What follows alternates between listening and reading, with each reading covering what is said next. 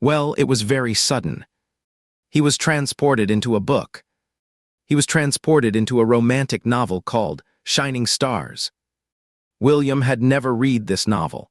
It was only after he was transported here that the system stuffed the plot into his head.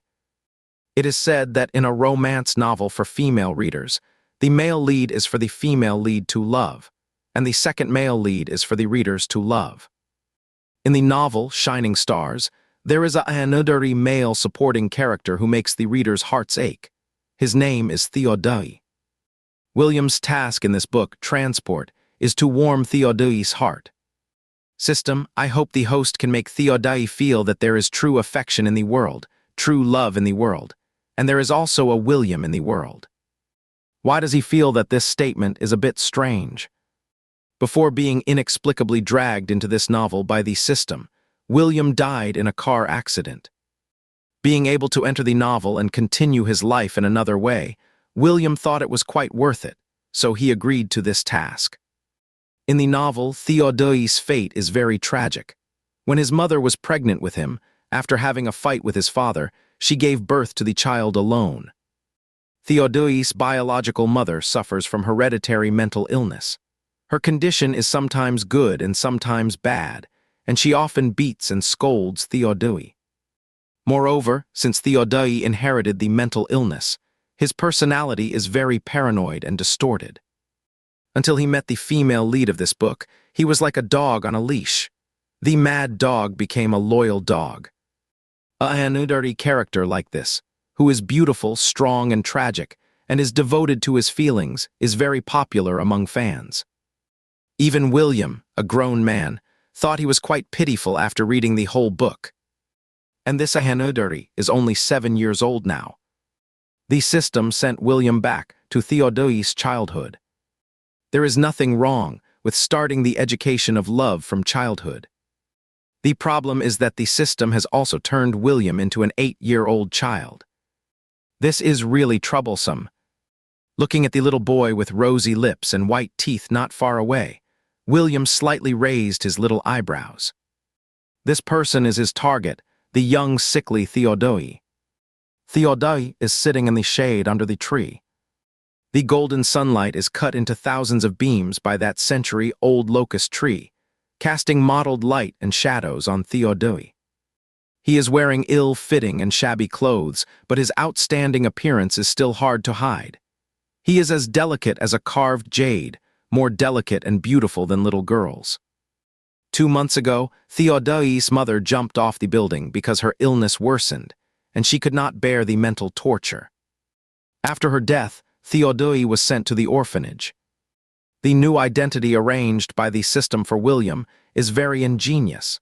His family lives in the tube-shaped building opposite the orphanage. In terms of geographical location, William has a great advantage. Other children in the orphanage are playing on the slide in the small playground, while Theodai is sitting alone in the shade of the tree painting. Seeing Theodai alone, William stepped forward. Suddenly, a white rabbit creamy candy was placed in front of Theodai's eyes by a small hand. Theodai lifted his eyelids.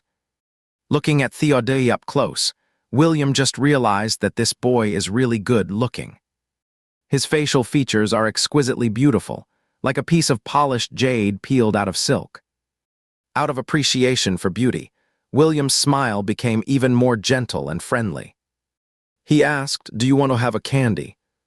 Theodai looked at William with a chill in his dark eyes. He took the white rabbit candy from William's hand and then threw it away. Theodai threw the candy away, lowered his head and continued drawing, showing no intention of paying attention to William at all. William had never interacted with children before.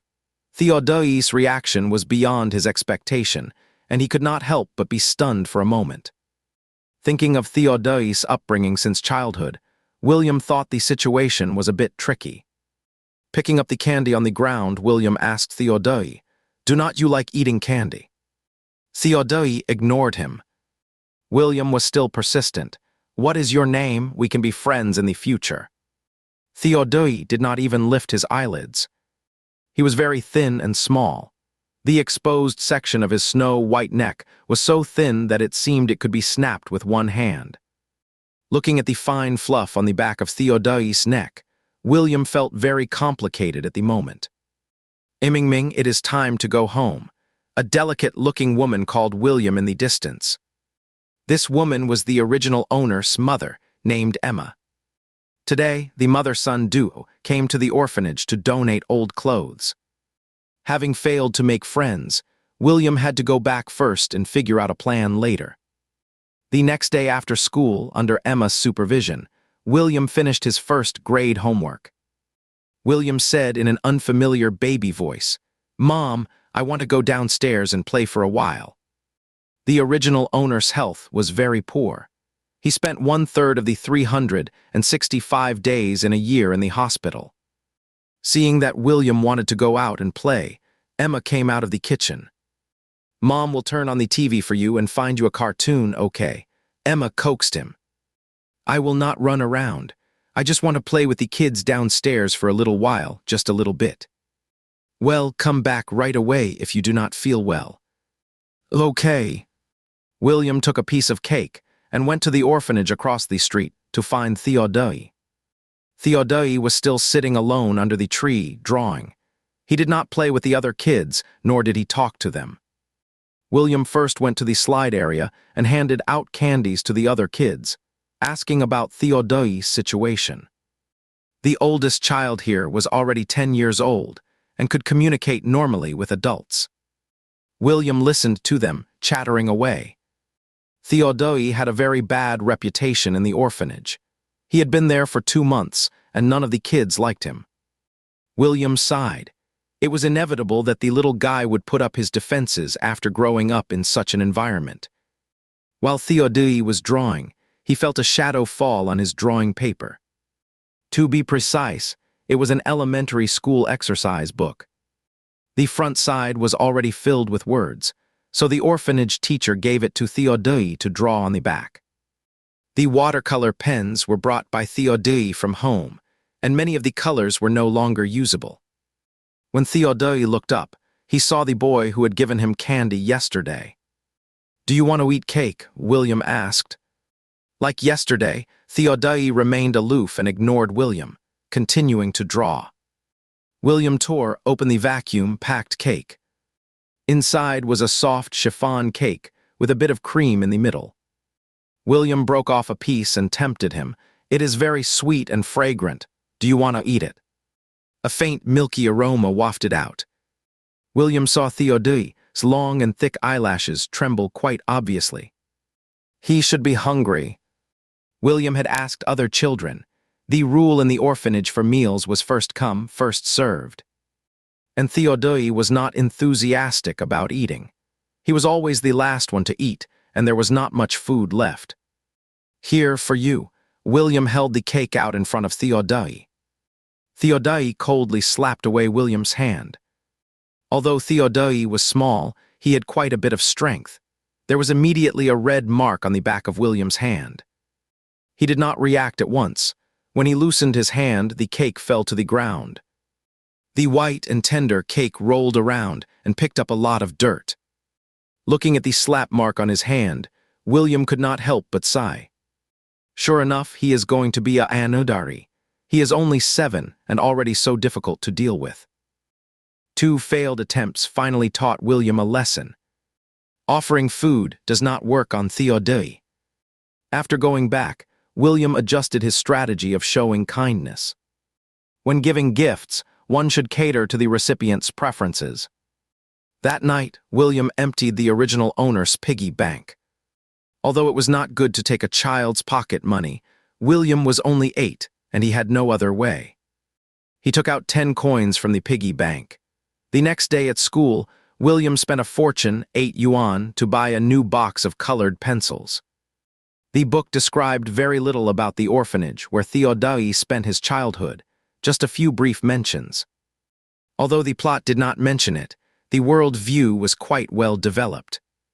At this time, the country's economy had not yet developed. The consumption capacity of the county was limited, and both wages and prices were not high.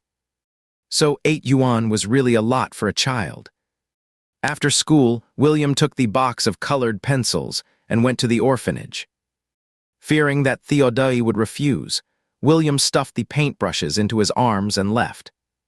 After running 7 or 8 steps, William looked back at Theodai. "This is for you, I want to be friends with you. See you tomorrow." He waved to Theodai and then left the orphanage. It was tough for him, an adult, to pretend to be a child and get along well with another child. Theodai held the box of colored pencils and watched William's back. His black and white eyes moved slightly. William thought this gift had really hit the spot with Theodai. After all, painting was Theodai' only spiritual sustenance. The next day when he went to the orphanage again, Theodai's actions confirmed William's thoughts. William held the stationary box that Theodai had given him with a bit of a smile in his eyes. "Is this for me?" The stationary box was very shabby. It should have been a donation received by the orphanage. Theodai did not say a word, just looked at William. Theodai's eyes were very black, as if painted with ink, without a single impurity. When he stared at someone like this, without blinking. To be honest, it was a bit creepy. But William was so excited about the gift Theodai had given him in return that he did not feel uncomfortable at all. The stationary box had a certain weight. There should be something hidden inside. William opened the metal box. When he saw what was inside, his smile froze on his face. It is a dead, bloody mouse. Well, it is quite unique. So unique that it makes William, who has a mental age of 23, feel a tingling sensation on his scalp. Truly you, the Anadari. Theodai's fair and delicate face carried an age-inappropriate coldness under the bloody sunset. He stared at William and saw his expression change from surprise to calmness and finally to helplessness. William silently closed the lid of the stationary box and forced out a reluctant smile. "Thank you for the gift. There are many stray cats in our neighborhood. I will take it back to feed the cats." He really found the thing inside disgusting.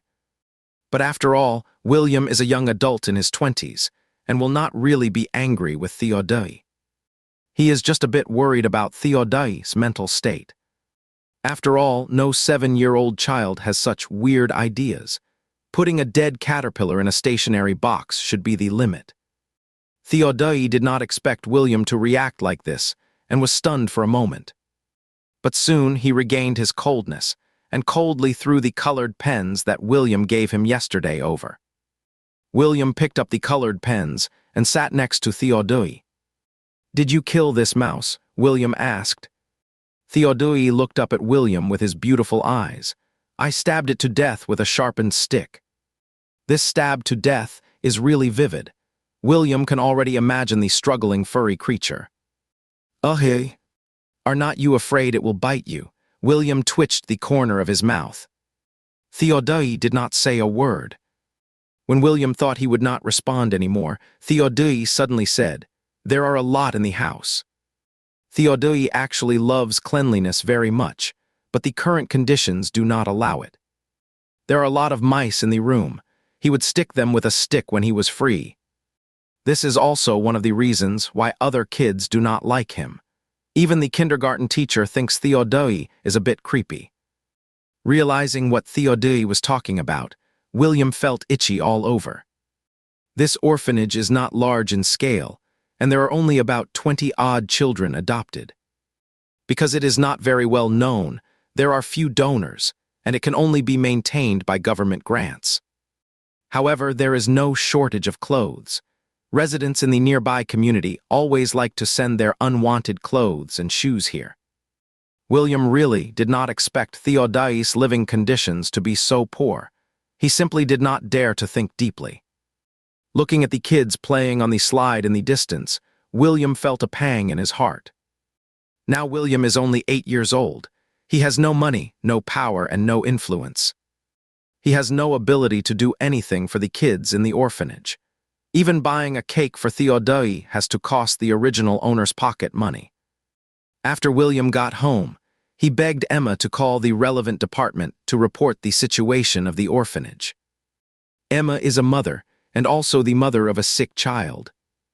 The original owner's condition is very worrying, so she has no time and no energy to put her motherly love on other kids. All she can do is make a phone call. William is already very grateful that Emma can make this phone call. After Emma hung up the phone, William said, "Mom, I miss Grandma. Can I talk to her on the phone?" Emma gently pinched William's ear and scolded him with a smile. "Your maternal grandmother has doted on you for nothing." Sorry, he failed to treat everyone equally. After calling Grandma, I will call my maternal grandmother. William quickly added to make up for it. The original owner was in poor health and very sensible since childhood, so he was very much loved by the whole family. William called the original owner's paternal grandmother because he wanted her to report to the orphanage about the problem of mice in the children's dormitory. He specifically looked at the orphanage's office phone number and reported it to the original owner's paternal grandmother. In a few days, William will call the original owner's maternal grandmother, elder aunt and younger aunt, to urge the orphanage to solve the problem. William had no other choice. An 8-year-old child could only mobilize his family members. The next day was Saturday. William did his homework in the morning and accompanied Emma to watch TV dramas in the afternoon. In the evening, while Emma was cooking, William took out a few coins from the piggy bank and went out. He bought several ham sausages that cost 50 cents each. William broke the ham sausages into pieces and scattered them around the dormitory where the orphanage children lived. He hoped that when wild cats came to eat the ham sausages at night, they would also get rid of these mice. William's actions caught Theodai's attention. He saw Theodai tossing the ham sausages around. Noticing Theodai's gaze, William looked at him. Theodai's dark pupils were like water in a cold pool, black and bright, and exuding a touch of inhuman coldness. William could not figure out what the cold and slightly sickly Theodai was thinking. "Do you want to eat ham?" William greeted him kindly. Theodai averted his eyes and ignored William. William did not want to make a fool of himself anymore and continued with his work. In the evening, Emma improved the meal. She made a sweet and sour fish and stewed half a chicken. The original owner loved fish, so Emma and her husband basically did not touch their chopsticks and left all the fish for William to eat. Seeing that there was still a lot of fish left, William thought for a while and finally rummaged through the cabinet to find a lunch box. Theodai's current physique is very poor. He is obviously much thinner and smaller than his peers. This is caused by long-term malnutrition. If the situation allows, William wants to feed Theodai. When William came out, it was already 7 o'clock in the evening. Now the days are long and the nights are short, so it was still very bright. There were many people sitting in the shade to enjoy the cool. William greeted people all the way and walked to the orphanage across the road. He had inquired and learned that the orphanage served dinner at 6:30, and the children could finish eating by 7. But Theodai was at the bottom of the food chain. His experience in scrambling for food was not as good as those children who had grown up in the orphanage, so he always ate the leftovers. The food in the orphanage was not very good. They could only have meat on Fridays and Sundays in a week. Because of his mission, William naturally favored Theodai, so he only brought food for him alone. William felt a little sorry for the other children. When passing by a store, he bought some candies and distributed them to the children. When distributing the candies, he asked about the situation of the mice to see if his efforts yesterday had been effective. William still had a few ham sausages in his pocket. If he could really attract wild cats to catch the mice, he planned to scatter some more today. Many children said they heard the meowing of cats while sleeping. As for the noise made by the mice, they were already used to it. William felt a little uncomfortable and contributed all the candies in his pocket. Theodai was still in the old place, still painting alone. Looking at the little guy who did not fit in, William walked forward with a bit of a headache. Theodai's eyebrows and eyes were submerged in the mottled shadows, and his light-colored lips were pursed coldly. From his oversized collar, his collarbone and his thin shoulders and back could be clearly seen. Because he was too thin, his sharp lines were heart-wrenching. "I brought you some food from home. There is fish and potatoes." William squatted in front of him and opened the lunch box. Emma stewed potatoes and chicken. The chicken was all eaten, and only the potatoes were left. The potatoes were stewed until they were soft and mushy. They were glutinous when eaten, and the soup was thick, which was just right for mixing with rice. Theodai did not have enough for dinner. When he smelled the fragrance, his throat rolled. But Theodai did not look up. He did not want to eat the food William brought, and he did not want to be friends with him even more. Seeing the little guy in front of him as steady as a mountain, William asked him, "Are not you hungry?" Theodai looked cold. Although he was young, he said forcefully, "It is none of your business." William was stunned. He clearly saw disgust in Theodai's beautiful eyes. William could not help but touch his baby fat face. To be honest, when he looked in the mirror, he thought the original owner was quite cute in appearance and would not be annoying. Just as William was digesting Theodai's disgust for him, a chubby little boy with a red face ran over. The little boy was the oldest in the kindergarten. He had finished his candies and shamelessly ran over to ask William if he still had any. Seeing the fish William brought, the boy's eyes lit up immediately, and he stared fixedly at the delicious-looking sweet and sour fish. William was a bit embarrassed. He originally wanted to secretly feed Theodai, but unexpectedly he was caught. It was normal for kids to want to eat good food, especially in an orphanage with such poor conditions. William waved to him, wanting to give him a piece of fish. But someone did not want that. Theodai must have had a feud with this little boy.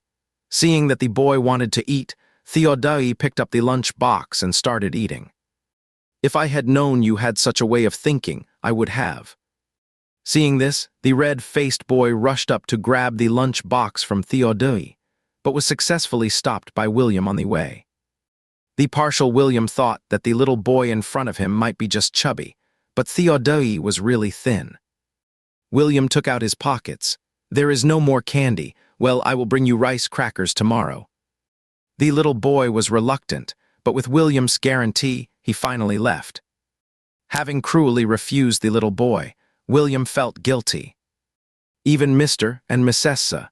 Emma could not feed 20-odd mouths, let alone he was just a kid. William pressed his temples to suppress the last bit of soft-heartedness. He quickly adjusted his mindset. Just as he turned around and was about to show his concern to Theodai, he saw the pretty boy covering his throat, coughing uncomfortably with a pained expression. William quickly realized what was going on. He exclaimed, "Is there a fishbone stuck in your throat?" This could be a big or small matter. William got anxious and immediately grabbed Theodai's pointed chin, making him tilt his head up. "Let me have a look. How big is that bone?" Theodai did not like others touching him. He pushed William away, lowered his head and coughed for a while before spitting out the bone. His porcelain white little face was flushed red, but his expression was still cold. As soon as the little boy left, Theodai put down the lunch box and did not touch it again. William filled a cup of the plum juice cooked by Emma in a thermos and put it on the top layer of the fridge for a while. It was sour, cool, and very appetizing. He unscrewed the thermos cap. "Drink some water to calm down." William handed the cup over, but Theodai neither took it nor appreciated the kindness. "This is plum juice. If you do not drink it, I will give it to that little boy just now." Theodai did not want to pay attention to William, but seeing that the other seemed really going to do so, he frowned and snatched the thermos cup, then tilted his head and drank. William only let him take 2 sips before reaching out to take the cup back. "Do not drink too much. Have your meal first." His clear voice carried a bit of a smile. After all, he is just a child. He is still a vindictive child. The goading method still works. In the novel, Theodai is extremely vindictive. He is the kind of person who will return tenfold when someone gives him a slap. When such a person is trapped by love, it shows a huge contrast, which makes readers feel sorry for him. William feels sorry for him, not because the person he likes does not like him, but simply because he thinks his character setting is very tragic. Looking at Theodai's soft and fine black hair hanging down, William could not help reaching out to touch it. Before William could ruffle his hair a few times, the little mad dog showed his claws and slapped William's hand away forcefully. But at least he picked up the bowl of food again.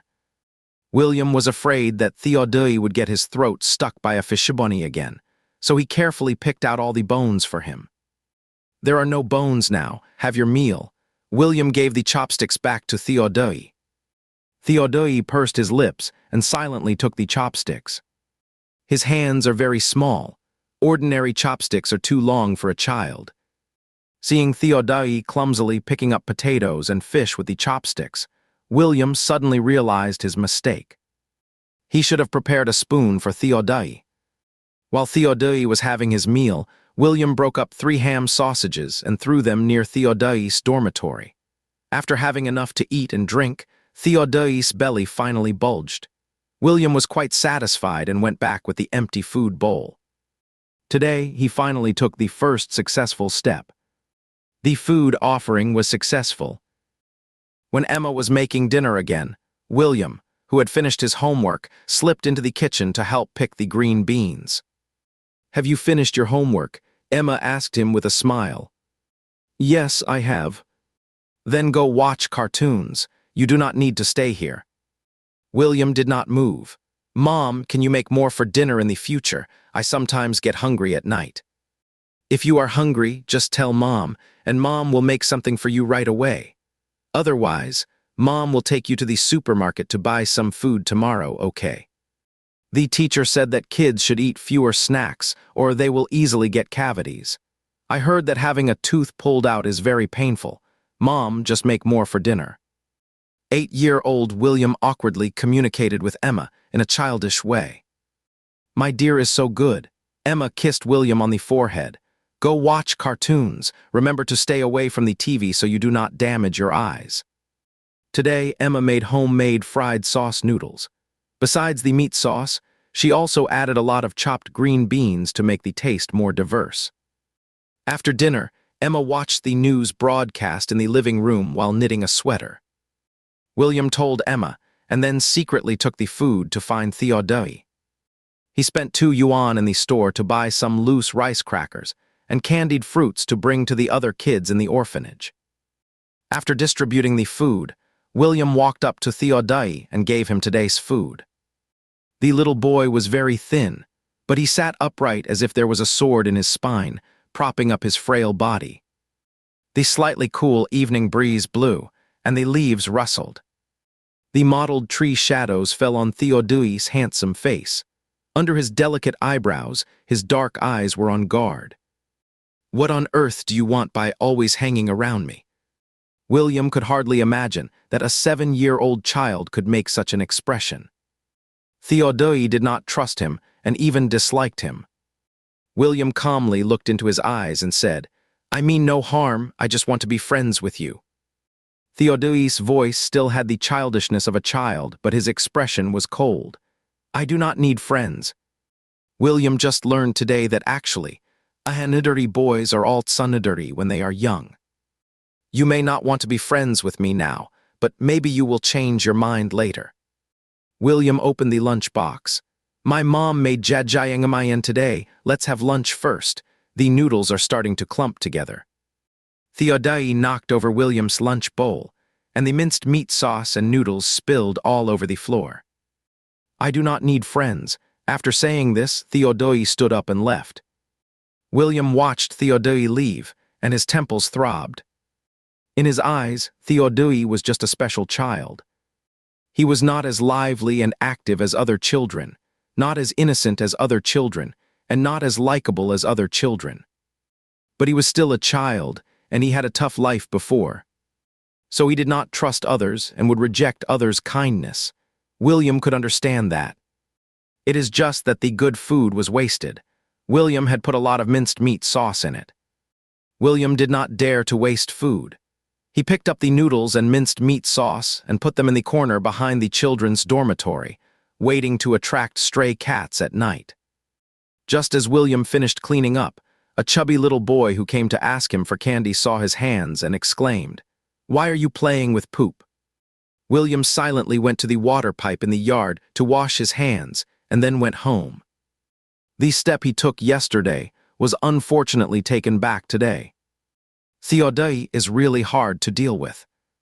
In the dark night, a delicate and handsome boy suddenly sat up, his pale lips trembling sickly. Theodai was awakened by a nightmare. He dreamed of that woman again, dreaming that she was cursing him. "You are just a bastard. You have ruined my life. Do you know that?" The hysterical scolding was often accompanied by beatings. Theodai was pinned against the wall by her. He hit his head so hard that he felt dizzy and his stomach was churning. "No one in this world will care about you, you little brute. No one cares." The woman grabbed his hair, and her expression became more and more crazy. "They all want you dead. Do you know that? They all want us dead. They all think we are crazy." After Theodai turned 7, he hardly ever cried.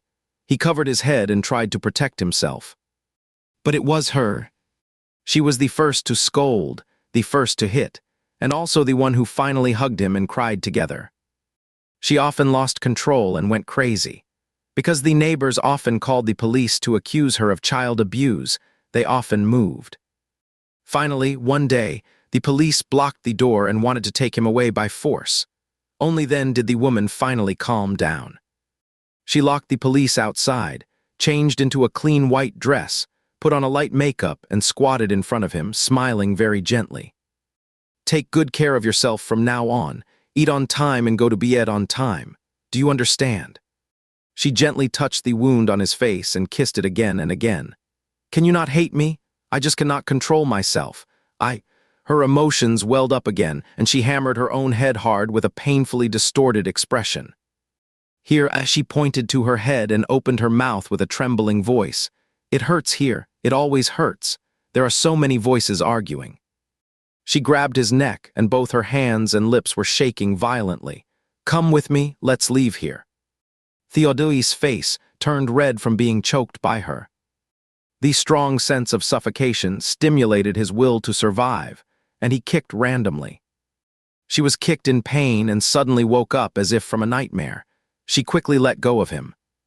Afraid of losing control of herself, she finally opened the door and handed him over to the police. Theodai was led downstairs by someone, but the woman jumped from the high-rise building. As soon as he turned around, he saw the person lying in a pool of blood. The policeman leading him quickly covered his eyes, but Theodai still remembered her expression. Painful and desperate. Since childhood, someone has told him that people like him will not be treated well by others. So Theodai does not like the boy who has been appearing in front of him in the past 2 days. He even dislikes the boy, inexplicable kindness to him. Theodai's young face was completely hidden in the darkness. His thin lips were slightly pursed, and his expression was numb and indifferent. He pulled the quilt over and was about to lie down when a meow came from outside the window. The cat nimbly jumped onto the window. It stepped on the window, slowly lowered its body, suddenly kicked with its front paws, jumped into the window and grabbed the little thing hidden in the darkness. Carrying its spoils lazily, the black cat left silently. Theodai watched the direction where it disappeared and did not lie down until a long time later. Since Theodai knocked over the food basin, William hasn't gone to the orphanage for 2 consecutive days. It is not that he is angry with Theodai, but he does not know how to make the little guy let down his guard. Moreover, William has started coughing these 2 days. Emma is afraid that his condition will get worse, so she hasn't let him go out these 2 days. William did not even go to school and just stayed at home lying down. During these 2 days, William sorted out the plot in his mind. He wanted to see how the female protagonist influenced Theodai and whether he could learn some tricks from it. Facts have proved He cannot. The female lead is the kind of person who is beautiful and kind-hearted. William also thinks he is quite kind. But men and women are different. Some things that make people feel warm when done by girls seem awkward when done by men. It is indescribable. Well, it is very sexist. Men are not worthy of warming up a heniduri. On the third day of rest, William dralalayed his spirits. Emma made steamed dumplings stuffed with minced meat, which were the original owner's favorite. The wrappers were thin and the fillings were abundant. When mixing the fillings, some lard was added, making the soup delicious. The steamed dumplings were made very small, only about half the size of a palm. Even William ate 5 or 6 steamed dumplings in one meal. For him, these were not dumplings, but just slightly larger steamed dumplings. After dinner, while the original owner's parents were watching the news broadcast, William packed a few steamed dumplings. The 3 of them finished the egg soup. William made a bag of Theodai soy milk for Theodai. Theodai soy milk brings happiness. Be happy, Theodai of the readers. William has no experience in raising children and does not know how to deal with kids. Seeing Theodai's thin appearance, he instinctively felt that he should fatten up the kid. When he went to the orphanage and did not see Theodai under the locust tree, William frowned. Where is he? Is he sick, or has he been adopted? Theodai has a real father, and his father has quite a background. Theodai's mother was not the other woman in a relationship. They were in a normal romantic relationship. When she was young, Theodai's mother was extremely beautiful and had outstanding temperament. She was a perfect match for Theodai's equally excellent father. They were truly a golden couple. However, as they got to know each other better, the perverted possessiveness that gradually emerged in Theodai's mother made his father unbearable, and he unilaterally proposed to break up.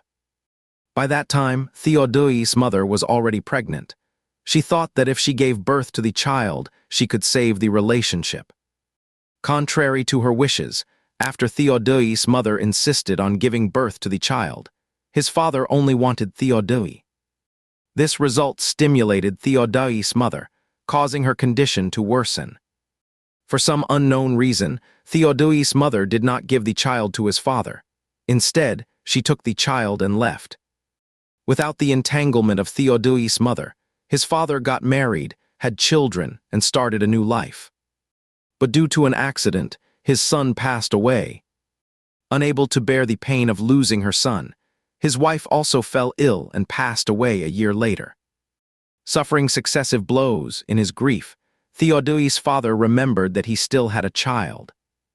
The novel mentioned that Theodai was taken back home by his biological father when he was 7 years old. Theodai is exactly 7 years old this year, but William remembers that he was taken back before the new year. It is only June now. There is still about half a year left until the time mentioned in the novel. William asked the other children and learned that Theodai was neither sick nor adopted. He just had a fight with other children before dinner and was punished by the orphanage aunt to be confined in a room for reflection. Perhaps to highlight how miserable Theodai's childhood was, and to provide a reasonable explanation for his later development into a anudari. The orphanage aunt not only punished him with confinement, but also beat Theodai. She hit Theodai's palm with a ruler more than 10 times. Theodai was locked in the confinement room, sitting alone in the corner, leaning against the wall. His pen and sketchbook were confiscated. He was looking into the distance through the tattered window screen. The weather today is not good, with dark clouds covering the sky.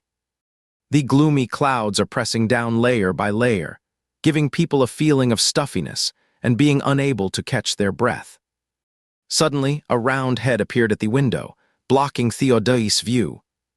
Seeing that face, Theodai slightly frowned his delicate eyebrows and shifted his gaze away. William was standing on 2 bricks, peering into the window, and soon found Theodai in the corner. Theodai was leaning against the corner with his eyes downcast. His thick and long eyelashes, like crow feathers, drooped on his eyelids, casting a very heavy shadow. That childish and handsome face was full of indifference. "Is your hand okay?" William asked. According to other kids, Theodai always refused to admit his mistake, which made the orphanage aunt beat him several more times out of anger. In fact, looking into Theodai's pair of pitch-black, pure eyes, the adults in the orphanage sometimes felt a chill down their spines. For a 7-year-old child, when you beat him, he neither cries nor makes a fuss, and even looks at you expressionlessly. Although they are a pair of very beautiful eyes, people always feel that there seems to be something fierce and violent about to tear out from them. It makes people terrified. Subconsciously, the teacher who originally just wanted to scare Theodai could not help but increase the strength of the beating. Theodai did not say a word and did not look at William either. Seeing that Theodai still ignored him, William was not discouraged. "I will not be friends with you. Let's just be strangers. If you do not want to talk to me, do not. If you do not want to pay attention to me, it is up to you. I brought some steamed dumplings from home. You can just eat my food and ignore me." William picked up a steamed dumpling from the food bag and passed it to Theodai through the broken window screen. He really did not mind at all if Theodai was just a heartless little boy who only cared about the food. "My mom put a little lard in the dumpling filling. When you take a bite, the soup will gush out. It is extremely delicious." William tempted, "Try it. The dumplings are very fragrant." Theodai did not eat dinner tonight and was very hungry at the moment, but he still did not move. His stomach growled quite honestly. However, the sound was not loud. William did not hear it, but Theodai pursed his lips angrily and turned his back, not wanting to talk to William. "If you do not eat, I will take them to the kid who fought with you. I heard it was him who scolded you first. You starved and were punished because of him, but he will eat the buns I brought for you and drink the soy milk I made for you. After having his fill, he can still have a good sleep at night." While William was speaking, he always paid attention to Theodai's movements. But Theodai had his back to him, so William could not see Theodai's expression. "I am taking them to him," William said deliberately. Theodai's long eyelashes trembled slightly, and his small eyebrows furrowed. "I am really leaving." William raised his voice to remind Theodai. William jumped off the bricks. When Theodai turned around, he only saw half of William's head. Seeing that he had a reaction, William stepped on the 2 red bricks again. "Come here," William waved to Theodai. Theodai's dark eyes became even more profound, with uncontrollable rage churning deep inside. He did not know why this person always bothered him. For a moment, Theodai wanted to stab the pencil sharpener he had hidden into this person's artery. Theodai held the knife in his trouser pocket, and his fingertips rubbed against the blade. His mind was full of that woman's sharp curses. "In this world, no one will be nice to you, you little brute." Looking at the blue vein on William's side neck, Theodai sucked in the killing intent between his teeth. He felt the blade, lowered his eyes, and walked towards William step by step. Seeing that Theodai was willing to come over, William was overjoyed. "Here you are." William reached into the screen window, and there was a chubby little bun in his hand.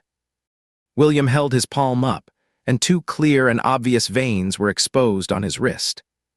Theodai looked at William's wrist and took his hand out of his pocket.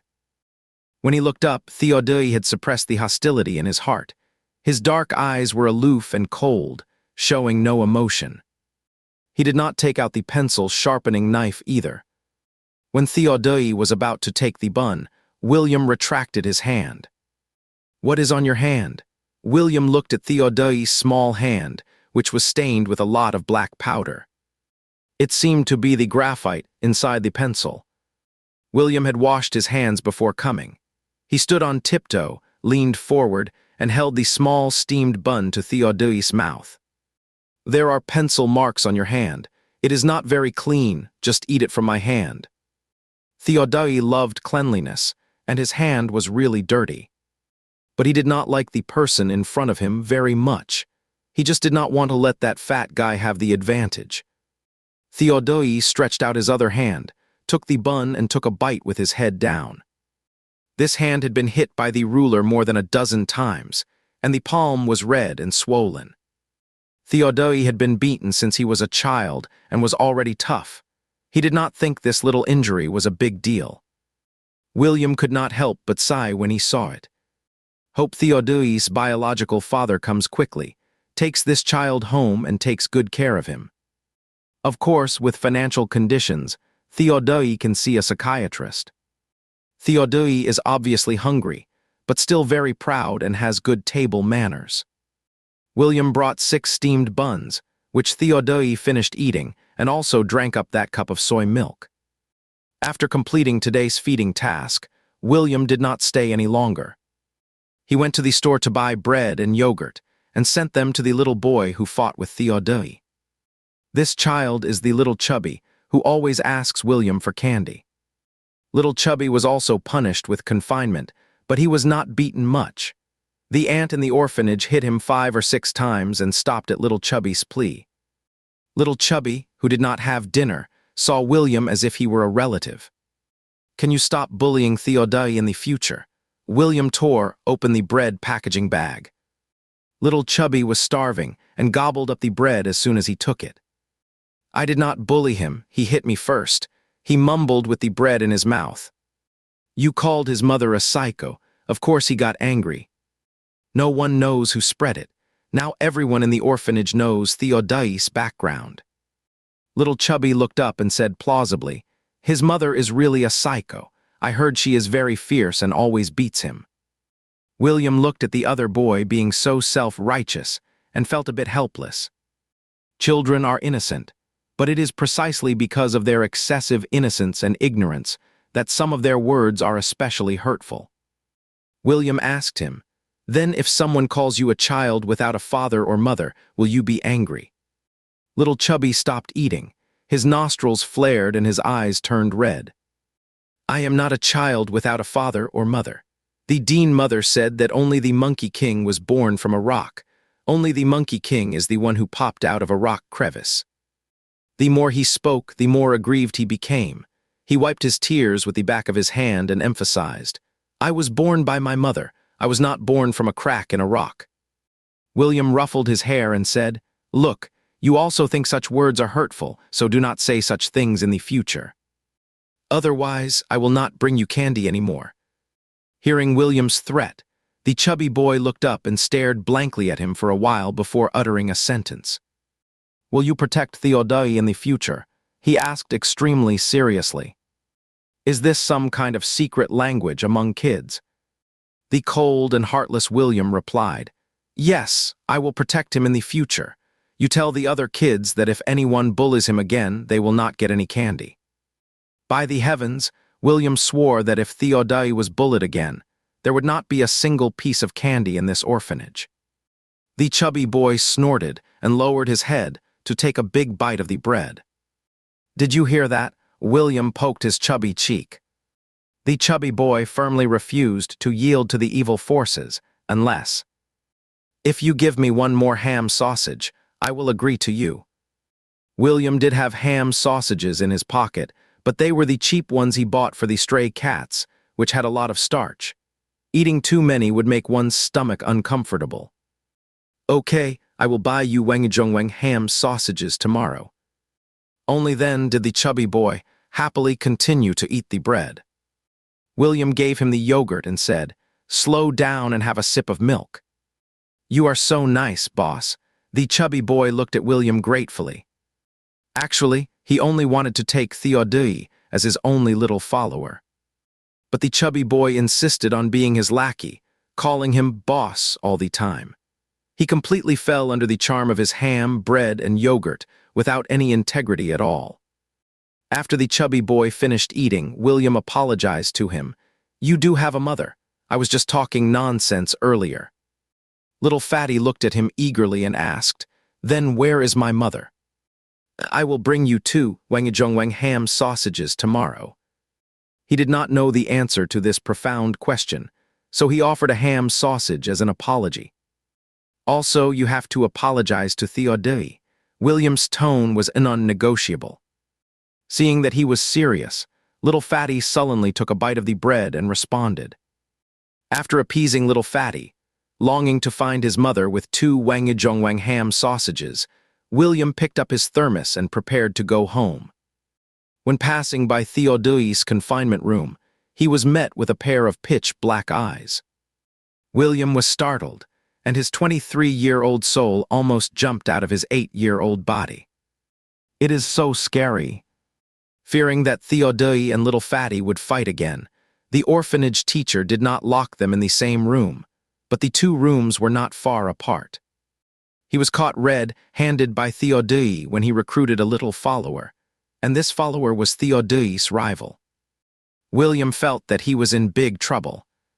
This was a vengeful little aniduri, Theodai, who was impervious to both soft and hard tactics and only responded to reverse psychology. If Theodai found out that he had a private relationship with little Fatty, he would probably be added to the enemy's camp. These survival rules for children were so strict and cruel that they did not allow William, a worldly adult, to violate them. Just as he was about to step forward to explain, Theodai gave him a cold look and turned away. It is so hard to be a good-hearted person these days. True to his word, William bought 2 ham sausages for little Fatty, secretly gave them to him, and then went to find Theodai. There were only a few days left until the Dragon Boat Festival. The original owner, Aunt's family, had made a lot of ozongzai and sent some to Emma's family on the same day. William brought a delicate little meat ozongzai for Theodai. As a northerner, William likes jujube ozongzai. He always finds this kind of savory ozongzai strange.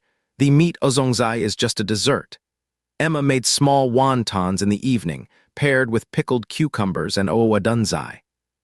The wontons are small and delicate. The light pink minced meat shows through the snow-white wrappers. The owadunzai is deep fried to a golden and crispy state.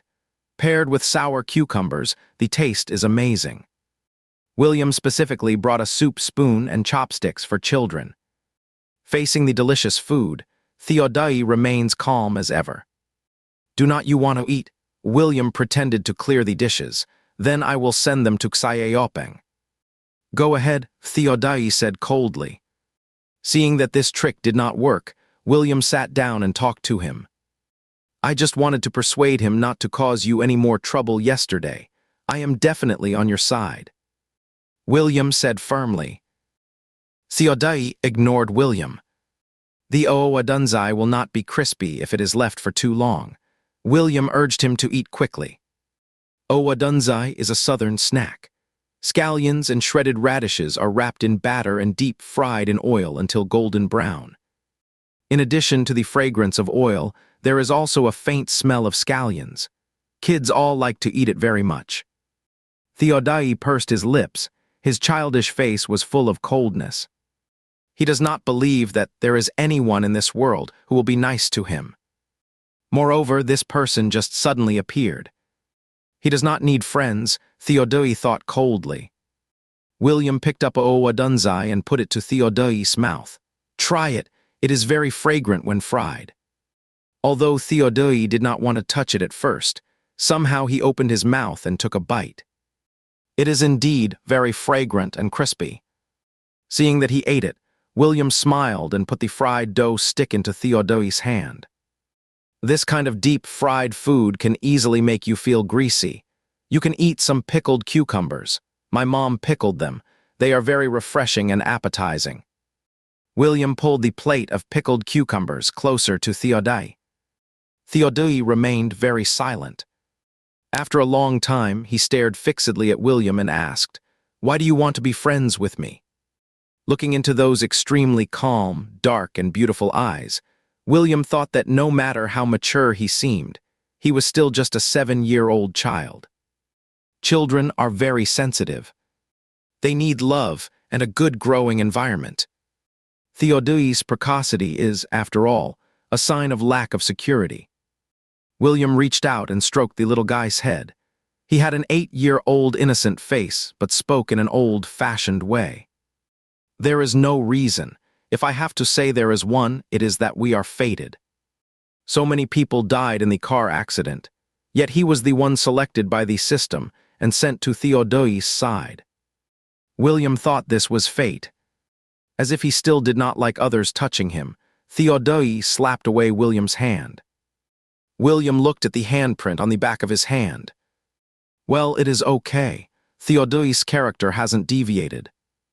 After that, Theodai stopped talking and silently ate the fried dough stick in his hand. After feeding Theodai, William went home contentedly. Watching William departing back, Theodai's beautiful face was gradually engulfed by the darkness after the sun set. The flickering lights of thousands of families in the distance are reflected in Theodai's calm eyes and eyebrows, making it hard to guess what he is thinking for a moment. The summer vacation is coming soon.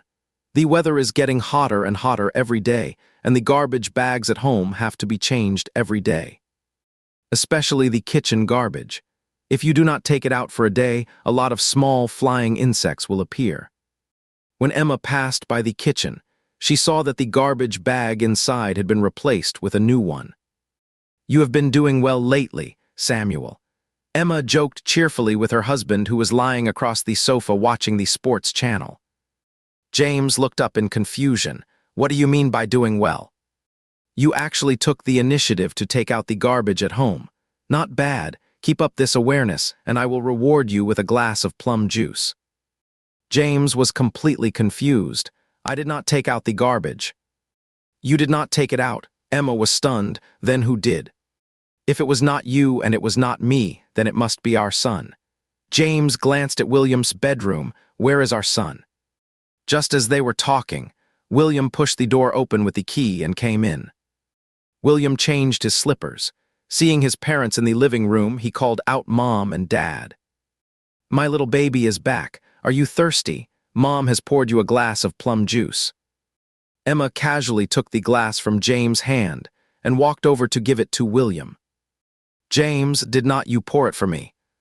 Emma looked back and gave him a glare. At least my son knows to take out the garbage for me. Look at you. As soon as you get off work, you just lie on the sofa like an old master. James knew he was in the wrong and did not dare to answer back and get scolded. Emma snorted and ignored James anymore. Turning to look at William, she became much gentler. Did you take out the garbage these days? Yes, when I went out to play, I took the garbage out by the way.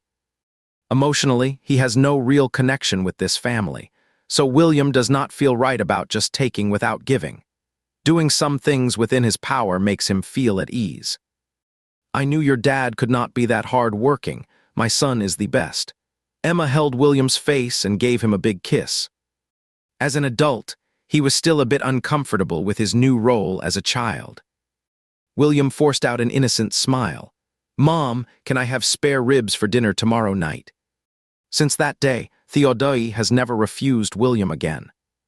He thought this was a good start, so he planned to make up for Theodai's malnutrition caused by irregular eating habits before.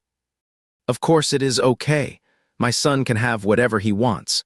Even if you want the moon in the sky, Mom will pick it down and cook it for you. Emma stroked William's head.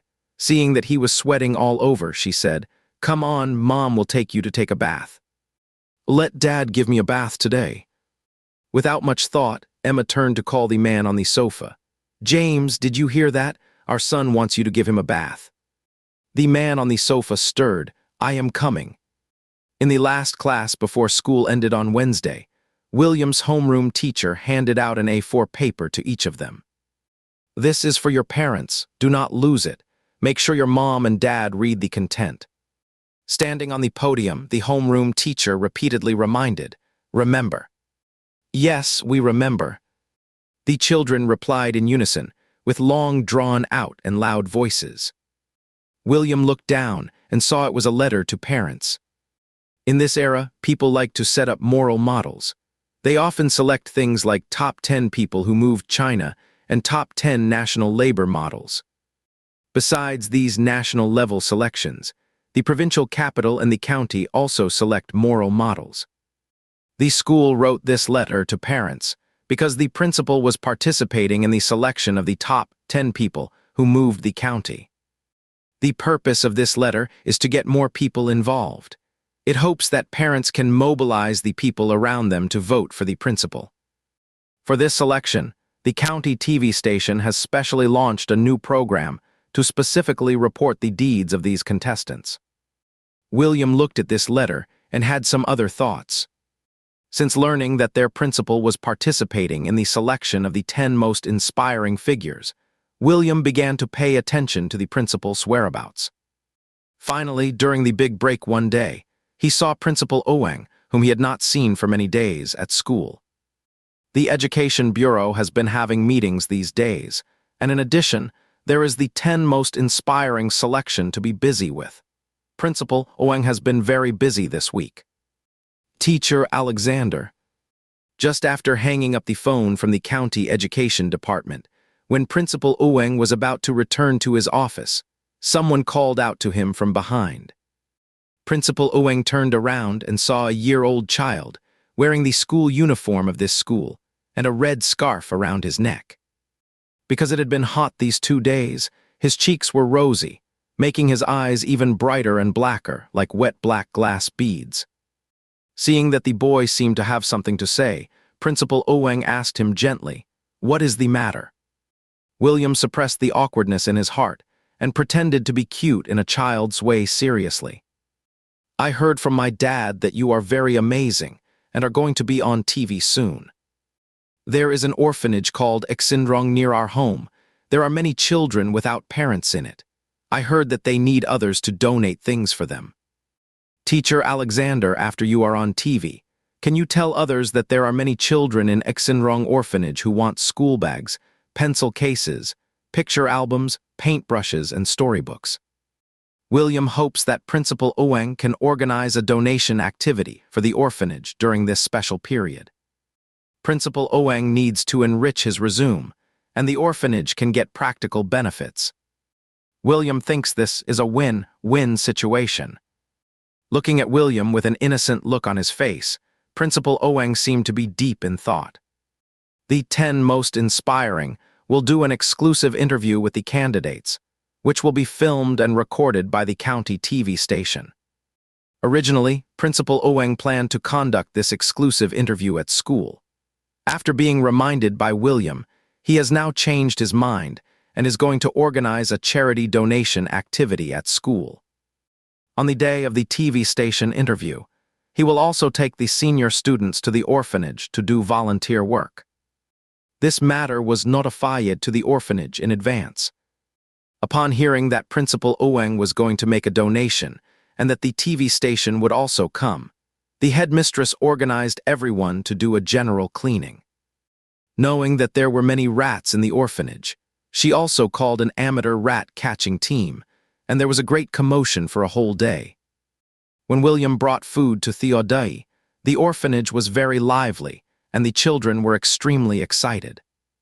Only Theodai was sitting alone under the shade of a tree. He drooped his eyes, and his long, curly, and slender eyelashes were dyed with the warm light of the afterglow. But those eyes were dark and calm, with an indifference that did not match his age. It was like 2 distinct worlds were created between him and the lively orphanage. It was not until he saw William walking over with a food basin that Theodai showed a bit of vitality. Emma rolled out noodles tonight, and the soup was made from a stewed old hen. Recently, William has often coughed at night. In order to help him build up his body, Emma cooked several bowls of hand-rolled noodles in the chicken soup that had been simmered for more than 3 hours. The old hen was shredded and stir-fried with shredded mushrooms until fragrant. Theodai does not like ginger. Besides the faint aroma, there was also a lingering ginger smell in the noodle soup. He frowned while eating. "You have to add ginger when stewing chicken soup. Ginger can remove the fishy smell. Add more vegetables to your bowl, and it can neutralize the ginger smell." William poured the whole plate of mushroom and chicken into his bowl. There was little salt in the noodle soup, so the ginger smell was very prominent. Theodai looked at the extra mushroom and chicken in his bowl. He drooped his eyes and his expression was hard to read. The orphanage cleaned the place where we live today and dug out several rat nests. Theodai suddenly said, "Is it appropriate to talk about this during the meal?" "Is not that quite good?" William replied tactically with perfunctory. He had just finished dinner, and his stomach was in the process of digestion.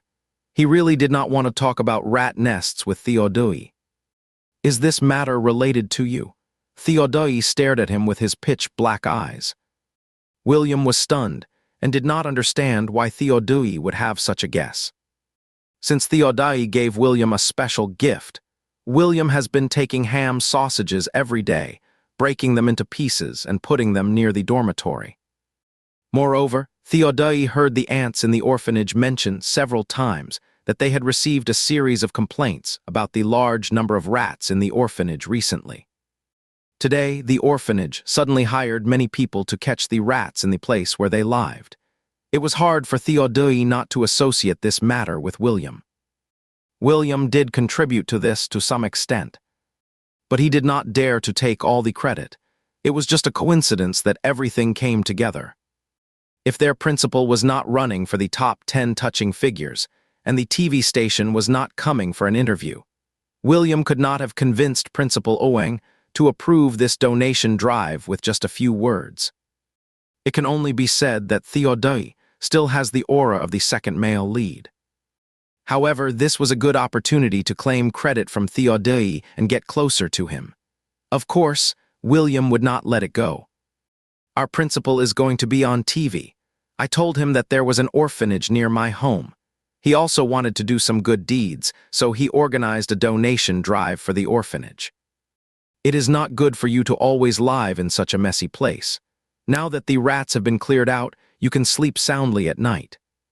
Looking at William's kind smile, Theodai's already pitch-black pupils became even more profound, like the poisonous miasma rising from a desolate and evil place where even fierce beasts dared not intrude. It was hazy, making it hard to see the real emotions in the depths of his eyes. This was not the look that a 7-year-old child should have. Actually, Theodai did not like William.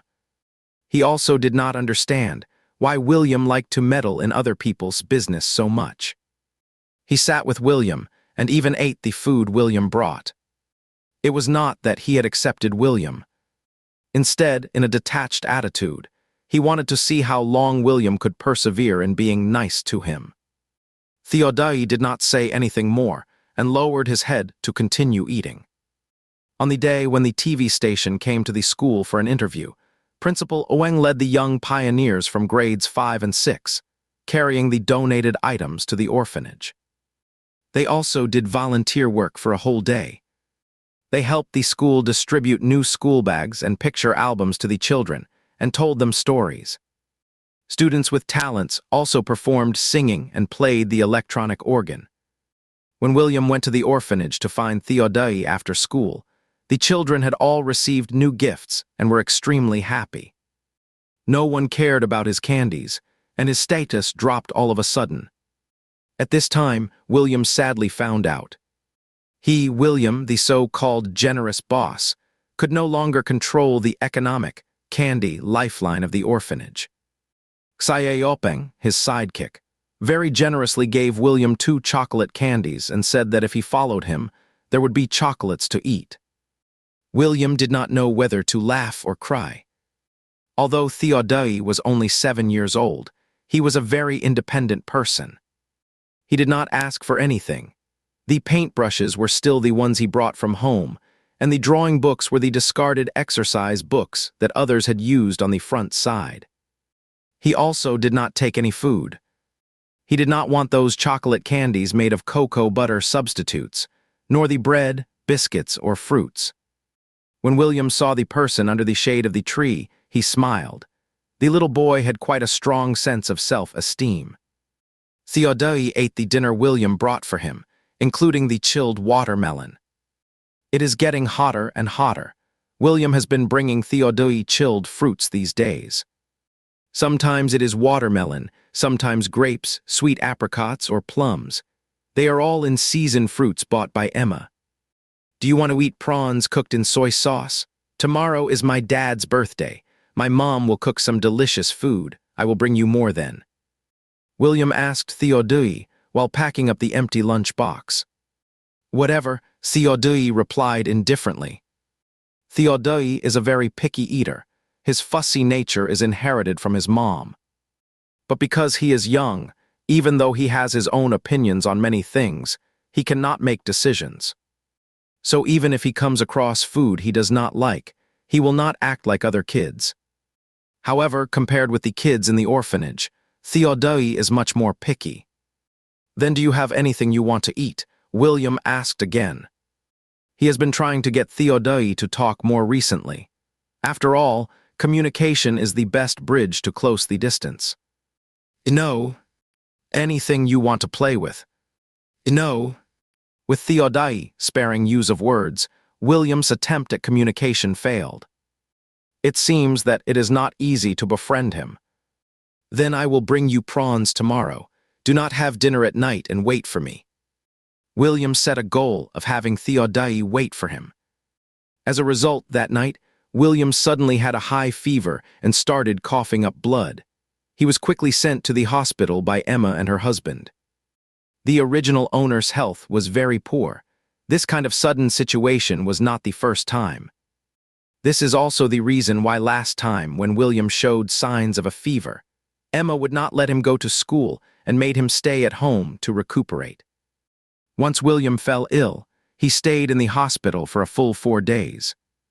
On the first day, Theodai did not have dinner and waited for William's braised prawns in oil. But by 8 o'clock at night, when the orphanage closed the iron fence, he still had not waited for William. William still did not come on the second day. At 7 o'clock in the evening, Theodai sat under the shade of a tree and occasionally looked up at the door. By the third day, even the chubby boy could not help but run over to ask Theodai why William had not come for the past 2 days. In the chubby boy's eyes, although both he and Theodai were William's little followers. But it was obvious to everyone that William doted on Theodai exclusively, and he could only be considered the second-ranked little follower. So when the boss was missing, the second-ranked little follower could only humiliatingly come to the first-ranked little follower to inquire about the news. Seeing Theodai with a cold and beautiful face and not answering, the chubby boy got a bit annoyed. I am asking you a question. Did you quarrel with the boss and make him run away? He will not stop coming here from now on, will he? The more the chubby boy thought about it, the more scared he became. To the children in the orphanage, William was like a moving candy store, and he had a very good personality and got along well with all the kids. Seeing the obvious worry on the chubby boy's face, there was a faint hint of sarcasm in Theodai's pitch-black eyes. A few days ago, when the orphanage received donations, Theodai watched coldly as the children in the orphanage were happy because of others' charity. In Theodai's eyes, William's kindness to him was also a form of charity. This kind of relationship was unequal. When he was in a good mood, he would be gentle and friendly to you and give you some small things to gain your trust. When he got bored, he would end this game without considering your feelings. Theodai had long anticipated this day, and he had no expectations for William. So he would not be as disappointed as the chubby boy. In this world, no one will take full responsibility for you. You can only rely on yourself. Theodai's indifference made the chubby boy feel that he was as emotionless as a robot. Unable to get the information he wanted from Theodai, the chubby boy left angrily. He secretly swore in his heart that when the boss came back, he would definitely tell the boss the true face of Theodai, the cold-blooded guy. Without Theodai, he would become the boss' #1 subordinate. Thinking of the bright future, the chubby boy drooled with excitement. Due to his illness, William even missed the final exam. After staying in the hospital for a few days, when William got home, Emma forced him to stay in bed obediently for 2 days. William was extremely anxious. The relationship between him and Theodai had just made a little progress, but a week was wasted because of the illness. It was too late. But William did not dare to disobey Emma. This body's constitution was very poor. A common fever might even lead to a coma and hospitalization. Not only would he suffer, but it would also cost the original owner, parents, a lot of money. Due to the original owner's illness, the couple had spent more than 100,000 yuan in the hospital. More than 100,000 yuan in this era was not a small amount. Fortunately, the original owner's family was well off. They ran a hardware store in the building materials market. After William obediently stayed at home for another 2 days, Emma finally allowed him to go out. In the scorching heat of July, there was no cool breeze even in the evening.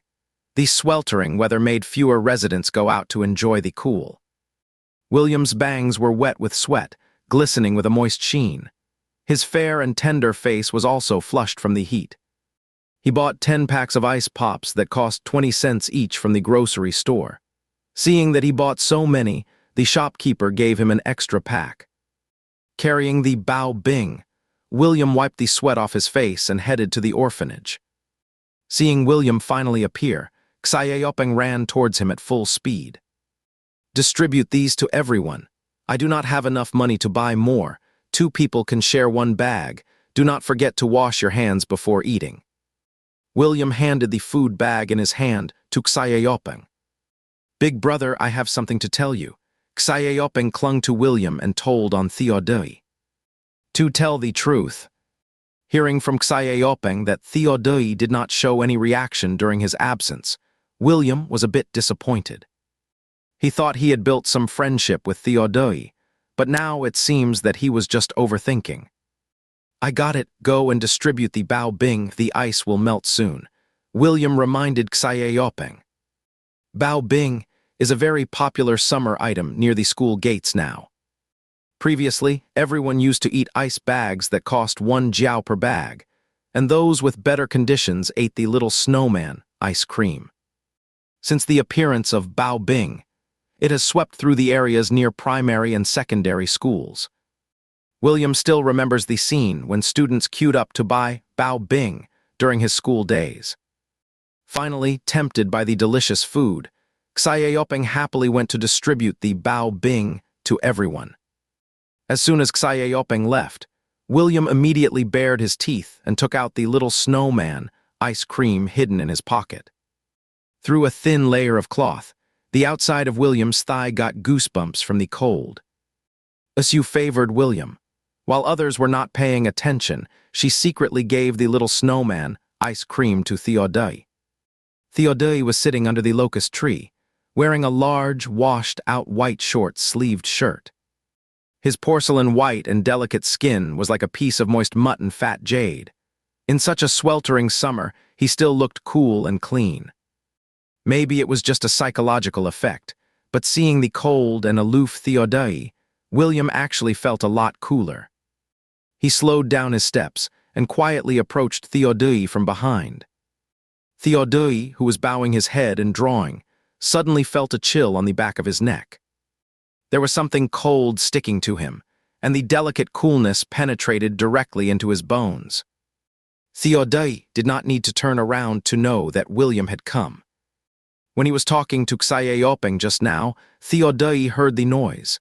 Theodai did not turn around. He indifferently pushed aside the cold thing. The prank of a 23-year-old adult was ignored by a 7-year-old child. William did not know whether to complain about his own childishness or the other, over maturity. He walked around and sat down next to Theodai. "Here's an ice cream for you."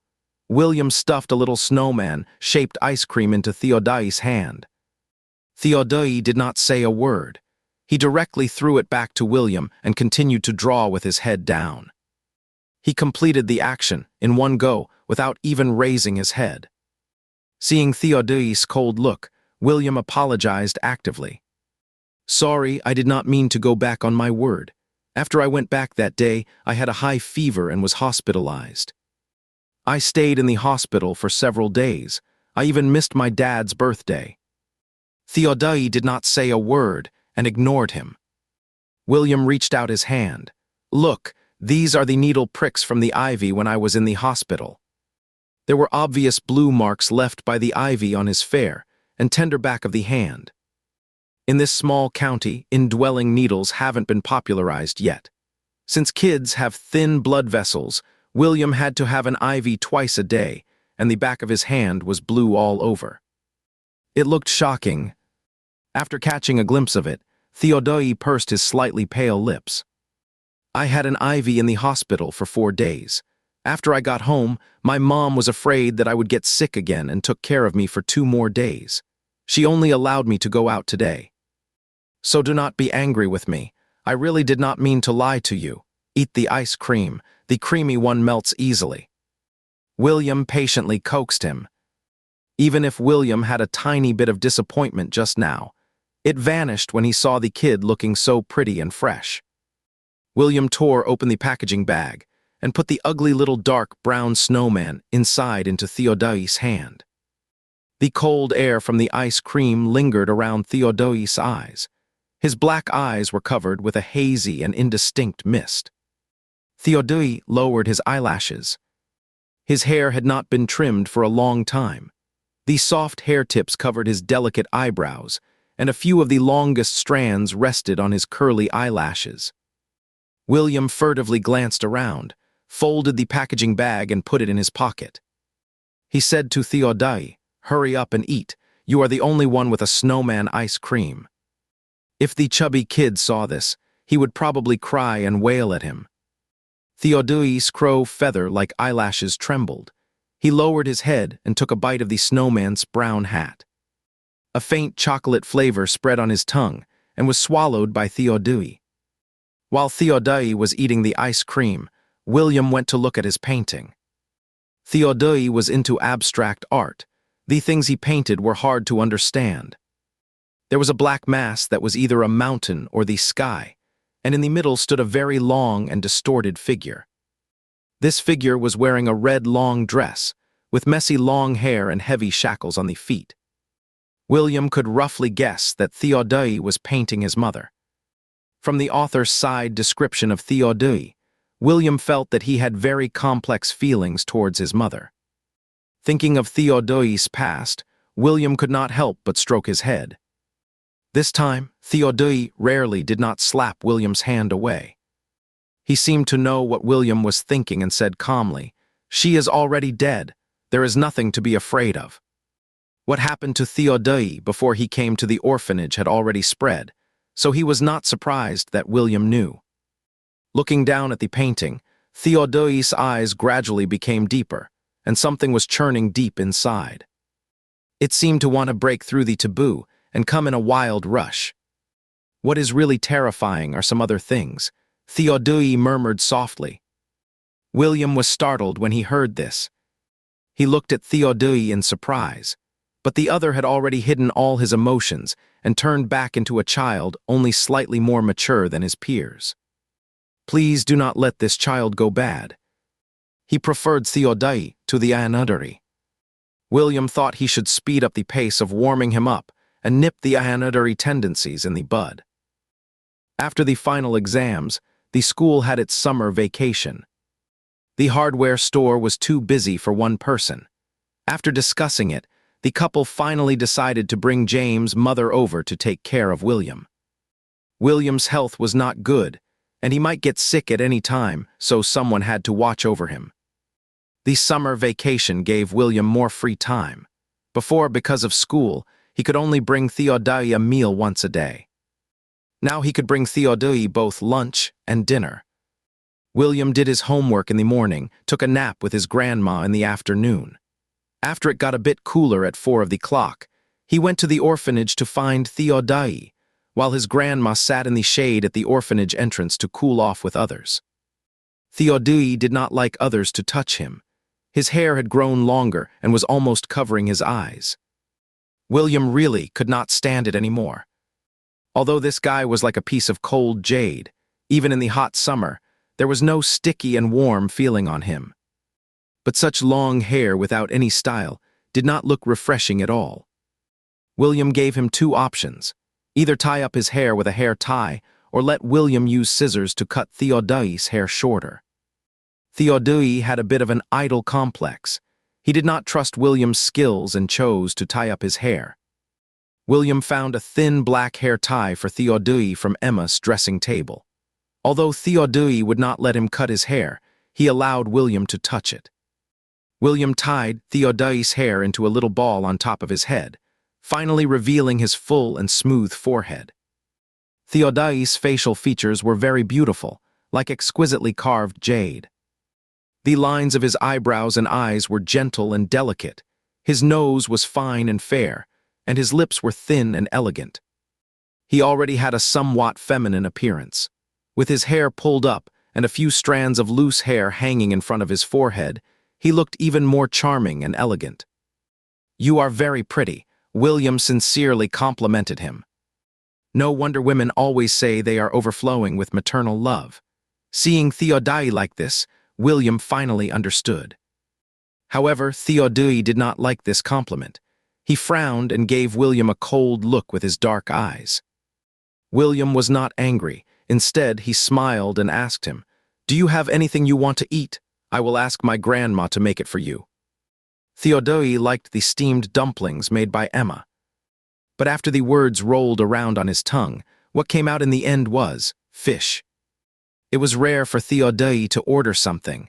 William immediately promised it would be no problem. After all, carp was very cheap. It was cheap, but it just had a lot of fish bones. At the family dinner table, to maintain the persona of a child, it was the original owner's mother and grandma who picked the fish bones for him. When it came to Theodai, William had to take care of him. After his hands and feet became smaller, his limbs were not as coordinated. William used small chopsticks to pick out the fish bones bit by bit. There was a dense layer of tiny beads of sweat on his nose. Actually, Theodai did it on purpose, deliberately making things difficult for William. But seeing him earnestly searching for fish bones, Theodai pursed his lips and his eyelashes drooped, resting on his eyelids. That pair of pitch-black eyes rarely showed a hint of confusion. Half a month of the summer vacation passed in a flash.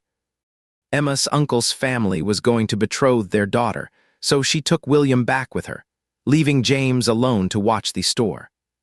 When leaving, William told Theodai to have lunch at the orphanage, as he was going to his grandma's house. Plans cannot keep up with changes. Emma had not been back to her natal family for a long time.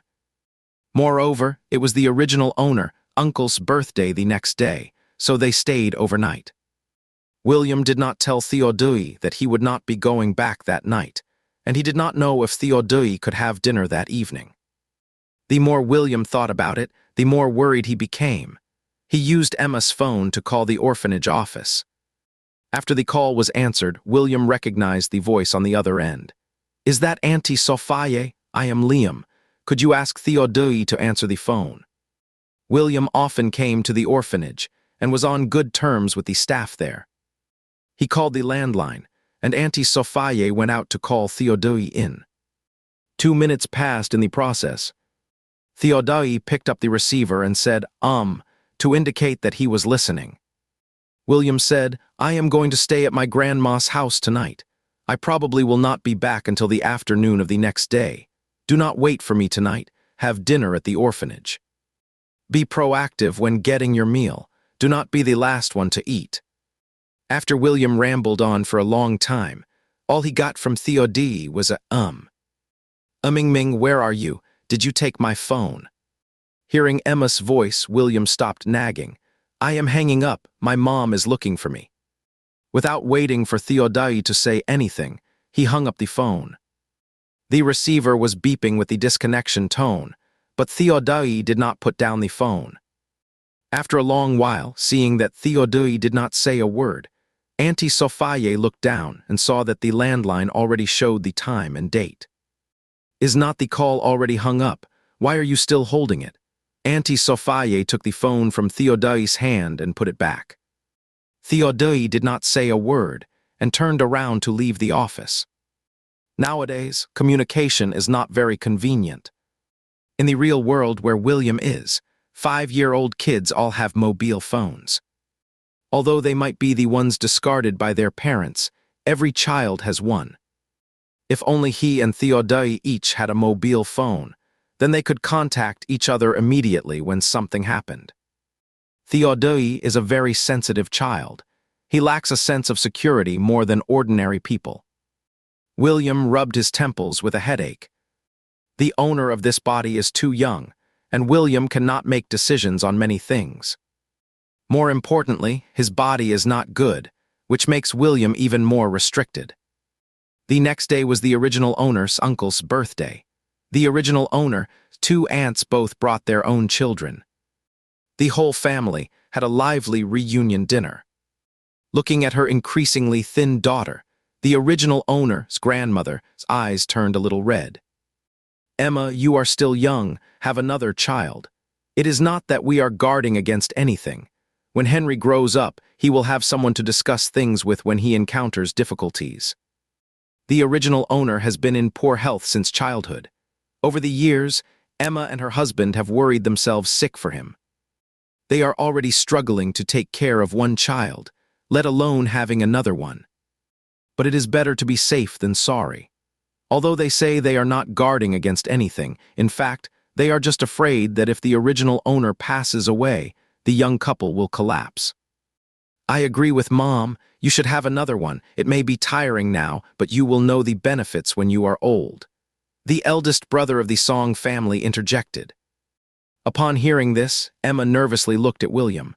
"Do not talk about this in front of the kids." William was very embarrassed, but he could not show it. He could only pretend to watch TV, acting as if he did not hear what they were saying. Only then did Emma breathe a sigh of relief. Seizing the opportunity, William slipped away from the dinner table. He did not know where the real Liam had gone. The system did not tell him, and he could not contact the system now. Under the circumstances, William could only brace himself and continue to act as Liam. When William planned to go out for some fresh air, he passed by the room of the original owner's cousin and heard someone inside on the phone. He stopped in his tracks. Charlotte hung up the phone. Seeing William at the door, she immediately waved. "Ming, what are you standing there for? Come in." William walked in slowly. Charlotte pinched William's face. Finding it smooth and soft, she could not help pinching it again. "Long time no see. Do you miss your sister?" The girl pointed to her face and said to William, "Give your sister a kiss." Sis, did you buy a new phone?" William did not kiss her. He changed the topic. "Yes, the latest Nokia model. Is not it beautiful?" Charlotte showed off the black phone in her hand. "It is beautiful," William nodded. "Sis, what about your old phone? Can you give it to me?"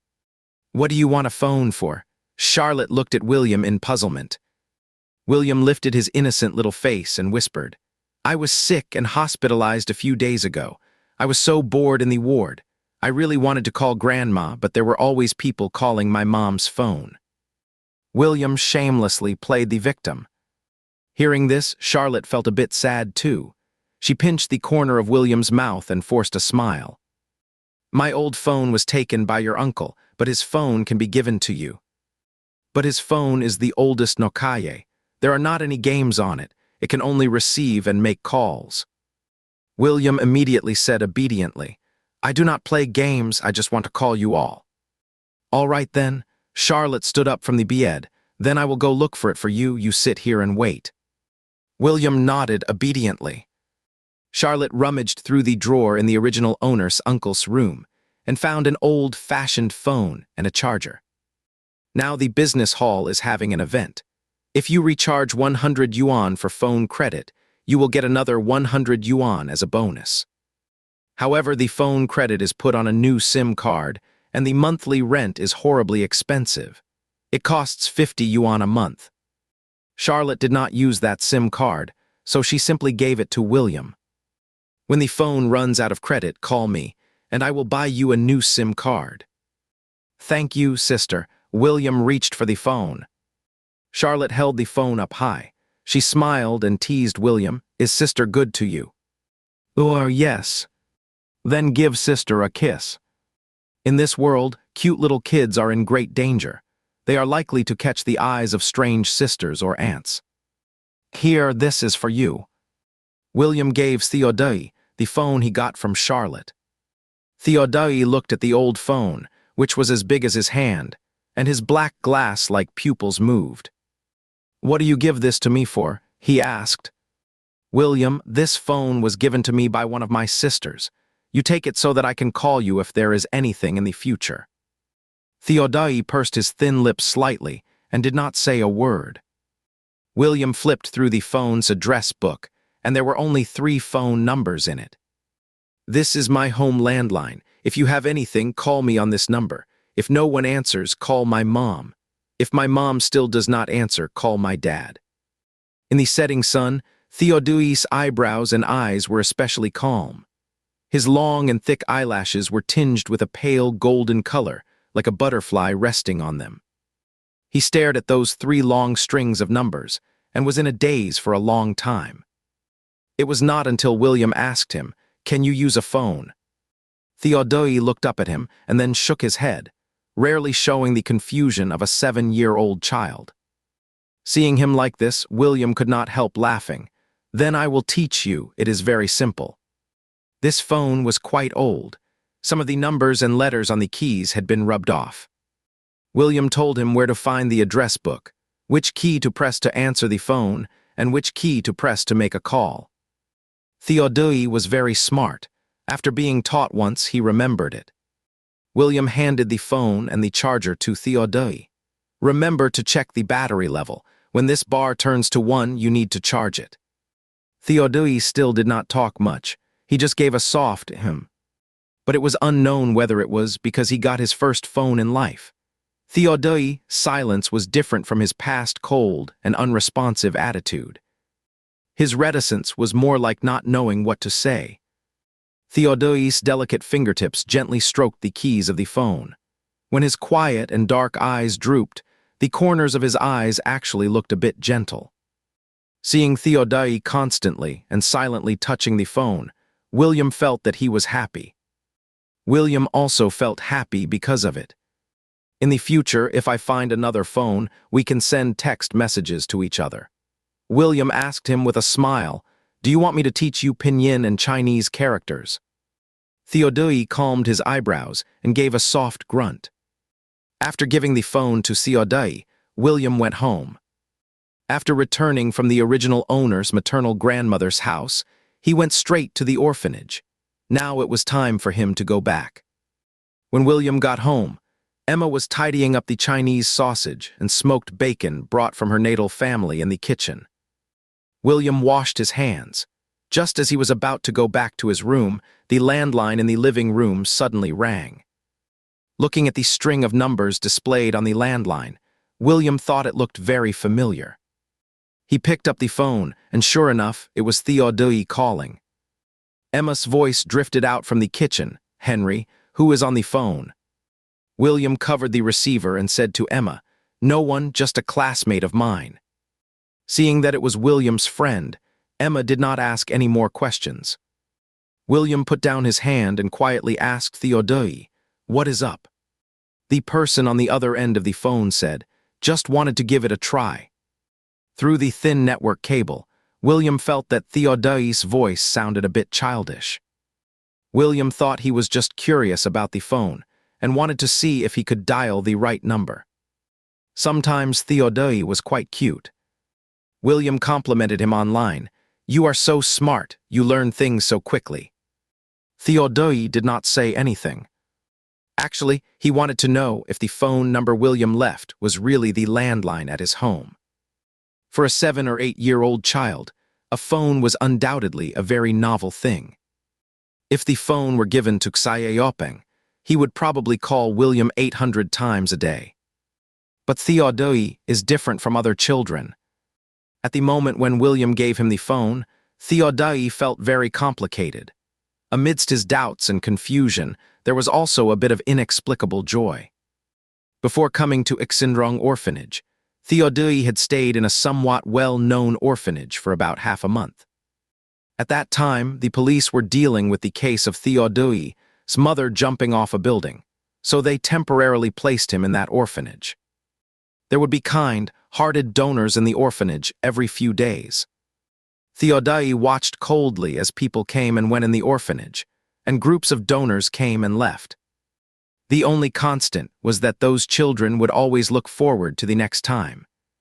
But the so-called donation is actually a one-off deal. Whether there will be a next time depends on the mood of the donor. But the children in the orphanage do not understand this rule. They always think it is a long-term interaction. In fact, once those various donors leave the orphanage, none of the children will know where they go.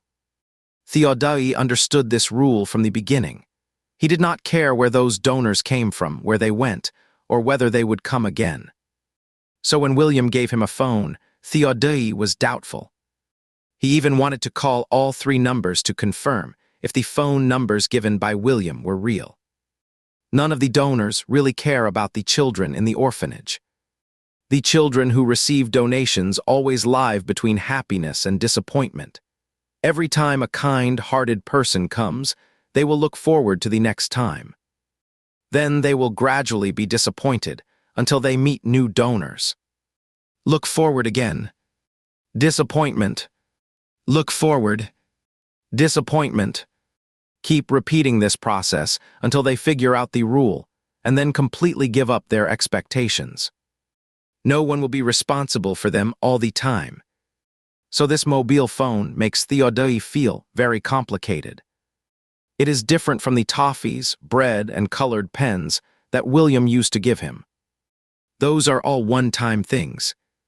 But the mobile phone is different. It is like a kite string. No matter where William goes, as long as he moves this string, he can know where he is. William will not be like others who step out of the orphanage and then completely disappear into the crowd and can never be found again. It rained yesterday, and the weather is refreshing for a change. William and Theodai are sitting side by side under the shade of a tree. Because they are sitting close, as long as they move a little, their arms will touch each other. Theodai's body is as cool as he is, like a piece of icy jade soaked in a cold pool. In midsummer, just seeing him makes one feel relieved from the heat. William taught Theodai pinyin in just a few days, which makes him very proud. Recently, Theodai's temper has obviously improved a lot. At least when William touches him, he will not slap his hand away coldly like before. Looking at the delicate-featured little guy writing, William cannot help but feel a bit emotional. More than a month ago, Theodai was still so aloof that he ignored him. Now that he is so close to him, Theodai does not react at all. William is quite pleased. He strokes the little tuft of hair on Theodai's head. Theodai hasn't had his hair cut for a long time. His soft, fine black hair has covered his ears. William tied a half top knot for him. After being fed by William for some time, his complexion has improved. His thin lips are faintly tinged with red, as if he has put on lipstick. At first glance, Theodai, with his delicate features, rosy lips, and white teeth, is no different from a little girl. While Theodai was studying hard, he unceremoniously scratched William, annoyed by his meddling hands. His dark, glistening eyes coldly swept over William. William awkwardly withdrew his hand. After a long time, as if making up his mind, Theodai frowned tightly and said, "Help me cut my hair." William was stunned. "Are you sure you want me to cut it?" Theodai tried to cut it as well as possible. Because he had his hair tied up, other children in the orphanage always laughed at him, saying he was a girl. Theodai never cared about others' comments on him, but recently, William also always said that he was as pretty as a little girl. It was really annoying. William had never cut anyone's hair before. Looking at Theodai's thick black hair, he did not know where his confidence came from. "Do not worry, I will definitely give you a nice haircut." To give Theodai a nice haircut, William specially went to a barber shop near the community to learn. After 3 days of learning, William took a pair of black scissors, a pillowcase, and a watering can from home. William wrapped the pillowcase around Theodai's slender neck and then wet his hair with the watering can. "I am starting." William held the scissors and reminded him, "Do not move when I am cutting." "Okay." William nervously made his first cut in his life. Facts proved that 3 days were not enough to learn excellent haircutting skills. Not to mention excellent skills, he did not even have the most basic ones. Theodai's beautiful long hair was cut unevenly by William. It was only slightly better than a dog-gnawed haircut. Even William himself could not bear to look at the result of his work. It was Theodai who had a relatively strong ability to accept it, because he did not have much hope from the beginning. This hairstyle was completely within his expectation. Facts have proved that no matter how good-looking a person is, they can be dragged down by their hairstyle. Theodai's delicate and fair facial features, paired with a thick, unevenly cut slanting fringe, instantly transformed the cold and aloof Theodai into a trendy youth from northeast China. William even felt a lot of guilt. Theodai did not say anything and went to the yard to rinse his hair with the water pipe.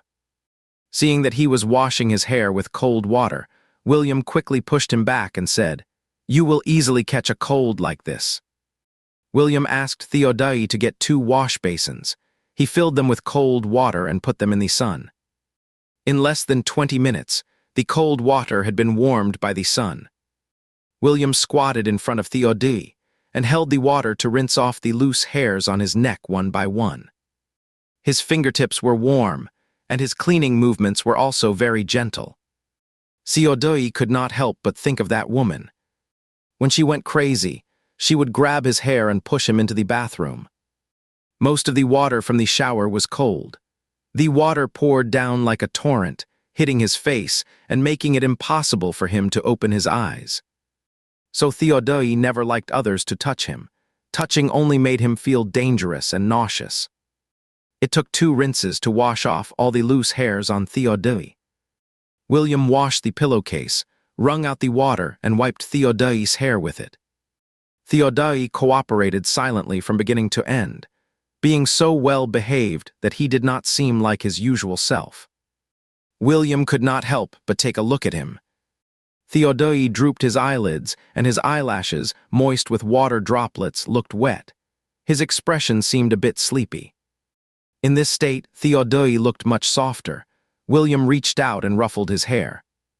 William said to Theodai, "Take off your top and I will wash it for you." Although wrapped in a pillowcase, there were still a lot of tiny hairs stuck to the collar of his short-sleeved shirt. Theodai hesitated for a moment before taking off his clothes.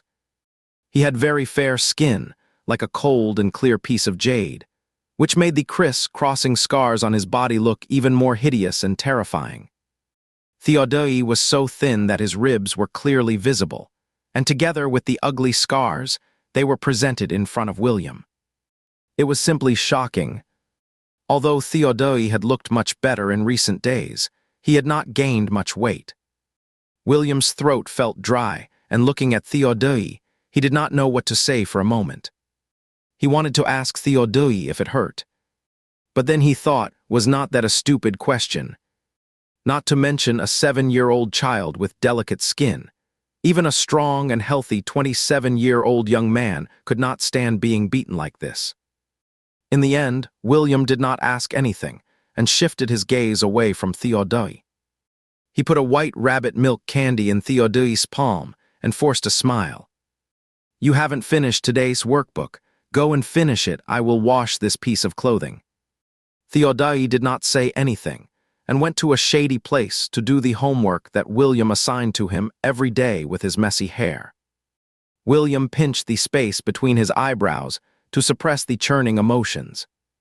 He composed himself, fetched another basin of water, and washed Theodai's top full of broken hairs.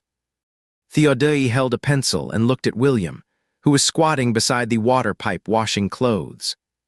The delicate rays of light passed through his slender and thick eyelashes and shone into Theodai's eyes, casting a warm glow on them, like the color of sugared candied fruits. Something slowly melted inside. Theodai pinched the candy in his hand and finally unwrapped it. After picking all the hair off the clothes, William wrung out the water and casually hung it in the corner of the yard. Shaking the water off his hands, he walked over and asked Theodai, "How about it? Can you do all these problems?" William looked down and saw that Theodai had hardly written down a few answers. Although he had written down few answers, the accuracy rate was very high. William did not say anything more and sat down next to Theodai. As soon as he sat down, Theodai put something sticky to his lips. It was half a milk candy with 2 tiny tooth marks at the end. William could not help laughing. In fact, he still had candies in his pocket. There was no need for Theodai to share one with him. But this was the first time Theodai had saved something for him. William smiled and opened his mouth to take a bite. "You continue to write. Ask me if you do not understand." William ruffled his hair. Theodai gave a soft and lowered his head to do the practice problems. Looking at the criss-cross scars on Theodai's back, William felt a bit uncomfortable. Several times he wanted to touch those scars, but he was afraid of hurting Theodai's self-esteem. Theodai was a bit concerned about his image. Since William's haircut was really non-mainstream, he had to trim it himself. Although it was still ugly, at least the hair was cut evenly. However, it still caused a stir among the other kids. Among them, the chubby kid made the most noise. After being caught and lectured by William, he left dejectedly. Amid such a racket, the 2-month summer vacation quickly came to an end. During these 2 months, the relationship between William and Theodai has also made a qualitative leap. After starting school, the time they spent together became less. After school, William has to finish his homework first and have dinner before he can go to see Theodai. The orphanage locks the door at 8 o'clock in the evening. All in all, they can only spend 1 hour together a day. Now William starts to teach Theodai arithmetic. He will set 20 arithmetic problems every day for Theodai to do the next day. After checking the arithmetic problems he set yesterday, and seeing that Theodai had got them all right, William rewarded him with a big jelly. The weather is gradually getting cooler. The late autumn in Ayu City is not bitterly cold, but a kind of damp and gloomy cold. Theodai is afraid of cold but not heat. In summer, staying next to him can relieve the heat, but now staying with him is like holding a block of ice. It is only mid-October and winter has not set in yet, but Theodai's hands and feet are already ice cold.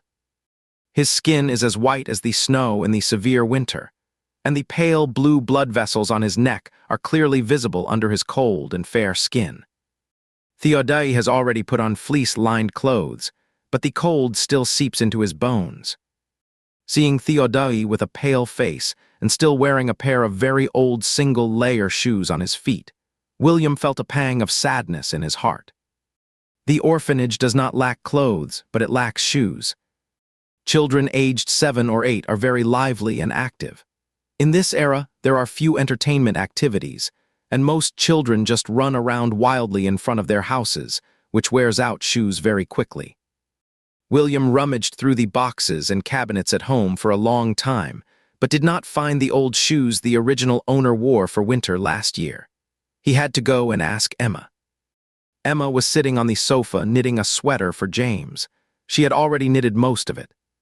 She tugged at the sweater to cover her slightly protruding belly. "I gave them to your second aunt's younger brother. Why do you ask this?" Hearing this, William was immediately a little disappointed. He forced a smile. "It is nothing, I am just asking casually. Speaking of which, it is time to buy you shoes for this winter. Wait until this Saturday. Mom will take you to the market to buy 2 pairs of new shoes." Hearing this, William had some other thoughts. There will be 1 less class on Friday afternoon. William was picked up by Emma and got home at only 3:40. Emma planned to make dumplings in the evening and went to the kitchen to chop the minced meat. When she finished mixing the minced meat and kneading the dough and came out of the kitchen, she saw William squatting on the balcony. "Ming, what are you doing?" Emma walked over. William was brushing shoes. He rummaged out all the unbrushed shoes in the shoe cabinet that Emma and James had worn. Among them were also 2 pairs of women's high-heeled leather shoes. William polished them with shoe polish. Emma was shocked.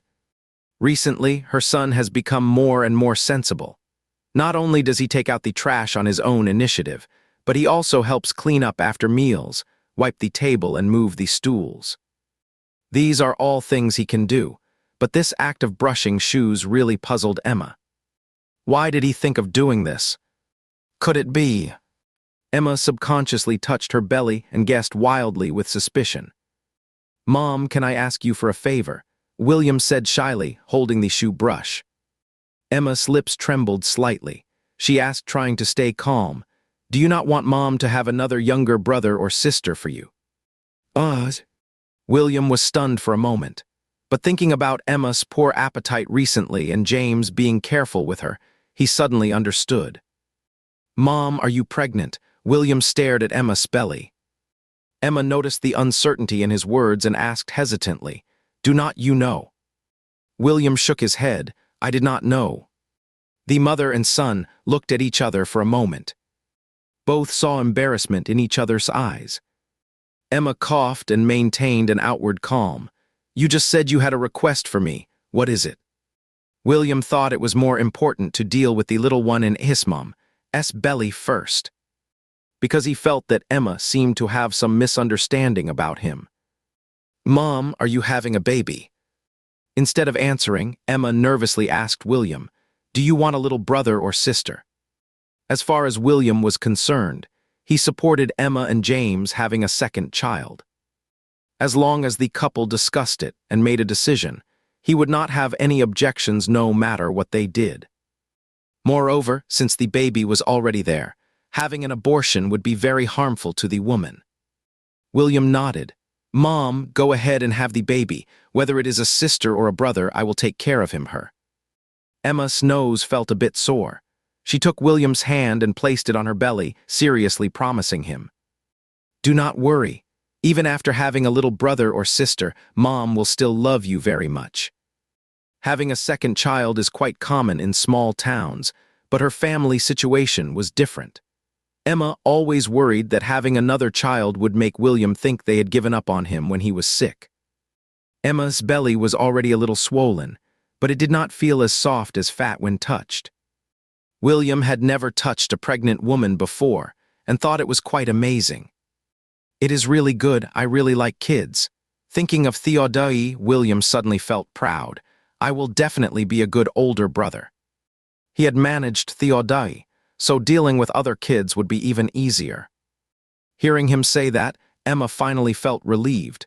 She lowered her head and kissed William. "Well, my son is so well behaved and sensible. He will definitely be a good elder brother in the future. By the way, what did you want to tell Mom just now?" William always lacks confidence when asking his parents for money. "Mom, I made a good friend at the orphanage. It is almost winter. Could you buy a pair of cotton shoes for him too?" In the past few months, William has always been going to the orphanage. Emma knows he has a good friend with a very nice name, Theodai. She has also met the little boy. He is very good looking.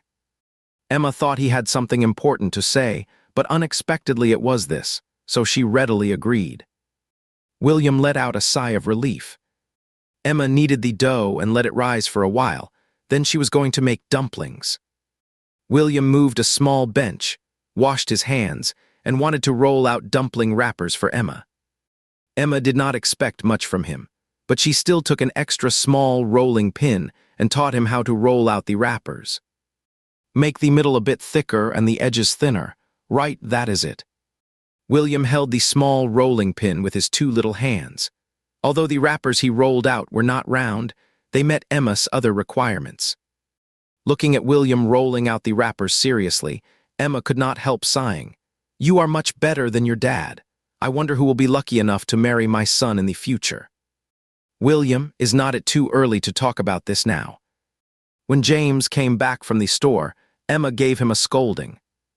James, who was scolded for no reason, glanced at William, who was obediently bringing dumplings from the kitchen. Emma immediately said lovingly, "Son, put it down, it is hot. Let your dad carry it." William's good performance has made James' status at home drop again and again. "Let me do it, do not burn yourself." James gave him a pat on the butt. "Kid, you have been doing quite well recently." During the time he spent with Emma and her husband, William regarded them as family. However, he was not an 8-year-old child. He knew that earning money was not easy and also knew that due to the original owner's illness, the family had high expenses. So every time he made a request, he felt a bit embarrassed. This time when going to the market to buy shoes, William did not have any special requirements for the brand. As long as they were cheap and comfortable, it would be okay. They wandered around for the whole morning. At noon, they had a bowl of wontons and half a piece of imili fiuili cake at a small restaurant. After the meal, they bought all the things they needed. Then Emma took William to the hardware store's outlet. When they arrived at the outlet in the building materials market, William used Emma's phone to call Theodai. "I have been picked up by my mom and brought to the store. I have to stay with them until they get off work. I will go over to check your homework later." "Do you want to eat candied haws? I will bring you a bunch when I go back." Theodai did not say a word. After a while he asked faintly, "Will you only buy it for me?" William did not know why Theodai would suddenly ask such a question. He did not think much about it and said with a smile, "Yes, do you want to eat it?" "Then you can buy it." Theodai's clear voice was straightforward and brisk. In the evening, William went to find Theodai with a bunch of candied haws. The bright red hawthorns were covered with a thin and shiny layer of rock sugar. The vivid color made William, who was holding the candied haws, become the center of attention as soon as he entered the orphanage. More than 20 pairs of eyes looked over in unison. William felt a bit overwhelmed. He stood at the orphanage's gate and simply did not dare to go in. Just when William was hesitating, a thin but straight-backed and handsome boy walked over. With a calm look in his eyes and a cold expression, he walked over, took the candied haws from William's hand, and walked away without looking sideways. If it were not for the fact that Theodai was only 7 years old and was just taking candied haws. With his arrogant look, William thought he was a domineering CEO walking out of an old-fashioned idol drama. William does not have such a thick skin as him and can eat alone so calmly. Under the gazes of some who were indignant, some disappointed, and some pitiful, he sneaked behind Theodai furtively.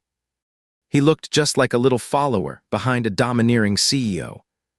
The natures of a capital tycoon and an ordinary citizen were fully revealed at this moment. Ordinary citizens like William cannot be like Theodai, a future capital tycoon, ignoring the hardships of the people. But there is nothing he can do.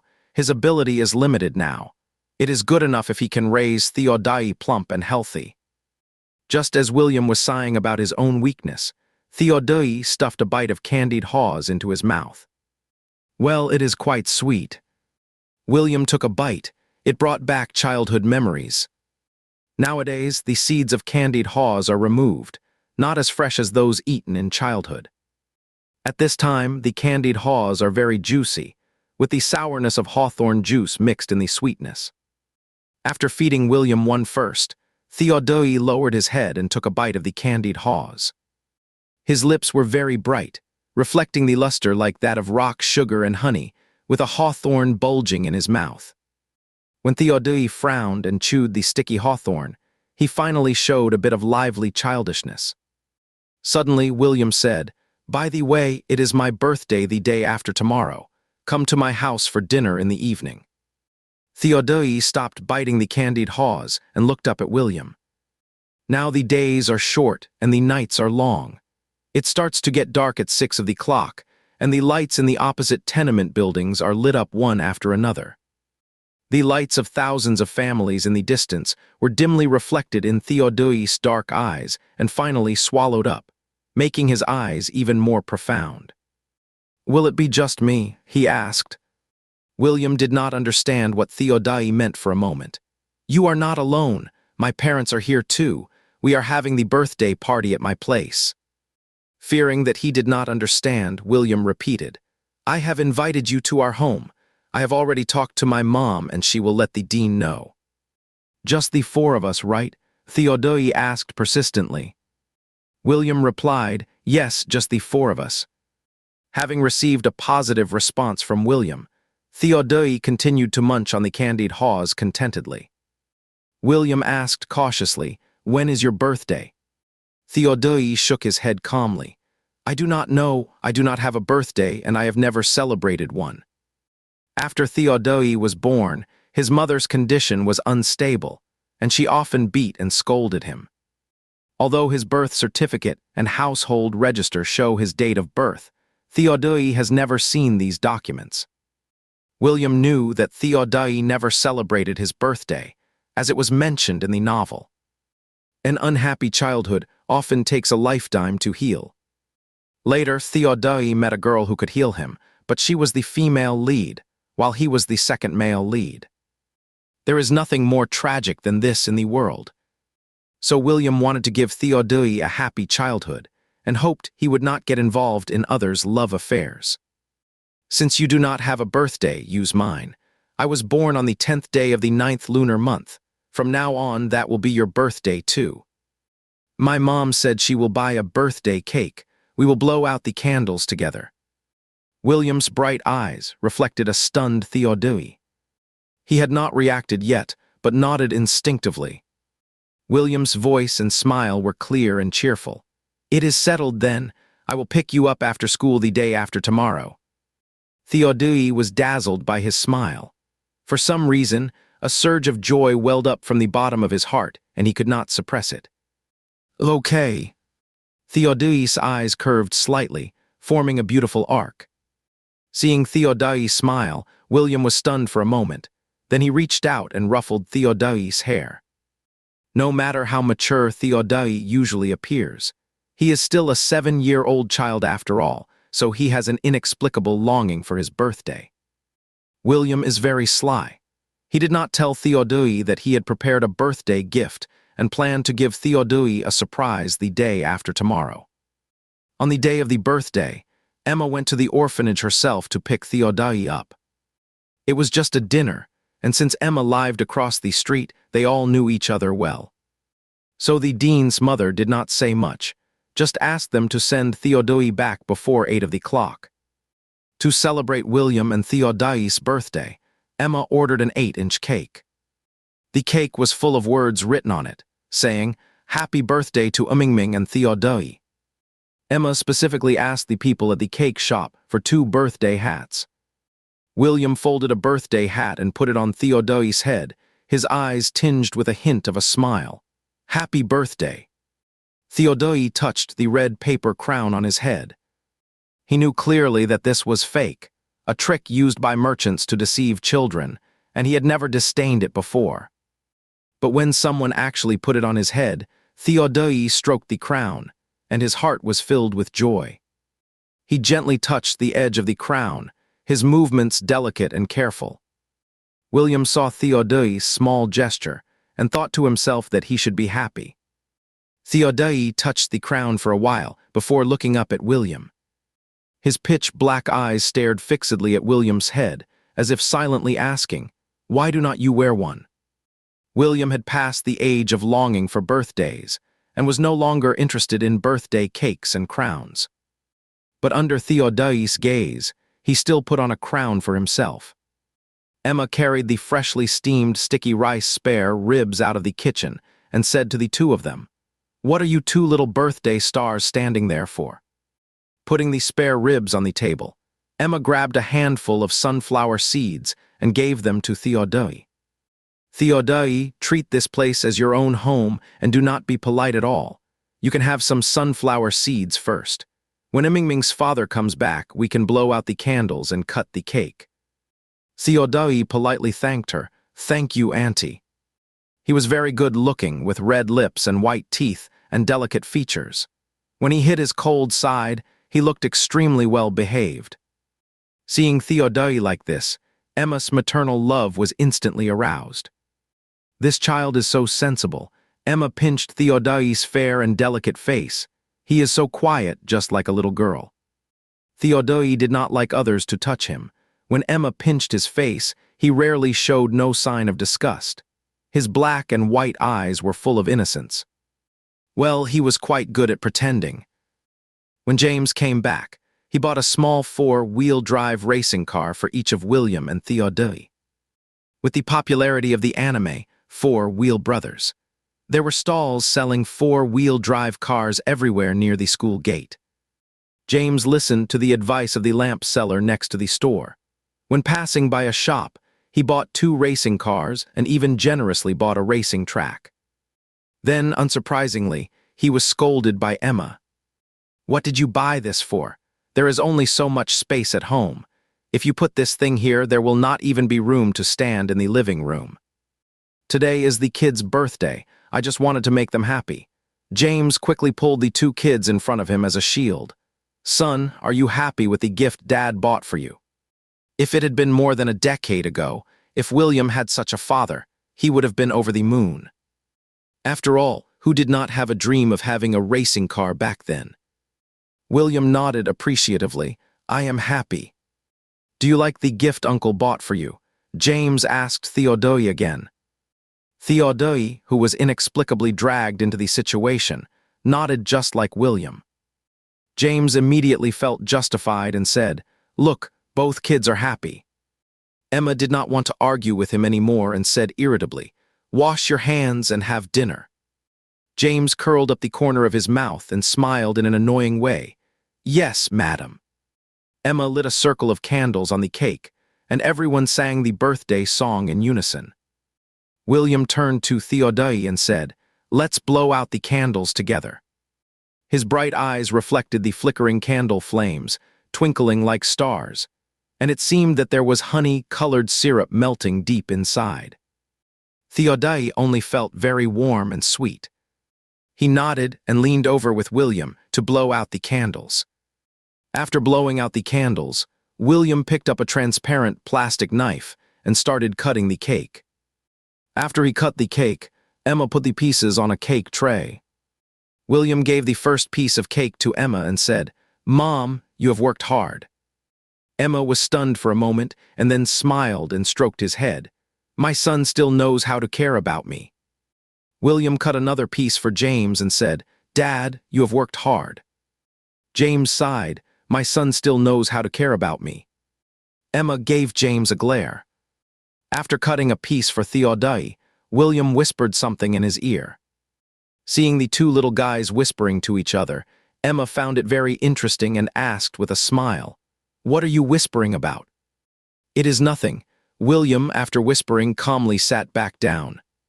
He just told Theodai to eat less cake. If he still wanted to eat, he would bring some for him tomorrow. Eating too much cake can easily lead to indigestion. Theodai was quite obedient and really only ate 1 piece. After dinner, William asked for Emma's permission. "Mom, it is not even 8 of the clock yet. Can I give Theodai a bath at home?" "You give Theodai a bath?"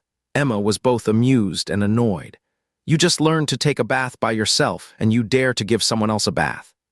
With his 8-year-old face, he would be suspected by his parents no matter what he did. But Theodai did not like others to touch him very much. Only after William got familiar with him did Theodai not dislike it so much. "He can take a bath by himself. I will just wash his hair. Mom, please find the waterproof bathing cap for kids for me." After William's repeated assurances, Emma finally agreed. When rinsing the foam, let Theodai lower his head so that the shampoo will not easily splash into his eyes. "I got it." Test the water temperature before turning on the shower head. Do not scald Theodai. "Okay. I have hung the clean clothes here for you. Put on your clothes before coming out. Do not catch a cold." Emma gave William several instructions before she left. Just as William was about to close the bathroom door, Emma came back again. She said worriedly, "Well, maybe I would better give you a bath." James could not stand it anymore. He came over and dragged Emma away. William closed the door and turned to Theodai helplessly. "My mom is just afraid that I will get shampoo in your eyes." Mothers always like to worry. Theodai sat on the small bench and looked up at William. The orange warm light from the bathroom heater casts a beautiful halo around Theodai's soft, fine and black hair. The delicate-featured child has bright black eyes, but instead of being as cold and eerie as usual, he is very well behaved. William feels that today, Theodai seems to have changed from a fierce and aloof wolf cub to a little lamb just out of the sheepfold. William's heart softens a bit. He squats in front of Theodai and puts on Theodai the special bathing cap for children's hair washing that Emma gave him. Standing on tiptoe to take down the shower head, William first tests the water temperature. After finding the water temperature suitable, he asks Theodai to lower his head.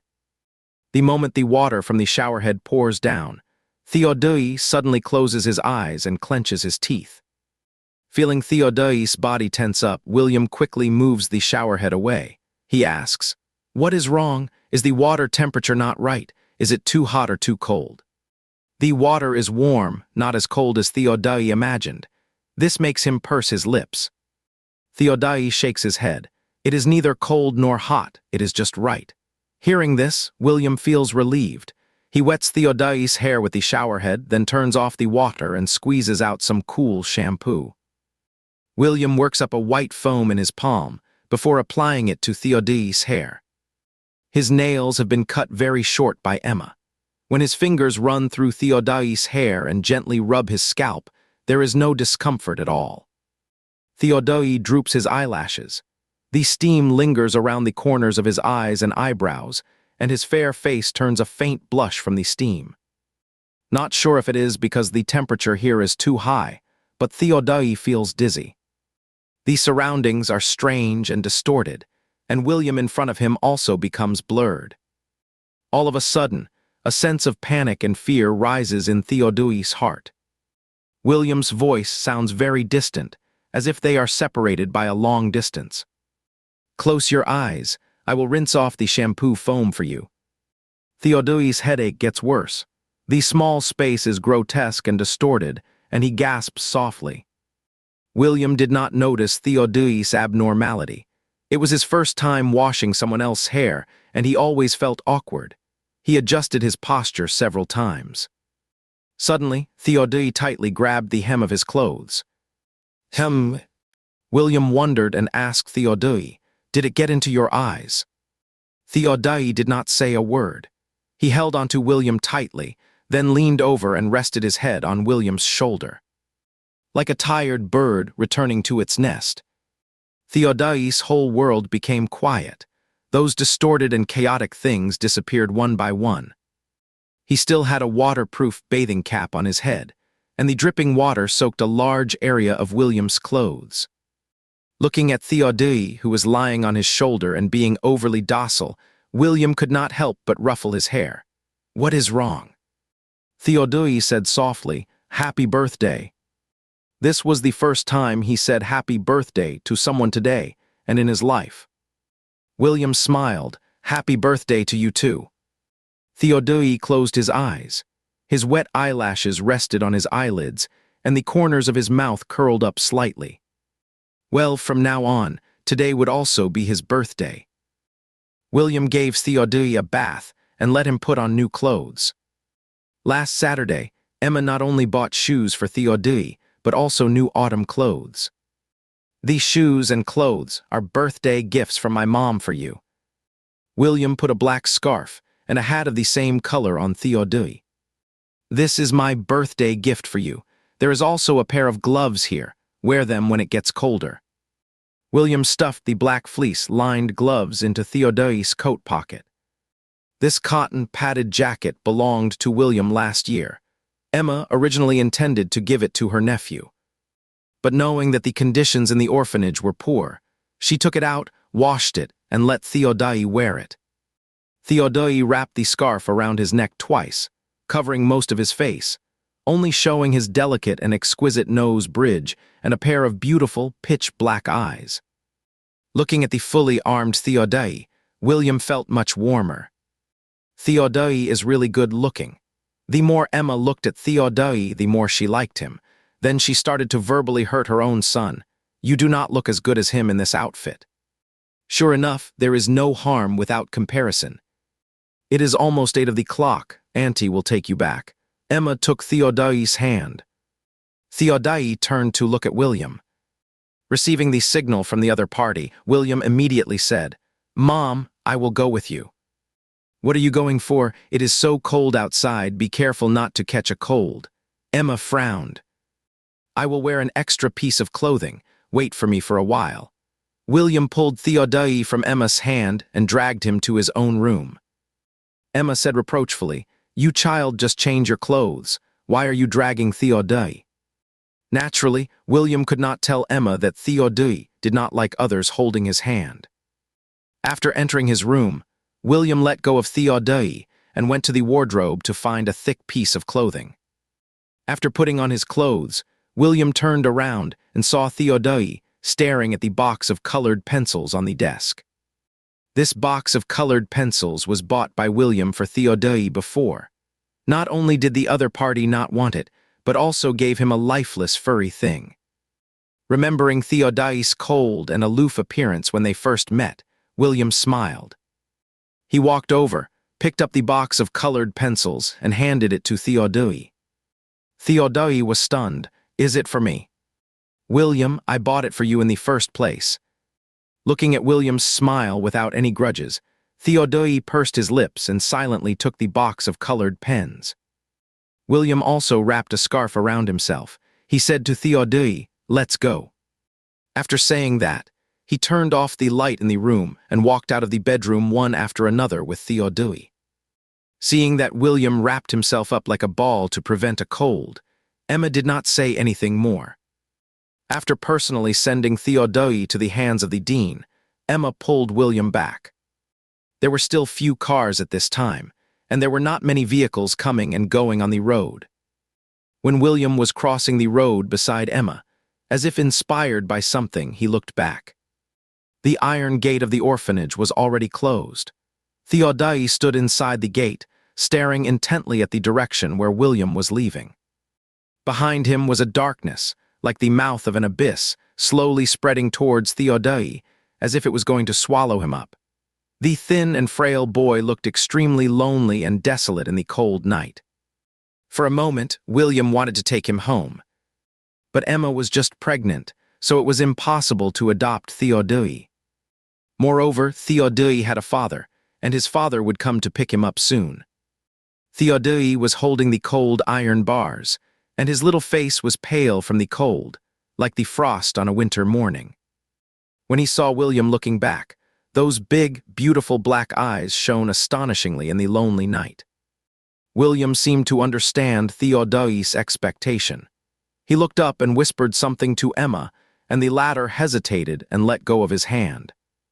Then William walked towards Theodai. When he walked in front of Theodai, William took his hand and took out 2 candies from his pocket and gave them to him. Go back quickly, do not catch a cold. William pulled the scarf around Theodai's neck to cover most of his face and block the cold wind.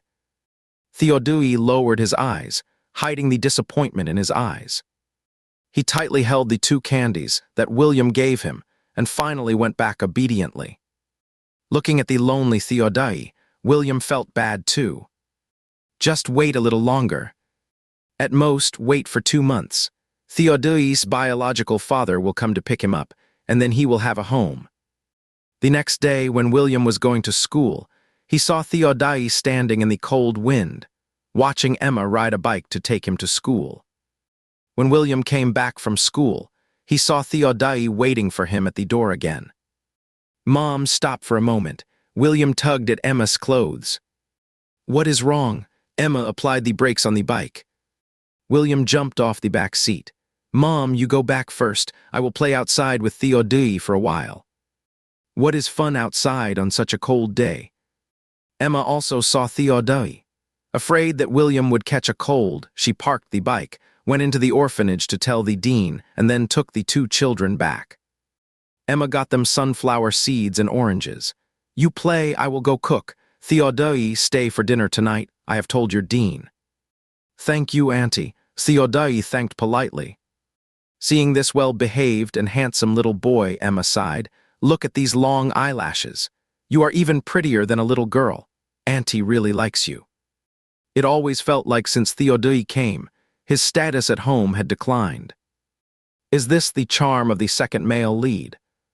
Everyone except the female lead likes him so much.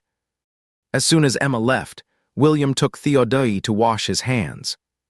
Seeing that his hands were as cold as ice, William poured a little more hot water and let Theodai soak his hands for a while. Back in his room, William closed the door and peeled an orange for Theodai. You eat, I will do my homework for a while. Theodai nodded and did not disturb him. The homework for first-grade primary school students was very simple, and William finished writing it soon. After finishing his own homework, William began to assign arithmetic problems for Theodai for tomorrow. Emma planned to have wontons for dinner. After mixing the filling, she washed some freshly bought strawberries and brought them to the two of them. She thought William and Theodai were watching TV, but instead she saw them studying in the bedroom. William was teaching Theodai to write new Chinese characters. Seeing this scene, Emma, as a mother, suddenly felt ratified. She unconsciously touched her slightly bulging belly. From then on, Theodai would stand at the orphanage gate every morning and evening to see William off to school and wait for him to come back. There were few entertainment activities at that time, and Theodai was a very solitary person. The only person he could get along well with was William. Whenever William thought that Theodai was eagerly waiting for him to finish school every day, he felt that the little guy was very pitiful. So after school, he would go to the orphanage to find Theodai immediately. While other people always kept digestive tablets at home, William always kept white rabbit candies in his pocket. As soon as he came, the children in the orphanage would surround him and ask for candies. These days, the candies in William's pocket were often emptied by Theodai before he could distribute them. William got off the back seat of Emma's bicycle. Before one of his feet stepped into the orphanage, Theodai came over, rummaged through all his pockets in his upper and lower clothes, and skillfully took away all the candies. Theodai's hand accidentally touched William's wrist, which was as cold as a piece of jade soaked in a cold pool. William did not care about the candies. Instead, he asked him, "Where are the gloves I gave you?" "I washed them." Theodai put all the milk candies into his own pocket. "Do not wait for me at the gate anymore. Look, you are so cold that your face is pale." William lifted the hood on the back of his cotton padded jacket. He said to Theodai, "Put your hands here, it is warm." Theodai hesitated and then placed his hand on it. It was warm. Through the thick cotton padded jacket, Theodai seemed to be able to feel William's body temperature. He slowly leaned over and pressed his forehead against William's hat and coat. "Do not give them candies in the future." Theodai's voice was barely audible. William did not expect Theodai to suddenly say such a thing. He subconsciously asked, "Why?" Theodai did not answer and stubbornly repeated, "Do not give them candies." "Your candies can only be given to me." William did not know whether to laugh or cry. "Okay, if you say not to give, then I will not give." It just so happened that he also wanted to save money recently, because the day when Theodai would be picked up by his biological father was getting closer. When they parted, he wanted to give Theodai a gift. Seeing that William agreed, Theodai's handsome eyebrows curved slightly. He hugged William to get more warmth. Now William did not have to secretly send dinner to Theodai anymore. Because Emma liked Theodai so much and saw that they stayed together for the sake of studying, she would let Theodai stay at home for dinner at night. They would send Theodai back on time, and the orphanage would just turn a blind eye. Seeing that Theodai was becoming more and more cheerful day by day, William was very pleased. However, thinking carefully, Theodai seemed to be cheerful only when he was with him. In front of others, he was still as cold as ever. He did not know if this counted as completing the task assigned by the system.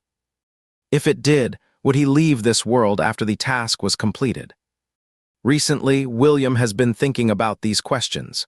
Unfortunately, he cannot contact the system and can only continue to act as Liam. After the beginning of winter, it gets colder day by day. Although William bought gloves for Theodai, the conditions in the orphanage are too poor, and Theodai still got frostbitten hands. William lay in bed, thinking about buying a tube of frostbite cream for Theodai tomorrow. As he was thinking, he fell asleep in a daze. Not knowing what time it was, William was woken up by the ringing of the landline phone. The first person to wake up was Emma. Because she was pregnant, her sleep quality was not very good. As soon as the phone rang a few times, she woke up. Emma kicked James, who was sleeping soundly beside her, awake. "Go and answer the phone." James secretly cursed the person who called as crazy, and reluctantly went to the living room to answer the phone. Not knowing who made this harassing call, James asked who it was, and the other party hung up. William heard James swearing as he returned to the room in the bedroom. He rubbed his eyes, turned over, and just as he was about to go back to sleep, he somehow thought of Theodai. After there was no more noise in the master bedroom next door, William quietly got out of bed. William did not dare to turn on the light. He squinted his eyes and felt his way to the landline phone, then checked the call log. Seeing that it was indeed Theodai's phone number, William was a little worried. Theodai must have an urgent matter to call so late. William did not dare to delay. He picked up the receiver and called back. As soon as the call was dialed, William faintly heard the unique ringtone of a Nokia phone coming from outside the door. He was startled. He put down the phone, tiptoed to the door, and opened it. The cold wind in the corridor blew in through the crack of the door, making William shiver. William poked his head out and saw a figure sitting in the dark. "Theodai." William's voice was extremely soft. He was afraid of waking others up. That mass of shadow stirred and got up to walk towards William. It was only when he got closer that William realized it was indeed Theodai. Theodai was covered in dirt all over. There was mud on both his body and face, as if he had rolled on the ground several times. Seeing that his face was as pale as paper, William quickly pulled him into the room. "Isha, come with me." William grabbed Theodai's ice-cold hand and led him back to his own room. After closing the door, William turned around and asked him worriedly, "Why did you run out in the middle of the night? What happened?"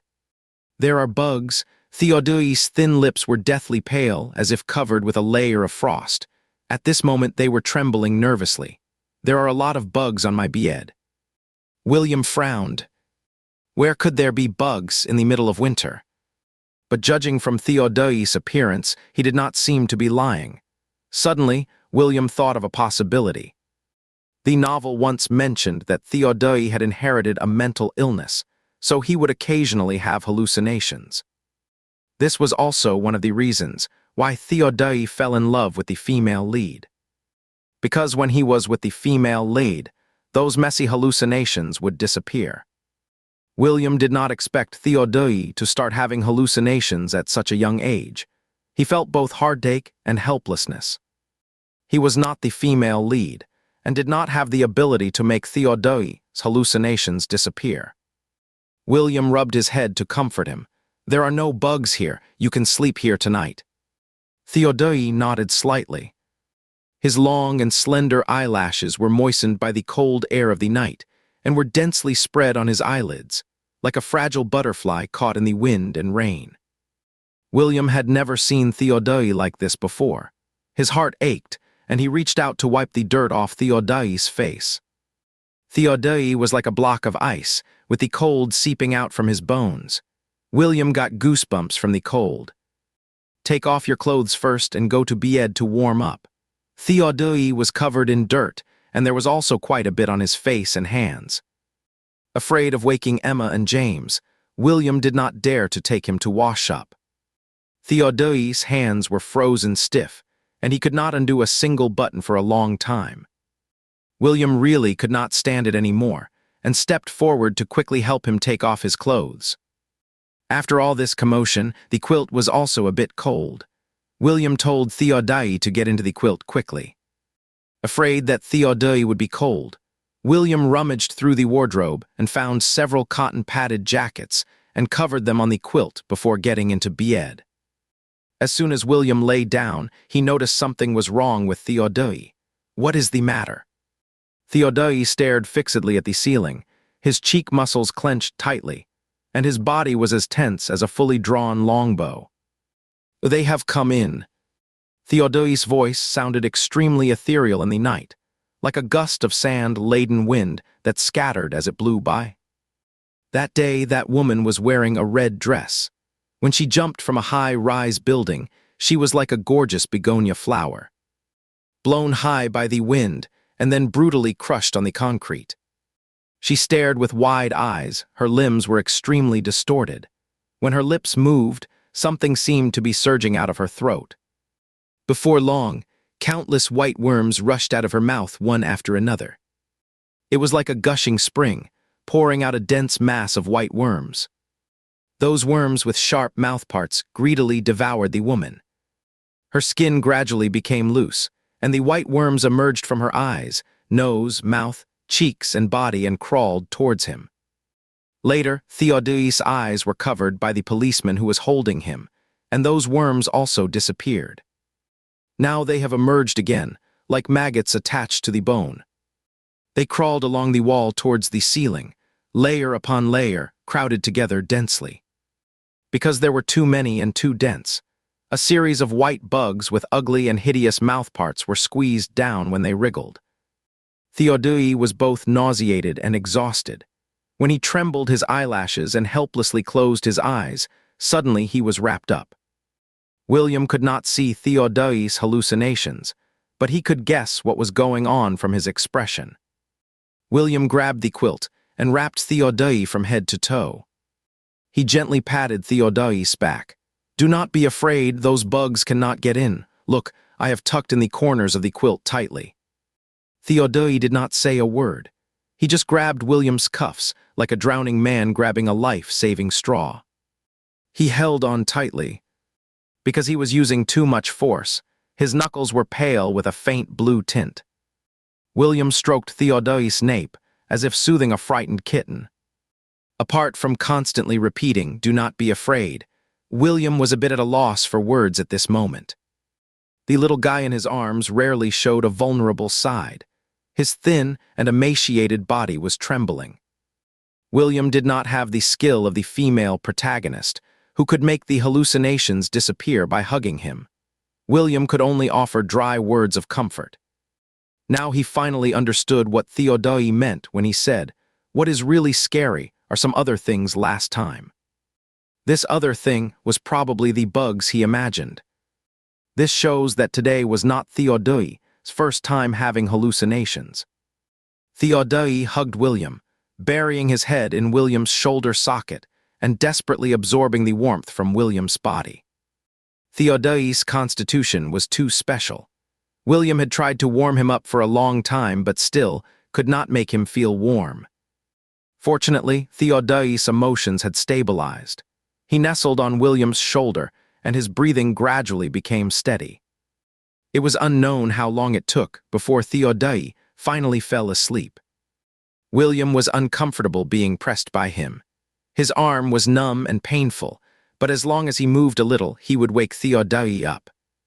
Helplessly, William could only let him press on himself like this. William did not sleep well all night and woke up several times in the middle. William slept groggily until a little after 5 of the clock before waking Theodai up.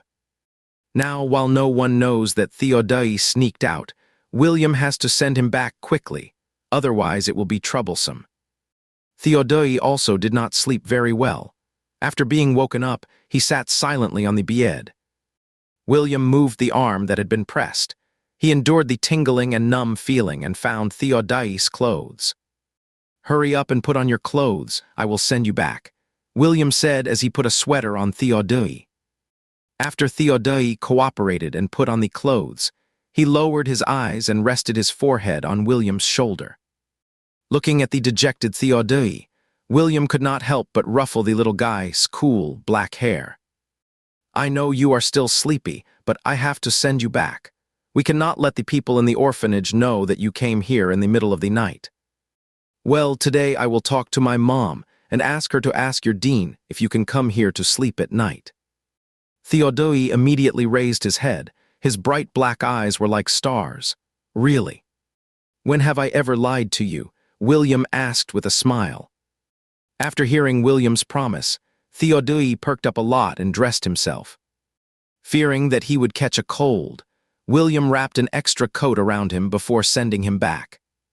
Quietly getting back home before 6 o'clock, William grabbed the time to take a short nap. At 7:20, William was woken up by Emma. He listlessly brushed his teeth, washed his face, had breakfast, and sat on the back seat of the bicycle to go to school. As soon as Emma rode the bike out of the community, she saw a handsome boy standing at the entrance of the orphanage opposite. "Is that Theodai?" Emma said. William suddenly looked up and saw that Theodai still got up early today to send William to school. Although he was small, his body was straight, like a pine and cypress facing the bitter cold wind. Why does Theodai stand at the door every day? This child is not afraid of the cold. Emma wondered in her tone. William did not say a word. His throat felt like it was soaked in salt water, swollen and sore. What happened last night finally made William understand one thing. Theodai began to rely on him. When Theodai was still himself before, even if he had hallucinations, he endured them alone. Now he would come to William at the first time. Because he relied on him and regarded him as family, no matter the weather was good or bad. He would get up early every morning to send him to school and wait eagerly for him to come back from school in the afternoon. William thought that he might have also been poisoned by the little second male lead. Now William could not understand the female lead at all. His little guy was so excellent, yet she still did not take a fancy to him. Sure enough, love was unreasonable. William forced himself to act coquettishly, and finally Emma agreed to ask the orphanage director if Theodai could stay at their home at night. After Emma made many guarantees to the orphanage director, the latter finally relented. William held the little Ionidari's hand and led him home. Although it was not the first time for Theodai to come to William's home, because he could stay openly, the always proud and cold Theodai was obviously happy. After dinner, William took Theodai to take a bath. Theodai really liked it when William washed his hair. William's movements were gentle. When he rubbed through his hair, Theodai felt very comfortable. Theodai was sitting on the small bench. His ivory white skin was steamed by the water vapor and showed a faint blush. With red lips and white teeth, he is very adorable. William looked at the tiny, glistening water droplets on Theodai's long eyelashes and increasingly found Theodai to be well behaved. When he first contacted Theodai, he indeed approached it with the mindset of completing a task. But now he truly feels sorry for the child and hopes that Theodai can be happy and have a wonderful childhood. After William rinsed the white foam off Theodai's black hair, he pulled out a blue towel to dry his hair. My mom said she is going to stew fish tomorrow night. Do you want to eat fish? An orange warm light enveloped William's childish face, making his facial features appear extremely soft. Theodai's eyes curved into a crescent, and he nodded. Actually, he does not like eating fish. But he likes it when William picks out the fish bones for him. He likes the way William focuses all his attention on him. After taking a bath, Theodai put on one of William's pajamas. It had a faint fragrance of soap, exactly the same as the smell on William. He liked the smell very much. It was not even 8 o'clock after they both finished taking a bath. William asked Theodai, "Do you want to watch TV? There should still be cartoons on the children's channel at this time." Theodai was not interested in cartoons. "Teach me how to type on the phone." "Why do you suddenly want to learn how to type?" William was a bit puzzled. "Did not you say that, when you have another phone later, you want to send me text messages?" Looking into Theodai's beautiful black and white eyes, William was momentarily speechless. To be honest, if Theodai had not reminded him, he would have forgotten that he had said that. "Let's go back to my room, I will teach you." Before teaching Theodai how to type, William applied some frostbite cream on his hands first. Theodai's hand skin is very delicate. He got his index finger and little finger frostbitten, and the two fingers were red and swollen. After applying the cream, William gave the frostbite cream to Theodai and told him to apply it every day. Theodai, okay. Theodai had already learned Pinyin, but he did not know many Chinese characters. William first taught him how to type his own name. Theodai is very smart. After spelling out his own name, he knew how to type other characters. However, because he was not familiar with the arrangement order of the letters on the keys, his typing speed was relatively slow. William also taught him how to send text messages. Even though Theodai has become more cheerful, he is not as lively and active as other children.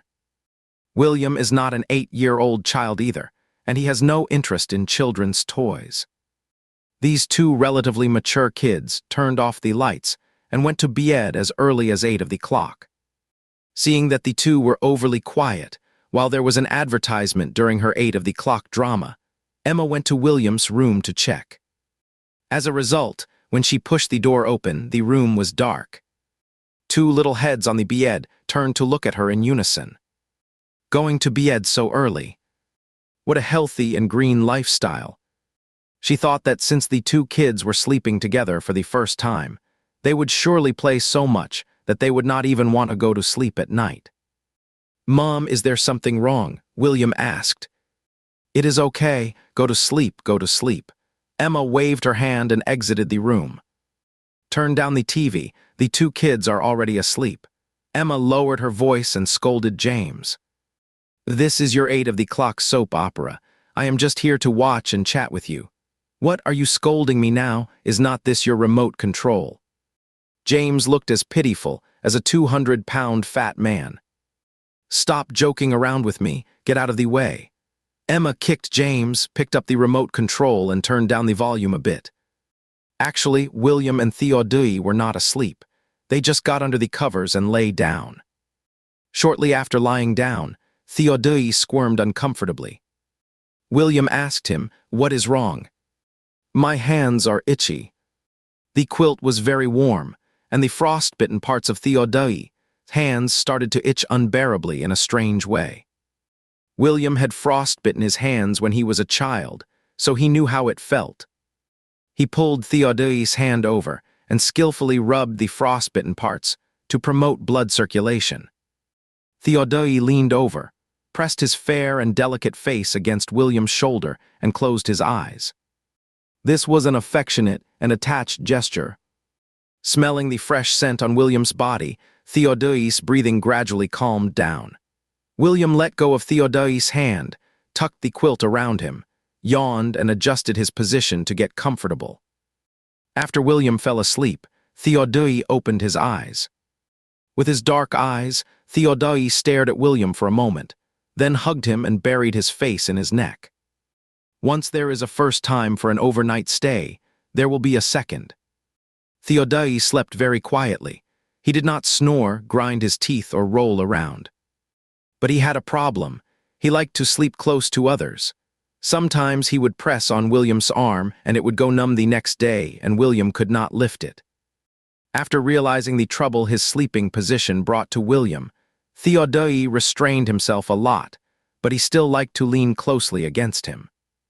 William can understand that this is a sign of lack of security.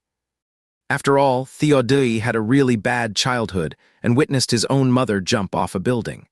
Once he finally met someone close to him, he would surely hold on tightly. So William has never corrected Theodai. It is okay to stick close. It is not a big deal. Who does not have a little sleeping quirk? Since Theodai often goes in and out of William's house, he has more opportunities to get along with Emma and James.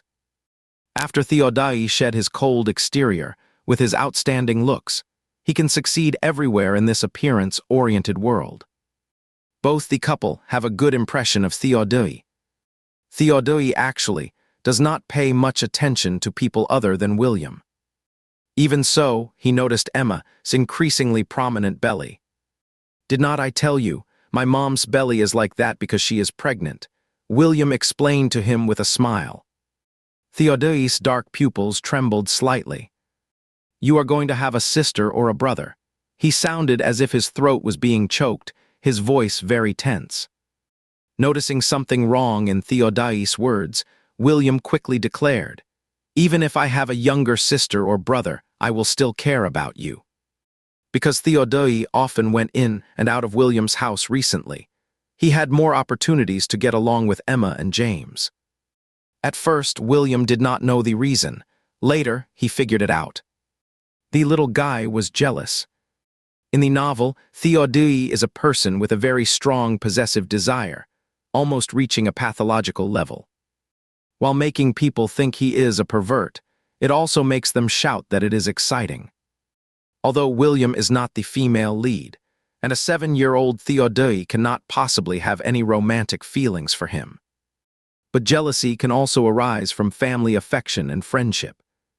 For example, an older brother may be jealous that his younger brother is more loved by their parents, and person A may be sad because friend B gets along well with friend C. Theodai wants to monopolize William and hopes that William will only be nice to him. Considering his character, it is not surprising at all that he would have such thoughts. William is like a father about to have a second child, reassuring Theodai, the older child. "Do not worry, I will not ignore you because of anyone." A popular online line suddenly popped into William's mind, and he thought it was quite appropriate here. "He is not here to break up our brotherhood, but to join it." William even spoke with a Taiwanese accent. "Do not you want someone else besides me to play with you? When he grows up, he will even follow you around and sweetly call you Big Brother." Theodai does not want that. He really does not want that at all. The child in Emma's belly is here to break him and William apart. At this moment, Theodai clearly realizes one thing. Besides him, William has parents, classmates, and friends. And he only has William. Now there is going to be someone else coming out to compete with him for William. William does not know what Theodai is thinking. Instead, he thinks this is a good opportunity to instill correct values in him.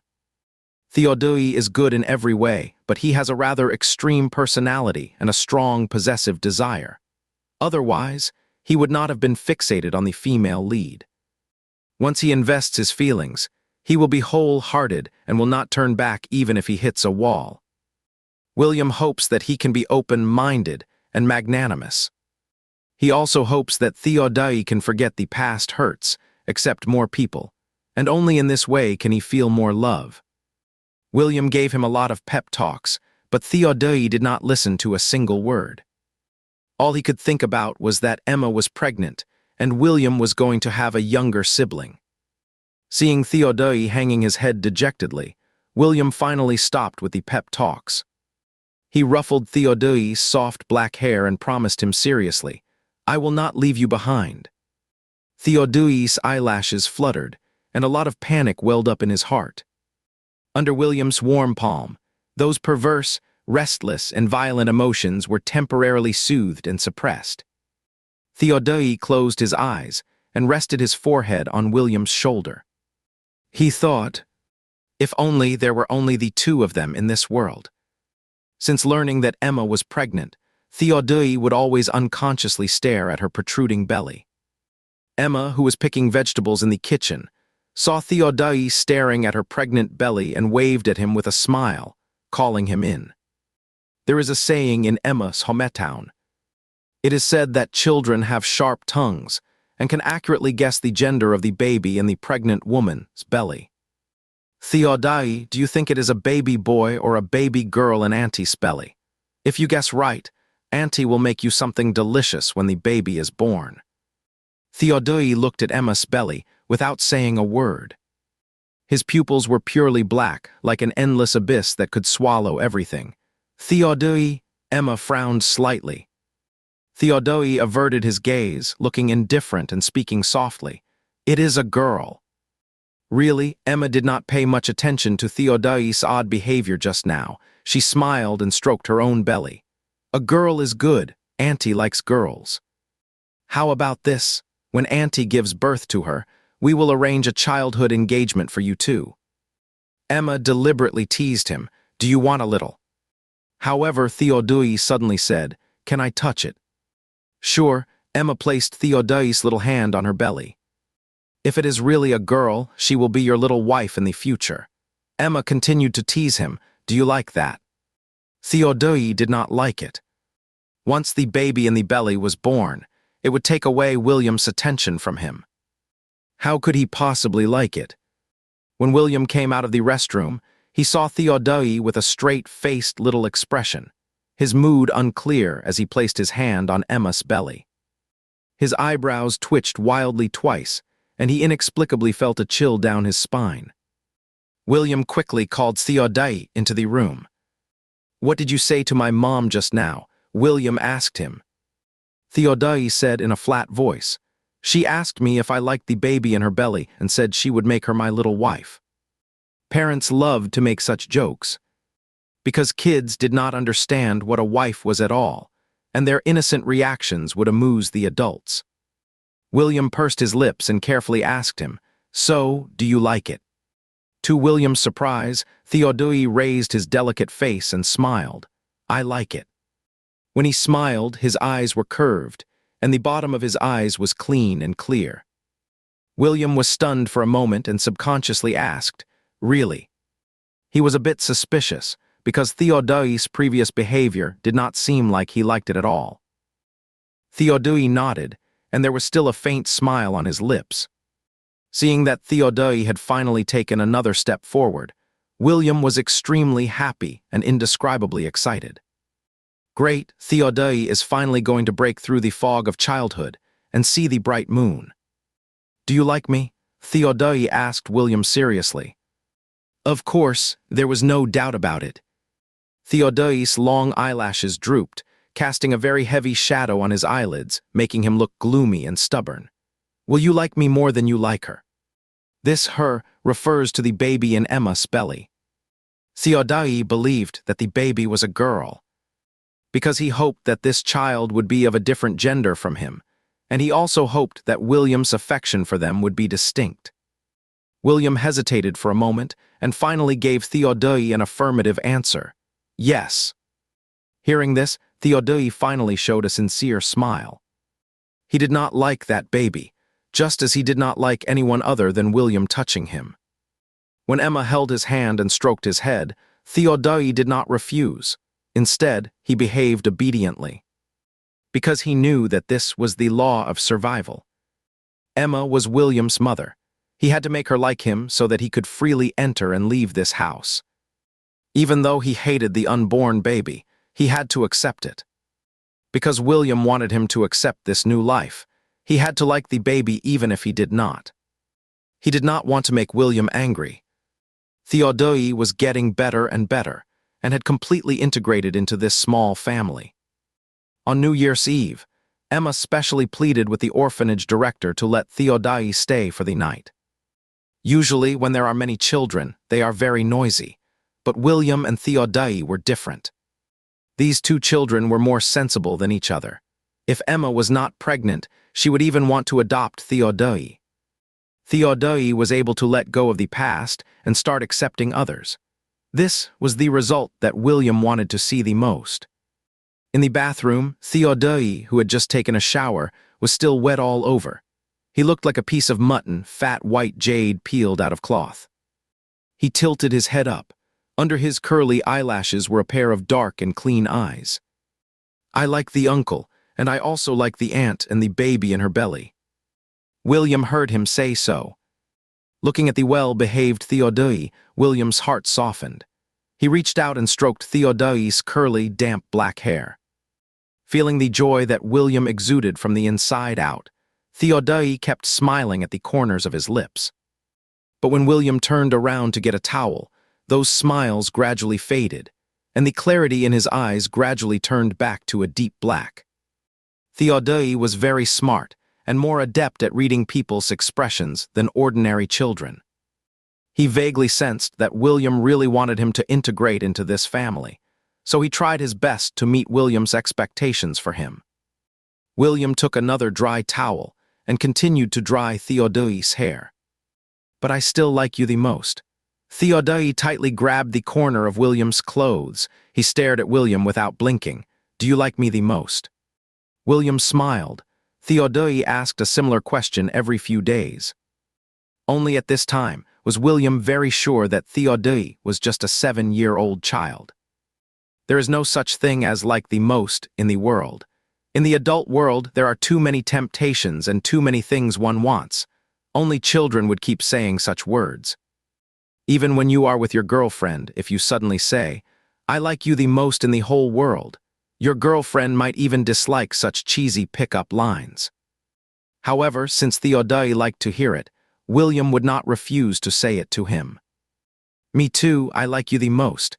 I like you the most in the whole world," William said in a tone of coaxing a child. Theodai did not say a word, but just held on to William tightly. He could still tell whether the other person was sincere or not.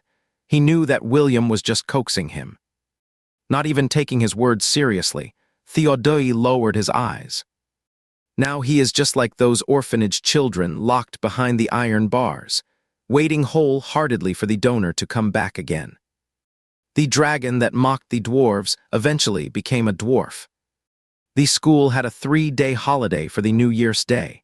William bought some sparklers and took Theodai to the orphanage to set off fireworks with everyone.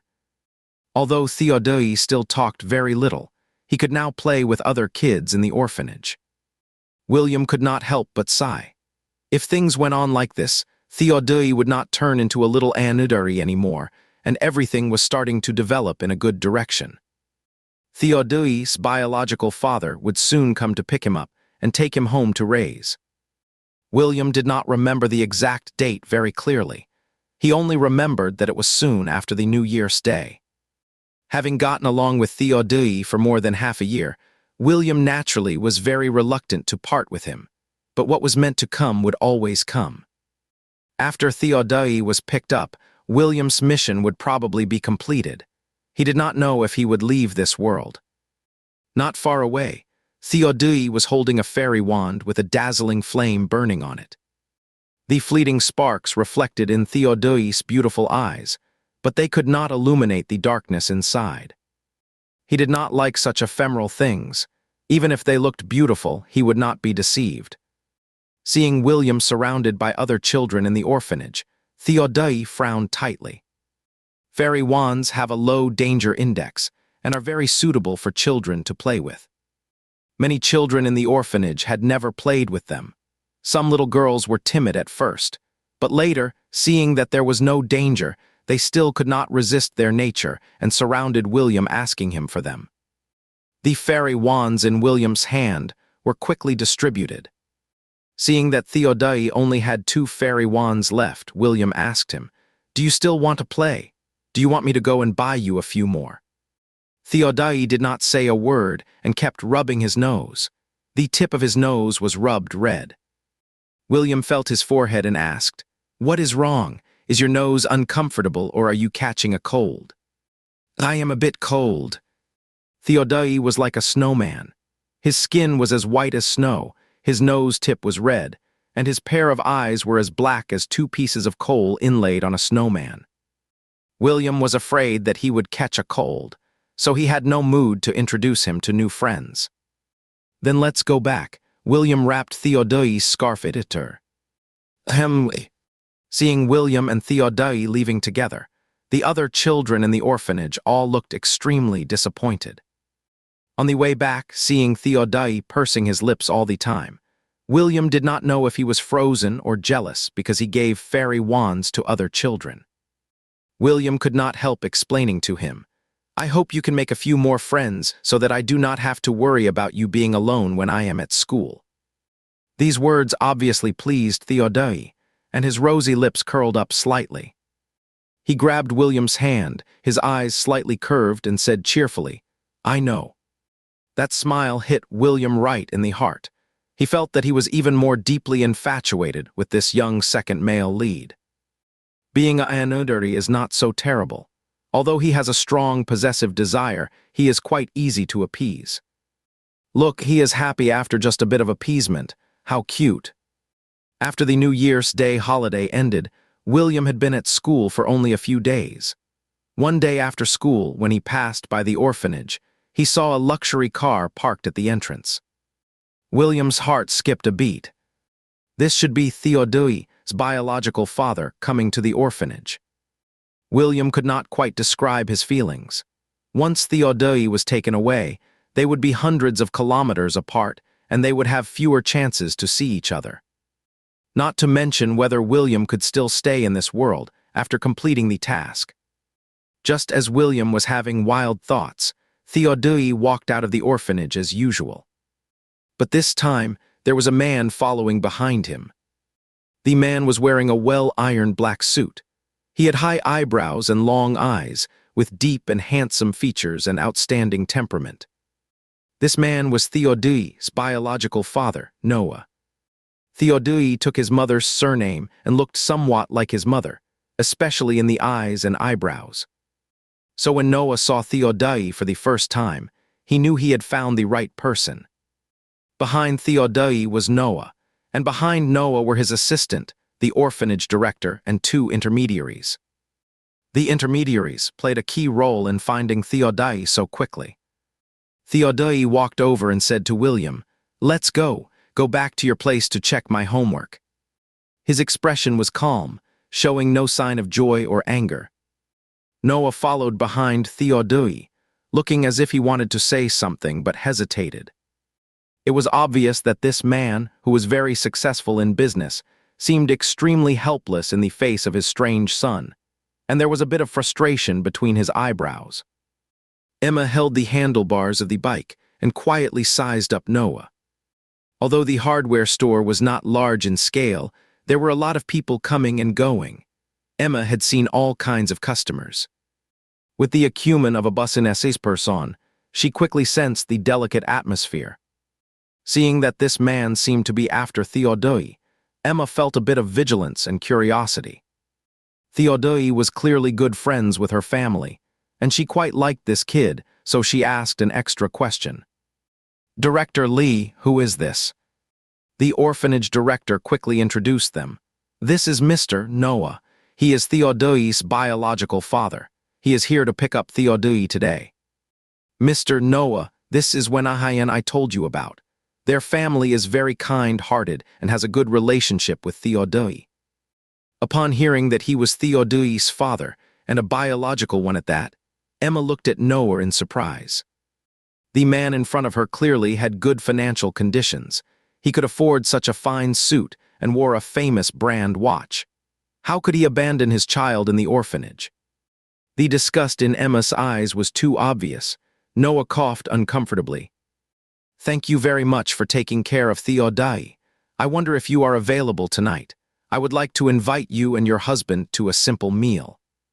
Seeing that he spoke politely, Emma's prejudice towards him lessened. While they were talking, Theodai always held William's hand tightly. Sensing Theodai's faint anger, William said to Emma, "Mom, you talk to this uncle. I will take Theodai home first." It was obvious that Theodai did not accept Noah. William wanted to have a private talk with him to persuade him. Emma also noticed Theodai's rejection. She nodded and said, "Go ahead." Just as Noah was about to say something, Emma gave him a look which stopped him in time. After William and Theodai left, Emma then said, "This is originally your family matter, and I, an outsider, should not interfere. But Theodai is a good boy and has a good relationship with our family. I regard him as my own son." "I know, so I am really grateful to you." Noah spoke gracefully. "This is not a good place to talk. If you are not busy, can we find a place to have a chat?" Coincidentally, he really wanted to talk to someone who was familiar with Theodai to get a better understanding of his never-met son. "Come to my office," the orphanage director quickly interjected. Emma's most important thing now was to go home and cook. But compared with the fact that Theodai's biological father had come looking for him, cooking was nothing. "Then let's go." Emma pushed her bicycle and was about to walk into the orphanage. Noah glanced at his assistant behind him, and the assistant quickly stepped forward to take Emma's bicycle. "Let me do it. You are pregnant. Take care of your body." The male assistant's attentiveness startled Emma. These people really did not act like those in their small town. She wondered in her heart, where did Theodai's biological father come from? Noticing that Theodai's little hands were cold, after getting home, William took him to the radiator to warm up. William asked him carefully, "Was that man your father just now?" "I do not have a father." Theodai's tone was very calm, but when he lowered his eyes, there was a hint of hostility at the corners of his eyes.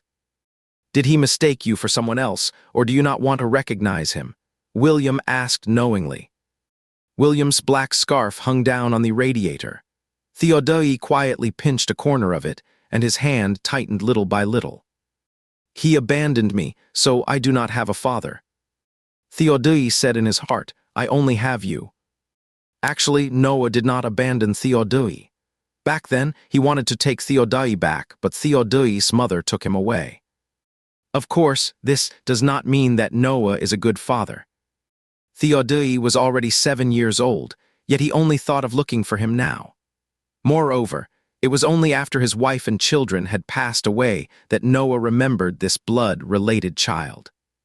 Although the father was at fault, it is not that he did not love Theodai. After all, he was his own son. And Noah is Theodai's only choice at present. William's family will not adopt Theodai. He will either be adopted by someone else or stay in the orphanage with poor conditions forever. So William wants him to go with Noah. "Did your mother tell you that your father abandoned you all?" William analyzed for him. "I think you cannot just believe one-sided words. You have to communicate with your father and ask what exactly happened back then. Do not you want to know how they separated?" Theodai did not want to know, but he understood what William meant. "Do you hope that I go with him?" Theodai hung his head, and his voice was a bit muffled. "Well, if I were an adult, I would definitely find a way to adopt you." William said helplessly, "It is a pity that I am still too young." William hoped that Theodai could have enough to eat, warm clothes to wear, and receive a better education. Theodai's eyes were like sprinkled with a handful of broken ice crystals, with a faint light flickering inside. "Really? Have you ever thought about adopting me?" Of course, William stroked his head and sighed. "But it is no use talking about these things now. We are still too young to make decisions on some things. Anyway, he is your father. It must be better than being adopted by a strange family." Theodai lowered his head again. Looking at the overly slender back of his neck, William's heart softened a bit. "I know you do not want to go back with him, partly because you are reluctant to leave me. But we can call each other every day, and you can also come to play with me during the winter and summer vacations." William told him that the current transportation is very convenient. Not to mention within the country, even if you go abroad by plane, it only takes more than 10 hours. Theodai did not say a word. He frowned as if deep in thought. After chatting with Noah, Emma thought highly of him. Noah was well-spoken. It was obvious that he was well-educated. Most importantly, he was not as arrogant as other rich people. He insisted on inviting Emma and her husband to dinner, to thank them for taking good care of Theodai in the past 6 months. Although it was said to be a simple meal, Noah asked his assistant to book the best restaurant. Naturally, the 2 little guys would be taken to this dinner. William thought Theodai would not go, but unexpectedly he did not refuse. However, during the dinner, Theodai ignored Noah the whole time, which made Noah a little embarrassed. After dinner, Noah hesitated for a while before asking Theodai, "I have booked a room in the hotel. Do you want to go back to the hotel with me or go back first?" Knowing that their father-son relationship was not good, Emma offered to help out. "Let him go back with us. The conditions in the orphanage are too harsh. There are not even many radiators." After all, Noah is Theodai's biological father. Not wanting him to go back and suffer, just as he was about to agree to Emma's suggestion, he heard Theodai say, "I will go back to the hotel with you." Everyone looked at Theodai in surprise, including William. This is not he making up his mind a bit too quickly. Even Noah, who always keeps his emotions in check, rarely showed a hint of joy. He reached out to hold Theodai's hand, but the other boy avoided him ungratefully.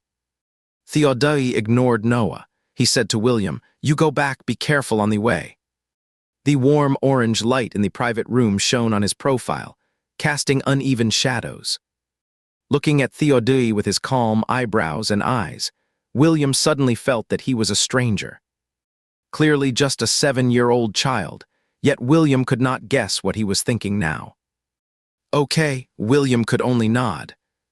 On the way back, Emma also said to James, "Sometimes blood relationship is quite wonderful. Theodai seems not to like his biological father, but in the end, he still did not hesitate to go with him." Sensing the jealousy in Emma's words, James could not help laughing. "What are you jealous about? They are real father and son." Emma frowned delicately. "So what if I am jealous? Theodai is at least half my son, and he is engaged to the one in my belly. Have some sense of shame. It hasn't even been born yet, and you already have a son-in-law." James scolded with a laugh. While the two were bickering, William looked out of the window in silence. To be honest, he felt very complicated. It is a good thing that the father and son have reconciled, but William felt a kind of sadness, like the cub he had worked so hard to raise had been abducted. The next day, William went to school as usual. When passing by the orphanage, he habitually took a look. Today, there was no one behind the iron fence, and it was empty. As long as Theodai did not stay overnight, he would definitely stand at the orphanage gate in the morning to see William off to school. Not seeing anyone suddenly today, William felt a bit uncomfortable. However, thinking about it again, he knew that Theodai would be well taken care of in the future, so he felt relieved. After accepting the fact that Theodai was going to leave, William's melancholy gradually faded away, leaving only a little bit of reluctance. When Emma came to pick William up from school in the afternoon, she told him that Theodai had agreed to go back with Noah. So tonight, she planned to invite the father-son duo to have dinner at home. Knowing that Theodai liked fish, Emma specially ordered a hingajayang fish. Hingajayang fish has few bones, but its price is 10 times that of carp, which shows how much Emma attaches importance to this meal. Emma cooked a big table of her signature dishes to celebrate the reunion of Theodai and his father. Noah brought a gift when he came to the house. The gift was not very valuable, but the words he said were very pleasant. "The two kids have such a good relationship. I hope our two families can visit each other more often in the future and do not let them lose contact." Noah was elegant and handsome, without the arrogance of a rich man. Mr. and Mrs. Emma still had a good impression of him. Whether they would really keep in touch in the future or not, just his way of speaking was very likable. Everyone enjoyed the meal, and the atmosphere was very harmonious. While the adults were talking, the two kids, William and Theodai, quietly ate their food. Theodai was just not in high spirits. He would only take a bite when William picked up food for him. Otherwise, he just ate plain rice. After dinner, Theodai wanted to sleep here tonight because he would fly back with Noah tomorrow morning. Noah did not want to trouble others anymore, but he could not resist Theodai's request, so he had to agree. Theodai did not eat much for dinner. After Noah left, William secretly took half a sausage from the kitchen. "Are you hungry?" William asked him. "Do you want to eat a little more?" Looking at the sausage in William's hand, Theodai suddenly remembered the days when William secretly brought food from home for him to eat. Although only a little over a month had passed, it gave people a feeling of having passed through a different world. Theodai pursed his lower lip and took the sausage from William's hand. He lowered his head. His short hair covered his delicate eyebrows and eyes. The lines of his jaw and nasal bone were smooth and gentle. Seeing that Theodai was in a low mood, William sat down next to him. Although we are going to part ways, it does not mean we cannot contact each other in the future. The most important thing is that you have found your family. You should be happy." Before William could finish speaking, Theodai stuffed a piece of sausage into his mouth. Well, the sausage tasted quite good. William silently took a bite. In essence, Theodai was a clean, loving little cool guy, but he did not mind William. He took a bite of the sausage right where William had bitten. William took out 2 bags of yogurt, gave one to Theodai, and drank one himself. Actually, he is not a bad guy. After you go back with him, you should get along well. If there is anything, you should take the initiative to communicate with him. Do not keep everything to yourself. William knew that although Theodai agreed to go back with Noah, he still had some grudges against Noah in his heart. This kind of knot in his heart could not be untied in a day or two. However, as long as Theodai could open his heart first, William believed that the relationship between father and son would gradually improve. Actually, Theodai did not like to hear these things, but he still obediently responded with an "This is for you." Theodai took out a latest model mobile phone. "Did your dad buy this?" "Since it was bought for you by him, you should keep it. Give me your old mobile phone. I will use that phone to call you in the future." "You have already given me that phone." Theodai frowned and said, "It is mine." William's all right then. Thinking about Noah's family wealth, William thought his family would not be short of a phone, so he did not decline anymore. After finishing eating, William and Theodai brushed their teeth and then went to bed. Probably because they were about to part, Theodai was especially clingy tonight. He asked William several times if their relationship would become distant because of the long distance. Knowing that Theodai lacked a sense of security, William patiently told him it would not be the case. They kept chatting until midnight. William was so sleepy that he could not keep his eyes open and fell asleep in a daze. Theodai looked at the person sleeping in the dark. He leaned over and hugged William. Just as William said, they were still young and could not make decisions on many things. Especially Theodai. He was very weak and relied on others for food, clothing, and shelter. Although Mr. and Mrs. Emma were nice to him, that kindness stemmed from the well-behaved false image he deliberately created. Moreover, this kindness was extremely unstable. After she gave birth to the baby in her belly, she would not pay attention to someone with no blood relation to her anymore. Their current harmony was like the fireworks that night, fleeting and full of uncertainty. This was also an important reason why Theodai agreed to go back with Noah. He had to become strong. Since William did not have the ability to support him, he could support William. William had a nightmare for half the night. In the dream, there was a sticky and creepy giant snake that coiled around him several times, squeezing him so hard that he felt chest tightness and had difficulty breathing. When William woke up early the next morning, having had a poor sleep, he looked as if a goblin had sucked most of his essence. The furry feeling in his hand made his temples throb wildly. Looking down, he saw that it was Theodai's hair. Theodai was lying on top of him, and William's entire arm was numb from the pressure. When William moved, Theodai's long and thick eyelashes fluttered, and then he opened his eyes with a momentary look of confusion in his dark eyes. Seeing William frowning and gasping for air, Theodai quickly got up and massaged his numb arm. It would have been better if Theodai had not massaged. Once he did, William felt as if tens of thousands of needles were pricking his bones, and he kept crying out in pain. After William felt a little better, he slowly moved his sore and numb arm. He could not help asking Theodai, "Were not you bothered by the discomfort when you slept last night?" Theodai held William's shoulder and whispered, "I felt a bit cold in the second half of the night, so it was warmer to sleep close together." William's all right then. Noah booked a flight at 9 o'clock in the morning, and he came to pick them up before 7.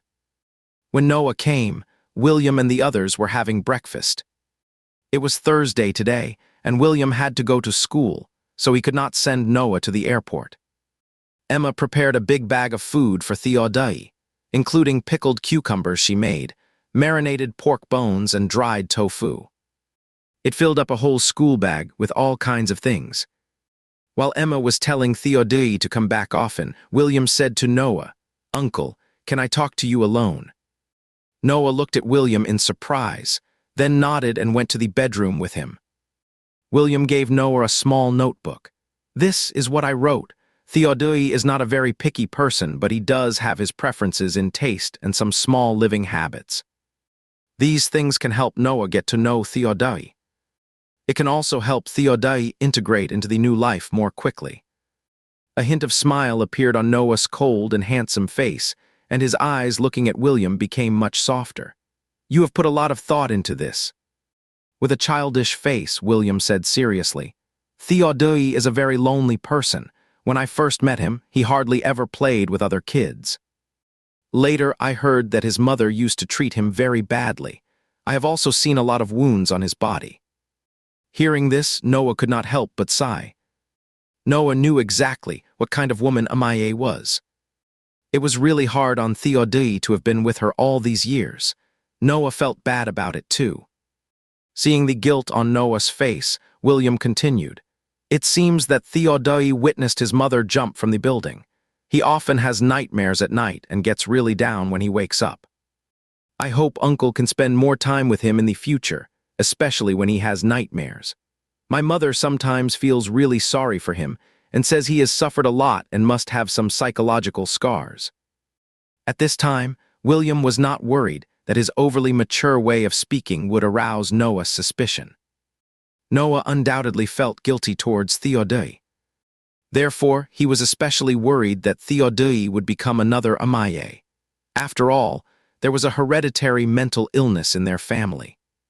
In the novel, Noah attached great importance to Theodai's mental problems and found many psychologists for him. Noah was usually busy with work and had little communication with Theodai. Since childhood, Theodai had spent his time getting injections, taking medicine, and having psychological treatments. This made Theodai feel that everyone regarded him as a mental patient.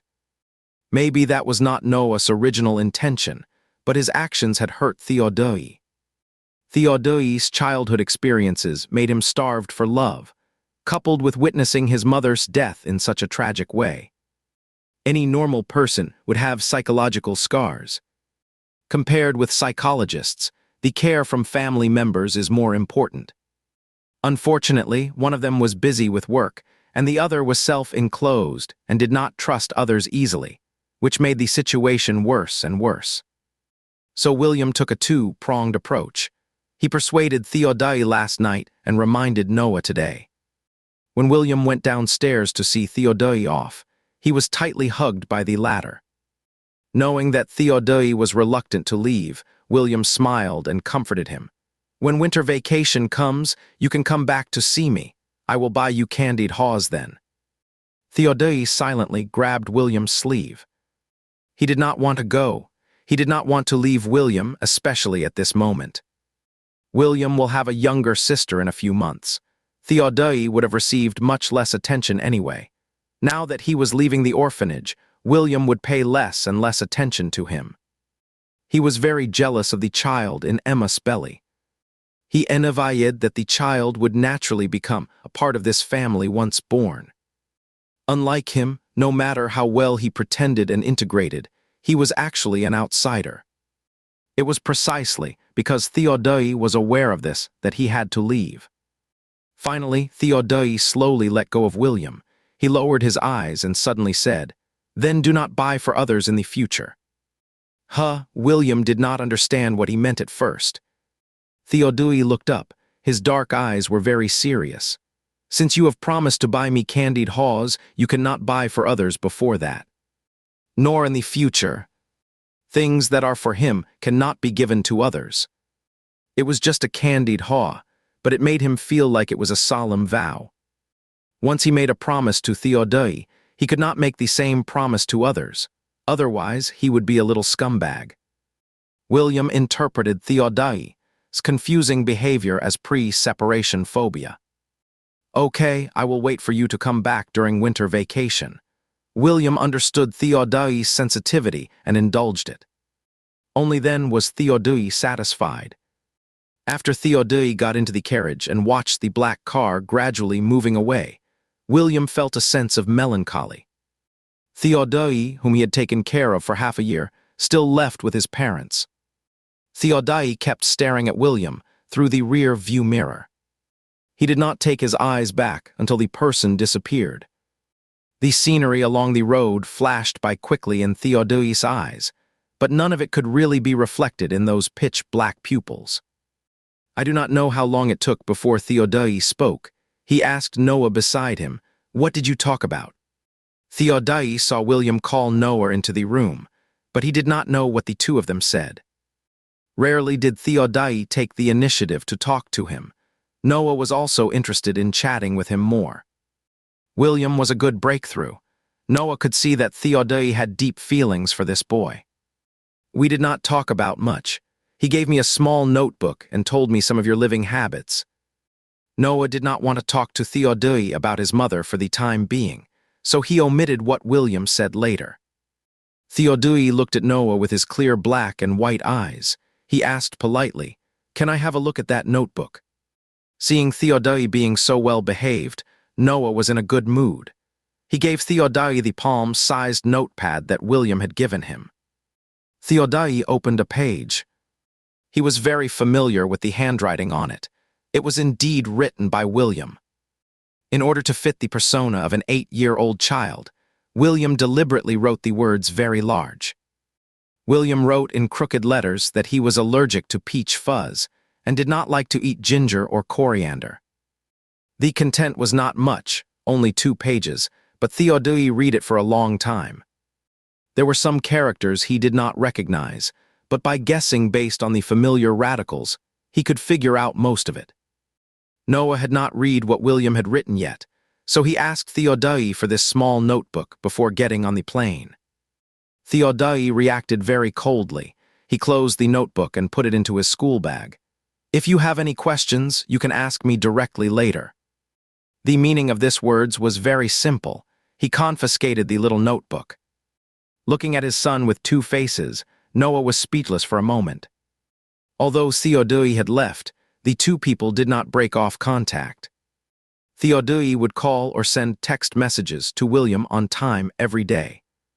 Learning from the phone that Theodai and Noah had a harmonious father-son relationship, and it was getting better and better, William was very happy.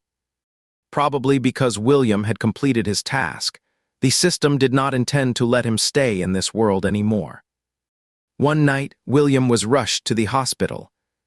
When he woke up, it was already the next day, and 2 numbers, 10, inexplicably appeared on his wrist. At first, William did not know what these 2 numbers meant. As each day passed, the numbers decreased by 1. Even if William was stupid, he understood that these were not just numbers. They were clearly a countdown to his life. William could not help but smile bitterly. The system really was ungrateful. Once he completed the task, the system immediately arranged for him to leave this world without even a performance bonus.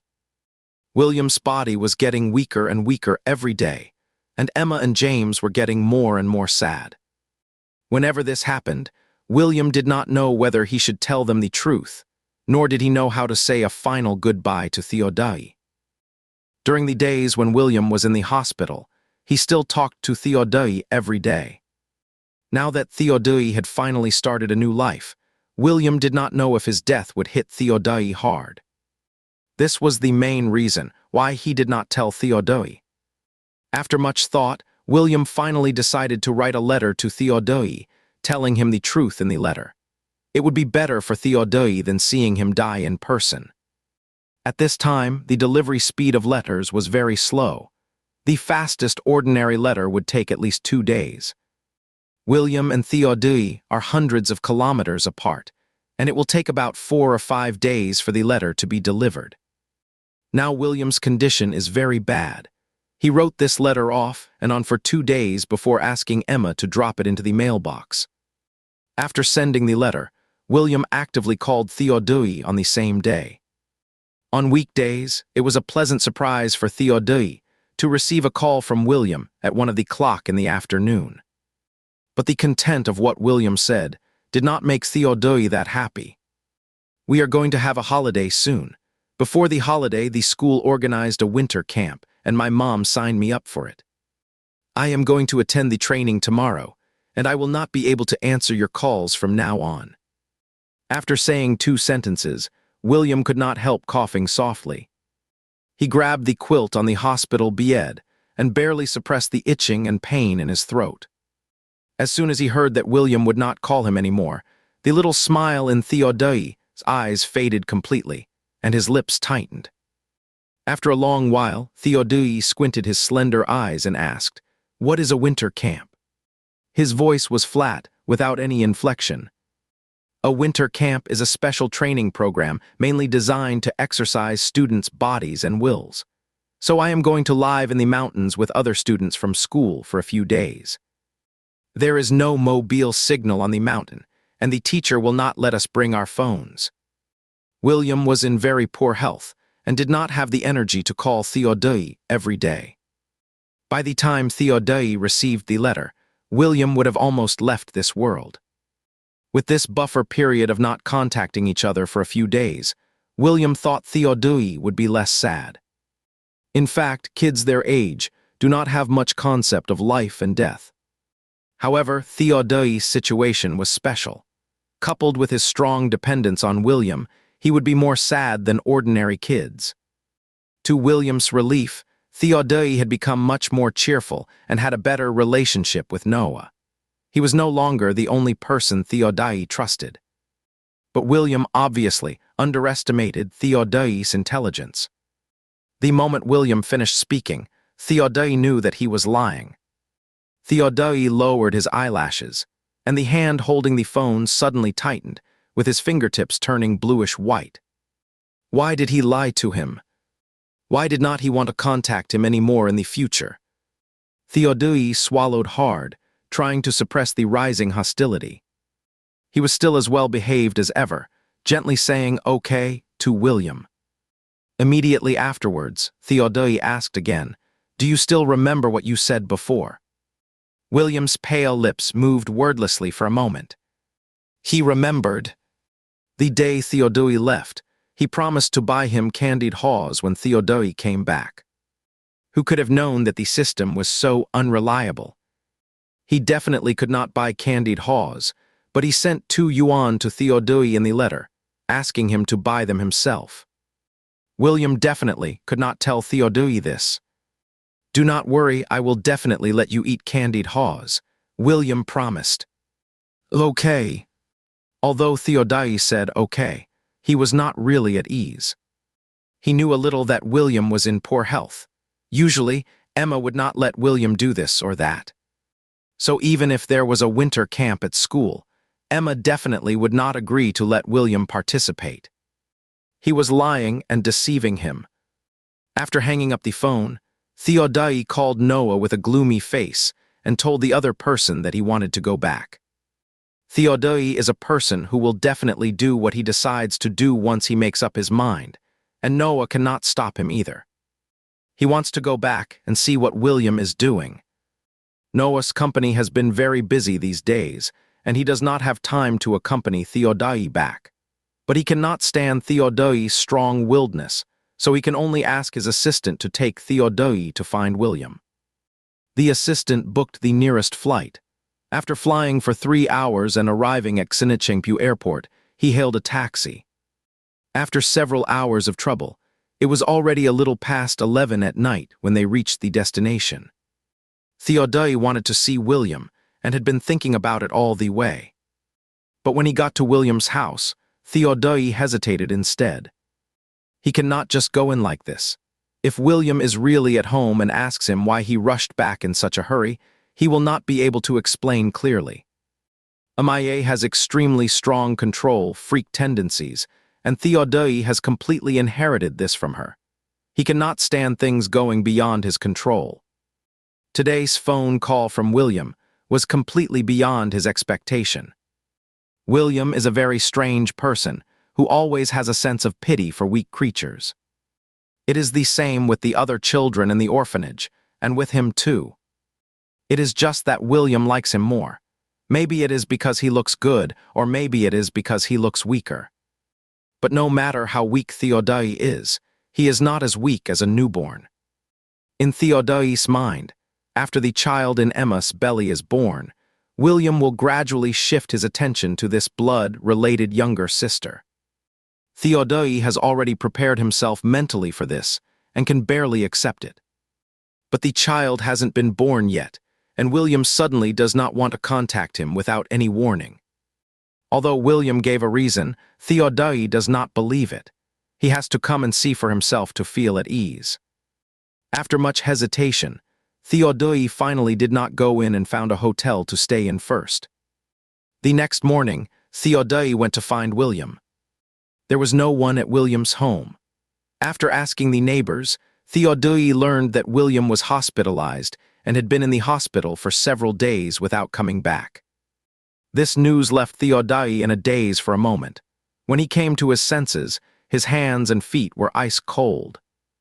Theodai took out his phone and called Emma. William's condition deteriorated rapidly. Due to the limited medical conditions in the county, Emma transferred him to the municipal hospital 2 days ago. Theodai took a car with his assistant. It took them more than an hour to reach the second municipal hospital. Theodai came at a very unfortunate time. If he had come 10 minutes earlier, he might have been able to see William. Now William has been pushed into the operating room. Emma and James are anxiously waiting in the corridor. It had only been half a month since they last saw each other, but the couple looked much haggard. Especially Emma. With her swollen belly, she was sitting on the bench in front of the operating room. Under her swollen eyelids were a pair of blood-shot eyes. When they saw Theodai coming, the couple just greeted him briefly. After all, William was still in the operating room, and neither of them was in the mood to chat. Theodai did not act cute as he usually did. He did not even ask what illness William had or whether the surgery would be successful. He is just a child. No one would tell him the truth. Theodai did not want to hear their answers either. He stood in front of the operating room, looking at the surgery in progress sign, waiting for William to come out. Time passed by minute, but the door of the operating room remained closed. During this time, the assistant received a call from Noah and reported the situation here to him. Hearing that William was having surgery, Noah was very concerned about his condition.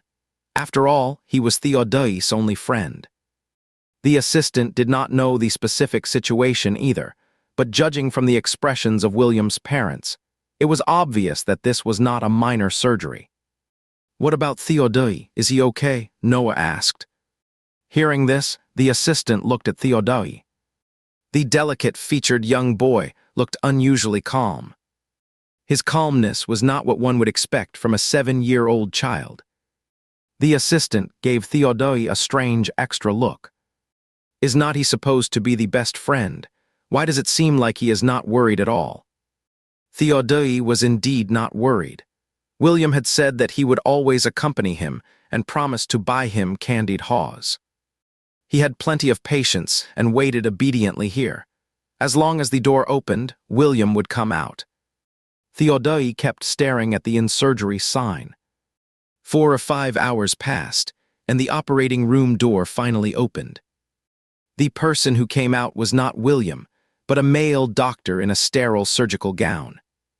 Emma's body suddenly tensed up. With James' support, she stood up, looking at the doctor fearfully yet hopefully. The doctor took off his mask, showing a face full of apology. "I am sorry." Before the male doctor could finish speaking, Emma's body trembled violently. Her legs went weak and she slid down. James quickly caught Emma, but she had already fainted. "Wenahayan, what is wrong with you? Do not scare me." The over 1.80 m man was completely broken at the moment, his voice filled with sobs. Doctor, please take a look at her." The male doctor quickly stepped forward to help. Theodai was still standing at the door, looking a bit dazed. He looked at the open door, wondering in his heart why William still had not come out. Theodai stood there for a long time. The assistant could not bear it and was about to step forward to comfort him when several nurses wheeled William out. William's eyes were tightly shut, his face ashen gray. He was lying flat on the hospital bed, and there was no sign of movement in his chest. Theodai's eyelashes, as black as a crow's feathers, trembled slightly, and his face instantly turned deathly pale. Because he saw that those bugs with sharp and ugly mouthparts had appeared again. They swarmed all over William's body, trying to burrow into his body. They were going to take him away. At that moment, Theodai was filled with countless fears and a sense of hostility. He suddenly rushed onto William's body, trying to shake off those ugly bugs that were devouring William. But to outsiders, Theodai seemed to be possessed, scratching and clawing at William's body. The doctors and nurses were all frightened, but they quickly came to their senses and immediately called Noah's assistant, asking him to carry Theodai away. The assistant stepped forward quickly and picked up the thin boy. "Let me go." Theodai kicked and bit the assistant like a madman. William's body was covered with white bugs. They burrowed in and out of his body, wantonly gnawing at him. Theodai's eyes were bloodshot, and he struggled even more violently. The assistant alone could not hold Theodai at all. Only when two male doctors joined hands could they barely restrain him. "Let me go." They were going to take him away. They were going to take him away. Theodai looked crazy, the veins on his neck bulging. The whole person seemed to be possessed by an evil spirit, but his eyes showed helplessness and despair. Until a syringe was injected into Theodai's body. His strength gradually faded away. Theodai's limbs twitched involuntarily, and his bloodshot eyes were full of despair. Watching helplessly as those bugs completely devoured William, Theodai's dark pupils did not move at all, and his expression changed from resentment and despair to numbness in the end. He remembered what that woman had said, "No one will like you, you little brute." If there was someone, then he would also leave. William ended his own life ahead of time. He originally thought of living one more day as he could. Later, Mr. and Mrs. Emma transferred him to the city hospital. Only then did William realize that for every day he lived, the couple would spend more money. So he found an opportunity, pulled out his respirator, and wanted to relieve some burden for them. Unexpectedly, he was discovered in time by Asher, and his condition worsened. In a daze, William was sent into the operating room. When William opened his eyes again, he returned to the starting point, which was the system. Looking at the white space, William sighed. The system comforted him. "It is not entirely your fault that you did not complete the task this time. After all, it is not that easy to cure an injury." Indeed, failing to complete the task was certainly not just his problem. "Wait a minute." William suddenly reacted. "You said I did not complete the task. The system is not it obvious." "Where is it obvious?" Actually, he had done a great job. Theodai had become more cheerful, found his father, and their father-son relationship was getting better and better. Is not this considered completing the task? The system does not know what William is thinking at the moment, and continues to analyze the reasons for the failure with him. "I have thought about it. It is really not your fault that it failed. The lefespan of the identity given to you this time was a bit short, which led to you not having more time to get along with Theodai. Liam's life was limited. Although the system tried its best to help William adjust his physical state so that he suffered a lot less in the hospital. But it has no way to change the deadline of death. Originally, Liam should have died the day after tomorrow. Seeing that William also thought his mission was hopeless, he chose to end the mission early. Only then did the system help him shorten his lefespan by 2 days. Knowing the truth, William was full of question marks. When did he think his mission was hopeless and choose to end the mission early? He clearly wanted to leave some money for the baby in Emma's belly to buy milk powder, so he chose this way. However, William finally knows now that it was not that the system discarded him after using him. It was just that Liam's lifespan was originally that short. It can only be said that fortunately Emma is pregnant with another child. At least it can make up for some of her grief at losing her son. Seeing that the system did not judge his mission as successful, William said, "I think you may have some misunderstandings about the Theodai. System, I also think the host may have some misunderstandings about the Theodai." William and this string of codes fell into a strange silence for a few seconds. Although William firmly believes that Theodai is just a Theodai and has nothing to do with the Theodai. But judging from what the system said, he could still return to the novel world and continue to warm and transform Theodai. So William did not argue with the system anymore. Who wants to die when they can live? Okay, I failed. William readily admitted his mistake. What should I do next? Of course, you have to continue to complete the task. That is exactly what William had been waiting for. He asked a little happily, will I still go back in Liam's identity?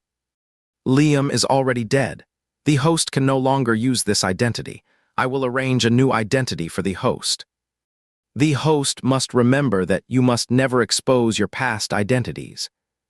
William was confused. Why? There is no why. This is the rule. Okay.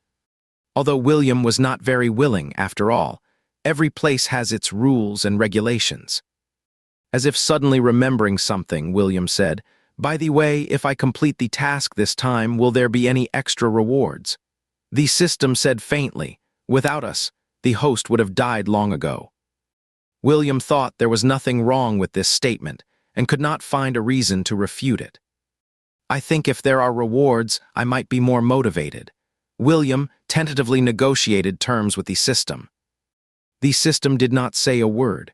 After a long while it said, I cannot make the decision on this matter. I will apply for it for the host. William was shocked. You have a superior. This is confidential information. The host has no permission to know. The system returned to its initial coldness. If the host has no other questions, I will send you back to the novel world. William suppressed his curiosity. He shook his head. No more.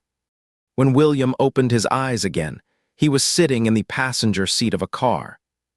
The man in the driver's seat was driving and explaining to him at the same time. Your aunt originally planned to pick you up, but something came up suddenly, so she could only send me to pick you up at the airport. The system implanted a strange memory into William's mind. He did not have time to sort out these memories and did not know the current situation either. He could only smile and respond. After perfunctorily getting through, William looked down at his hand. It was long and clean, with a thick callus wrapped around the third knuckle. This was caused by writing for a long time. Seeing these hands of a teenager, William breathed a sigh of relief. At least he was not a child of 7 or 8 years old. While the man was changing lanes and had no time to talk to him, William began to receive the memories that did not belong to him. The owner of this body was called Michael, and he was currently in his 2nd year of senior high school. When the original owner was in primary school, his parents died in a car accident, and then he lived with his grandparents. Although he had no parents since childhood, the family's economic conditions were very good. Michael's aunt Amelaye was a domestic actress at the level of a movie queen. She entered the entertainment industry at the age of 19 and won many high-quality awards through her own efforts, and was very well known among the public. Because of her strong sense of career, Amelaye did not settle down in marriage until she was 37. To William's surprise, Amelaye's marriage partner was actually Noah. So was the original owner's Aunt Theodai's stepmother. From a legal perspective, William and Theodai were about to become brothers. It was a good thing to become brothers, but to become the relatives of the stepmother of a good brother. This was very delicate. For William, he had only been away from this world for a few minutes. But when he came back, 10 years had passed in the timeline. This time he was the same age as Theodai, 17 years old, and they were both second-year senior high school students.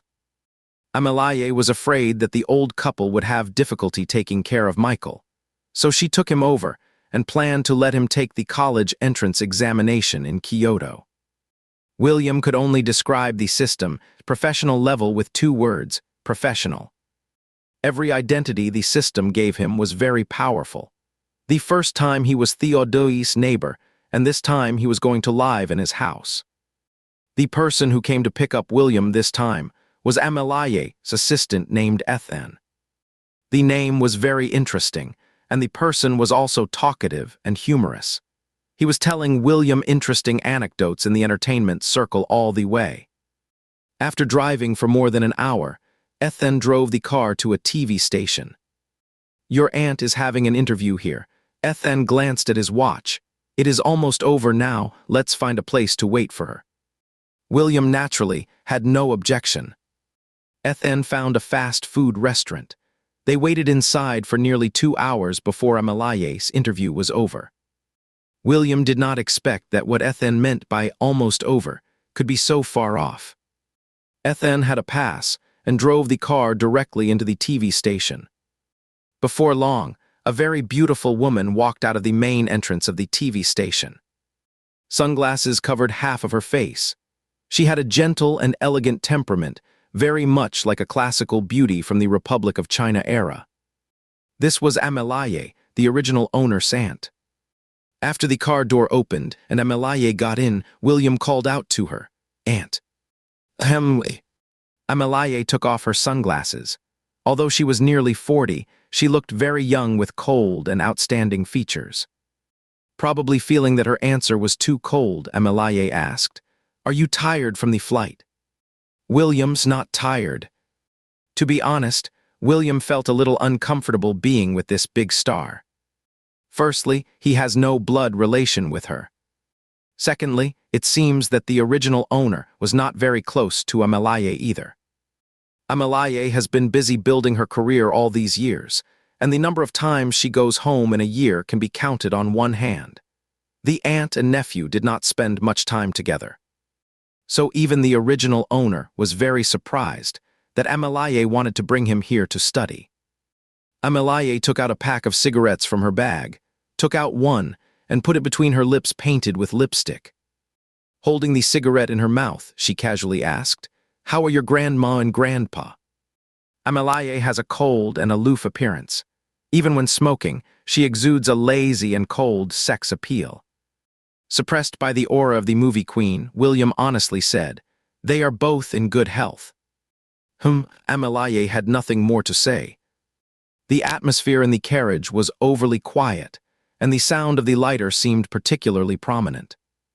Ethan, who was driving in the front, saw from the rear view mirror that Amelaye was about to smoke and could not help but remind her.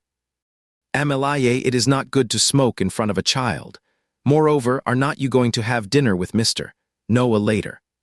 Amelaye paused in her movements. Her slender and fair fingers pressed hard on her temple. When she frowned, a bit of anxiety and irritability emerged from her tiredness. William heard that the entertainment industry is very complicated. Even at Amelaye's level, there is still a lot of pressure. Especially for female stars, they also have to face external doubts about their figures and looks. Aging is a hurdle that everyone cannot cross, but actresses are more likely to be criticized than actors. So he can actually understand that Amelaye smokes to relieve stress, but this is not a healthy way to relieve stress. For the sake of your health, you would better smoke less in the future, William also advised. Seemingly not expecting William to say this, Amelaye glanced at him. Then there was a hint of smile in her eyes, and a few fine lines of age appeared at the corners of her eyes. Amelaye gave William a lot of face.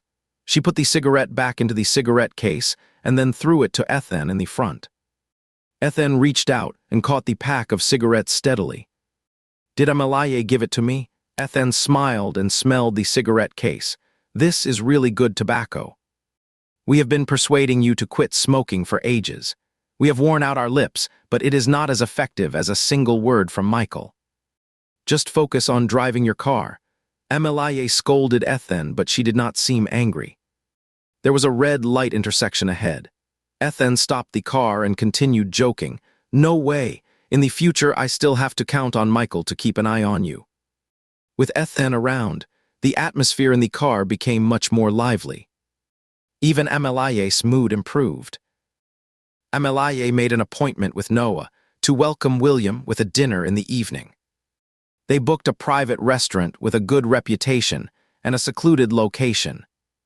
William thought he would see Theodai, but unexpectedly only Noah came. Noah was as always dressed in a formal suit, with a tall and slender figure and an elegant temperament. Seeing Emilie, he walked over with a smile. "How long have you been waiting?" "Not long, Michael and I just arrived," Emilie said with a smile. The orange light fell on her eyes and eyebrows, softening her coldness and adding a touch of femininity. "Michael, greet him." Emilie turned to William and said. Due to the special nature of her profession, Emilie's relationship with Noah had not been made public, and they had not held a wedding yet. William suppressed the awkwardness in his heart and called out, "Uncle-in-law." Previously, when he called Emma a blood-related couple, mom and dad, he had not felt as awkward as he did now. After thinking about it, William felt that it was because he was Theodai's biological father, so it was hard for him to call him uncle. William was a little disappointed that Theodai did not come. Theodai is a very possessive person. Do not let it be that he cannot accept Emilie and is sulking and does not want to have dinner with them. Although he was worried about Theodai in his heart, William did not let the conversation go cold during the meal. He still had the necessary courtesy. Because he could tell that Emilie and Noah really had feelings for each other, so he also sincerely blessed them. This meal was extremely harmonious. After the meal, William went home with Noah and the others. Noah lives in Jingyu and Shijaye, which is a well-known high-end villa area in Kyoto, where every inch of land is precious. Seeing William taking his luggage from the trunk, the servants of the Shen family quickly stepped forward to help. Although the suitcase was not heavy, William had hands and feet and really felt embarrassed to let an older woman help him. Just as he was about to refuse, the carved iron gate of the villa opened again, and a thin and tall teenager walked in. William's heart suddenly rose high.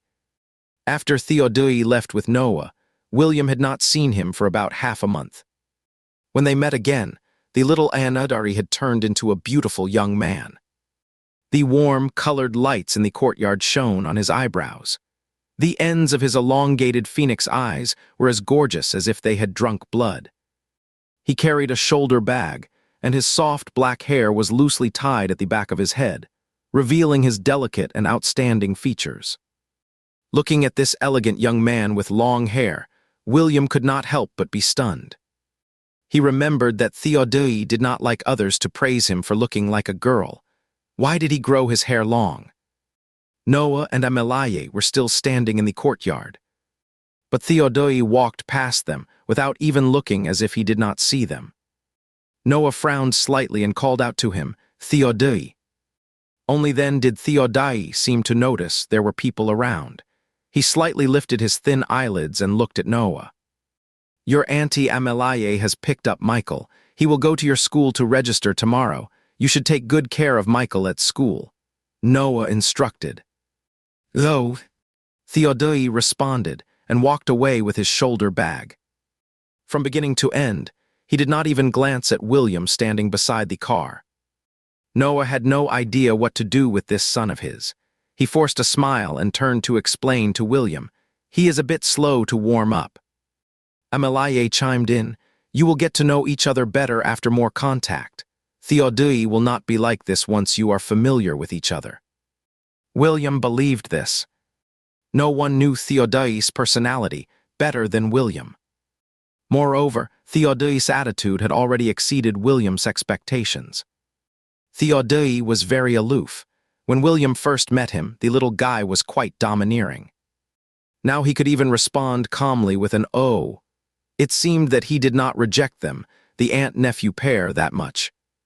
William was arranged in a guest room on the second floor, right across from Theodai's. When he was unpacking, Amalaye stood at the door with half of her face buried in the shadow. No one knew what she was thinking. Before coming here, Amalaye called the original owner and told him that daily necessities, including clothes and shoes, were all prepared, so he did not need to bring too many things. So the original owner did not bring much, and William quickly finished unpacking. When Amalaye saw William lift the suitcase and was about to put it on top of the wardrobe, she finally spoke up. "There is a storage room here. I will ask them to take your suitcase downstairs later." Hearing this, William put down the suitcase. Amalaye pursed her lips and then said, "If you think it is too hasty to report to the new school tomorrow, you can wait for a few more days." "It is not hasty. I also want to enter the school earlier to adapt to the new environment." William could not wait to go to school earlier. He did not want to stay at this home all day and face Amalaye. William always felt that this biological aunt of the original owner was not easy to get along with, not as amiable as Emma. Emma was just one of the millions of ordinary mothers. William could somewhat find the shadow of his own mother in her. Amalaye seemed much less approachable. Moreover, William had never been in contact with big stars and did not know how to get along with Amalaye. After Amalaye gave a soft hum, there was no more voice. Feeling embarrassed, William said bravely, "Aunt, where is that storage room? I will go and put the suitcase in it." Amalaye walked into the room, picked up the suitcase and said indifferently, "Go to bed early. You have to go to school tomorrow." Without saying anything more, she carried the suitcase out. As soon as Amalaye left, William let out a sigh of relief. Although Theodai was also very cold-hearted when he was a child, in William's eyes, he was just a bit more difficult to handle than ordinary kids. Amalaye outclassed him in terms of aura and age. William felt extremely pressured when getting along with her alone. Glancing at the closed opposite door, William hesitated whether to go and say hello to Theodai. He was no longer Liam now. According to Theodai's personality, he probably would not give him a good look. Forget it anyway, he had already moved in. There would be plenty of time in the future. William stepped forward and gently closed the door. Lying on the soft big bed, William took out a latest model slide phone from his trouser pocket. He still remembered Theodai's phone number. He did not know if the little Anidari still kept that phone card after 10 years. William was eager to try making a phone call, but he was afraid of exposing his identity and being punished by the book traversing system, so he had to give it up. 10 years had passed, and many things had changed. Should not Emma and her husband have come out of their grief by now? He just did not know whether it was a younger brother or a younger sister that Emma gave birth to later. William lay in bed, daydreaming for quite a while, before getting up to take a shower in the bathroom. William had good adaptability and slept soundly in bed until dawn. When he woke up the next day, it was already 6:50. William got up to wash his face and brush his teeth. After washing up, when William went out, he ran into Amalaye, who came to call him for breakfast. Amalaye was wearing home clothes and light makeup. When William saw her, his back tensed up reflexively, and he greeted her uneasily. "Aunt, go downstairs for breakfast." Amalaye said nothing more and led William to the dining room. The breakfast was Chinese style. There were rice porridge, fried eggs, steamed buns, fried dough sticks, and some refreshing pickles, which was not quite the style of a wealthy family that William had imagined. Noah smiled gently. "I do not know what you like to eat, so I prepared a few more kinds this morning. My grandma also makes these for me at home. I am not uncomfortable with them." William pulled out a dining chair and sat down. Once in the dining room, Amalaye did not say a word anymore. It was Noah, his uncle-in-law, who was very concerned about whether William could adapt to the new life. "Just regard this as your home. If there is anything you like to eat, tell Evelyn. She cooks very well." "I got it. Your aunt is not very convenient to take you to school to register. I also have to go to the company today. Let Daniel accompany you. He takes Theodai to school every day and is very familiar with the school. Thank you, uncle-in-law. William did not refuse. Amalaye stirred the steaming rice porridge with a porcelain spoon, pursing her lips tightly, showing a bit of restlessness. William chatted with Noah off and on. Half of the porridge in front of him was gone, but Theodai still had not come downstairs. Hasn't Theodai gotten up yet? William could not help asking. Should we go and wake him up? As he spoke, William shifted his butt, ready to get up at any time to call Theodai down for breakfast. But Noah said, "He does not sleep well. He likes to sleep in the morning, so do not worry about him. You can eat first." William nodded and settled back on his seat. When he was a child, Theodai often had nightmares at night and occasionally had hallucinations. I wonder if his condition has gotten worse. William was a little worried about him, but he did not want to show it. It was not until William finished his breakfast and packed his school bag that Theodai finally woke up. He was wearing light-colored sportswear and a baseball cap. With a slender figure and long, superior legs, he walked downstairs. Theodai never ate breakfast at home. Evelyn packed a breakfast for him to take to school. The young man seemed still sleepy. His long, narrow phoenix eyes were drooping as he casually took the breakfast Evelyn handed him. Watching Theodai wander out of the door like a ghost, William did not know whether to laugh or cry. Why does it seem that the grown-up Theodai is different from what he imagined? William said goodbye to Amalaye and Noah before picking up his school bag and following Theodai out. The driver, Daniel, was already waiting in the courtyard. William walked around to the other side of the car, opened the door and got in. Theodai leaned half of his body against the car window, with the brim of his baseball cap pulled very low. "Young Master Michael, have you forgotten anything? If not, I will start driving," Daniel asked William. The address, Young Master Michael, made William a bit embarrassed. "Just call me Michael," William said. "I haven't forgotten anything. You can start driving." Daniel responded and started the engine, slowly driving out of the villa area.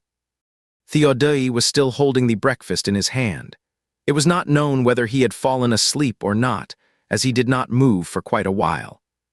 The brim of the cap covered most of Theodai's face, only revealing a delicate and high, bridged nose tip and slightly pursed lips. William could not tell whether Theodai's eyes were open or closed. The little Anadari has grown very tall now. According to William's estimation, he should be about 1.8 meters tall. They are only 17 years old now, and there is still hope for them to grow taller. The long-limbed teenager was curled up between the car seat and the car window. William felt uncomfortable just looking at him. On the first day of school for freshmen, they need to report to the teaching office. Daniel parked the car in the parking space across from the school and woke Theodai up. Theodai pushed up his baseball cap. Looking at his sleepy eyes, William was sure that he had really fallen asleep. William felt that Theodai was still not awake. He just opened the car door, got out of the car, crossed the road, and entered the school gate based on muscle memory. He ignored everyone from beginning to end. Although Daniel sent Theodai to school every day, he rarely entered the campus of South High School. Daniel asked the security guard at the security booth which building the teaching office was in. Then he took the transfer certificate and went to the teaching office with William. On the way, William asked him, "Is Theodai also in the second grade of high school? Which class is he in?" This really stumped Daniel. "I am not quite sure about this." William asked again, "Does he have any friends?" Daniel recalled for a moment. "I have never seen him getting very close to anyone, nor has he ever invited anyone to his home to play." Daniel had worked in the Shen family for 4 or 5 years. When Theodai was in junior high school, it was he who picked Theodai up and sent him to school. His impression of Theodai was that he was sleepy, taciturn, and trouble-free, without the bad habits of other wealthy disciples. Other than that, he did not know anything else. "William, all right. still the familiar, aloof, and charming boy. William was assigned to Class 5, Grade 11. Coincidentally, the head teacher of Class 5 was in the teaching office and successfully led William back. The head teacher was a male math teacher named Matteo, who was 35 years old this year. He had been a head teacher for 3 terms and had dealt with these mischievous 17 or 18-year-olds for 9 years. Because of his good nature, he got along very well with the students in the class and was nicknamed Chatty Ajeng. Matteo rolled up his math teaching plan and stepped onto the podium, looking extremely disappointed. "Can you make less noise? When I reach the 3rd floor, the other classes are all filled with the sound of reading, while our class is like a theater. This semester, the teaching director has talked to me twice about the morning reading. If it happens one more time, I'm afraid I will have to pack up and go fulfill my dream of becoming a hip-hop god." Upon hearing this, the naughty male students below the podium started to boo. "Teacher, give us a hip-hop performance." One performance. All right. Matteo knocked on the table with his math book. After getting everyone to be quiet, Matteo waved at William. "Please introduce yourself to everyone." William stepped into the classroom and hesitated for a moment before standing on the podium. Looking at this handsome and elegant transfer student, many girls in the class brightened up. Although the podium was only 5 or 6 centimeters high, once standing on it, the view immediately changed. William easily noticed the long-haired, beautiful young man lying on the desk, sleeping in the last row. His mood immediately became very good. He smiled and introduced himself. "Hello, everyone, my name is Michael." "That is it?" Matteo turned to ask him. William had to add another sentence. "I am very glad to transfer to Class 5, Grade 11 of Ainenjong High School. I hope I can get along well with everyone in the future." Seeing Matteo looking at him, William said helplessly, "Teacher, there really is not anything else this time."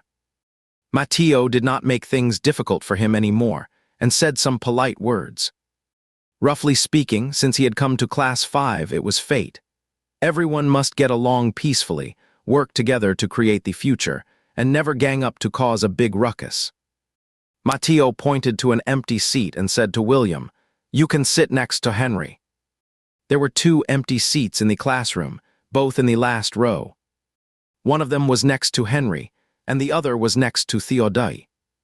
William wanted to sit with Theodai, so he was a little disappointed. However, he did not say anything. He picked up his school bag and obediently sat in the last row. Henry pushed his black framed glasses and sized up his new deskmate. He was wearing a dove gray tracksuit and a pair of white AJ sneakers on his feet. His features were clear and clean, and his outline was distinct and smooth. He had the kind of handsome and elegant school hunk look that many girls liked. Henry's gaze paused on the white sneakers for a moment before he asked William, "Where did you transfer from?" "William, Ehenglin, no, one middle school." Henry frowned. "Why haven't I heard of a Ehenglin in our Kyoto?" William explained to him, "Ehenglin is not a school here. My hometown is Ehenglin, a county-level city." Henry wondered, "Then why did you come here to study?" "William, my family members are working hard here. Besides, the admission rate in the capital is high, so they transferred me to South High School." Henry glanced at William's shoes and suddenly asked him, "Do you watch basketball?" "William, I watch it occasionally." "Did you watch the 7-game series between the Lakers and the Rockets? Just thinking about it makes me so sad. It is really a pity for Yao Ming." Henry spat. William also felt sorry about it back then, but now he has long passed that stage and just echoed, "Yes." Henry was blocked by his yes. He thought to himself, if you do not understand basketball, why wear AJ? What a show-off. After that, he was too lazy to talk to William. After a while, seeing that William always looked at Theodai, who was lying on the table sleeping, Henry could not help but start a conversation again. "Are you curious about why he can keep long hair?" Hearing this, William looked at Henry. To be honest, he was really curious about why Theodai kept his hair long. The school spirit of our South High School is very open-minded, advocating freedom of thought, so there are many talented and maverick people in the school. However, this one, Henry pushed his glasses and gave a mysterious smile. His father donated a laboratory building to the school. Henry twirled the ball-point pen in his hand and said complacently, "So, if you want to keep long hair, it is okay, but you have to have a rich father." He does not have a rich father, but he has a rich future uncle-in-law. Of course, William definitely could not tell Henry this. He looked at Theodai again. Large swaths of golden light poured in through the window. The young man with black hair and black eyes was completely immersed in the halo, and his fair skin seemed to be covered with a layer of honey-colored glaze. His delicate facial features were so beautiful as to be almost unreal. To be honest, Theodai has become even better looking as he grows up. The naughty kids in Class 5 are too rowdy, and the study atmosphere during morning reading is very poor. Even if the school spirit of Ananjong is liberal, it is only reasonable in teaching methods and will not deliberately suppress the nature of students. But it does not mean to let these guys run amok. Matteo was called over by the dean of students and criticized. The morning reading also turned into a criticism meeting. Matteo was spitting all over the place while talking on the podium, but Theodai remained unmoved below and did not even lift his eyelids. As the bell for the end of morning reading rang, Matteo's heart-to-heart talk finally ended. "Okay, adjust your state and get ready for the first class. Remember to behave yourselves." After saying that, Matteo left the classroom with the math teaching plan. As soon as he left, the atmosphere immediately became lively again. Silly and active teenagers were playing around, while the girls gathered together to talk about the updated clothes in the dance game. The noisy environment did not affect Theodai's sleep. It seemed that the louder it was, the better he slept. Until someone accidentally threw an English book at him while playing around. The 90-degree hard right angle of the English book hit Theodai's shoulder, and then fell to the ground with a thud. The whole classroom fell silent. The two boys who were playing around had stiff and unnatural expressions. The others also seemed to have lost their voices collectively and stared at Theodai in unison. "Why is not anyone talking?" William asked Henry. Why did he feel that everyone seemed to be very afraid of Theodai? Henry actually did not want to talk to William, but he could not hold back his desire to share the gossip. He leaned over and whispered. He fought with someone last semester and broke the guy's leg and several ribs. His father finally managed to settle it with money. Unexpectedly, this guy is very insidious. He sent the victim to jail. I heard that the guy was sentenced to more than 10 years. William, are you sure it was a sentence of more than 10 years? Is it because Theodai is insidious, or is it that the person deserved his punishment? Meanwhile, Theodai slowly woke up and sat up straight. The classroom became even quieter. You could hear a pin drop. Theodai's thin eyelids were drooping, looking like he had not slept well. The two trouble-making teenagers suddenly felt a bit nervous. However, Theodai seemed not to notice the atmosphere around him and took out his breakfast from the desk drawer. He took a sip of the cooled porridge and then picked up a steamed bun to eat. The atmosphere was strange for a few seconds. Seeing that Theodai did not care who threw the book at him, the one who threw the book let out a sigh of relief. He quickly picked up the English book on the ground and whispered an apology to Theodai. Theodai did not say a word. After the commotion, everyone behaved themselves a lot. They went back to their seats and prepared for the first English class. William, on the other hand, watched a free food eating live stream. Just before the class bell rang, Theodai finished his breakfast. He slept through every subsequent class. William suspected that he was possessed by the god of sleep. When he was a child, although Theodai did not have good sleep quality, it was not this exaggerated. William frowned. There are 2 canteens in South High School. Students basically do not go home for lunch and have their meals at school. The West Canteen offers cafeteria-style dishes, which are cheap and cost-effective. The East Canteen provides delicate stir-fried dishes.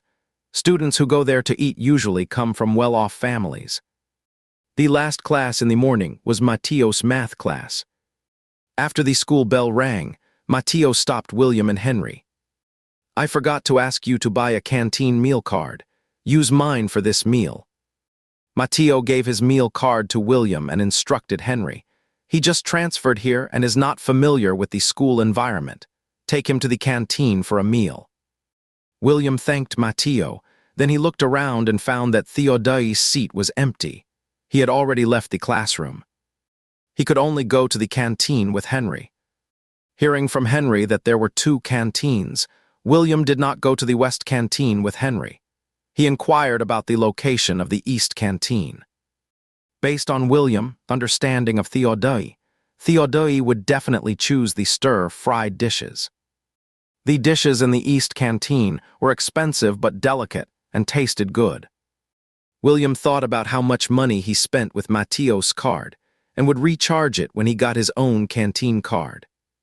Henry did not know what William was planning and gave directions in a sarcastic tone. After William left, Henry rolled his eyes. It was not his own meal card. He really did not care about the money. When he arrived at the East Canteen, William saw fish at the window. He ordered a sweet and sour fish and his favorite spicy chicken. He carried his tray and scanned the hall. He quickly spotted Theodai, who stood out from the crowd. William smiled and walked towards him. William thought Theodai had no friends at school. Unexpectedly, there were 2 teenagers sitting beside him. The tables in the East Canteen were for 4 people, and there was just 1 empty seat at their table.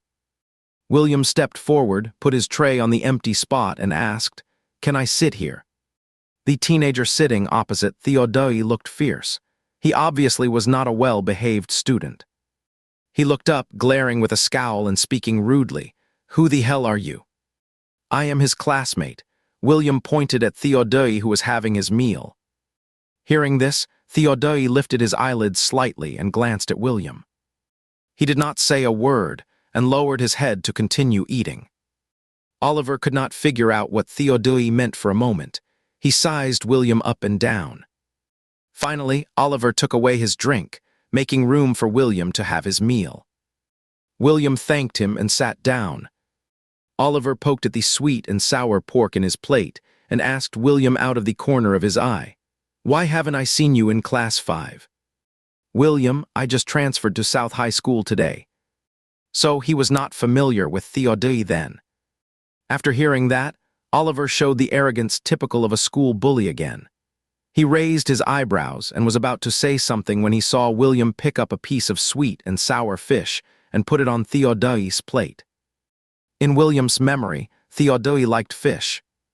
Although he did not know why Theodai did not order fish today, he still habitually put the fish on his plate whenever he saw it. Afraid that this move might seem abrupt, William also picked up a piece for Oliver and Alakas respectively, treating everyone equally. William explained, "This fish is quite delicious. Everyone should have a taste." Theodai pressed his lips straight, looking gloomy for a moment. He threw the piece of fish back onto William's plate. The cook in the East Canteen was very skillful. The sauce on the sweet and sour fish was very thick, and Theodai's rice was stained with the sauce. Theodai pushed the stained rice aside, picked up his plate and left. Well, they were back to square one again. Theodai was still the same Theodai as before. He would lash out when a stranger showed kindness. Before William came, Theodai and the others had almost finished eating. As soon as Theodai left, Oliver, who did not eat properly, became even more unscrupulous. "Do you know who he is? He just came up and hugged someone's thigh. Do you think our Theodai's thigh is so easy to?" Before Oliver could finish his words, William interrupted him. "I am his neighbor." Oliver's arrogance was immediately suppressed. "The elders in my family have a very good relationship with Theodai's father. We take the same car to and from school. Some classmates would always see that they were picked up and dropped off in the same car. This could not be hidden, and William did not plan to hide it either. Oliver was stunned. He had never even ridden in Theodai's car. He did not even know where Theodai lived. Lucas, who was a bit more steady, asked, "So you have known Theodai for a long time?" William did not know how to answer this question, so he could only say euphemistically, "Our two families have a very good relationship." "Are you kidding me?" Oliver stared at William. "Judging from Theodai's attitude, do you think you two know each other? You two seem to have a feud." William half-truthfully said, "Well, how should I put it? A few days ago, I made him angry because of some things." Misled by William, both Oliver and Lucas thought that he and Theodai had a good relationship before, but had just fallen out recently. William asked about Theodai's friends. "Are you Theodai's friends?" Of course, Oliver raised his eyebrows and said proudly, "Our relationship with Theodai is the kind between men. Do you understand?" William, he did not understand. The generally recognized strong friendship between men is having studied together and fought side by side. The so-called friendship that Oliver mentioned was having fought side by side with Theodai. To put it bluntly, it meant having fought with each other. As soon as he heard about the fight, William's heart skipped a beat. "I heard that Theodai broke someone's leg. Is that true?" Not just breaking a leg. Oliver was extremely proud when he mentioned this matter. This was the kind of thing that made them famous overnight and worthy of boasting about for half a lifetime. Oliver started speaking passionately, describing the fight as full of twists and turns and ups and downs. Fortunately, William had strong comprehension ability. After cutting out those exaggerated boasts, he restored the course of the incident. The cause was that the school belle of South High School made an appointment with her female classmates to go to the internet cafe to play Dance Dance Revolution. As a result, they met the local big hooligans. At that time, Oliver was also in the internet cafe playing games online, playing World of Warcraft. When he saw the school belle, he liked being bullied. He immediately gathered the South High School students who were also playing games online and drove away those two hooligans. That time, Oliver and his friends relied on their large number of people to scare away the social people. Not 2 days later, the other side brought a few of his underlings to block Oliver and Lucas. The two of them saw that the situation was not good and did not confront them head-on. They just ran away, but finally they were cornered in an alley outside the school. From beginning to end, this matter had nothing to do with Theodai. Coincidentally, Theodai was smoking in that alley. When Oliver mentioned smoking, William's eyebrows twitched. "Has Theodai also learned to smoke?" "Oliver, you did not see how awesome Theodai was at that time. That guy told Theodai to get out, but Theodai did not even give him a look and continued playing with his phone. At that time, he was not familiar with Theodai yet. He just heard that there was such a person in South High School. He had long hair, and his face was even more beautiful than the school belle Isabella. It was said that his family was very rich. His father was extremely generous and casually donated an experimental building. So Oliver was very puzzled. How could such a top-tier rich second generation be using the oldest model of Nokia? That lousy phone does not even have a Tetris game, let alone a camera function. Even the scrap collectors would probably despise it. Those hooligans were so annoyed by Theodai's arrogance that they wanted to teach him a lesson. One of the hooligans broke Theodai's phone. Now just thinking about that scene, Oliver still gets goosebumps and is extremely glad that he never caused trouble for Theodai before.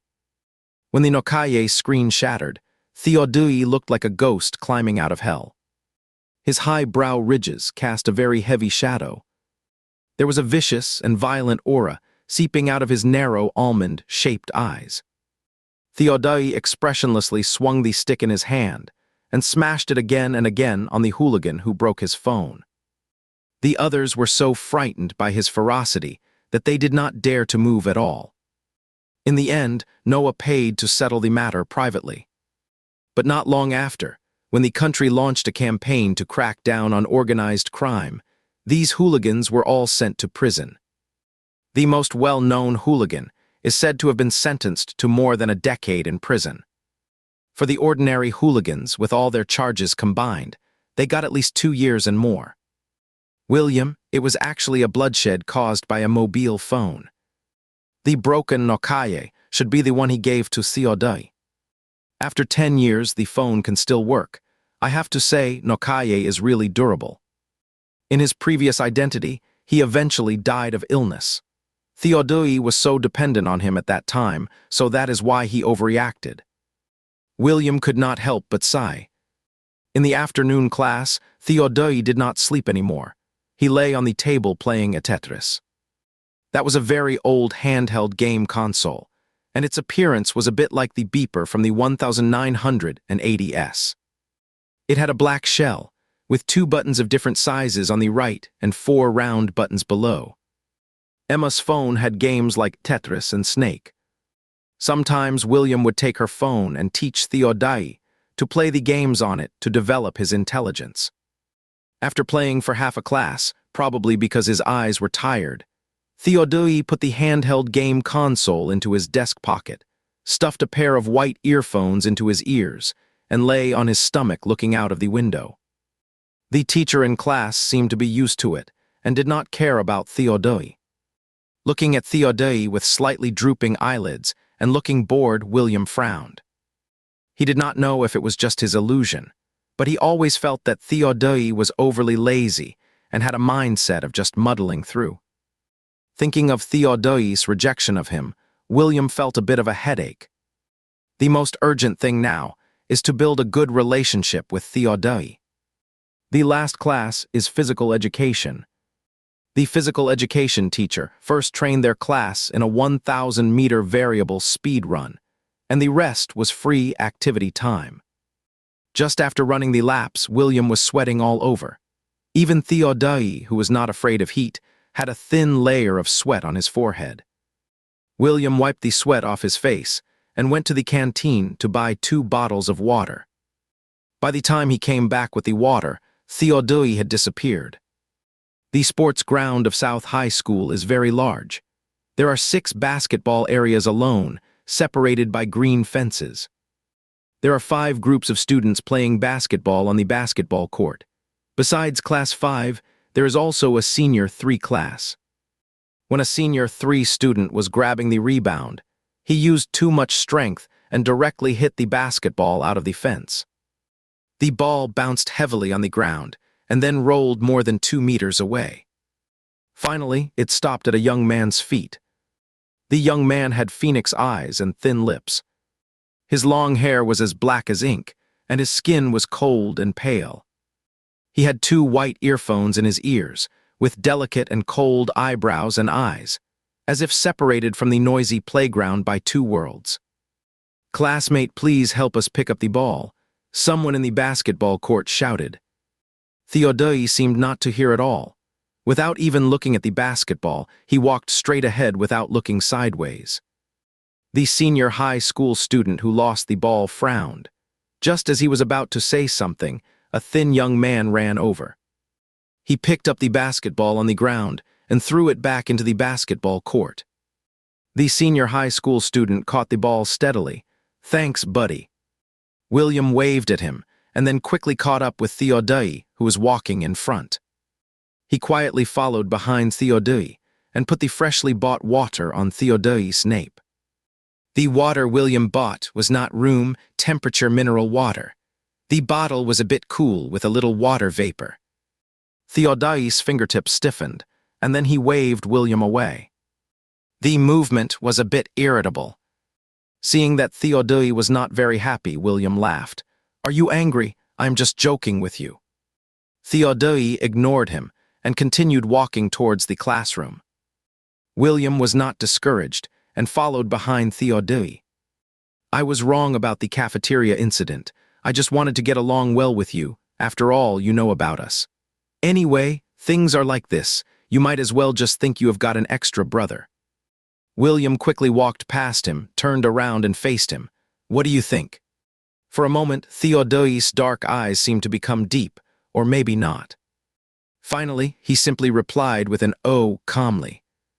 William was stunned for a moment, completely not expecting Theodai to agree so readily. While he was in a daze, Theodai leaped past him and walked away with his long legs. William looked at his tall and slender back, feeling a complex mix of emotions for a moment. Was it really that simple? Why did he feel that something was off? Regarding Theodai's acceptance, William first felt it was unreal. After the feeling of unreality passed, it was replaced by extreme joy. Previously, when the book traversing system said he had not completed the task, William had some doubts in his heart. Now it seemed, Theodai showed no signs of being a dark and obsessive anudary at all. Although he seemed cold and taciturn, in fact, he was quite easy to talk to. The next day after breakfast, William did not wait for Theodai and got into the car first. After waiting for 5 or 6 minutes, Theodai came out sleepily, holding the breakfast prepared by Evelyn. After getting in the car, just as Theodai tilted his head and was about to lean against the window to take a nap, William placed a pillow there. Theodai opened his beautiful eyes and glanced at William. William smiled and said, "You can sleep more comfortably with this pillow." Theodai did not say a word, closed his eyes and leaned on it. Seeing that he no longer refused his kindness, the last bit of William's worry disappeared. Originally, he had even prepared for a long-term and arduous struggle, but unexpectedly, things went surprisingly smoothly.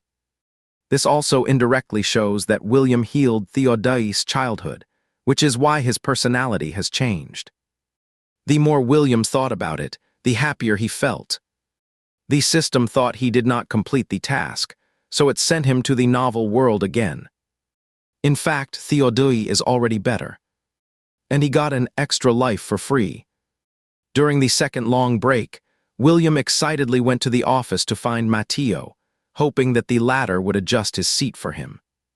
Seeing that William wanted to be at the same desk as Theodai, Matteo was a little surprised. "Why do you suddenly want to change seats? Did not you get along well with Henry?" William denied it.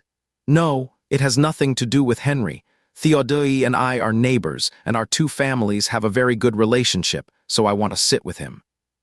Matteo was a little surprised that they had such a relationship. How should I put it about this matter? Matteo seemed a little embarrassed.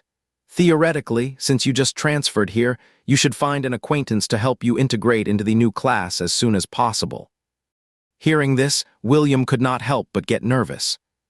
Sure enough, Matteo followed with a but. There are advantages to having an acquaintance, but sometimes being too familiar can actually affect your studies. I have looked at your previous academic records, and your grades are quite good. William understood what Matteo meant. He was just worried that Theodai would affect his studies. Yesterday, William observed Theodai for a whole day and found that he did not listen to a single class attentively. Even if Theodai is smart, it is impossible for him to get high scores without listening to the classes. "Teacher, the reason I want to change seats is also because Theodai's academic performance is not good. I plan to help him with his studies." Finally, William added, "That is also what Theodai's father means." After weighing the matter, Matteo finally relented and agreed. When William returned to the classroom, he began to pack his things. Even though Henry did not quite like him, he could not help asking, "What are you doing?" Without even raising his head, William replied, "I have changed my seat. I will be sitting next to Theodai from now on." Henry forced a smile that did not reach his eyes. "Oh." William noticed that Henry was unhappy, but he ignored his annoyance. Just yesterday, Henry had told him some unflattering rumors about Theodai, and the next day he was going to sit with Theodai. Anyone would feel uncomfortable in this situation. Theodai was lying on the desk sleeping. William quietly sat down next to him. Theodai had not had a deskmate for a long time. Everyone was quite confused about the homeroom teacher's seat arrangement. Henry's front desk classmate poked him and whispered, "Why did your new deskmate move away?" "How would I know what they are thinking?" Henry said in a sarcastic tone. Just as he finished speaking, the long-haired teenager lying on the desk sleeping stirred. Henry quickly shrank back, looking like a startled quail. Theodai did not sleep well. When he opened his eyes, there was a wrinkle on his completely single eyelid. The corners of his eyes were long and upturned. Looking at his suddenly double eyelid eye, William's lips curved into a smile. He really wanted to smooth out that wrinkle on his eyelid. The homeroom teacher arranged for us to sit at the same desk. William explained to him. Theodai did not say anything. He closed his eyes, changed the arm he was resting on, and continued to sleep. William did not expect Theodai to give him a warm welcome. As long as Theodai did not reject him, in William's eyes, it was already a kind of welcome. During the following classes, Theodai did not listen to a single one. He lay on the desk the whole time to catch up on sleep. A few days ago, there was a mock exam at Inanshan High School. Today, every class was spent on reviewing the test papers. Theodai's test paper was spread out on the desk, and he did not even take a look at it. William did not take the exam and asked Theodai for his test paper. Theodai's average score was very low. The subject with the highest score was English, with 45 points. The reason why his English score was high was that there were many multiple-choice questions in the English test paper. Theodai was not good at studying, but he was quite lucky. He randomly chose answers like Abkba and actually got many correct. For the last question in English, which was writing an essay, he copied the first 2 paragraphs of the previous reading comprehension and still got 1 point. Well, how should I put it? At least the little Anodari did not hand in a blank paper. He tried hard to get many points for himself, which showed that he cared about his studies to some extent. After comforting himself, William continued to listen to the class with a normal heart. The cold and aloof teenager who was playing Tetris slightly lifted his eyelids and glanced at him. William had well-defined knuckles on his hands. At the moment, he was holding a pen and correcting the wrong answers on the test paper. His side profile had clear outlines, and his chin and neck outlined a thin and slender line. Theodai's gaze paused on the faint blue vein on William's neck for a moment, and then he withdrew his sight. When the test papers for each subject were handed out, William was quite headache-stricken looking at Theodai's meager scores. Theodai's academic performance was really terrible. He was definitely at the bottom of the whole grade. William was still thinking about getting into a good university with Theodai in the future. With these scores, Theodai could only spend money to get into a vocational college. He must improve Theodai's academic performance. Actually, William had almost forgotten all the knowledge from high school. Fortunately, the original owner was a top student, and he inherited all of the other person's memories. After dinner after school in the evening, William took his homework and test papers and knocked on Theodai's door. Theodai.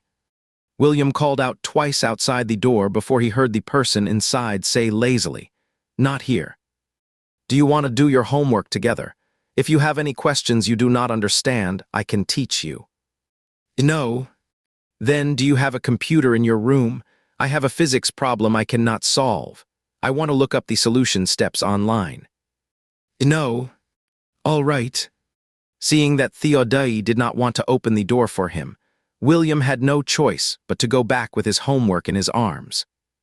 Back in his room, William pressed his temples and looked very helpless. Sure enough, it is very inconvenient to change identities. In the past, when he asked Theodai to study with him, the other person was very enthusiastic. Why does not he love studying now? The personality Theodai is showing now is neither the paranoid and crazy one in the novel nor the Theodai in William's memory. If he wants their relationship to be as good as before, he first has to understand what kind of personality the current Theodai has. When Theodai was a child, he liked to draw obscure paintings alone. According to William's observation, he now likes to sleep with headphones on in class. In order to further understand Theodai, William wants to know what kind of songs he likes to listen to. "William, what song are you listening to? Can I have a listen?" Theodai had just woken up. He was very lazy. His beautiful phoenix eyes were long and narrow, and the corners of his eyes naturally extended.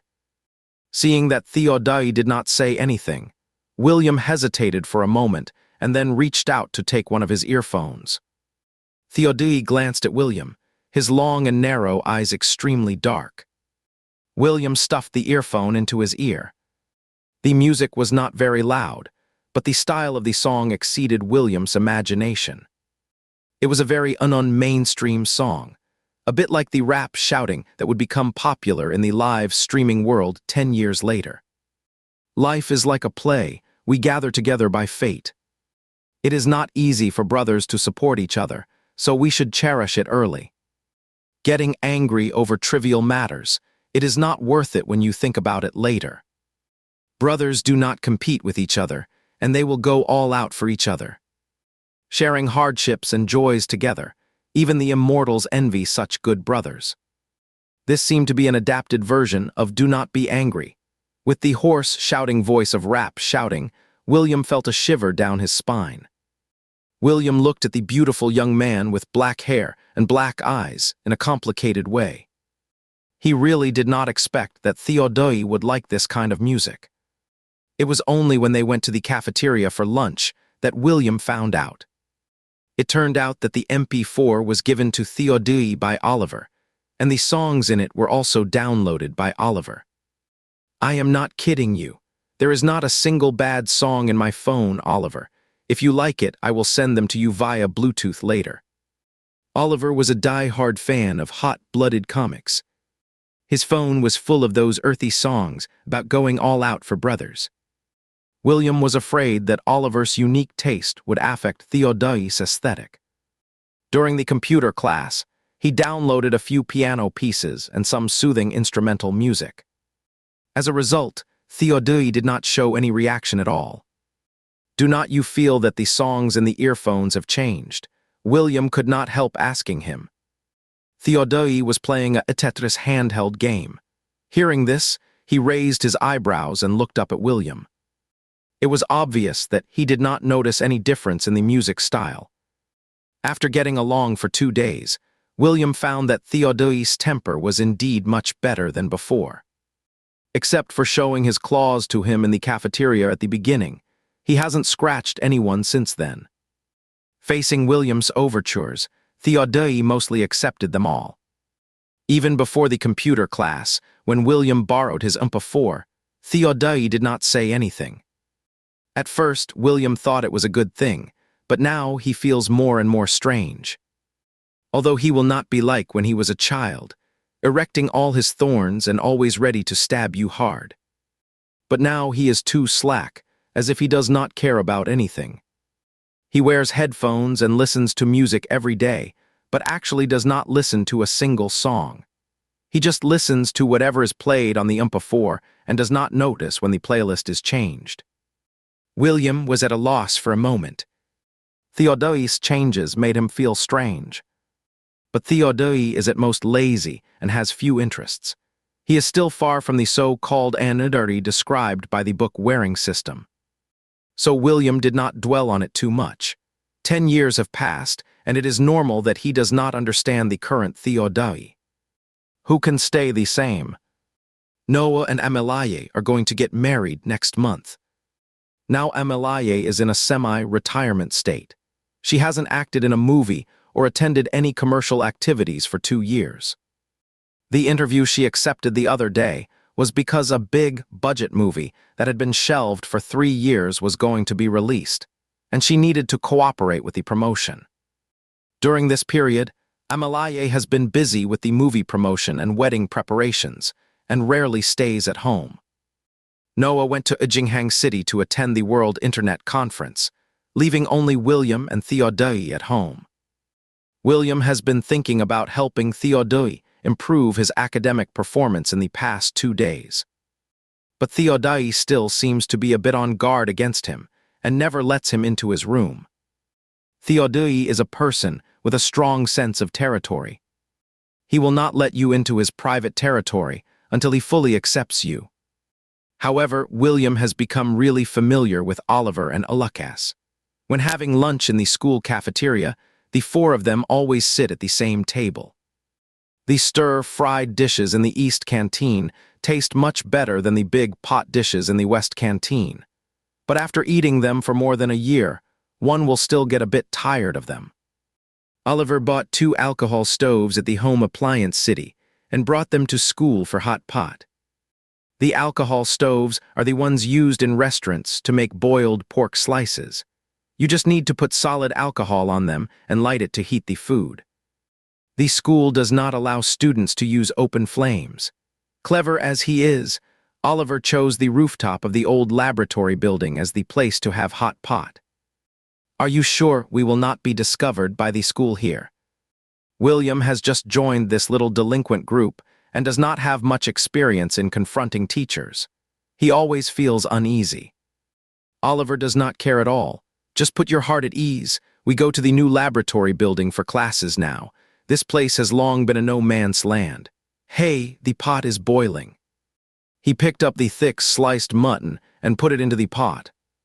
There is no style of a split pot for the alcohol stoves, so Oliver bought 2, one for clear soup and one for spicy soup. A large piece of solid alcohol was placed under the stoves, and the hot pot soup in the 2 stainless steel pots has already boiled. The red oil soup is bright red in color, fragrant and pungent. It even added a bit of a worldly flavor to the cold, an aloof young man sitting by the stove playing a Tetris. The bluish-white smoke curled around his delicate eyebrows. The tips of his thick eyelashes were slightly upturned, with a little bit of mist on them. Such Theodai finally made William feel a bit familiar. He seemed to see the 7-year-old Theodai sitting quietly under the tree in the orphanage, waiting for him to bring food to feed him at night. William smiled and picked up the fish balls beside him and added them to the pot. Oliver shouted, "Who among you eats spicy food and who eats an unspicy food?" "I definitely want spicy food. Theodai should have the clear soup, right?" Lucas had never seen Theodai order dishes with chili. "What about you?" Oliver nudged William with his elbow. "I will have the spicy one." Although William said he ate spicy food, he put quite a few fish balls into the clear soup. He loved spicy food, but Theodai had a light taste and loved fish. Oliver wanted to put all the dishes into the pot at once, and William quickly stopped him. "Do not put so many dishes. This kind of pot is not good for cooking." The alcohol stove was definitely not as powerful as the induction cooker. It took more than 10 minutes for the small bubbles to gurgle. When the pot boiled, Oliver cursed, "I forgot to bring the chopsticks." Even Theodai took his eyes off the handheld game console when he heard this and glanced at Oliver. Oliver not only did not bring the chopsticks, but also did not prepare the dipping sauce and bowls. The other things were okay, but without chopsticks they could not eat. Lucas said angrily, "Eating hot pot without chopsticks. Do you want us to grab the food with our hands?" Oliver was also anxious looking at the cooked mutton. "This is my first time. I do not have any experience." William stood up helplessly. "I will go to the canteen to get them." By the time William came back with the chopsticks, the mutton was already overcooked. Without dipping sauce, the taste is quite poor, and it is also very hot. Oliver ate in a hurry and very fast. He was scalded and kept curling his tongue. "It is hot, it is hot." Not long after starting to eat, Theodai put down his chopsticks. "Theodai, are not you going to eat anymore?" Lucas asked him in surprise. Theodai shook his head.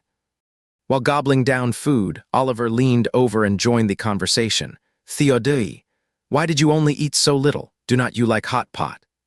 It is not that Theodai does not like hot pot. According to William's observation, he just does not want to share the same pot with Oliver. It is not known whether it is because it is too hot, but Oliver has a bad habit of sucking on his chopsticks. After sucking on them, he would dip them into the pot again. Theodai has had a mild case of mysophobia since childhood. Except for William, he will not touch anything that others have bitten. After finishing the hot pot, William went to the canteen to buy 2 packs of instant noodles. Theodai hardly touched his chopsticks, so he must not be full. William washed the pot clean and cooked 2 packs of instant noodles for Theodai. He poured half a bag of milk into the pot and put in the remaining fish balls, vegetables, meat slices, and mushrooms. Because of that half bag of milk, the soup turned white. The red and green vegetables together looked very appetizing. Oliver took a couple of deep breaths of the steam from the pot. He felt his full belly and finally gave up the idea of having some more noodles. He slumped back and continued to rest. If I had known you were going to cook noodles for Theodai, I would have eaten less just now, Oliver said with a look of regret. He especially loves to eat instant noodles. Or rather, as long as it is junk food, there is nothing he does not like to eat. Lucas is not as carefree as Oliver. He more or less guessed the reason why Theodai did not eat. He gave Oliver a disdainful look and said, "Come on, stop ruining that pot of noodles. You are biting the hand that feeds you. Do not forget, the hot pot you just ate was brought by me." Oliver puffed out his swollen belly and bickered with Lucas. While listening to their banter, William used chopsticks to stir the instant noodles in the pot. He seems to really like this kind of liveliness. His open and clean eyebrows and eyes are slightly tinged with a smile. Theodai squinted his eyes. His eyes under the shadow of his eyebrows were somewhat unfathomable. After the noodles were cooked, William poured them into a noodle bucket and handed it to Theodai. William said, "The lunch break is almost over. Hurry up and eat. Take a rest and then we will go back to the class." Theodai did not say anything and took the bucket of noodles. He ate as slowly and reservedly as he did when he was a child. No matter how hungry he was, William had never seen him gobble his food. There was a bit too much noodles cooked. Theodai did not finish them. There were some fish balls, crab sticks left, and the fish paste that William specially saved for him. Theodai did not touch the fish paste at all. William did not think too much about it. He thought that Theodai had eaten too much fish over the years, so he did not like it as much as he did when he was a child. William was also a bit stuffed after this meal, but he thought it was a pity to throw the food away. He picked out the fish paste, crab sticks, and meat slices to eat. In the end, there was a little bit of instant noodles left. Seeing there was so little left, William gritted his teeth and stuffed it all into his stomach. After finally finishing the meal, William let out a long sigh. Oliver patted William's belly and said, "Am I going to be an uncle? How many months are you pregnant?" "Get out of here," William playfully scolded as he slapped away Oliver's hand. After overeating, one does not want to move at all. Just as William was about to slump down for a while, the iron gate on the rooftop was opened. William and the others were startled. Oliver blurted out, "Who is it?" The dean angrily shouted, "What are you doing here?" Seeing it was the school's strict dean, half of Oliver's wits were scared away. His buttocks seemed to have springs installed. He suddenly bounced up and instinctively wanted to run. Oliver was a well-known troublemaker in school and was on the dean's blacklist. The two had a love-hate relationship for over a year. This was the rooftop on the 3rd floor, and the only way out was through that door. But now the iron gate was blocked by the dean. Oliver was like an ant on a hot pan and was almost ready to jump from the 3rd floor to escape. Just as Oliver was thinking about whether to take a chance, he was recognized. "Oliver, it is you again." Benjamin roared angrily. "Do you think I will not recognize you just because you covered your head?" Looking at Oliver with his head covered by a T-shirt and a shifty-eyed look, William's mouth twitched for a moment. Compared with Oliver, Lucas seemed much more reliable. While Benjamin was focusing his attention on Oliver, he tried to hide the 2 alcohol stoves to cover up the evidence. However, Benjamin had sharp eyes. As soon as Lucas was about to act, he was scolded. "Stop hiding, I saw those 2 pots.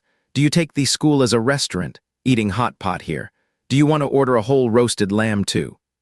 Seeing that they could not hide it, William stood up and obediently admitted his mistake. Sorry, teacher. We should not have cooked and eaten in the old laboratory building. We are willing to write a 2,000-word self-criticism and clean the old laboratory building for a week.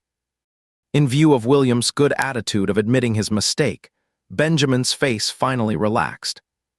Oliver pulled down the T-shirt covering his face and stared at William in disbelief, with an expression of "Are you crazy?" on his face. A 2,000-word self-criticism.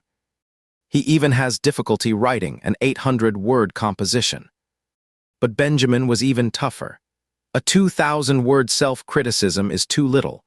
It should be at least 3,000 words and handed into my office tomorrow morning. In addition, clean the old laboratory building for a month.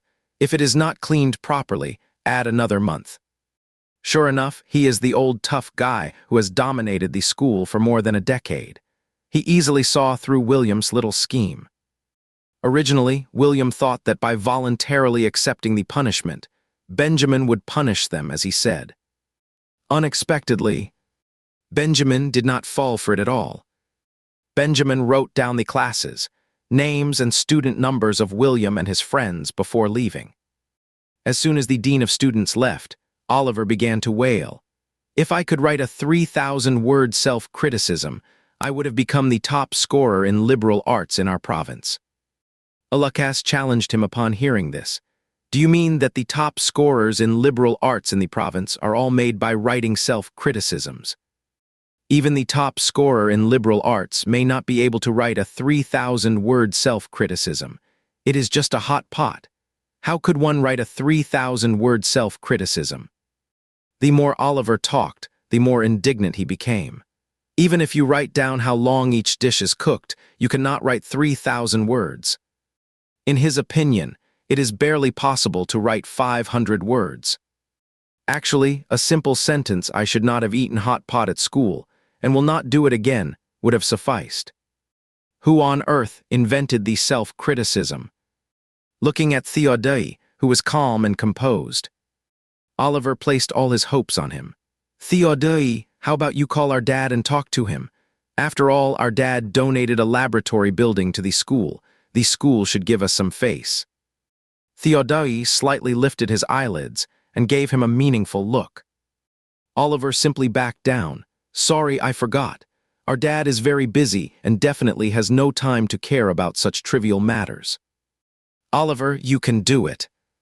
Oliver was so anxious that it seemed like he was not just in debt of a 3,000-word self-criticism, but rather a 30-million-word one. Even Lucas was worried. As strong as he was in science, he was just as bad in liberal arts. Finally, William stepped forward to turn the situation around. "I have experience in writing self-criticisms. I can handle 3,000 words. At this moment, in Oliver's eyes, William was like the Virgin Mary descending, with a radiant light behind him. "Michael," Oliver quickly rushed over to hug his thigh. "Our happiness depends on you." As the technical backbone of the small team, when cleaning the old laboratory building after school, William wrote the self-criticism furiously. Oliver swept the floor. Lucas wiped the chemical reagents and test tubes. Theodai stared blankly out of the window, being the sole figure of the team who was neither necessary nor dispensable. The four people had a clear division of labor. Actually, writing a self-criticism is quite easy. It mainly consists of 3 parts. The first part is to describe the process of making mistakes in detail. The second part requires a sincere apology. The third part is to guarantee that you will not make the same mistake again. 3,000 words is not a small number, so William described the process of their mistakes in great detail. He also added a lot of words when making the apology. Just as William finished writing the self-criticism, Daniel, who had been waiting for them to come out for a long time, could not help but call. "Hello, Daniel. Yeah, I am still at school with Theodai. We are on duty today, so we might be a bit late." After hanging up the phone, William glanced at Theodai. The sun was gradually setting in the west. The blood-red afterglow was tinting the handsome and delicate features of the young man. Theodai was looking into the distance, and his dark pupils were dyed honey-colored. It was empty inside, so empty that it seemed no one had ever been there. William's heart was suddenly stung hard by something. Oliver suddenly came over with a mop and asked, "Finished writing?" William quickly came back to his senses and nodded. Looking at the self-criticism written by William with the dense words on it, Oliver exclaimed, "Michael is amazing! Long live Michael! May Michael's name go down in history." "Lucas, stop cleaning that stupid glass tube and come here quickly to copy it. You can hand it in tomorrow after copying." Oliver called to Lucas, who was cleaning the glass test tubes. Hearing this, Lucas threw the rag away and rushed over quickly. William was afraid that the two of them would copy it word for word, so he quickly came over to give guidance. Oliver did not care and said, "Do not worry, I am the best at this kind of thing even if I am not good at others." Lucas taunted him, "Sure, you have been accumulating experience since primary school. When it comes to copying homework, no one can match our Oliver." "Get lost," Oliver kicked Lucas playfully. But a self-criticism was completely different from homework. Even an old hand like Oliver started to scratch his head with the pen. "No, how can I copy this? I know I cannot copy it all, but if I do not copy it all, I cannot write it out." "William, actually, it is quite simple. You just need to master the 3 key elements of writing a self-criticism, and then, based on mine, turn the words into your own." Oliver was stunned by his technical terms. The 3 key elements of writing a self-criticism. Michael is so professional. You must have written a lot before, right? William had only written a self-criticism once. For that, he specifically searched online for the tricks of writing a self-criticism. He was giving online guidance to 2 novices. With William's self-criticism as a reference, Oliver and Lucas had a much clearer idea of what to write. When Oliver was writing vigorously, he suddenly seemed to remember something. "Theodai, are not you going to write?" He turned his head to look and found that Theodai was already out of the classroom. Lucas glanced at the time on his mobile phone and said to William, "It is 7:30. You can go first. Leave the self-criticism to us. We will help you send it to Benjamin's office tomorrow morning." Oliver, "Yes, you go first. Go and find out where Theodai has gone." When Theodai went out, William did not notice either. He thought that Theodai was bored staying in the classroom, so he had gone back to his car. When William went out to look, he did not see Theodai in the car. "Daniel, hasn't Theodai come here?" "Daniel, no, was not he with you?" "William, he came out before me." "Daniel, could you tell me his phone number? I will give him a call to ask." Daniel let out an "oh." His mobile phone seemed to be broken last semester, and he hasn't bought a new one yet. William could only go out to look for Theodai. Previously, he heard Oliver say that he had seen Theodai smoking in the alley beside the school. William searched several alleys and finally, in a particularly remote place, he saw Theodai. There was a lit cigarette in his mouth. His handsome face was immersed in the pale and curling smoke. His expression was indifferent and cold, and there was an air of decadence and lethargy all around him. There are several stray cats at Theodai's feet, lowering their heads and eating something. The light in the alley is a bit dim.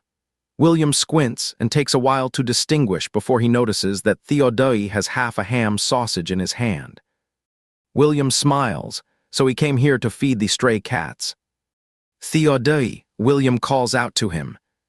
Theodai lifts his eyelids slightly. William stands at the junction of light and shadow at the alley entrance. His long and handsome eyebrows and eyes are especially soft and clean. He says with a smile, "Let's go home, Daniel is still waiting for us."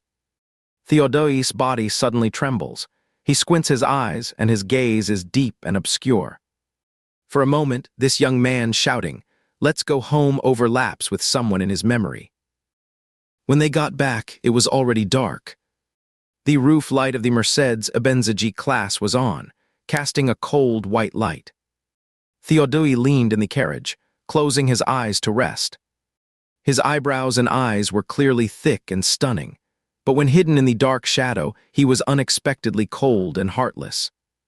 It was as if he was like the lingering mist in the distance, impossible to grasp or touch, making people feel that he was not real.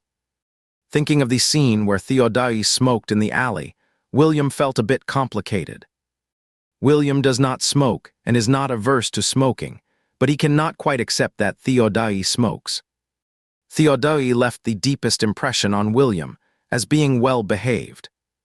Before, when William deliberately teased him, he could even softly call him brother. That cute Theodai actually started smoking in a blink of an eye.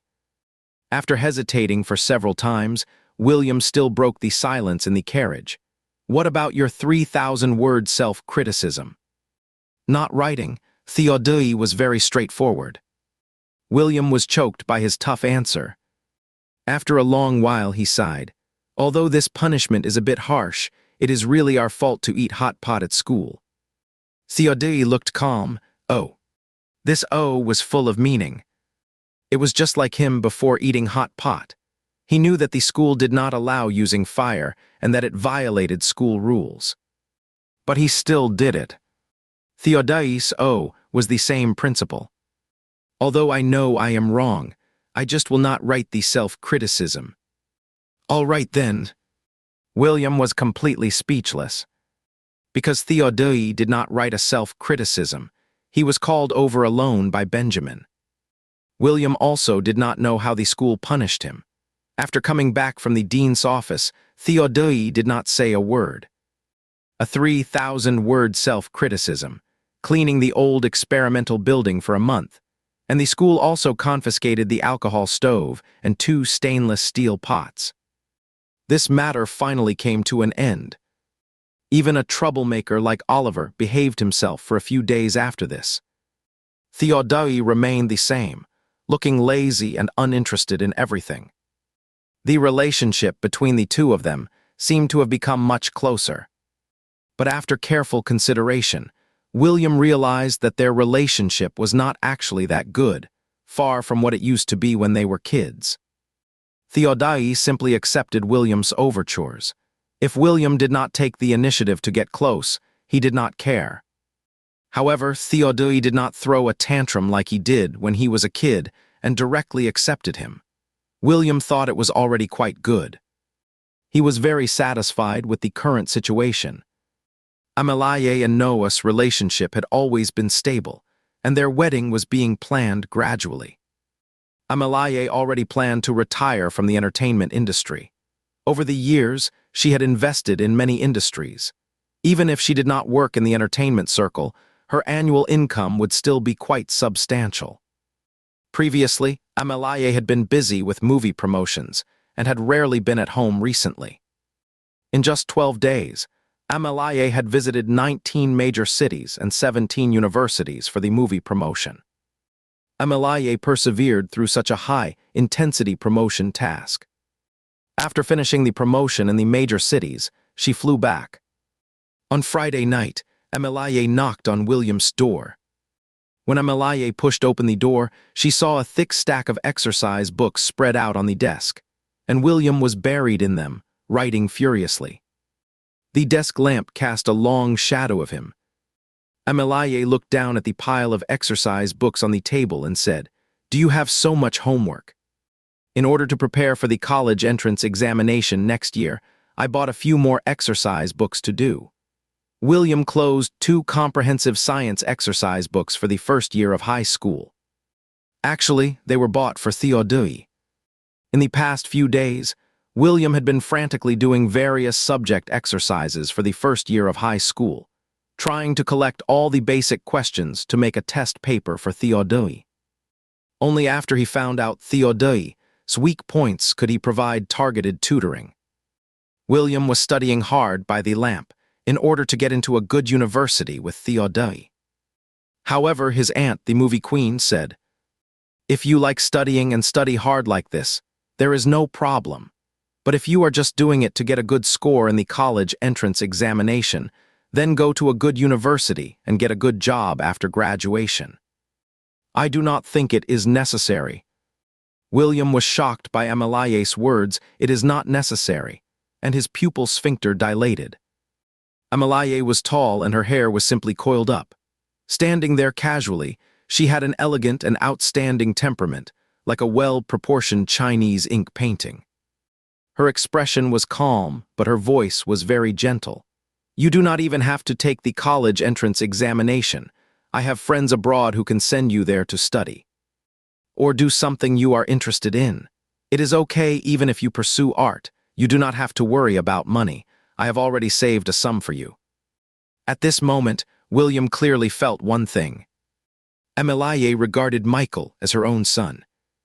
The kind of son who would inherit all her estate after her death. William was stunned by the sudden huge fortune. Well, how should I put it? Amalaye's words prove from the side that engaging in art is very costly. True art will not compromise with the market. Therefore, it not only costs a lot of money but also does not make money. After William's mind went blank for a few seconds, he said silently, "One still has to study. I do not want to study abroad. Our China is quite good." Amalaye is very open-minded. Since you have made up your mind, then do as you think. William wanted to thank Amalaye, but was afraid that saying "thank you" would make it seem too formal, so he could only remain silent. William did not say a word, and Amalaye seemed to have nothing else to say either. The atmosphere suddenly turned cold, and the air was filled with embarrassment. The strange silence made William's scalp tingle, and he just wanted to find something to do quickly. He lowered his head to organize the exercise books on the desk, trying to make himself look natural and busy. Just when William was racking his brains to ease the atmosphere, Amalaye spoke again. "I am going to marry your Uncle Noah soon. Do you have any thoughts?" William did not expect her to ask this. Looking up and seeing Amalaye's serious expression, he was stunned for a moment. Soon William came to his senses, sat up straight, and said, "I have no objections. As long as you are happy, I fully support it." Amalaye relaxed the corners of her mouth. "If you are free tomorrow, let's go out for lunch." William asked hesitantly, "With Uncle Noah?" "Amalaye, just the two of us." William knew that she wanted to spend more time with him to get closer as aunt and nephew, so he nodded and said okay. "Then go to bed early." After Amalaye left, William finally let out the breath he had been holding.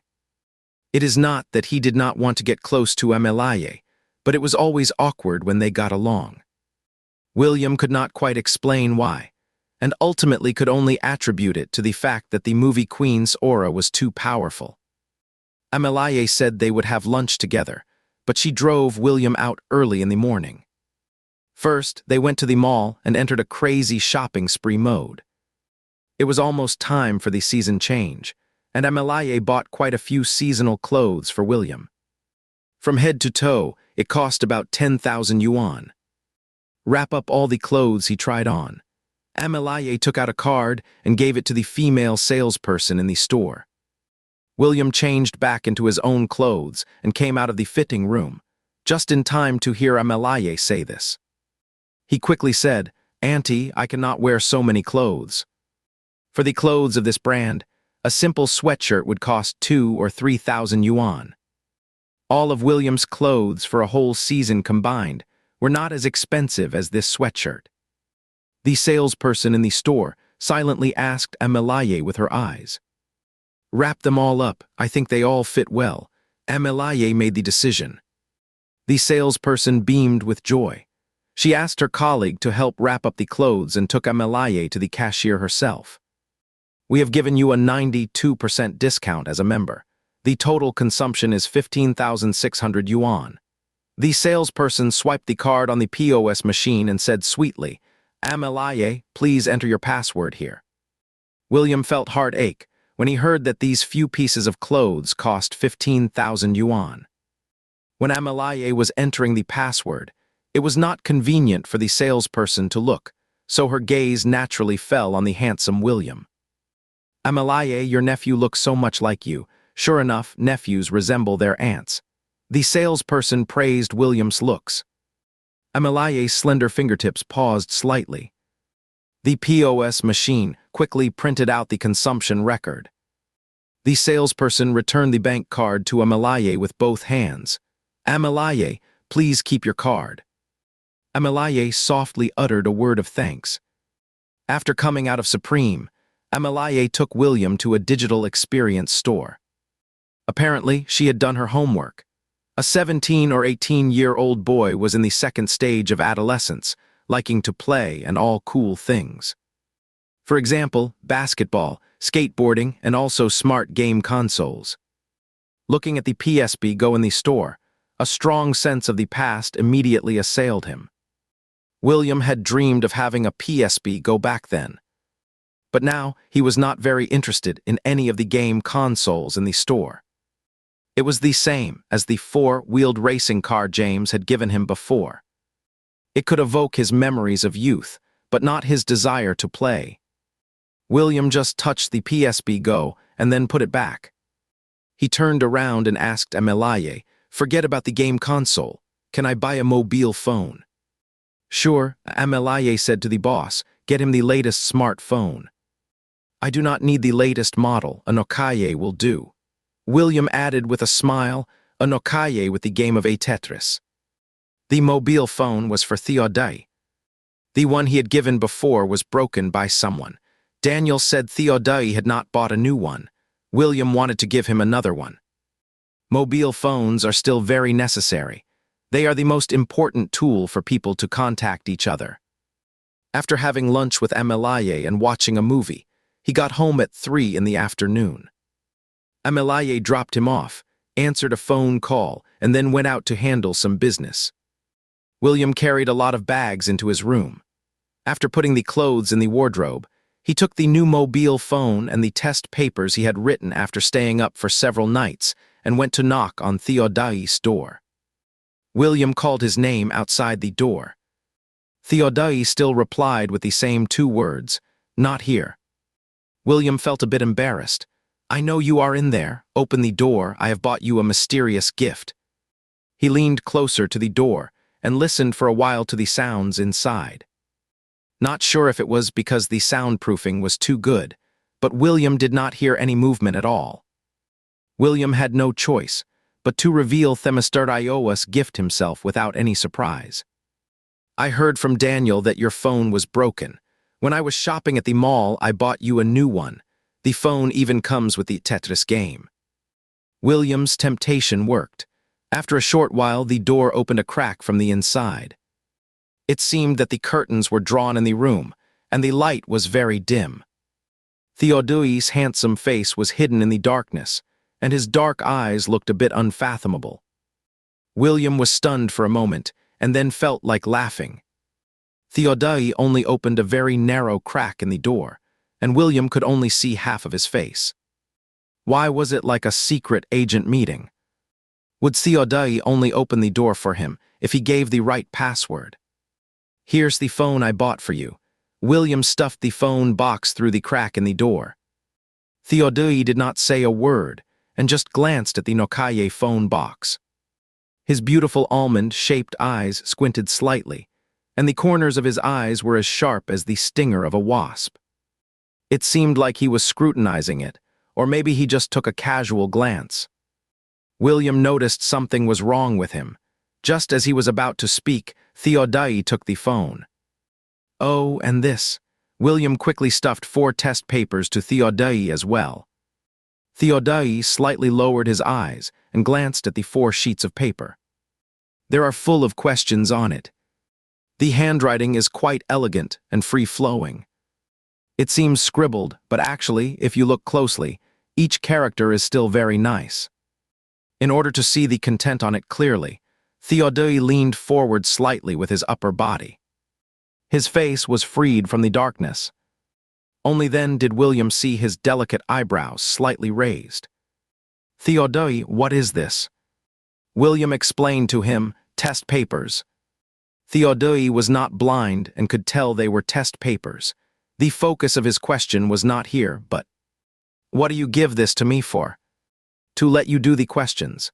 William patiently explained to him, "I have summarized all the basic test questions from grade 10 to grade 11. When you are free, just do these questions. Leave the questions you cannot do blank. I mainly want to see what types of questions you are not good at. After figuring this out, they could give him tutoring targeted at his weak points. Seeing that William wanted to give him tutoring, Theodai coldly returned the test papers to him. I do not need it. Like holding a hot potato, William immediately pushed the papers back to Theodai. Do not worry, if I give you tutoring, I will definitely balance work and rest. I will not let you study 24 hours a day. William reasoned with him. There is still 1 year left until the college entrance examination. Bite the bullet and work hard. Maybe you can get into a good university. Actually, with Theodai's family background, he would have endless money even without working hard. Although Amalaye is not as rich as Noah, judging from what she said, the money she has saved can also let William live a worry-free life in the next life. If this happened before, William would definitely be a slacker, who does not have a dream of traveling around the world freely and unrestrainedly. But now William is not alone. When there is someone to accompany you, you will have the motivation to move forward. If Theodai is a crazy, paranoid, and possessive anadari, William's motivation is to make him better. If Theodai is just unmotivated, then William wants to pull him forward together. In short, William has planned Theodai into every stage of his life. William naturally revealed his inner thoughts. It would be best if we can get into Kyoto University together.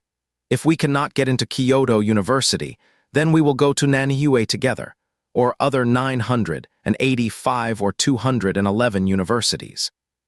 He openly showed that their college lives should be tied together. Theodai squinted his eyes, his gaze extremely deep. In William's straight man thinking, they are bound together. Without Theodai, he could not have survived until now. So if he has a future in this world, then there must be Theodai by his side in the future. Seeing that Theodai did not say a word, William looked up at him. Without knowing when, Theodai had blended into the darkness again, his eyebrows and eyes blurred, making it hard to see his expression. One could only feel that his pair of pitch-black eyes were extremely deep, and the corners of his eyes were as sharp as a blade. It seemed that there was something churning inside. Before William could see clearly, Theodai lowered his eyes. All his emotions were imperceptibly erased, as if everything was just an illusion. William's long speech only got a plain "Oh" from Theodai. After saying, "Oh, mister," Theodai closed the door. William stared blankly at the closed door. We were having a good conversation. Why did he suddenly close the door?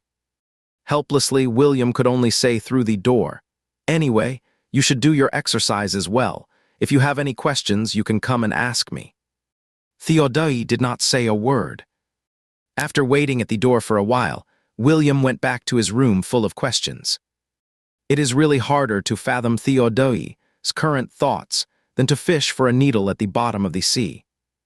Recently, Amalaye has been busy with some things again, and has no time to continue to strengthen the relationship between aunt and nephew. William was rather glad to have an easy time. Just like before, Theodai still sleeps in the morning and plays the handheld game of Tetris in the afternoon.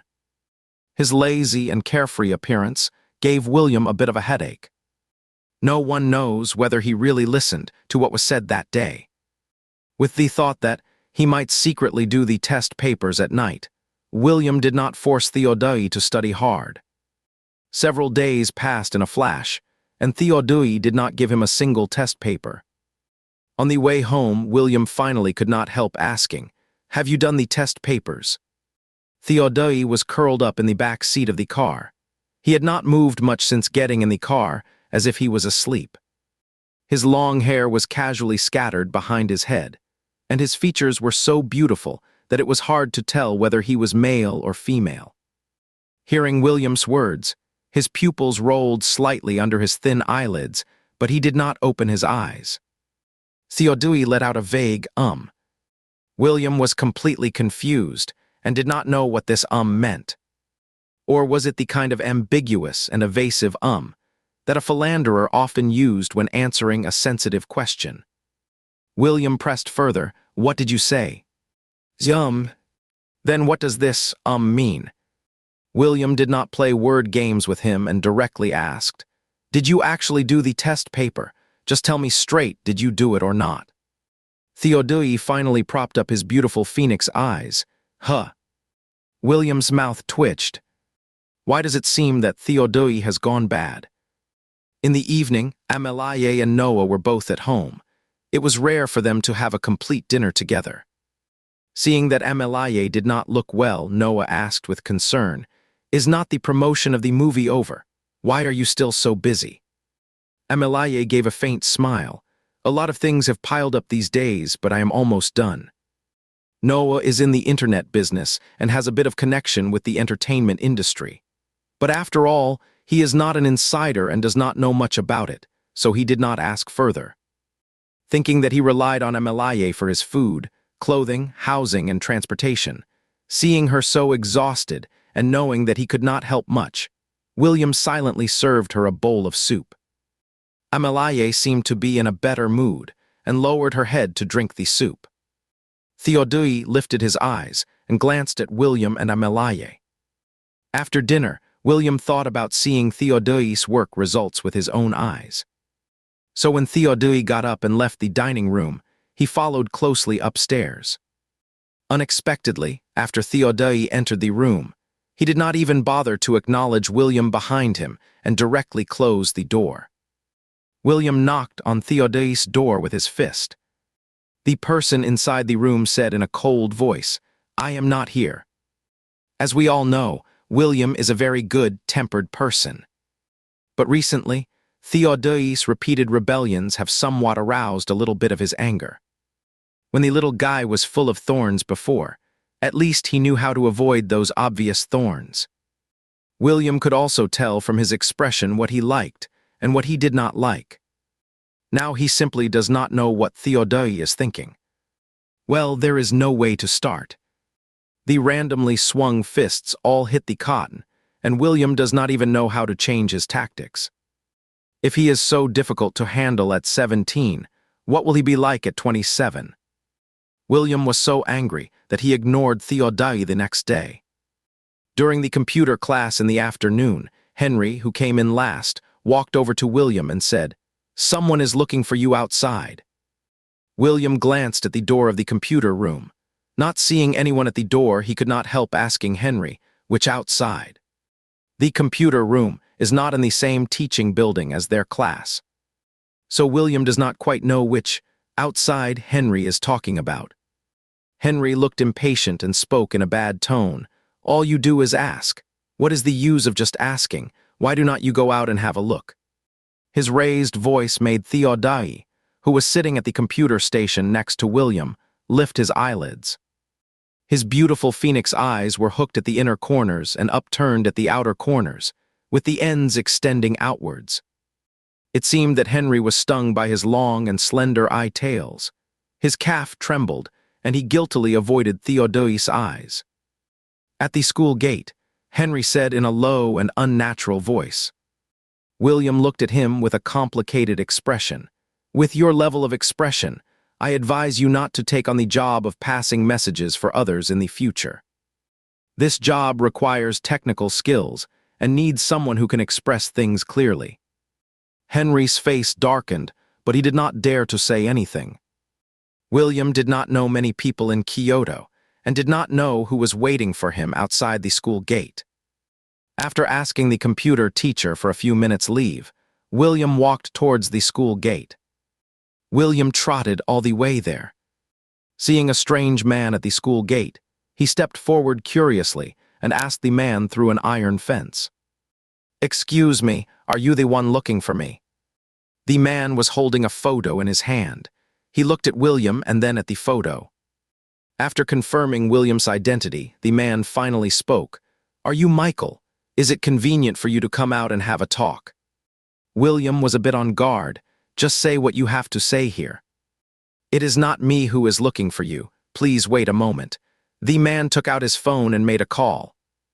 After the call was connected, The man briefly told the person on the other end of the phone about the situation and then handed the phone to William. William hesitated for a moment and then took the phone and put it to his ear. "Hello, this is Michael. What do you want from me?" There came several heavy coughs from the other end. After coughing for a while, the man finally spoke. "Amalaye may not have told you about me, but I am your biological father." William, is this such a cheesy opening line? By the time William wandered back to the computer room, half of the class had already passed. The computer teacher waved at him, and William sat back at his computer station. In their school, computer classes only have lectures for half a class, and the second half is for students to practice. After finishing the last bit of content, the computer teacher said, "The classmate who just came in, later find a familiar friend and ask him to teach you how to operate." William responded with an acknowledgement. But after the teacher left, he opened a web page and searched for the name Arason. Arason is the man who just claimed to be his biological father. Like Amalaye, Arason is also an actor. He is also a national first-class actor, the vice president of the Dramatists Association, and a professor at the Chinese Academy of Drama. Arason has not appeared in many TV dramas and movies, but each one is an epic and grand production like Empire Dynasty. The two movies he participated in were also tribute films for the anniversaries of the country. In addition, he has taught two very famous star classes. In one of the star classes, there emerged a Grand Slam Best Actress, two Best TV Actresses, and one Best TV Actor. This Grand Slam Best Actress is Amalaye. William looked at Areson's photo, feeling extremely complicated. The original owner was not Amalaye's nephew, but her son. No wonder he always felt strange when getting along with Amalaye. It turned out to be because of this. Calculating the age, Amalaye was only 20 years old when she gave birth to Michael. She was still a junior in college. She had a relationship with her teacher. After giving birth to Michael, perhaps for the sake of her career and reputation, she gave her son to her older brother to raise. Over the years, Amalaye must have felt guilty towards the original owner. So when she was alone with Michael, she would be so anxious and unnatural. William did not expect that this identity would actually have such an embarrassing setting. Arason came to him, seemingly wanting to recognize him. But Amalaye does not seem to have the intention to clarify his identity, or maybe she does, but is afraid that he will not be able to accept it, so she hasn't said anything. The summer-end sunlight is not scorching. The golden rays fall layer by layer, being cut into thousands of beams by the lush branches and leaves, shining through the window and casting mottled shadows on the handsome young man. In the flickering light and shadow, William frowned tightly, seemingly in a very irritable mood. Theodai glanced at his computer screen. William had something on his mind and spent the whole afternoon in a daze. Amalaye is a public figure. If their relationship is accidentally exposed, it will definitely cause a big stir. Because of this, Arason has been married for a long time. The gossip news said that he met his wife in college and got married after dating for a few years after graduation. They have been married for more than 20 years, and the couple is very affectionate. They are well-known model couples in the circle. They also have a son and a daughter. The eldest daughter is doing a doctorate abroad, and the youngest son is studying directing at the Drama Academy. When Arason was interviewed last year, he also thanked his wife for her company over the years, presenting an image of an affectionate and good man. Now his affectionate persona has collapsed, and his illegitimate son, William, is already so old. It is obvious that Arason had an affair during the marriage, and Amalaye is. William does not know the actual situation back then, so it is not good for him to make wild guesses, let alone judge anything. What troubles him is what to do. Should he play dumb and wait for Amalaye to come clean, or should he take the initiative to talk to Amalaye? Amalaye has been at home these 2 days. It seems that she does not know that Ureson called him. Ureson found him directly, without going through Amelaye. Indirectly, it shows that Amelaye does not agree with Ureson disturbing his life. After much hesitation, William finally decided to talk to Amelaye after her wedding with Noah. She is getting married soon. William does not want to ruin her mood at this time. Recently, William has been in low spirits and hasn't chased Theodai to study like he did a few days ago. Theodai is still the same as before. His daily routine is extremely regular. He sleeps in the morning, plays games in the afternoon, or just sits there aimlessly looking out of the window in a daze. Just like this, a day has passed. Looking at Theodai's retired like old age life, William even feels bored for him. Is it interesting for you to waste your time like this? William asked very, very sincerely. Theodai's scattered gaze looking out of the window became a bit more focused. He lifted his eyelids and looked at William. Just when William thought he was going to say something, he just gave a vague, It is hard to tell whether it was a definite or a vague, evasive Now the mystery is solved. Every time Theodai says, like this, it means he does not want to answer the question. He is only 17 years old, but his playboy-style perfunctory has already reached a perfect level. William is really amazed. What exactly happened in these 10 years that turned the cute and innocent Theodai into this? It really hurts my heart. Amelaye and Noah's wedding is set for October. This day happens to be Amelaye's birthday, and it also falls on the last day before school starts. The wedding is not on a large scale. Only the closest relatives and friends are invited, and the total number is about 20.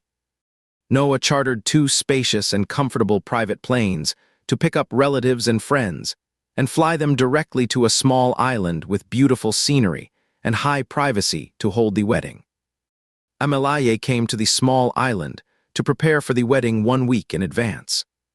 2 days before the wedding, Noah picked up William and Theodai. The wedding process was kept as simple as possible. There was no flower girl scattering flowers in the church, nor were there bridesmaids or groomsmen. The ones who handed the wedding rings to the 2 of them were William and Theodai. It was William's first time to take a private plane and also his first time to come to such a private small island. He was somewhat excited. There was a small terrace in his room, from which he could see the whole view of the private small island. The whole small island was filled with red phoenix flowers, as bright as tongues of fire, making the island look gorgeous. Theodai was next door to him, and his room also had a small terrace. William called Theodai next door on the terrace. He called several times before Theodai came out lazily. He had a white earphone in one ear, and his slim home clothes showed his excellent figure. His cold white and slender neck had clear and smooth lines. Theodai looked listless. It was obvious that he was forced to come out to do this, with a look on his face that seemed to say, "What do you want? Hurry up and say it if you have something." The distance between the 2 terraces was very close, with only a 10-centimeter gap in the middle. William leaned on the railing of the terrace, looking at the always sleepy Theodai, and said, "Look at the blue sky, white clouds outside. What a beautiful scenery. Do you want to take a stroll around the island?" Theodai responded coldly, "No." William knew he would answer like this. "You cannot sleep well at night because you sleep too much during the day, your schedule is irregular, and you do not exercise. In the future, let's do morning exercises together and move around more. I promise you will sleep well at night." Theodai gave William a sidelong glance. Behind him was a sea area. The color of the seawater ranged from light blue to aquamarine, and then to dark blue, with the colors deepening layer by layer. It was like a well-structured oil painting. William, with his clean and gentle outline, was also framed in the painting, complementing the scenery of the sea merging with the sky. William rarely managed to persuade Theodai to go out for a walk. They walked barefoot on the soft white sand. The fine sand slipped through their toes, cool and soft, which was very comfortable. Theodai silently followed behind William. His inky long hair was a bit messy in the wind. The swirling fine sand twirled around his slender ankles. His lazy expression was no different from before. He looked exactly like a retired old man taking a stroll from a nursing home. William thought he lacked the vitality a teenager should have. He turned to the seaside, scooped up a handful of water and splashed it at Theodai.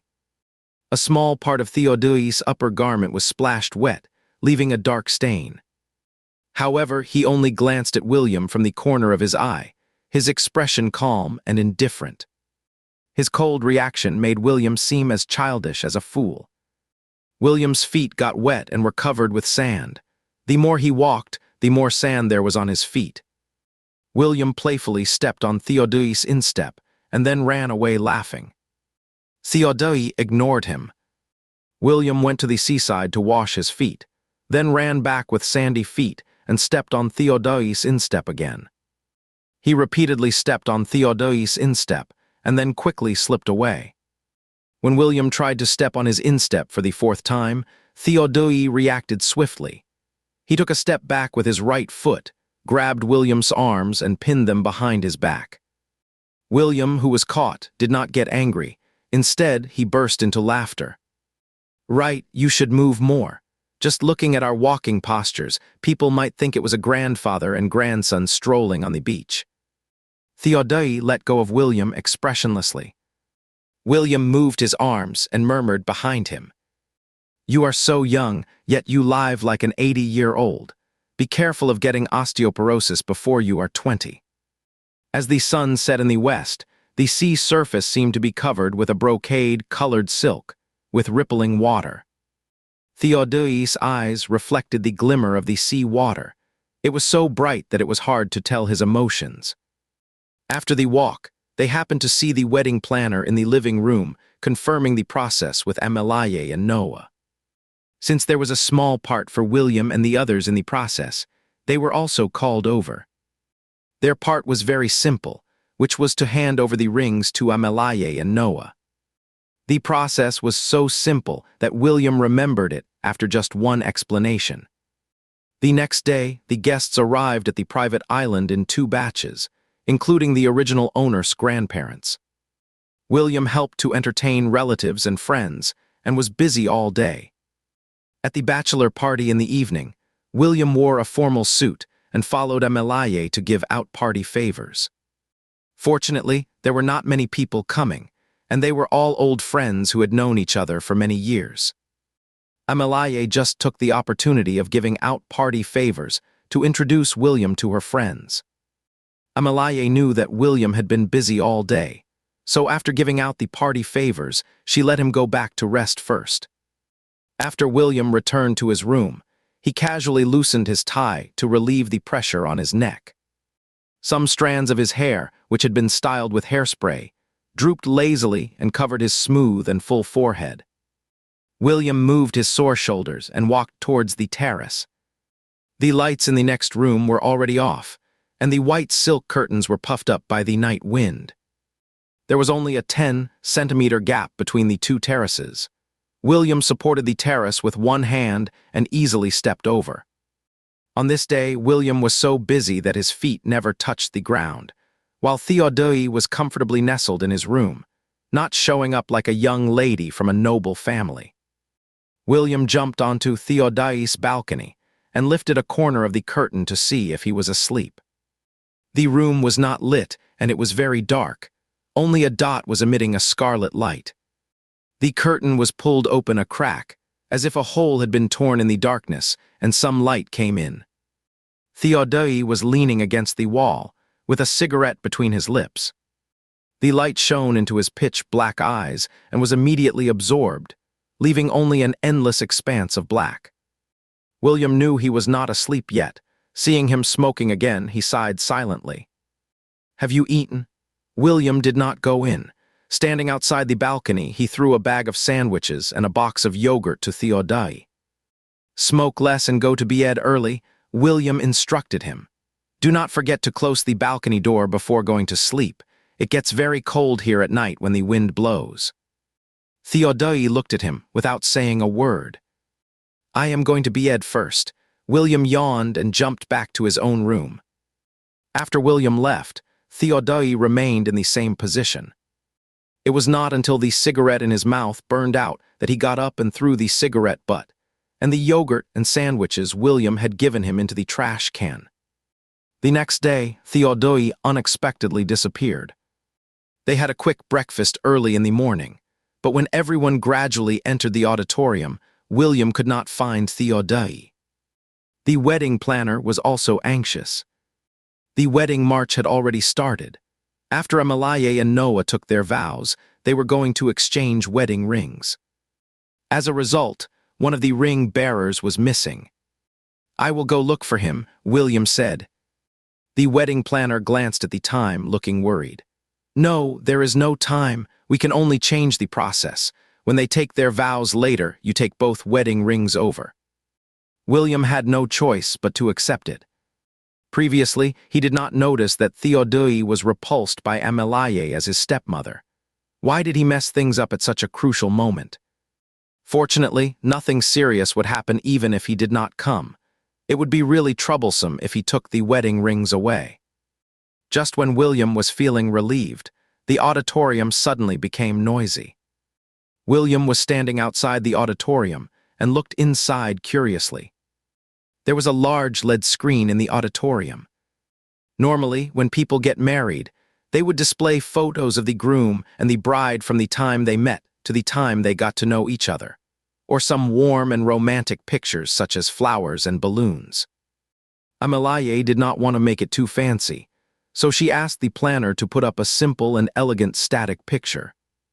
But now that picture was replaced by two paternity test results. One was the paternity test report of William and Amalaye. Their cumulative paternity index was 461,693.46, and the probability of paternity was 99.99%. One was the paternity test report of William and Areson. Their cumulative paternity index was 361,693.12, and the probability of paternity was 99.99%. Seeing these two paternity test reports, Amalaye lost all color in her face and subconsciously looked at William standing at the door. Not only Amalaye, but everyone was looking at William. The wedding planner beside them was completely stunned. He never expected such a big mistake to happen. William was extremely embarrassed and wished he could just disappear on the spot. The sudden situation disrupted the rhythm of the wedding. Noah did not know that William and Amalaye were mother and son. He felt a subtle and complex emotion in his heart. This was when the advantages of being mature and experienced were shown. Noah quickly calmed down and asked someone to quickly remove the LED photos. Seeing Amalaye in a panic and almost unable to stand steadily, he stepped forward to support her. Amalaye has experienced many ups and downs in the entertainment industry. For more embarrassing things, she would not lose her composure like this. But there are always exceptions to everything. This exception is her son. She did not recognize Michael back all these years. One reason was that she did not know how to start the conversation, and the other was that she wanted to protect him. After all, that relationship back then was disgraceful. If the matter between her and Areson was exposed, Michael would be labeled as an illegitimate child. She did not know if a teenage boy could bear so much, and she did not want him to bear it. Although William is in his 20s, he has never experienced such a thing. After a moment of embarrassment, he realized that the most embarrassed people here were not him, but Amalaye and Noah. Especially Amalaye. William gritted his teeth and walked over under everyone's gazes and hugged Amalaye. "I wish you a happy wedding." His coming in like this seemed dramatic and pretentious, but in this situation, no matter what he did was wrong. Since it is all wrong, it does not matter. William just wanted to comfort Amalaye and let her know that he understood her and did not resent her. Even if Amalaye was the other woman back then, it was not William's turn to blame her. Everyone has the right, but not William, an outsider. Amalaye's eyes immediately turned red, but due to the presence of others, she could only maintain her dignity. Noah was also maintaining his dignity. The wedding continued. William stood behind them, trying to look calm. After they finished their vows, he handed over the rings. After Amalaye and Noah put the rings on each other, William left with the empty ring box, his back straight. He seemed calm on the surface, but actually he was extremely nervous inside. Since he grew up, he had never been so noticeable before. He was extremely embarrassed. When William walked out of the auditorium and was about to take a breath of relief, he caught sight of the long-haired teenager standing under the palm tree with a cold expression. William's heart skipped a beat. A brief lack of blood supply made his whole body go numb, and his fingertips curled unconsciously. Just now he was too embarrassed to think about who had put out those 2 paternity tests. The moment he saw Theodai, a crazy idea popped into his mind. Did Theodai do it? William pursed his lips and walked towards him. The closer he got to Theodai, the fuzzier William felt his features were. It was not the kind of blurriness caused by not being able to see clearly. Rather, for someone he had been getting along with for half a month, when he really looked at him, he actually felt that his appearance was very strange, as if he had never seen this face before. A chill ran up William's spine from the last bone of his coccyx to the first vertebra. You. As soon as he opened his mouth, William found that his voice was hoarse. He coughed and asked in a roundabout way, "Where did you go just now?"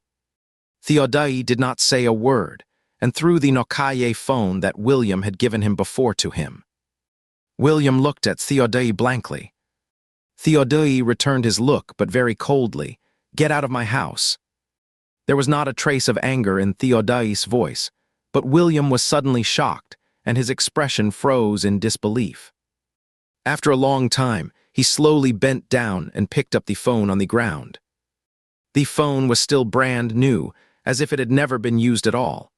The phone book and text messages were all empty. Only then did William remember that since he gave Theodai the phone, he had never seen him use it once. William always thought that, although Theodai had not fully accepted him, at least they could get along peacefully. On the contrary, the reality was just the opposite. Theodai was still the prickly Theodai. It is just that after 10 years, his thorns were not as obvious as before. He learned to lie in wait and would give you a fatal blow at a critical moment. Rather than, like at the beginning, scaring you with a dead mouse and blatantly showing his malice. So all this time, had he just been feigning friendship with him? At this moment, William suddenly felt that he could not understand the person in front of him. Or perhaps he had never understood him. William swiped his meal card to get his food, then carried the tray and looked around the cafeteria. When his sight swept across the long-haired and strikingly good-looking teenager, his gaze paused for a moment and then shifted away. Oliver, sitting across from Theodai, waved at William when he saw him. But the other seemed not to notice, found an empty seat and sat down. Oliver wondered, what is wrong with Michael these days? Why does not he sit with us anymore? Does he still have us in his eyes? Lucas rarely made fun of Oliver's cheesy English. Instead, he glanced at Theodai beside him. He was eating his meal slowly, as if he had not heard what Oliver said just now. Lucas vaguely sensed something delicate. Oliver was acting like a complete fool, and kept shouting that he wanted to call William over. "Just eat your food, okay?" Lucas held down Oliver, emphasizing the last 2 words. Oliver got Lucas' hint. He looked at Theodai and then jerked his chin in William's direction, silently asking Lucas what was going on between the two of them. Lucas gave him a look that said, "I do not know either, but stay away from Theodai." Oliver remembered the scene of Theodai fighting in the alley that day and thought Lucas' suggestion was quite good. So he made an okay gesture to him, indicating that he approved of his opinion. Oliver suppressed his gossipy nature and ate his meal obediently, not daring to provoke Theodai. Theodai seemed not to notice their little actions and did not react at all from beginning to end. These days, William not only did not have meals with Theodai, but also did not take the same car to and from school. Since they came back from the private island, the two of them had not said a single word to each other. It was not so much that he was angry with Theodai, as that he was shocked by Theodai's changes over the past 10 years. Back then, Theodai would only scare him with a dead mouse at most.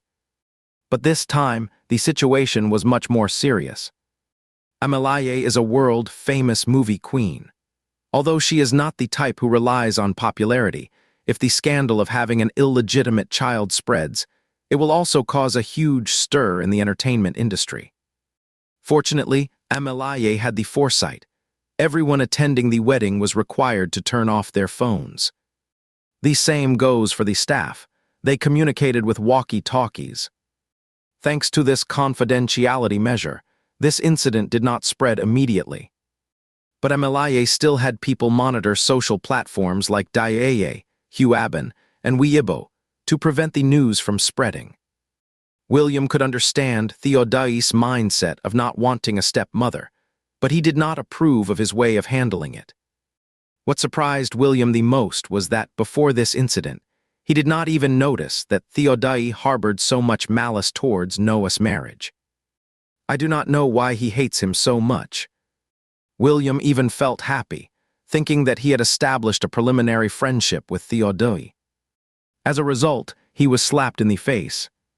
His face was so swollen that it was unbearable to look at. William and Theodai were still deskmates. However, even when sitting together, the two of them did not communicate much. Theodai put on his earphones and ignored everyone. Before, William told him to wear earphones less often as it was bad for his hearing. Now, looking back, he never took his advice.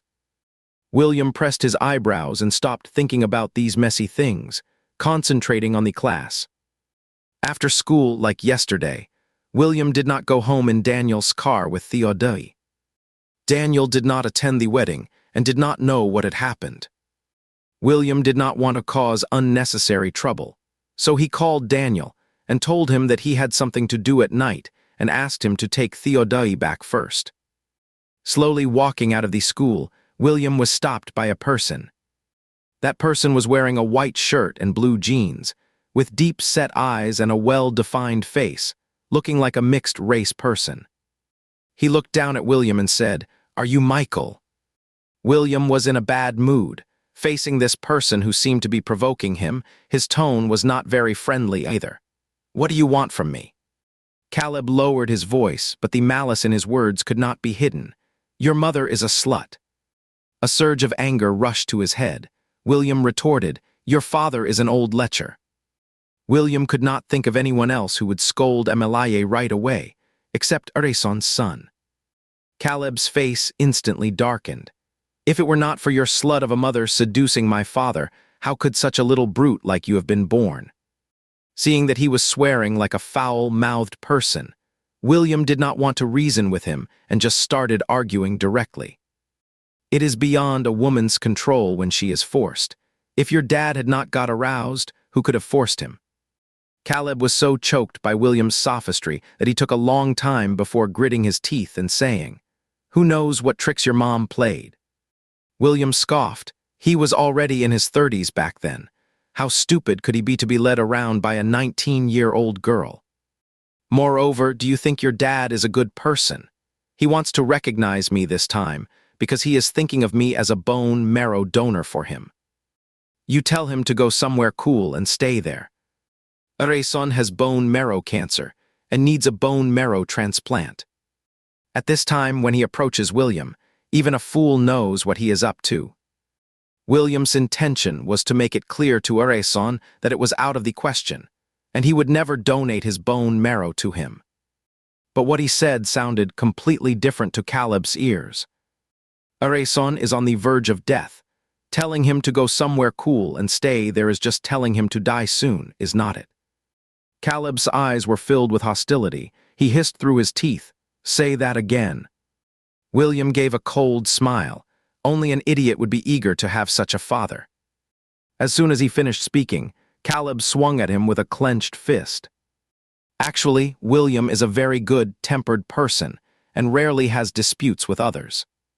But these days, he had been holding back his anger because of Theodai's matter. Caleb really came at the wrong time. After getting punched in the face, William immediately fought back. The two of them got into a scuffle. William did not want to go home so early and lingered until 6:40 before leaving the school gate. By this time, most of the students had left, and only a few students were coming out of the school sporadically. Seeing someone fighting at the school gate, 3 or 5 people stopped to watch the show. It took a while for the people in the security booth to hear the commotion. 2 security guards came out and sternly scolded. "What are you two doing? Stop right now." This scolding made William quickly calm down. He kicked Caleb away with one foot and ran away at full speed with his shoulder bag in hand. Caleb is not a student at South High School. It will not matter much if he gets caught. But if William gets caught, it will be troublesome. After running a long way, William stopped and gasped for breath, supporting his knees. Passers-by kept looking at him. When the sense of urgency was gone, William felt a burning pain in his neck. He reached up and touched it, getting his hand full of blood. During the fight just now, Caleb did not know what he was holding in his hand and made a 1-inch long cut behind William's ear. The bright red blood dripped down, soaking William's neck. William covered his neck and went to a nearby clinic. The wound was not deep. The doctor in the clinic did not stitch it up. He just applied some medicine and wrapped it with gauze. Apart from the small wound on his neck, when he was pushed down and pinned to the ground by Caleb, his elbows and lower back were also scraped. There were also bruises on his cheekbone and the corner of his eye. Caleb did not get off lightly either. William beat him up badly. None of the injuries were serious. The doctor gave him some anti-inflammatory medicine to take orally. After the fight, William began to regret it a bit. How could he go home like this? William called Emilie to see if she was at home. After coming back from the private island, Emilie had a talk with him once. It seems that Emilie hasn't figured out how to communicate yet. She just wants to confirm William's attitude. So they did not have an in-depth conversation that time, and Emilie did not mention the relationship back then either. When making this phone call, William could clearly sense Emilie's uneasiness and embarrassment. Fortunately, Emilie was not at home. She has been very busy these 2 days. She is busy settling scores with Ureson, suppressing the rumors about the illegitimate child, and also dealing with her relationship with Noah. Actually, all these things combined are not as important as Michael. But the more important something is in her heart, the less she knows how to face it. It has been postponed until today, and she still does not dare to confess her past to William. Knowing that Emilie was not at home, William went back with peace of mind. Fortunately, she was not there. Otherwise, William really did not know how to explain his bruised face to Emilie. When he got home, they had already had dinner, and the servant was cleaning the dining room. William did not disturb anyone and quietly went upstairs. On the second-floor corridor, he accidentally bumped into Theodai, who was coming out of the room. William had a bruised and swollen face on one side. His originally crisp white shirt was all wrinkled, and there were large patches of dried blood on the collar. His slender side neck was wrapped in a square gauze. Vaguely seen from the collar, there was quite a lot of blood on his collarbone pit. Theodai's gaze paused for a moment.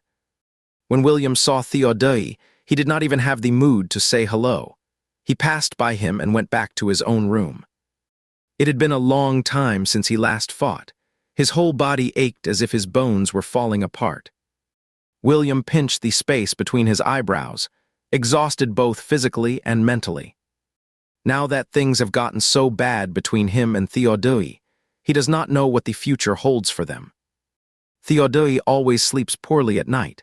Either he has nightmares or he has all kinds of hallucinations. This has been the case for the past 10 years. He can actually fall asleep in noisy places, with many people during the day. He had a dream again tonight. He dreamed of the scene of his first birthday with William. In the dream, just after they blew out the birthday candles, Theodai was inexplicably locked in the orphanage. Separated by an iron fence, Theodai called out William's name, wanting him to take him back to cut the cake together. But after calling for a long time, he did not call William over. Instead, he attracted a large group of bugs with ugly mouthparts. Theodai woke up from the dream and sat on the bed to calm down for a while. Since that woman died, it is actually the same for Theodai where he lives. He first felt that the orphanage was a cage on their birthday when William sent him back. Theodai was inside the fence, and William was outside the fence. He had a very happy day. He ate his first piece of cake in his life and celebrated his first birthday. William washed his hair. He also put on the new clothes bought by Emma and wrapped the scarf given by William around his neck. As a result, he sent him back to the orphanage again. On that dark and cold night, standing inside the orphanage fence, he watched William gradually walking away and almost humbly pleaded in his heart. "Take me back." William seemed to hear his plea and actually turned to look at him. At that moment, Theodai was overjoyed. But he walked over, only to give him a piece of candy and told him to go back to sleep early. Theodai was very disappointed, but still obeyed. Later, Noah came looking for him. He heard William admit in person that he wanted to adopt him. Only then did Theodai finally feel at ease.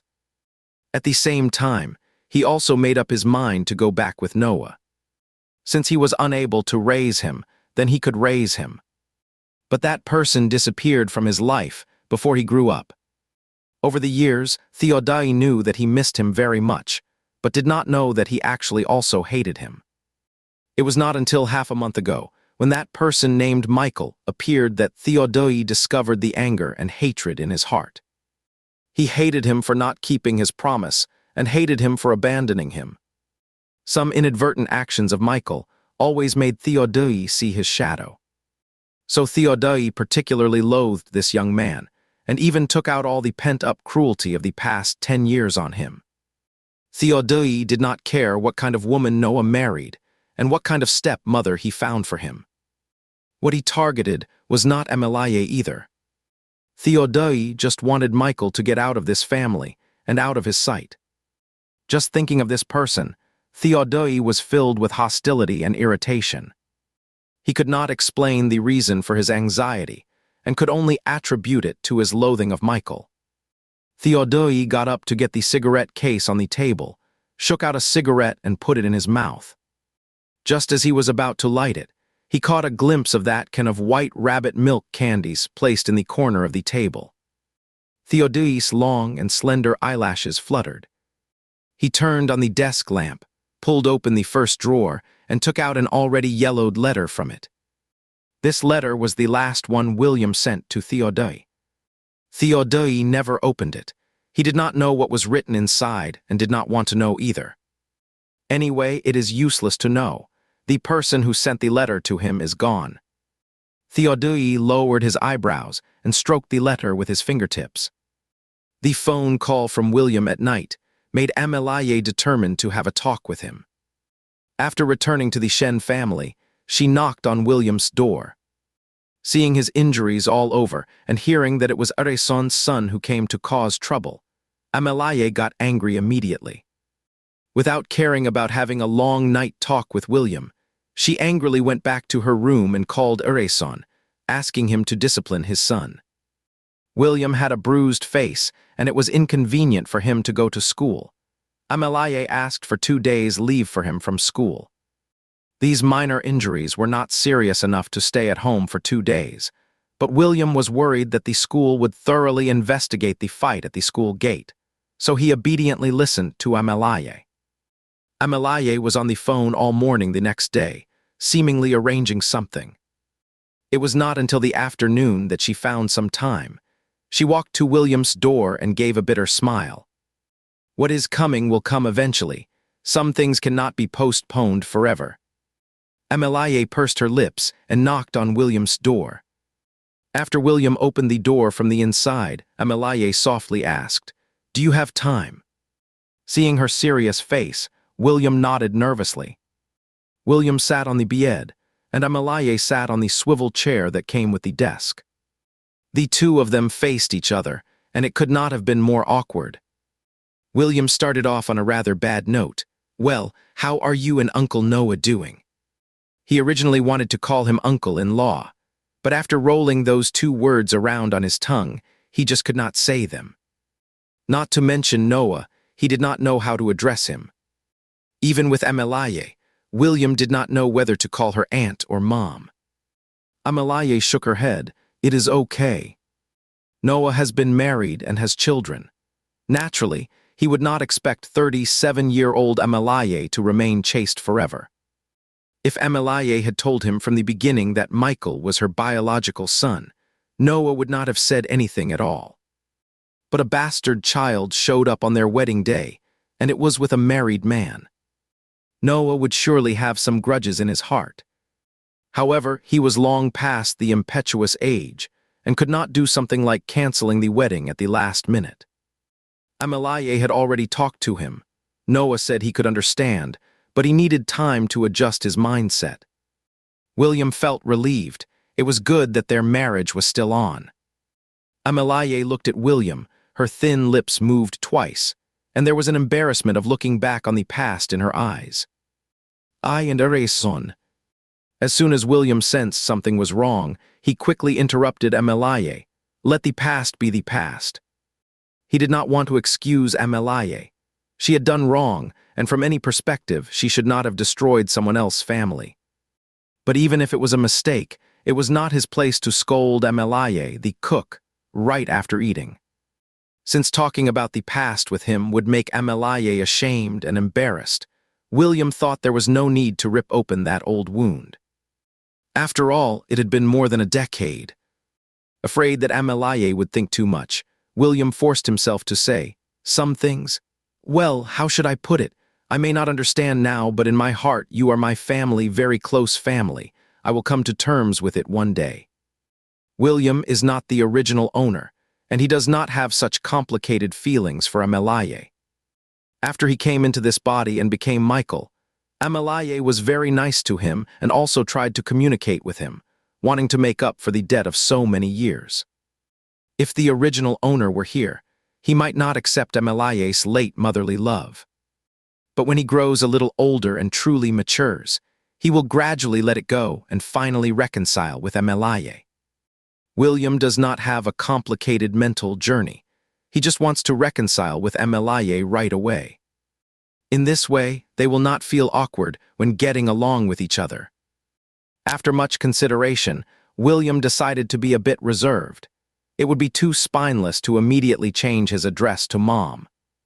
Although being reserved, he still needs to comfort Amelaye and let her know that he just cannot accept it for the moment, but he does not hate her. Amelaye was already very happy that William could say such words. As soon as he finished speaking, Amelaye suddenly hugged William and said, "Sorry, sorry." Her voice trembled, and the ending tone was tinged with a sob. One of these two sorries was an apology for not raising him for so many years after giving birth to him.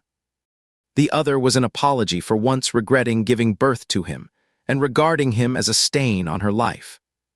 Back then, she was dazzled by Areson's sweet words and was bewitched to give birth to the child in her belly. Later, when she saw Areson's true face clearly, she particularly loathed the 1-month-old child. His existence was not only a time bomb that would ruin her acting career, but also constantly reminded her of the stupid things she had done. In those years, Amelaye seldom went home because she did not want to see him.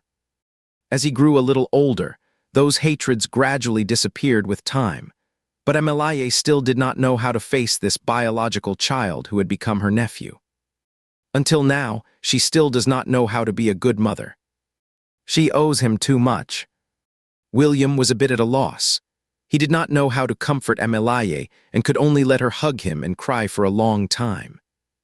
As an outsider, he could empathize with Amelaye. If the original owner was really Amalaye's nephew, she might have been a good aunt. But it was precisely because of the mother-son relationship that she felt extremely guilty and did not dare to get too close to the original owner, for fear that the media would dig out the truth. This kind of worry was not only for her own future, but also for fear of disturbing the peaceful life of the family.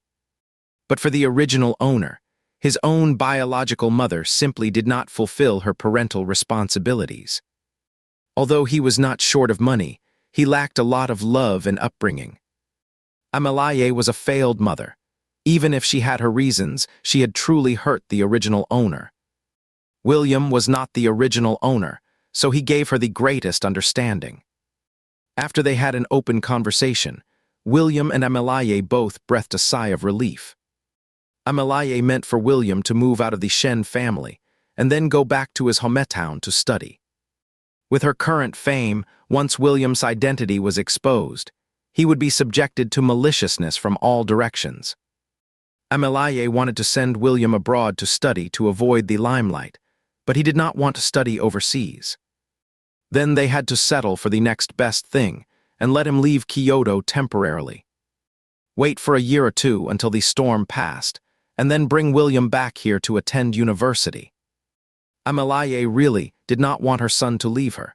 She brought him here this time with the intention of easing their relationship. Who would have known that such a thing would happen? William thought seriously for a while and finally agreed to Amalaye's proposal. Now Theodai really disliked him and Amalaye. Staying here might still cause some trouble. It is better to wait for things to calm down and then make plans. Moreover, there was a slight wavering in his heart. Perhaps Theodai simply did not need him. Previously, when Theodai lived in the orphanage, he did not have enough to eat or warm clothes to wear, so he needed someone to take care of him. Now he is definitely a super-rich second-generation heir. He will live a better life than 99% of people without having to struggle for a lifetime. Why work hard when you can earn money lying down? So William fell into self-doubt. Should he not impose his own will on Theodai? William decided to wait for 2 years. If Theodai liked this state, then he would not cause any more trouble around him. As for the task issued by the book traversing system, William still firmly believed that Theodai just had a strong possessive desire and could not accept Noah remarrying, so he did such things. Although it was quite immoral, it had nothing to do with being a Anudari. As long as he was not a Anudari, then William could be considered to have completed the task. Of course, even if he did not complete the task, so what? The book traversing system did not mention any rewards or punishments. Coupled with William's frustrated mentality, he was a bit muddling through now. Just let it be like this. It was a bit difficult to transfer William's student status back, because the schools in Kyoto have regulations that, unless under special circumstances, students cannot transfer schools casually within half a year. This regulation is aimed at those parents who try their best to use connections to get their children into key schools for the college entrance examination. Frequent school transfers also have a great impact on students' mental states. Although they could not think of a way to transfer the student status back for the time being, for William's safety, Amalaye thought he should move out of the Shen family first. Many people in the circle know that Amalaye is in a relationship with Noah. Once William's identity is exposed, the media and onlookers will dig out William through the Shen family. Over the years, Amalaye has protected her family very well. Michael has never appeared in the public eye. William understands Amalaye's concerns and also thinks it is better to move out at this time. Amalaye has already found a house for him, which is in a high-end community near South Middle School. It takes 10 minutes to walk from the community to South Middle School. While William is resting and recovering from his injury these 2 days, he can just move house. After Amalaye left, William went to the basement storage room to carry his suitcase back to his room. When he came, one suitcase was enough to hold all his things. When it was time to move, William sadly found that one suitcase was far from enough. Amalaye bought him a lot of things recently, and William has to take them all away because the possibility of coming back is extremely slim. William spent an afternoon packing his luggage. He agreed with Amalaye to move tomorrow. Theodai did not come back for dinner at night. William was used to being a caregiver, so he subconsciously worried about Theodai's whereabouts. According to Theodai's regular 3.1-line life, he is very likely to go to the alley to feed the cats and smoke. Theodai lives like a boring old man. Apart from school and home, the only place he often goes to is the alley where he regularly feeds the stray cats. This kind of life is quite good. Maybe he should not have disturbed Theodai's Buddhist-like life. So William did not call Daniel to ask about the situation. After dinner, he went upstairs to his room. Theodai came back a bit late, getting home after 8 o'clock. After coming back, Theodai went into his room and did not come out. In the middle of the night, when William was sleeping soundly, the cold and characteristic voice of the book traversing system suddenly rang in his mind. "Please go to find Theodai right away, host."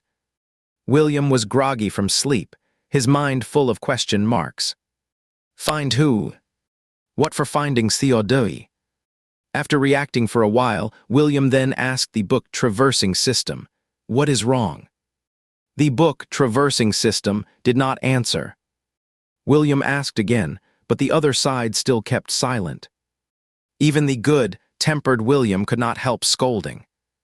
If he had money, he must buy a system that could make things clear at once. Although not knowing what had happened, William still got out of bed and went to find Theodai. The book traversing system would not play around with him for no reason in the middle of the night. There must be something wrong with Theodai. Theodai lived opposite William. When he walked out of his room, he saw that the opposite door was ajar. William could not see anyone in the room through the crack of the door. Puzzled, he went downstairs and looked for him in the living room and the kitchen. Not finding anyone, William got a bit anxious. It was the first time that the system had contacted him in the novel world. He was worried that something had happened to Theodai. While contacting the book traversing system, William searched for the person around the house. Where has Theodai gone? Is he still at the Shen family's? William asked the book traversing system. The other side still did not respond, as if what he had heard just now was all his own imagination.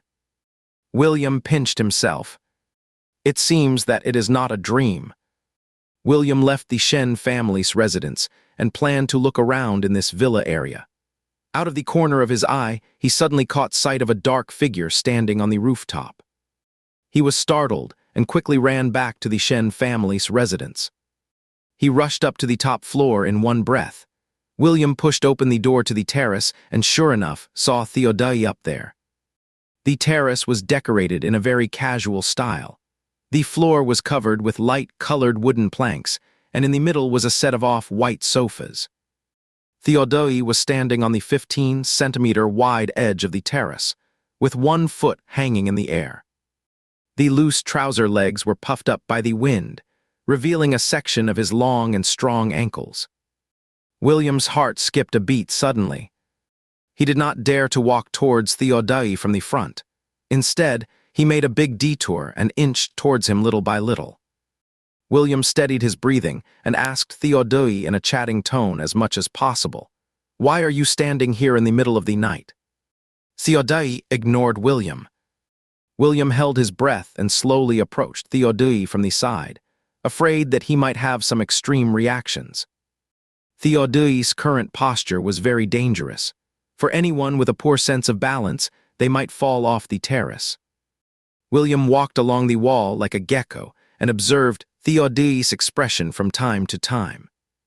The young man with thick and gorgeous eyebrows and eyes was looking down with his head bowed. His eyes were empty, without any of the emotions they should have, like two pitch-black holes.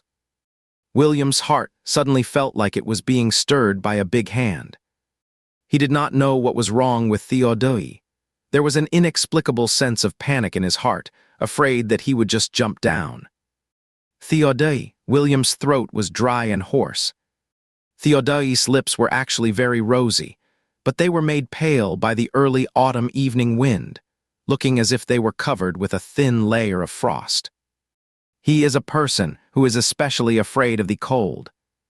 When they were kids and slept in the same bed, Theodai always liked to sleep close to him. His cold hands and feet could not warm up for a long time. William's throat burned even more painfully. Theodai. Theodai ignored him, and William continued to call. After calling several times, Theodai finally showed some reaction. He turned his head slightly and glanced at William. His gaze was very dull.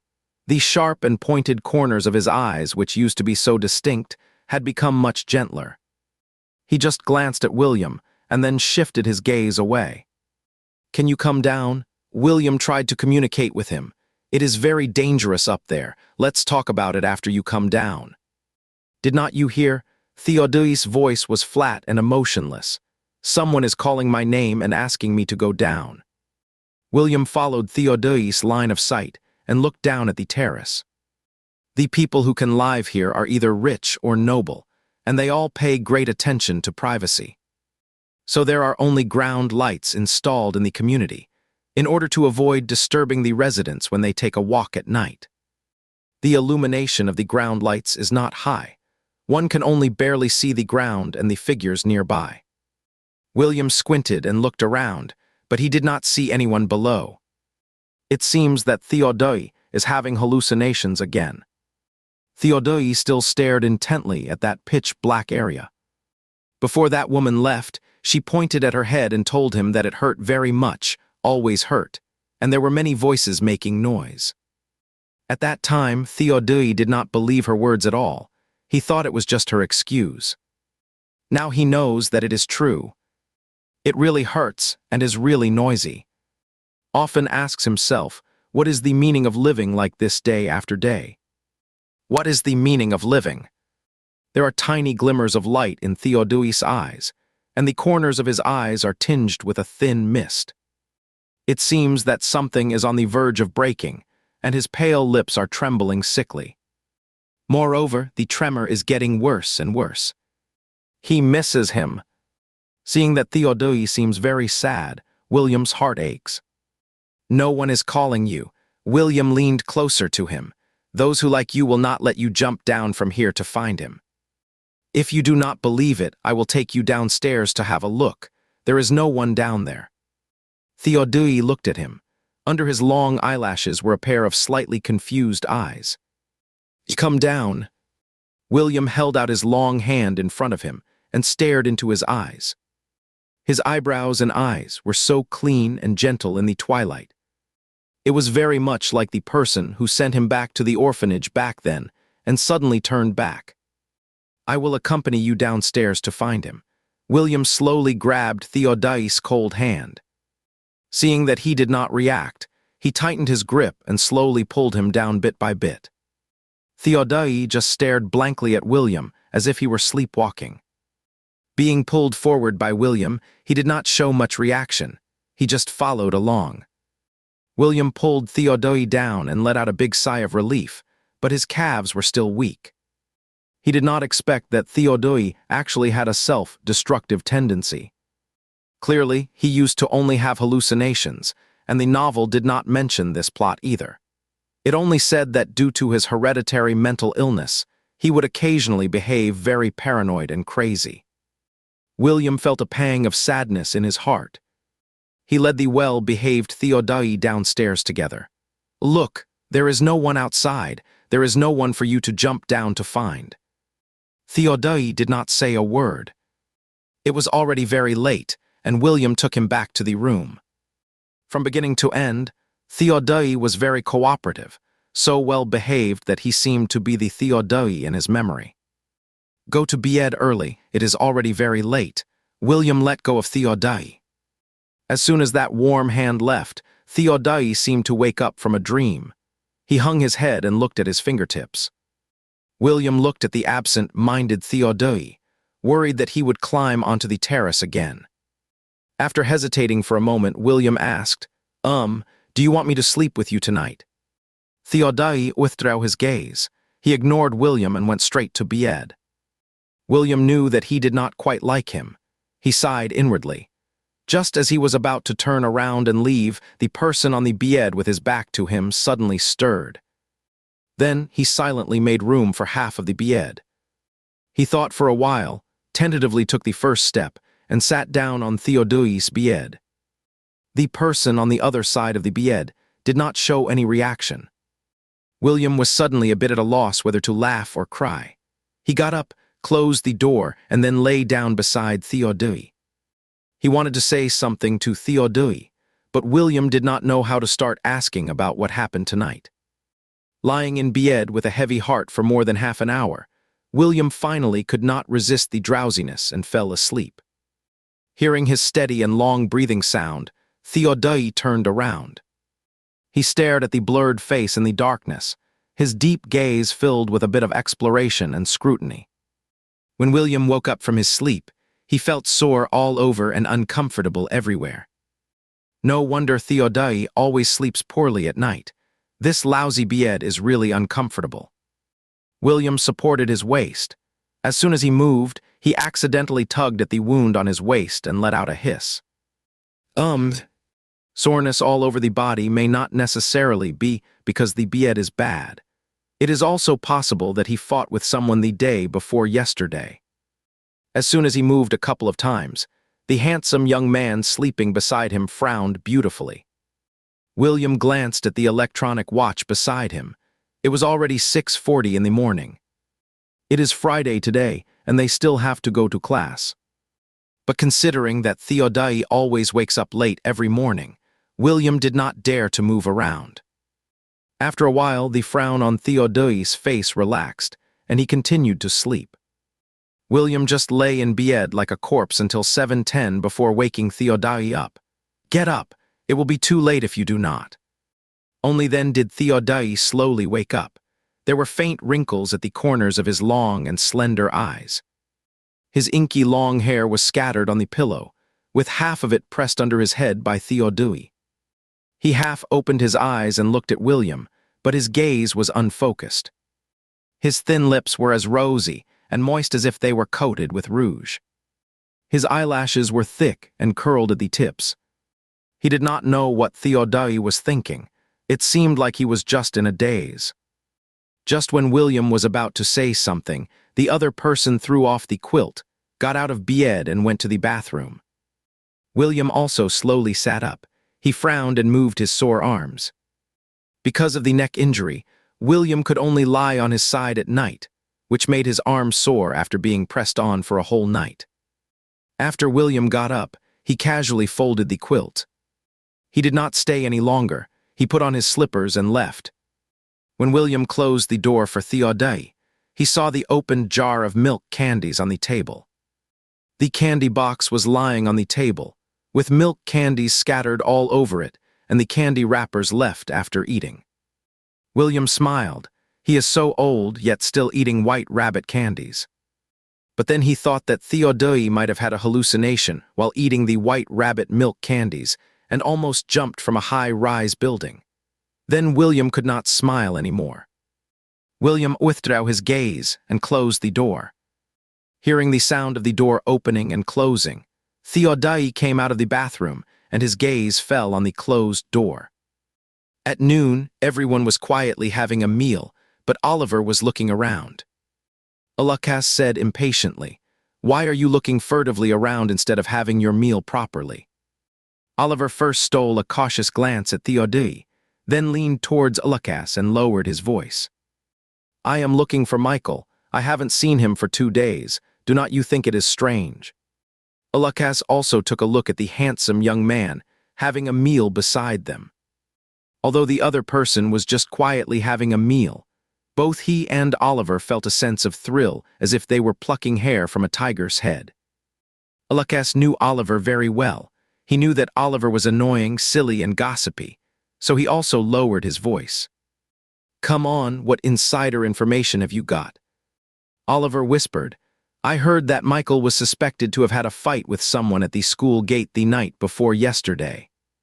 The word suspected is used very cleverly. After all, Oliver did not see it with his own eyes. It was seen by a little follower he knew. The four of them often sit together for lunch at noon. Over time, the school bully group that hangs out with Oliver has become somewhat familiar with Michael. Hasn't Michael been to school for 2 days? This so-called probable can be confirmed. It is definitely him. Oliver mouthed to Ulysses, "Ask Theodai if he is okay." William once said that he and Theodai are neighbors. Although the two had a quarrel, they are still neighbors and are bound to run into each other.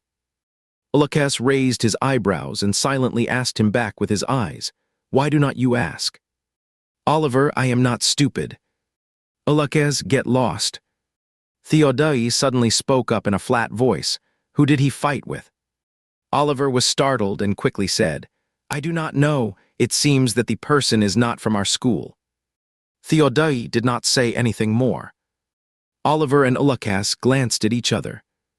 They both saw surprise in each other's eyes. They were most afraid of Theodai suddenly showing concern for someone. In Ulysses' eyes, Theodai is truly a high, cold, and unapproachable person. He is carefree and taciturn and does not care about anything. Although the three of them often sit together for lunch, they live in two different worlds. With Theodai's looks and family background, there were quite a few people circling around him at first. Towards these people, Theodai's attitude has always been the same, neither accepting, nor rejecting, nor paying attention. If you sit next to him, he will not say anything. If you leave, he will not say anything either. Ulysses has known Theodai for almost a year. He dares to say that if he does not take the initiative to talk to Theodai one day, Theodai definitely will not react at all. He is such a cold and heartless person. Ulysses actually thinks that a person like him is quite interesting, while Oliver is simply careless. After going around in circles, only these two of them are still persevering by Theodai's side. It was not until a few days ago that another neighbor of Theodai's, Michael, showed up. Theodai still adheres to the three no principles towards Michael: no acceptance, no rejection, and no interaction. But vaguely, Ulysses feels that there is something different. At least Theodai does not observe others intentionally or unintentionally. But he will observe Michael. Ulysses does not know exactly what he is observing. Just like today, if he and Oliver had bruises on their faces, Theodai definitely would not ask them who they fought with. Ulysses glanced at Theodai, his gaze somewhat meaningful, looking as if his eyes have seen through too much. Just as Ulysses was about to let out a domineering tut, Oliver, that annoying younger brother, stole takoyaki from his plate. There was Japanese cuisine in the cafeteria for lunch today, but there were limited servings. Ulysses was lucky enough to grab a serving of takoyaki. There were originally only a few, and then Oliver stabbed 2 with his chopsticks. Ulysses immediately got angry. Quick-eyed and deft-handed, Ulysses snatched a takoyaki from Oliver's mouth. Oliver quickly swallowed the other one, his mouth bulging. "Look at how stingy you are. This does not even taste authentic. Only a fool like you would order it." "Ulysses, get out." After what happened last night, William is very worried about Theodai's mental state. Their relationship is not like when they were kids. Theodai is also unlikely to open up to him. William was afraid that such a situation might happen again in the future. If he failed to stop Theodai in time, Theodai might jump off. But then he thought again. After all, Theodai was the second male lead in this world. He had not met the female lead yet, so it should not be that bad. Otherwise, the book traversing system would not have suddenly reminded him. William remembered that Theodai's first meeting with the female lead seemed to be in his sophomore year of high school. Theodai had a car accident and was luckily saved by the passing female lead. At that time, Theodai fell into a coma, and the female lead sent him to the hospital. It was also because of that fleeting glance that Theodai fell in love with the female lead. He was a very dedicated person in relationships. Once he set his heart on someone, he would wait for her forever. When he grew up, Theodai became a popular star in the entertainment industry and met the supporting actress female lead again. Then the female lead, the male lead, and Theodai started a cheesy love triangle. The female lead had not appeared yet. How could the second male lead just disappear? William was not that worried about Theodai's safety. He was mainly afraid that Theodai would follow the old path and fall in love with the female lead, who already had a boyfriend. Moreover, his current psychological state was very different from what was described in the novel. In fact, the novel did not describe Theodai's childhood and adolescence in detail. Readers only learned how miserable the charming second male lead's life was through scattered remarks. After what happened last night, William wavered a bit in his idea of moving out. But if he stayed here, there was a risk of being exposed. By then, the most embarrassed one would not be William, but Amalaye. It was still the era of print media, and information was not as developed as it would be 10 years later. If William found a place to hide, no one would know who he was. Amalaye would be criticized then. So William still followed the original plan and moved out of here, not wanting to make things difficult for Amalaye. When Theodai came back from school, he saw the servants in the house packing up the opposite room. The bed was covered with new white sheets, and 2 servants were putting dust covers on them. Although the guest rooms in the house are cleaned every day, the beds in the unoccupied rooms are covered with dust covers to prevent the mattresses from getting damp and moldy. Theodai's gaze paused for a moment. One of the older maids who had worked in the Shen family for many years saw Theodai standing silently at the door of the room and could not help smiling and explaining. I heard that Michael's grandparents have also moved to Kyoto. Amalaye asked Michael to move there and live with his grandparents. This was the excuse Amalaye came up with to make William move out without suspicion. Theodai pursed his lips and glanced at the room. It was empty inside, and even the trash can had been taken away, as if no one had ever been there. His thin lips were pursed even editor. As soon as William entered the classroom, he attracted a lot of attention. He was wearing an off-white sweatshirt, dark sports pants, and a pair of flashy red sneakers on his feet. He was about 1.8 meters tall, with a slender and well-proportioned figure, and sharp and neat shoulder and back lines. He had cut his hair short, revealing his handsome and 3-dimensional features. There was a very faint bruise at the corner of his eye, and a piece of gauze was wrapped around his side neck. Actually, the bruise on the corner of his eye was still quite obvious, but Amalaye had applied some concealer on it, so it did not stand out as much. William walked through the front rows and sat in the last seat by the window. He had walked from home and arrived just in time for class. Unexpectedly, Theodai was even later than him. He strolled into the classroom 2 minutes before the class bell rang. Sitting next to William, as usual, Theodai put on his headphones, lay on the table and went to sleep, ignoring everyone. Looking at Theodai's slender nape hidden in his jet black long hair, William sighed in his heart. 2 days ago, he had just figured out to give himself and Theodai their own space. William even thought that the first thing to do when coming to school was to ask the homeroom teacher to change seats. After Amalaye finished handling the transfer matter, he would return to his original hometown and fight hard for the college entrance examination. As a result, there was a sudden reversal last night. Under Theodai's appearance of a retired veteran cadre, there was a world-weary and self-destructive inner self. After discovering that Theodai's psychological problems had worsened, William was in a dilemma and quite troubled. He hoped that Theodai could be okay more than anyone else. But Theodai might not appreciate his kindness. He was full of hostility towards him, like a poisonous rose. Forget it, just take one step at a time. Theodai slept all morning. He only perked up a little in the last class, which was P.E. As usual in P.E. class, they would first do a 1-kilometer variable speed run, and then it would be free activity time. Generally, girls would go to the canteen in twos and threes to buy some snacks, and then get together to chat. Most boys would go to play basketball or tease the girls they liked.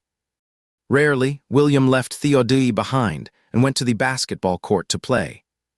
He had been at South High School for half a month. He was not familiar with any of the boys in the class and usually had not had much contact with them. So when the boys in the class played basketball, they never invited William. This time it was Henry who called him to play together. Holding a basketball, Henry tilted his chin at the solitary William and said, "Do you want to play? We are just short of one person." William did not have a good impression of Henry.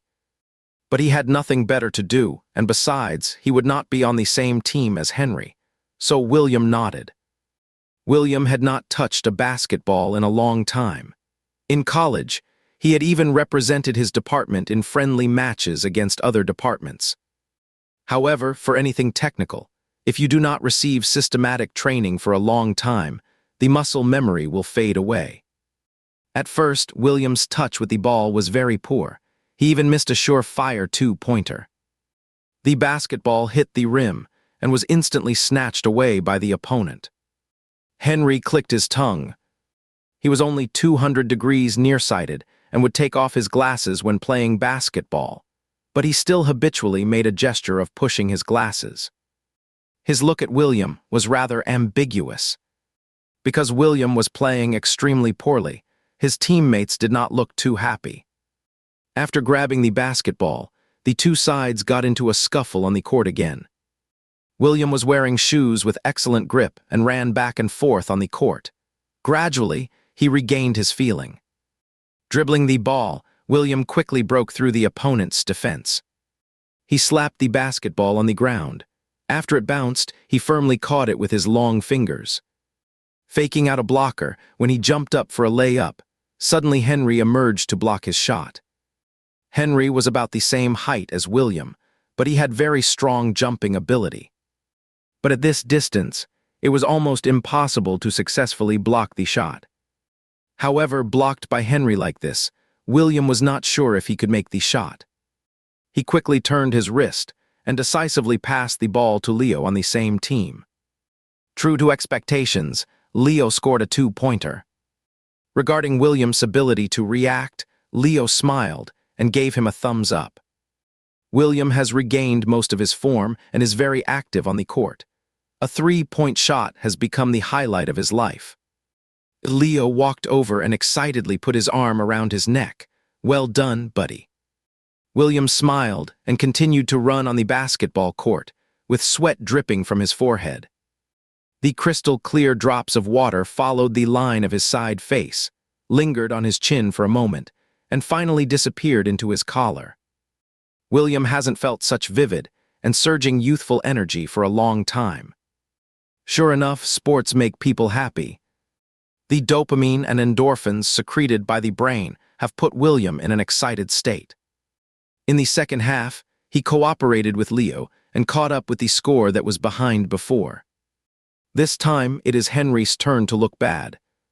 William jumped up to shoot the ball, his chin raised upwards, and his slender neck stretched straight, with a thin layer of sweat on it.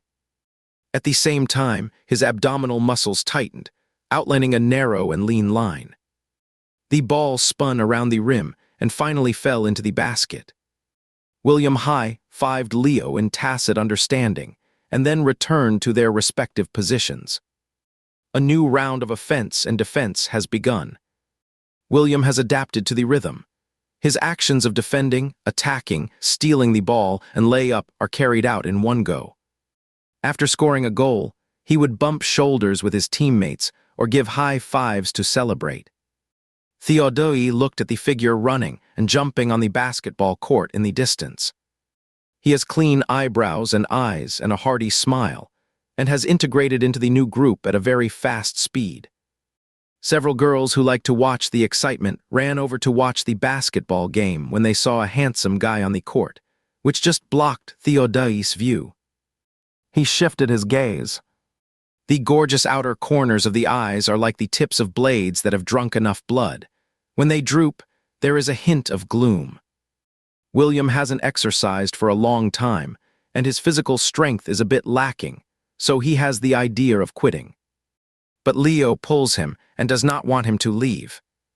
"A girl I like is watching us outside the court. Please play a little longer," Leo whispers in William's ear. William does not quite understand his way of thinking. "What does my staying here have to do with you chasing girls?" Leo furtively glances at a petite female classmate outside the court, and his voice gets even lower. "You have attracted a lot of girls to watch the game. Once you leave, they will all go. What if the girl I like is too shy to stay and watch me?" William is both amused and annoyed. "All right." William has to grit his teeth and play for another 10 minutes, but he is completely out of energy, and his cooperation with Leo is greatly reduced. Seeing that William is gasping like a broken bellows, Leo has to replace him. When William is off the court, Leo still cannot help teasing. "You should exercise your physical strength more. The most feared thing for a man is being weak. Do you understand?" "William, I understand your nonsense." Rejecting the water offered by several girls, William goes to the canteen to buy a bottle of room-temperature water by himself. Unscrewing the bottle cap and taking a few gulps, he subconsciously looks for Theodai's figure. There is no one on the playground. He probably has gone back to the classroom to sleep. William looks at the time. There are still more than 10 minutes before class is over, and he can go to the cafeteria to get food. Amelaye says that she will send someone to bring him lunch at noon. While William hasn't left yet, she really wants to express more of her concern. Amelaye just wants to be a good mother too much, which instead makes William feel a lot of pressure. There is already food in the cafeteria, and it tastes quite good. There is really no need. William rested in place for a while, before going to the school gate to pick up his lunch. Amelaye has a special status, so she did not dare to deliver it herself. Instead, she sent a living assistant. As if afraid that he would not be full, Amelaye prepared a lot, and it was extremely heavy. The lunch box itself is quite heavy. It is a large-capacity stainless steel insulated lunch box by Thermos, with one layer nested inside another. In total, including both dishes and soup, she prepared 4 items, as well as a generous serving of rice. William carried a bag of things back to the classroom, and, as expected, saw Theodai lying on the table sleeping. He walked over and placed the insulated lunch box on the table. William's movements were quiet, but Theodai beside him woke up. The long-haired teenager bathed in the sun had snow-white skin with a faint golden glaze, and his high nose bridge was translucent. Previously, gossip tabloids used a translucent nose bridge to prove that female celebrities had plastic surgery, but in fact, it was just overexposure. Probably just waking up, Theodai's sharp and beautiful eyes were much more subdued. His jet-black pupils were also a bit unfocused, looking very approachable. William could not help asking him, "I brought food, do you want to have some?" Originally, William did not hold much hope, but unexpectedly, Theodai did not refuse. Amelaye prepared quite a lot of food, but there was only one pair of chopsticks. Fortunately, there was also a soup spoon. William gave the chopsticks to Theodai and used the soup spoon himself. Theodai only ate the rice and did not touch the dishes at all. William was busy tidying up just now and did not eat a single bite. The spoon was still clean. "Have some vegetables." He scooped up a spoonful of chicken for Theodai.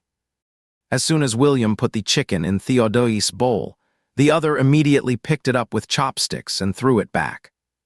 William, all right, he was being sentimental again.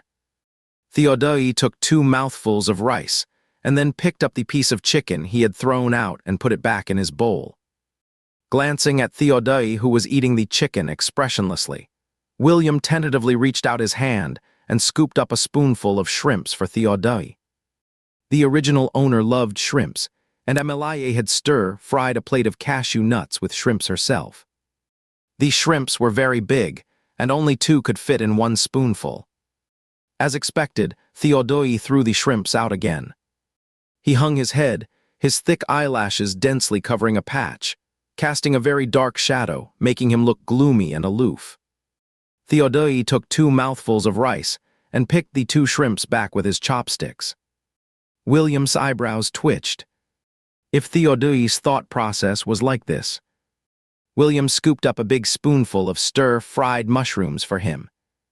Theodai still picked them out one by one. Looking like I will not eat what you give me. I will only eat what I pick myself.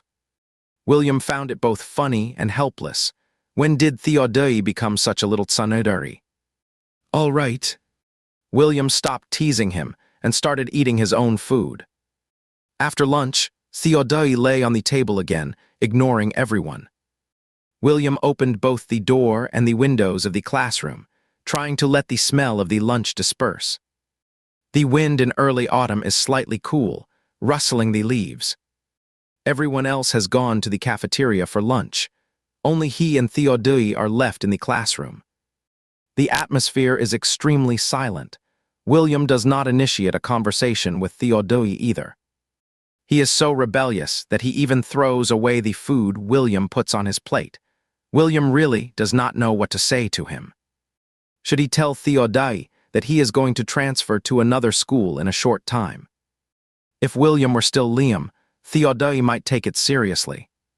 Looking at the warm, colored halo above Theodai's head, William is quite in a dilemma. It is not very reassuring to just leave him like this. If he does not leave, staying here will not do any good either. Well, it is so hard to be a kind-hearted person. Friendship among boys is often very simple. A few days ago, William had not even said a word to most of the boys in the class. A basketball game in the physical education class actually brought out some friendship among them. During the big break the next day, Leo held the ball in one hand and called on the active students in the class to play basketball. When enough people had been gathered, Leo suddenly asked William, "Michael, do you want to join us? We cooperated well yesterday. How about having another game today?" The 30-minute break during the big break at South Middle School is long enough for them to play a half-court game. The fight with Caleb last time made William deeply aware of the importance of physical strength. He over-exercised yesterday, and his inner arms and calves are still a bit sore. He really should exercise his body well. William stood up and said, "Okay." A group of people left the classroom noisily. They had walked a long way, and they could still hear Leo's loud voice. "To be honest, I used to think you were quite aloof. Unexpectedly, after getting in touch with you, your temper is actually okay." William wanted to laugh. In his life, he had never heard people around him say that he was aloof. He did not know why he had left such an impression on Leo. In fact, except for Theodai, most people in Class 5 had this impression of William. He was handsome, seemed to be neighbors with Theodai, and his family background must be good.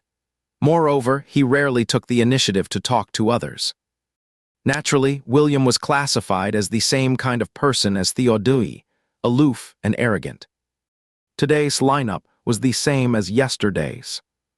Given William's mental age, he had been in contact with basketball longer than anyone on the court. In fact, he was very suitable to be a point guard to connect the whole team. However, William's physical strength was too poor, which was a big taboo for a point guard. After all, the first bird gets shot. As the starting point of the team's offense, 5 opponents stared at him alone.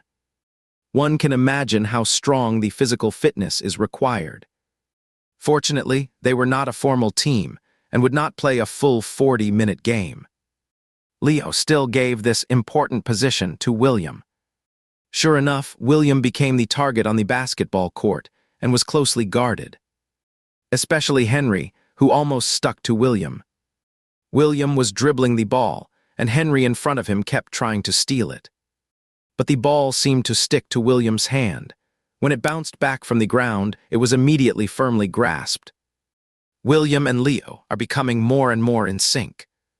They coordinated and used 2 fake moves to deceive Henry and scored a basket by layup. After scoring 2 points, Leo whistled and stepped forward to high-five William to celebrate. Henry wiped the sweat off with his black wristband, looking a bit grim. He always thought William was a lousy player, but unexpectedly he was so strong. The two of them are really going head-to-head now. William was locked down by Henry again, and Leo was also in a stalemate with his opponent. When William was thinking about how to break through the defense, there was a scream in the distance. He glanced out of the corner of his eye and just saw a basketball spinning at high speed, rushing out of the basketball court and hitting a passing teenager. The teenager had long, inky black hair, and his skin was as cold and white as the snow in the cold winter.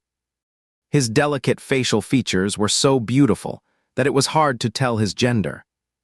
Seeing this, William's heart seemed to be suddenly grabbed by a big hand, and his breathing stopped for a moment. He dropped the basketball and ran towards the outside of the court. Leo also saw Theodai being hit by the ball.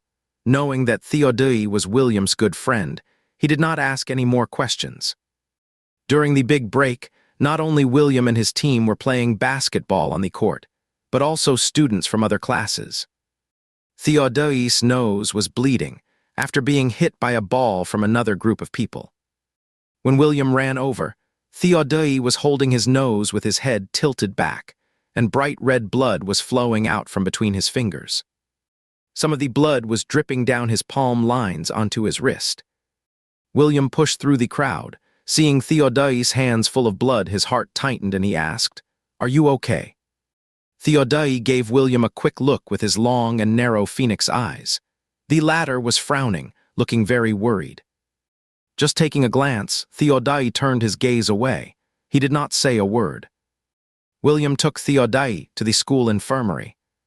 Fortunately, the ball hit at an angle and did not directly hit Theodai's nose bridge. The nasal bone was fine.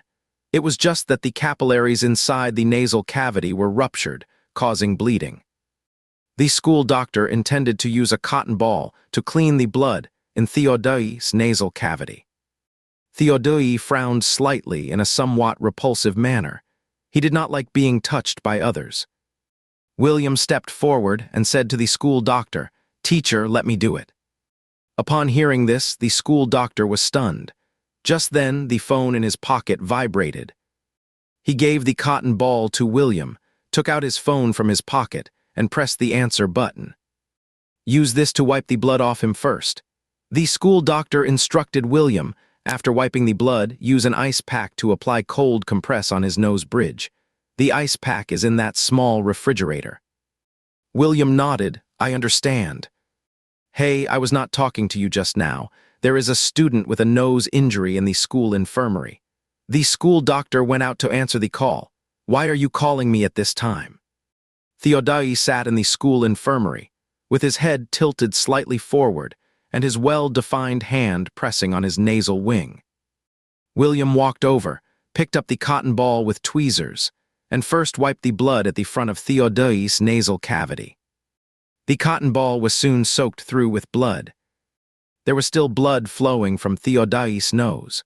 Seeing that this was not working, William went to the waist-high small refrigerator to get an ice pack.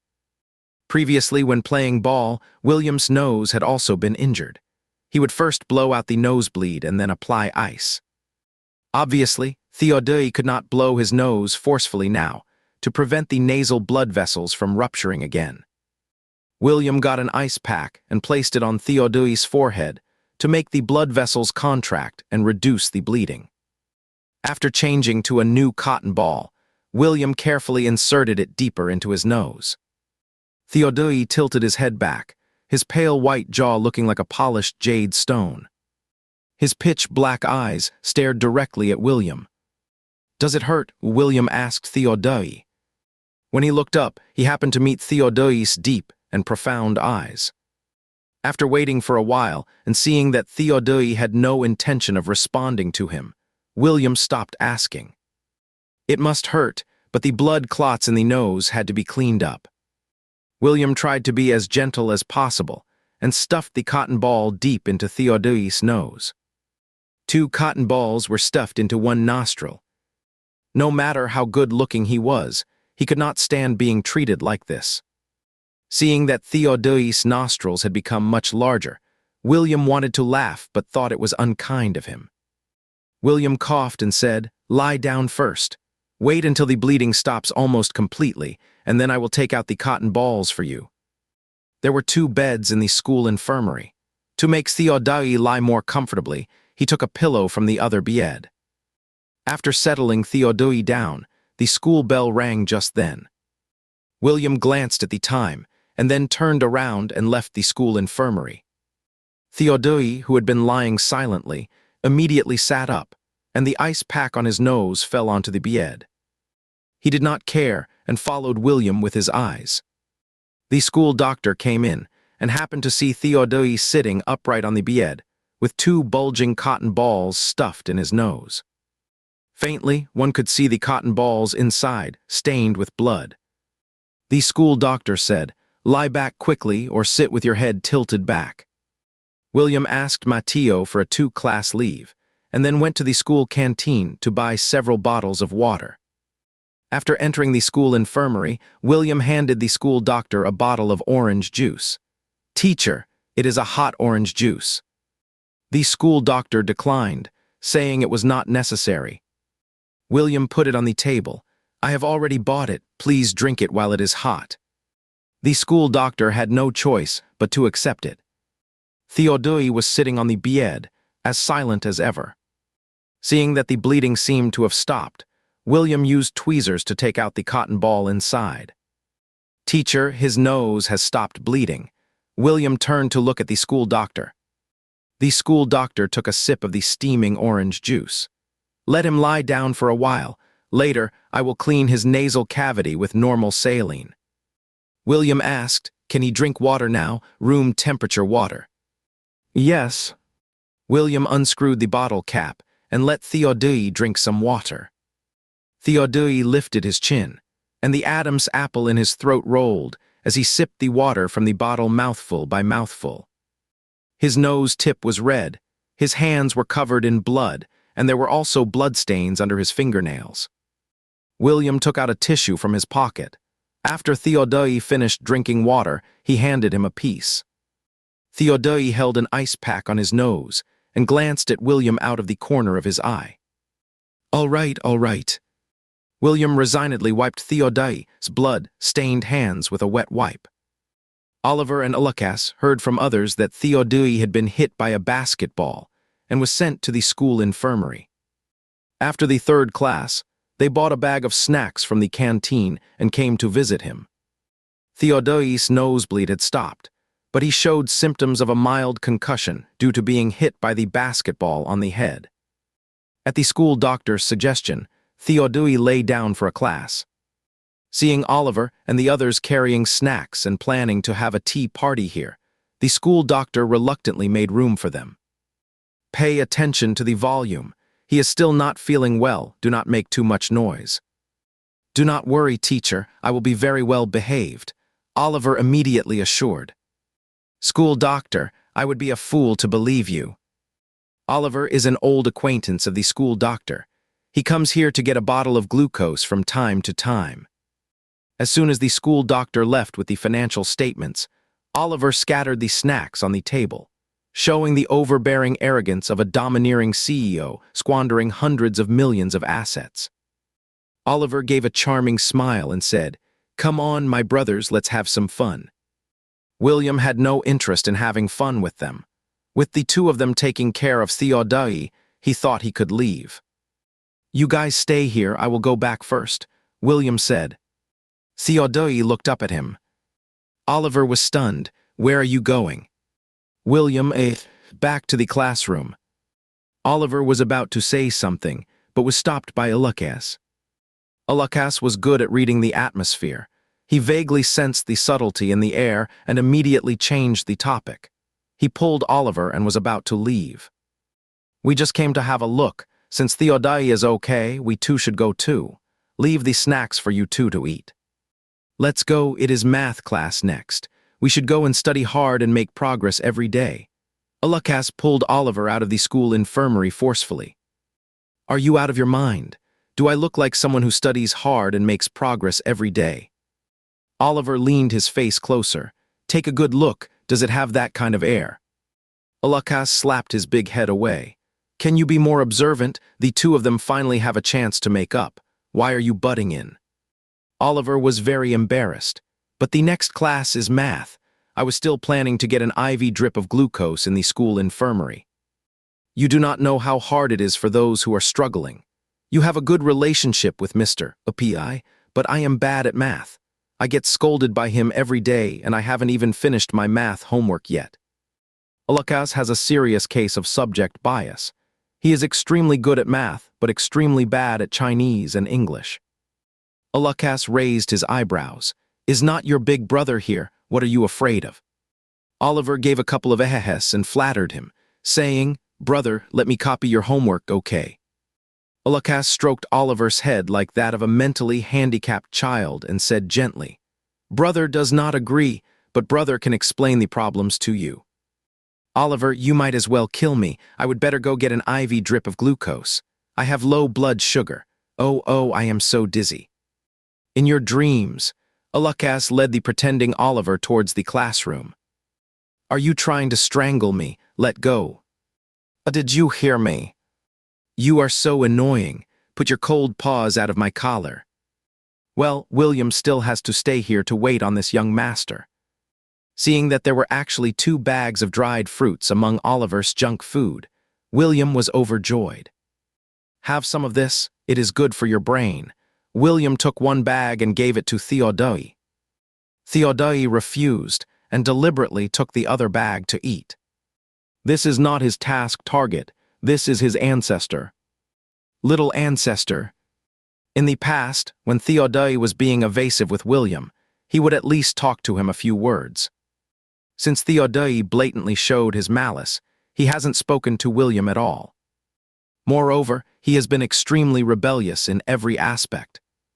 Whatever you want him to do, he will not do it. When you stop telling him, he starts doing it. William really cannot figure out what Theodai is thinking. It seems like he is deliberately going against him. William has never seen this side of him before. When he first met Theodai, he was like a prickly hedgehog. Later, when he put away those sharp thorns, he became very obedient and would even show his soft white belly for William to touch. Now he is extremely tsanadari and has a lot of thorns on him, leaving William at a loss. Although William has less communication with Theodai, he has gradually gotten familiar with other classmates in the class. Recently, Leo is going to have a birthday and has invited William to have a meal together. William readily agreed. Leo casually put his arm on William's shoulder and said with a smile, Okay, it is settled. No matter what you have to do this Friday, cancel it for me. When he looked up, he caught a glimpse of a pair of dark eyes from the corner of his eye. The long and slender eyes had a faint wrinkle, and the outer corners of the eyes were like a stinging bee needle, sharp and full of hostility. Leo suddenly met such a gaze and was startled. His temples throbbed. When he composed himself and looked again, the other person had already lain back on the table to sleep. It seemed like everything was an illusion. William did not notice Leo's abnormality and nudged him with his arm. Is that person outside Henry? There was a person practicing shooting on the playground. Judging from the figure, he looked very much like Henry. Coincidentally, Henry was not in the classroom. There is only a 10-minute break during a normal class interval, and there are almost no people on the playground, so the person practicing basketball is particularly conspicuous. Leo came to his senses and absent-mindedly glanced at the playground. It is Henry. You stimulated him the other day, so now he practices basketball whenever he has time. After saying that, Leo could not help but look at the back row again. He saw the noble-looking long-haired teenager lying on the desk sleeping, which was no different from usual. Leo could not help but suspect that he was being too sensitive. William did not expect Henry to like playing basketball so much. Although he thought this guy sometimes spoke in a sarcastic way, it did not stop him from admiring Henry's hard work and self-control. Leo invited several classmates in the class who he had a good relationship with for his birthday. William asked the others if they needed to prepare any gifts. Before, William was still worried about how much money Leo would have to spend to treat so many people to dinner. Unexpectedly, the gifts they gave were simple and unpretentious. Leo first booked a restaurant for his birthday, and then everyone transferred money to him according to the situation. It was equivalent to going Dutch. Hearing that they were giving money directly, William could not help but sigh. Is it so practical? The classmate shrugged and said, "This is a school rule. It is to prevent everyone from competing to buy gifts and making a big deal out of birthday parties. After all, Kyoto is the capital, and its economy has developed rapidly in recent years. Just the demolition has made a large number of people rich. Whether it is the teaching quality or the teaching staff, Enanshan Middle School is among the top. Therefore, there are quite a few wealthy students in the school, but there are also students from ordinary families. It is because the school is worried that the large gap between the rich and the poor will have a negative impact on students that it has such a mandatory rule. It is said to be a birthday party, but actually it is just an excuse for a social gathering. Leo likes a girl named Luna in Class 8. Luna is the study committee member of Class 8 and ranks among the top 20 in the whole grade. Leo wants to ask Luna out but is afraid of being rejected, so he plans to get in touch with Luna's best friend and then indirectly invite Luna to go together. For this kind of party, if you want to attract more girls, you need a handsome guy with outstanding looks to hold the scene. William is the one who can hold the scene. As such a person, he is definitely qualified. William has attracted many girls to Leo's birthday party. The system in South High School treats everyone equally. The girls who attend the birthday party also have to pay for the meal. Leo helplessly brushed his bangs and said, "Guys from wealthy families like me cannot even show a little bit of gentlemanliness." Hearing what he said, a girl gave Leo a sidelong glance, tossed her ponytail, looking cool and aloof, and said, "Who needs your money? Here's 80 yuan. At that time, inflation was not that serious. 80 yuan was equivalent to a week's meal expenses for an ordinary high school student. When the girl saw William beside her, her expression immediately changed, and her eyes sparkled with the light of gossip. She gave a shy smile and politely asked William, "Will Theodai go with you this Friday?" William said no. She is not interested in Leo's birthday party. What she is really interested in is the gossip. All the girls in the school are curious about Theodai. Now they have met someone who is familiar with him. It is okay. As long as you go, the girl blinked her big eyes and looked at William very sincerely. "Can I ask you a few questions then? Just a few." Although she looked sincere, William still saw through her intention. "Well, how should I put it? Who can resist Theodai? He is such a hard-to-understand person. Even William himself is extremely curious about him." William said reluctantly, "Actually, the two of us are just ordinary neighbors, and our relationship is quite ordinary." The girl tucked her hair behind her ears, looking gentle. "You are overthinking it. It is just a very simple and casual chat." All right." Getting a satisfactory reply, the girl left happily. Leo looked at William resentfully. "You will not steal all my thunder, will you?" William patted him on the shoulder and said in a solemn tone, "It is not me who is stealing your thunder. It is Theodai, just accept it." Leo found a Japanese restaurant with an average per-person consumption of 80. Since so many people came, they rented out the second floor and put the tables together to form a long row. The scene was comparable to the college dining in Harry Potter. Leo only invited 6 boys, and the rest were a large group of girls. No one knew where Oliver and Ulukas heard about it, but they actually came to join in the fun. William was stunned. "Why are you here? Do you know Leo?" Oliver was confused. "Who is Leo? Is not this gathering organized for Theodai? Everyone is here for him."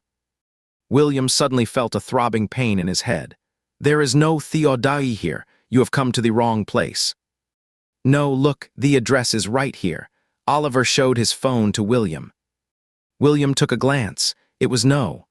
35 Dongyue North Road, Oshikawa Japanese Restaurant, the second floor. Lucas explained with a smile. Someone created a QQ group saying that there is a buffet party, and there is Theodai's childhood friend on site who can reveal Theodai's unknown little secrets. The name of the QQ group is The Unknown Theodai Through the Years. Oliver asked, "Who is the organizer of the buffet party?" Leo stepped forward. "I am, but this is not a buffet party."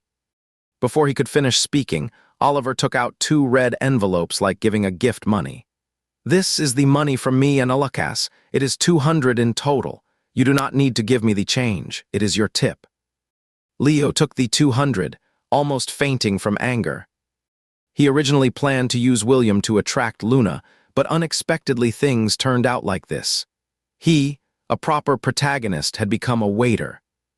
Oliver was still shouting beside him, "Where do we sit?" Alakas was standing behind Oliver with a smile looking like, "I am just here to have fun."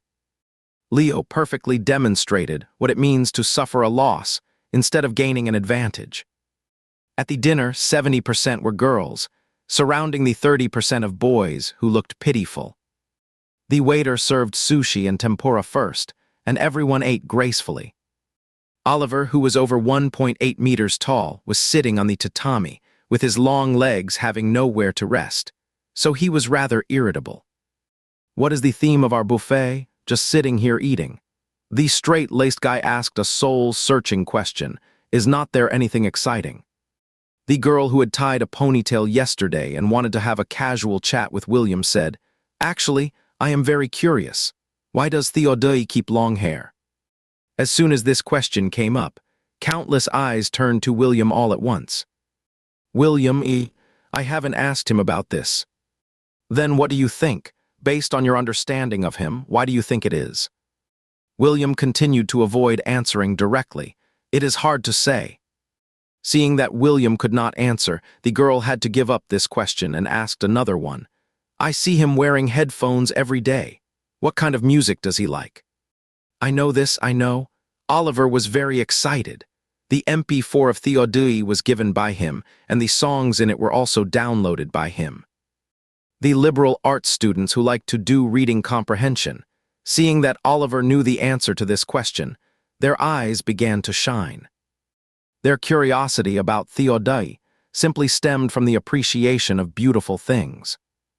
Especially when this beautiful thing was very mysterious, it made people have the desire to explore.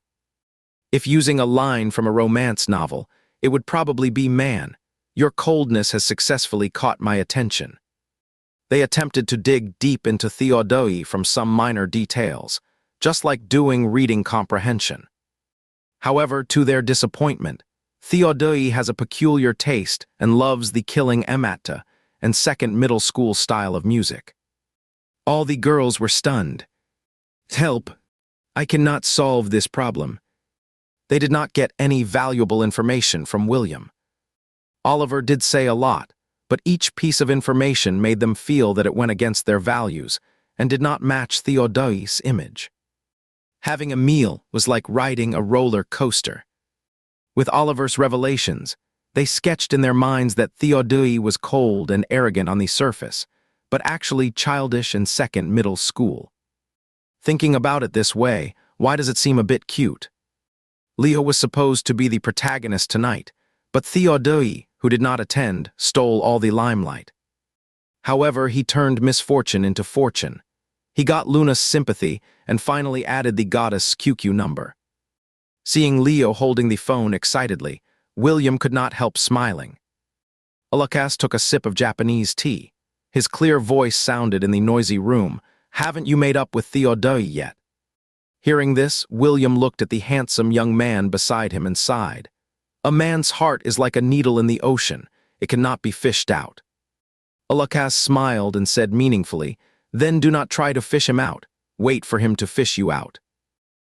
William was confused. Alakas did not say a word. He lowered his eyes and took a sip of tea with a smile in the corner of his eyes as if he knew something but did not say it. Tomorrow is the weekend. A group of people were joking and playing around. They did not leave until nearly 9 of the clock. William's place is not far from here. He walked home in 20 minutes. Amalaye is at home. Recently, she has declined many things and stays at home to accompany William wholeheartedly. After 2 days of calmness, Noah gradually accepted the current situation. He has feelings for Amalaye. Although such a thing happened at the wedding, it was all a thing of the past more than a decade ago. Seeing that the two of them were okay, William finally let out a sigh of relief. Although William is not Michael, he has always been very active in cultivating feelings with Amalaye. Since he is occupying Michael's body, he should treat his family well. So after going back, William accompanied Amalaye to watch a public welfare micro-film she shot. The film is only 20 minutes long and is very heartwarming. Amalaye also told William some interesting stories about the filming. By the way, Amalaye suddenly seemed to remember something. I consulted a friend. He said that you can transfer schools first. As long as you transfer your school register to the school you are enrolled in before the college entrance examination, it will be fine. Without any unexpected situations, the matter of the new school will be arranged next week. William did not expect it to be so soon. He was stunned for a moment. Seeing that William seemed to have something on his mind, Amalaye pursed her lips. Do not you want to transfer back?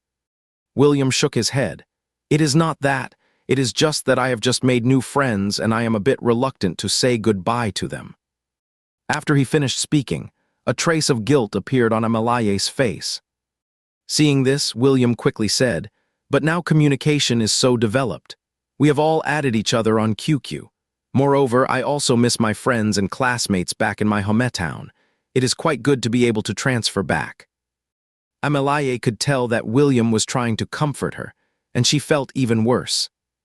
However, she did not say anything. Her voice was faintly hoarse. Go to bed early. Okay. William took a shower, changed into his pajamas, and lay in bed. He thought about Theodai's matter. He thought about it for over an hour but still could not figure it out. He gave up and decided to just let things take their course. Just as William was about to go to sleep, the doorbell suddenly rang. It is already past 11 of the clock at night. Who could it be at this time? Amalaye values privacy very much and has the most advanced video phone installed at home. William did not rush to open the door. He turned on the video phone in the entrance hall. Through the surveillance camera outside the door, he saw a long-haired teenager with thick and gorgeous eyebrows. William was startled. Who rang the doorbell? Amalaye heard the noise and came out of her room.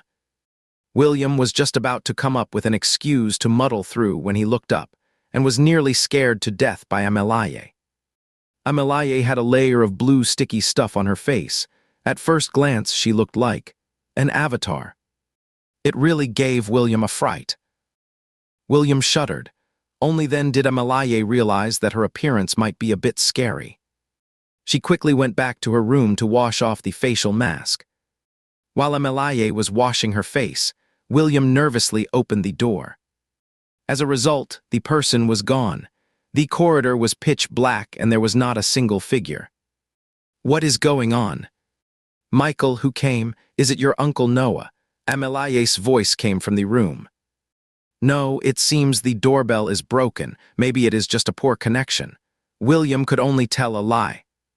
After Amalaye washed her face and came out, she saw William tinkering with the doorbell. If it does not work, take out the battery first. Call a repairman to come and take a look tomorrow. Go to sleep. It is almost 12 of the clock, Amalaye said. William had something on his mind. He responded with a grunt and then went back to his room. Amalaye also heard the doorbell ring, which meant it was not William's hallucination. Theodai was just outside the door. No one knew where he had gone. William opened the window and peeked outside. Unfortunately, this was the floor, and with the limited view, he could not see anything. Theodai did not have a phone, so William could not even contact him. However, how did Theodai know he lived here? William was puzzled for a minute, but soon his puzzlement was replaced by worry. After anxiously waiting in the room for 20 minutes, William put on a coat, grabbed his keys, and quietly went out to look for Theodai. As soon as he got off the elevator, William saw a tall and slender figure beside the flower bed. The community used energy-saving lights, and the light was very dim. William could only barely see an outline. Theodai. William stepped forward, and sure enough, it was Theodai. His thick eyelashes were covered with the cold of late autumn. His lips were pale, his expression seemed very painful, and there was moisture at the corners of his eyes. William's heart skipped a beat. He asked worriedly, "Are you having hallucinations again?" "It is too cold here. Let's go back and talk if you have something to say." William's voice was gentle. He tentatively grabbed Theodai's hand. It felt ice cold to the touch. Theodai's hand was like one carved from ice, fair, slender, and without warmth. Theodai's long and delicate eyelashes fluttered. He did not say a word and did not pull his hand away from William. His bloodless lips trembled nervously. In Theodai's world, there are those ugly bugs crowded everywhere here. Only William is clean. His hands are very dry and also very warm. Theodai was tightly held by him and pulled away from the flower bed. William secretly took Theodai back to the room. Amalaye was sleeping next door, so he did not dare to make too much noise. "You can sleep here tonight." William went to the cabinet to get a new quilt and spread it on the bed. Those bugs quickly crawled all over the room along the cracks in the wall. When they wriggled, it was like a rolling tide, densely packed, making one's scalp tingle. Theodai stood still and watched those bugs surging towards him, trying to drown and devour him. Just by looking at his expression, William knew that the situation was not good. Theodai had several hallucinations when he was a child, and it was always William who accompanied him through them. William had heard him describe those bugs. Just listening to it made William feel itchy, not to mention that Theodai could see them with his own eyes. William stepped forward and covered Theodai's eyes, constantly repeating and emphasizing, "There is nothing here. There is nothing in my room. Those are fake. Do not think about it. Do not think about anything. Go to sleep first. Everything will be okay when you wake up tomorrow." William took off his coat. It was only when William got so close that he felt his muscles trembling. William continued to patiently coax him and pulled him onto the bed. Suddenly, Theodai pushed William away, lay on the bed, and grabbed the quilt to cover himself. Seeing Theodai curled up like a child without a sense of security, burying himself in the quilt, William's throat felt as if it was on fire. Previously, when Theodai had hallucinations, he told him that as long as he tucked in the corner of the quilt, those bugs would not get in. Unexpectedly, Theodai was already so grown up, yet he still believed those words of his. William half squatted beside the bed, took off the shoes that Theodai had sticking out, then tugged at the quilt to wrap him tightly. The person in the quilt obviously stiffened for a moment. After that, he lay on the bed very docilely and did not say a word. Early the next morning, William was woken up by a phone call. The phone was placed on the bedside table. William groggily answered the call. From the other end of the phone came a clear and loud voice, "Brother, save a life." William recognized it as Leo's voice. He struggled to open his sleepy eyes. What is the matter? Just by hearing this thick nasal voice, Leo knew that he had just woken up and could not help feeling envious. On previous rest days, at this time, he would also be happily lying in bed catching up on sleep. But yesterday, he had made an appointment with Luna to meet up at 8 o'clock this morning. Leo thought it was a date and excitedly woke up at 7 o'clock. He spent half an hour sprucing himself up in a showy way. Who would have known that Luna had asked him out to go to the library to study together? Is this what a top 20 student in the grade is like? Their ideological awareness is so high that they even study on weekends. If it were just the two of them, Leo could convince himself that this was just the utter way that a top student dates. But Luna is part of an honor student group. This time she really dragged Leo along for the sake of studying. She asked Leo to come along because she wanted to lead the underachiever towards a well-off life. Leo knew what Luna was up to. He made an excuse to go to the toilet and called William to ask for his opinion. Whether to study hard for love, or to continue living the life of a carefree and unrestrained playboy. Leo made 7 or 8 calls in the restroom, asking all his good buddies around. Some said that love is overpriced, and it is better to let it go while you can. Some said that one should go crazy for love. If you do not work hard now, you will regret it when you are old. Do you think I should just grit my teeth and study, or should I just slip away now? Leo was completely at a loss. After hearing the whole story, William sobered up a lot. Last night, he and Theodai stayed up until after 1 o'clock.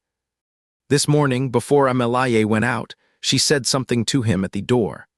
At that time, William was half asleep and did not even know what Amelaye said. He slept until 9:10. If it were not for Leo's call, he would not have woken up by now. This call not only woke up William, but also made Theodai open his eyes. When William turned his head, he saw a pair of dark eyes peeping out from the quilt. Theodai had slept under the quilt all night. William was afraid that he would have difficulty breathing, so he woke up several times in the middle of the night and specifically pulled the quilt below his chin. But the next time he woke up, Theodai was still curled up in the quilt, sleeping with his head covered. Theodai only showed a pair of eyes and a few strands of fine long hair, like some kind of animal that seems weak, but actually has strong teeth and many spines, hiding in a hole. Unexpectedly, he was a bit cute. Leo, on the other end of the phone, was still asking for William's opinion. William did not want to wake Theodai up. He put on his slippers and went outside to talk to Leo. If asked for his opinion, of course he would support Leo joining the study group and striving for the future. After analyzing the pros and cons with Leo for 7 or 8 minutes, the other person suddenly lowered his voice and said furtively, "Stop talking to you. I have been in the bathroom for over half an hour. I see someone coming to look for me." After hanging up the phone, just as William was about to return to the bedroom, he saw Theodai standing at the door in his pajamas. He did not know how long Theodai had been standing there. After Theodai's hallucinations disappeared last night, William found a set of his own pajamas for him. Amelaye left breakfast before going out. After William finished washing up, he heated the food in the microwave. Since Theodai was there, he fried a dish of tomatoes and eggs. Theodai's long hair was loosely tied up at the back of his head, revealing his smooth and fair forehead. He lowered his head and sipped the porridge in front of him. His thick, long and curly eyelashes were tinged with a faint golden color by the light from outside the window. Looking at the silent Theodai sipping his porridge, William could not quite figure out what he was thinking. Previously, it was only after he completely trusted and relied on William that he would run out of the orphanage in the middle of the night to find him when having hallucinations. Did Theodai's initiative to come over last night mean that he no longer rejected him? To confirm his guess, William deliberately picked up a piece of egg for Theodai to test him. Theodai looked at the egg in his bowl, pursed his lips for a moment, and picked it out with his chopsticks. After taking a sip of porridge, he picked up the piece of egg and put it into his mouth. Is not he still as proud and awkward as before? Forget it, forget it. Now William completely gave up trying to change him, and just ate his own food quietly. After breakfast, William did not ask Theodai to stay. After all, what he did at the wedding was really unkind. William has some personal feelings towards Theodai, so he is more shocked than angry. But Amelaye is different. She does not have much affection for Theodai. The only connection between them is Noah. If Amelaye saw Theodai at home, it would really be hard for William to explain. Fortunately, William sent Theodai away early. He had only been gone for less than an hour when Amelaye came back. Seeing that William had not prepared anything, Amalaye asked him, "Haven't you packed your things?" William was puzzled. Pack what? The original owner's grandfather had a knee injury when he was young. After the weather turned cold, the old problem flared up again, and he was hospitalized yesterday afternoon. It was only this morning that the original owner, grandmother, called to say this. Although there is nothing seriously wrong with his body, Amalaye still wants to take William back to have a look. What she told William before she went out was about going back to their hometown. William was a bit embarrassed. He was sound asleep at that time and did not really hear what Amalaye was saying. He just casually responded and habitually pulled down the quilt covering Theodai's head. At that time, Theodai was still asleep. After William pulled the quilt away, he burrowed back into it, like a squirrel looking for a hole to sleep in. Fortunately, there was still time. William took his ID card, packed a change of clothes, and hurriedly went downstairs with Amalaye. Amalaye's assistant Ethan was waiting for them downstairs. On Monday, Theodai skipped morning reading again and rushed into the classroom just in time for the 8 of the clock class bell. Theodai has always been the student who arrives at school the latest. Unexpectedly, the seat next to him was empty this time. When the class bell rang, William still did not come. Theodai lay on the table, looking at the empty seat, as if thinking about something, or perhaps thinking about nothing at all. His eyes were very vacant. William did not come to class until school was over. Everyone in the classroom had left, but Theodai was still lying on the table and did not leave. Daniel had something to do at home and asked for a day off. Today, someone else came to pick up Theodai. The new driver did not know Theodai's habits. After waiting for half an hour and not seeing anyone come out, he could not help but go to look for him. Theodai was a conspicuous presence at school. After asking someone about his class, the driver went to look for him. In the classroom of Class 5, Grade 11, in the last row of desks, there was a long-haired teenager lying on the table with his arms as a pillow. The afterglow of the setting sun was spread on him, as if he had been splashed with a whole body of blood-colored paint, with a kind of broken and gorgeous beauty. The driver thought Theodai was asleep and walked over to wake him up. Theodai opened his eyelids, and the last light of the setting sun melted into his eyes, like a firework about to burn out. He did not say anything, stood up and followed the driver back. William still did not come the next day, and the seat beside Theodai was empty all day again. Daniel came back to work after finishing his business. Seeing that Theodai did not leave school for a long time, he was not in a hurry either, just patiently waited. Theodai was different from other students. He was never enthusiastic about leaving school after class, and occasionally there would be a faint smell of cigarettes on him. Today, Daniel waited for nearly 2 hours. When he could not help but want to go to look for Theodai, Theodai came back. The handsome teenager opened the car door and was as silent and quiet as usual. He sat in the back seat of the carriage, silently looking at the scenery flashing by outside the car window. He was clean, and there was no smell of tobacco on him. Although Daniel was curious about why he was so late this time, he did not ask too much and concentrated on driving to send Theodai back. Noah is not at home. It seems that he has gone on a business trip somewhere again. Theodai is used to it. He does not ask anything and goes straight to the second floor. When going back to his bedroom, Theodai takes a look at the room across the door, purses his lips, and then opens the door of his own room. After entering the bedroom, he does not go out again. It is already early morning, but Theodai still has no sleepiness. He has often suffered from insomnia over the years. There were only 2 times when he slept relatively well and slept through until dawn. Theodai is sitting on the balcony, with a cigarette between his lips. The scarlet dot is extremely prominent in the night. In the curling smoke, Theodai suddenly feels a sense of irritability and disgust. He hates himself and the world. This kind of disgust is deeply rooted in Theodai's heart and flares up from time to time. Like an angry and ferocious beast, it is restless in Theodai's body. It almost breaks through the taboo and tears Theodai to pieces completely. Theodai stands on the balcony, looking at the dark villa area, and the feeling of disgust grows stronger and stronger. It is not high enough here. The second floor is too low. Theodai jumps down from the balcony and goes out in just a single layer garment. In the late autumn night, Theodai wanders around for a long time. He originally wanted to find a higher place, but unconsciously he walks to William's downstairs. It is already 2 o'clock in the morning at this time, and all the residents in the community have turned off their lights. Theodai stood downstairs, counting the floors one by one. At 3 o'clock in the morning, the 19th floor was completely dark. At 4 o'clock in the morning, the 19th floor was completely dark.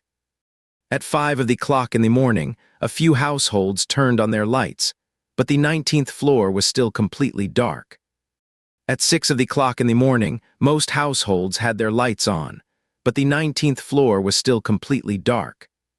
At 7 o'clock in the morning, one household on the 19th floor turned on the light, but that window was still dark. Theodai counted the floors again. When he counted to the 19th, it was still that unlit window. He stubbornly continued to count. He counted back and forth more than a dozen times. By the time it was completely bright and others started to turn off their lights, that window still did not turn on. William originally thought that this time when he went back to his hometown, he would only stay for one night at most. Unexpectedly, a friend of Amelia's had already arranged his enrollment. The original owner was previously at Henglan No, one middle school. Out of safety concerns, Amelia arranged for William to go to Henglan No, 2 middle school. On Monday, William went to the school for a visit and talked about his enrollment by the way. His student status was still held at Inancheng Middle School. It would take a few months to transfer it out. Amelia wanted William to accompany her more, but there was some trouble on Ereson's side. Ereson had an affair with Amelia when his wife was pregnant and had an illegitimate child. Recently, the family found out about this. If it were not for Ereson's serious illness, there would have been a huge uproar. After Caleb had a fight with William, it was said that he still wanted to come and cause trouble. This was also one of the reasons why Amelia wanted to send William back to his hometown as soon as possible. Because of this, Amelia was also very annoyed. But making a big deal out of it would do no good to anyone, so she could only let William come back to avoid the limelight. Amelia gently persuaded him, "Your grandfather is not feeling well now. Coincidentally, he has also arranged your enrollment here. Do not go back, just study here." William was stunned, "But I still have a lot of things in South High School that I haven't taken." "Amelia, I will have someone pack them for you. Besides the things in your school bag, is there anything else important you need to get?" William opened his mouth, wanting to say something, but after careful thought, it seemed that there was not anything particularly important. Except for Theodai. He was still worried about Theodai and concerned about his mental state. Recently, William had been teaching himself psychology, but this kind of thing could not be learned just by self-study. After reading so many books, William felt that he had learned nothing. He was worried about Theodai, but the other party obviously did not appreciate it, so his concern seemed redundant. Finally, William still shook his head, indicating that there was nothing else to take. After communicating with Amelia, William called Daniel at the time when school was over. Amelia's meaning was that she did not plan to let him go back. William wanted to see if he could persuade Theodai to receive psychological treatment. Unfortunately, Daniel did not go to work that day. William was silent for a while and then said, "Then please tell him that I am transferring back to my hometown." Daniel was a bit surprised. "Why do you suddenly want to transfer?" William could not tell the real reason, so he could only lie. "My grandfather's leg is not good. The weather in the capital is too cold and it is warmer in my hometown, so he wants to go back to recuperate. I also want to go back with them. Daniel followed William's words and asked about the original owner's grandfather's condition, and also gave him several folk remedies. After talking about the condition for a while, William brought the topic back to Theodai. Theodai does not have a mobile phone either. My aunt is afraid that my grandfather's condition will worsen. This transfer is also very sudden. Daniel, please tell Theodai for me. Okay. William still wants Theodai to call him again. But thinking about Theodai's extremely proud and stubborn personality, he did not say those words in the end. Then you are busy, Daniel. I have nothing else to do. Come and play when you are on holiday some other day. Daniel will pick you up at the airport then. Okay. After hanging up the phone, William sighed. He should not have any trouble. After all, he is the second male lead and also a great helper for the female lead's career. There is no way he will be in danger. Moreover, if his leaving Theodai had any major impact, the book traversing system would definitely remind him. Since the system hasn't appeared all this time, it means nothing will happen. After comforting himself, William stopped thinking about Theodai. Special dishes will be launched in the East Canteen on Thursdays. Sometimes it is Japanese cuisine, and sometimes it is Thai cuisine. Although it is not very authentic, it can satisfy the students' curious tastes. So there will be a particularly large number of people queuing in the canteen on Thursdays. Last time Lukas grabbed a serving of takoyaki. The taste was very ordinary, so he did not join in the fun anymore. Oliver is not enthusiastic about eating. He is holding his phone and chatting with someone. The phone keeps ringing. Lukas has never seen him so enthusiastic before. His eyebrows twitched. What, do you have a romantic situation? Oliver's fingers are flying over the keys. Without looking up, he says, what situation? Lukas suddenly stands up, grabs Oliver's phone with an expression like a dean checking on students. Are you having a puppy love? Oliver explodes in anger. Go to hell. Well, I did not expect you to be into this kind of thing. While blocking Oliver from grabbing the phone, Lukas was looking at who he was chatting with. Recognize someone by their voice? Lukas glanced at Theodai beside him. This seems to be Michael's QQ name. Hearing this name, Theodai's fingertips paused slightly. Give me my phone back. Oliver snatched his phone back. I just got in touch with him. What are you messing around for? Lukas observed Theodai for a while, then jerked his chin at Oliver. Ask him where he is gone. Why hasn't he come to school for so many days? Need you to tell me. Oliver rolled his eyes.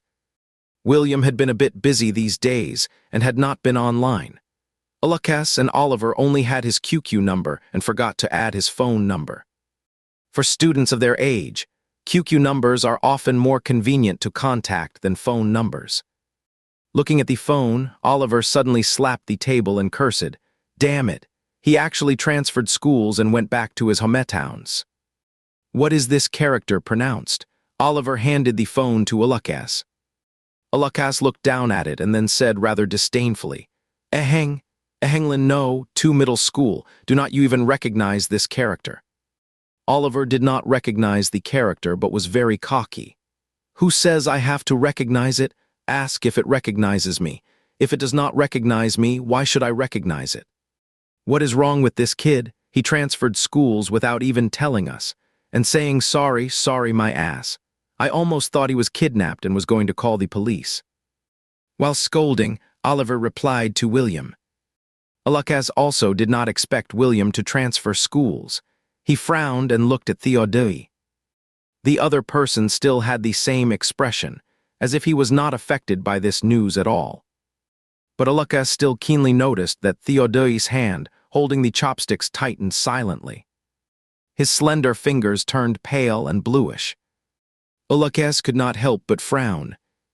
Last time at the Japanese restaurant, although Lukas told William that since he could not figure out Theodai's thoughts, he could just wait for Theodai to come to rescue him. But who could have thought that William would go to such extremes and transfer to another school without a word? This really took him by surprise, and at the same time he was worried about Theodai. Theodai clearly had a different attitude towards William. Previously, Theodai's difference was only that he would scrutinize William, but his attitude towards him was the same as that towards others. He adopted the same attitude of not rejecting, not responding, and not paying attention. But later, once, Alakas realized that he had underestimated their relationship. Theodai's no policy towards William was just a superficial act. That time, Alakas and Oliver could not find Theodai in the cafeteria. He asked Oliver to help him get food, and he himself went to class 5 to check the situation. On that day, the last class in the morning for class 5 was physical education. Logically speaking, Theodai should have arrived at the cafeteria earlier than them. But with the English teacher delaying the class when they went to the cafeteria, they did not see Theodai. So Alakas went to look for him. It was exactly the meal time. All the students had gone to the cafeteria for lunch, but there were still 2 people in class 5. William and Theodai. When Alakas found them, William was just putting vegetables on Theodai's plate, but Theodai pushed the vegetables back. But soon he picked them up again. William put another dish on his plate, and he still reacted the same way. This was a very childish behavior, a bit like a child throwing a tantrum. When angry, no matter what you give him to eat, he will not eat it. But actually, he wants it in his heart. So he throws the things away to show his disdain. Then he picks them up again and convinces himself that it is not what the other person gave him, but what he picked up from the ground. Put it simply, it is like giving himself an excuse to save face and finding a reason to eat it with a clear conscience. It is a very awkward state of mind, where one is constantly at odds with oneself. He clearly wants it and clearly cares about it. But for some unknown reason, Theodai has been rejecting and resisting. Alakas does not know what is going on between the 2 of them, nor does he know what happened to them. So that day he came up with an idea for William, telling him to wait for Theodai to come to him. He is just a kid. If you ignore him, he will feel insecure and will come to you instead. Now this kid is still at odds with himself, pretending not to care at all. But Alakas knows that he actually cares a lot. But it is no use talking about these things now. William has transferred to another school, and this result really surprised Alakas. He thought that after Theodai figured things out, the 4 of them could secretly find a place to have hot pot again. Alakas is a bit regretful. It seems there is no hope for that now. Why did Michael suddenly transfer to another school? I thought he was sick and took a few days off. I do not know. If I had not seen someone come to get his stuff just now, I would not have known he would transferred. We just got to know each other well. Why did he leave for no reason? I thought we got along quite well. After the lunch break, Theodai returned to the classroom and heard everyone chatting animatedly. He stood at the classroom door and saw that the seat next to him was empty, and the books that used to be on it had been taken away. At that moment, Theodai had a blank look on his face. After school that evening, Theodai was surprisingly punctual. Not long after the bell rang, he left the school. Daniel was in a rather good mood. After all, picking Theodai up earlier meant he could go home earlier to be with his wife and children. Theodai's pitch black eyes reflected the flickering lights outside the car window. Those lights flashed by and did not light up the sparkle in his eyes. He pursed his lips, and the lip line was like a thin flesh pink thread with a cold and aloof curve. Looking at his own face, Theodai felt an uncontrollable disgust. Insects with hideous mouthparts quietly crawled all over the carriage. Theodai actually felt a kind of exhilaration in destruction. Just when those insects were about to crawl into Theodai's body and devour him, Daniel suddenly spoke. "Oh, I forgot. Michael asked me to tell you that he is going back to his hometown to study." Theodai was stunned for a moment. Daniel was muttering in the front that his mind was not working well. "Really? Getting old and useless. Last night when I was sleeping, I was still thinking about telling you this morning." Theodai's lips moved and he asked stiffly, "When did he call you?" "On the day I had a rest. He probably wanted to tell you in person. He even called at the time when school was over, but I had something to do that day and did not come to pick you up from school." Later, he always forgot to tell Theodai about this. Every time he remembered it just before going to bed, and then he forgot it all after sleeping. Theodai lowered his eyes. Those densely packed white insects disappeared without knowing when, and his eyebrows and eyes gradually calmed down. There was a faint glimmer of fragmented light in the deep black of his eyes. In the late autumn of England, it rained continuously, and it was a sticky and damp cold. It rained heavily a few days ago, and the temperature dropped suddenly. After school, students in their coats came out of the school in groups of 3 or 5. The girls were arm in arm, originally chatting animatedly about interesting things. But as soon as they stepped out of the school gate and saw a tall and straight figure, the words they were about to say got stuck in their throats. That person was wearing a camel-colored sweater with broad shoulders and a narrow waist. Black trousers wrapped around his straight and superior long legs. Clearly a boy, but he had long jet-black hair. It should have been very juvenile delinquent, but on him it was noble and handsome, without the slightest sense of incongruity. His skin was very fair, like white jade peeled from silk, cold and pure. His facial features were exquisitely beautiful, which was amazing. Just standing there casually, he was as beautiful as a delicate Chinese painting. People in the small water town had never seen such a beautiful boy before. Both men and women could not help but stop and stare. Theodai ignored the gazes of these people. His eyes swept over everyone coming out of the school.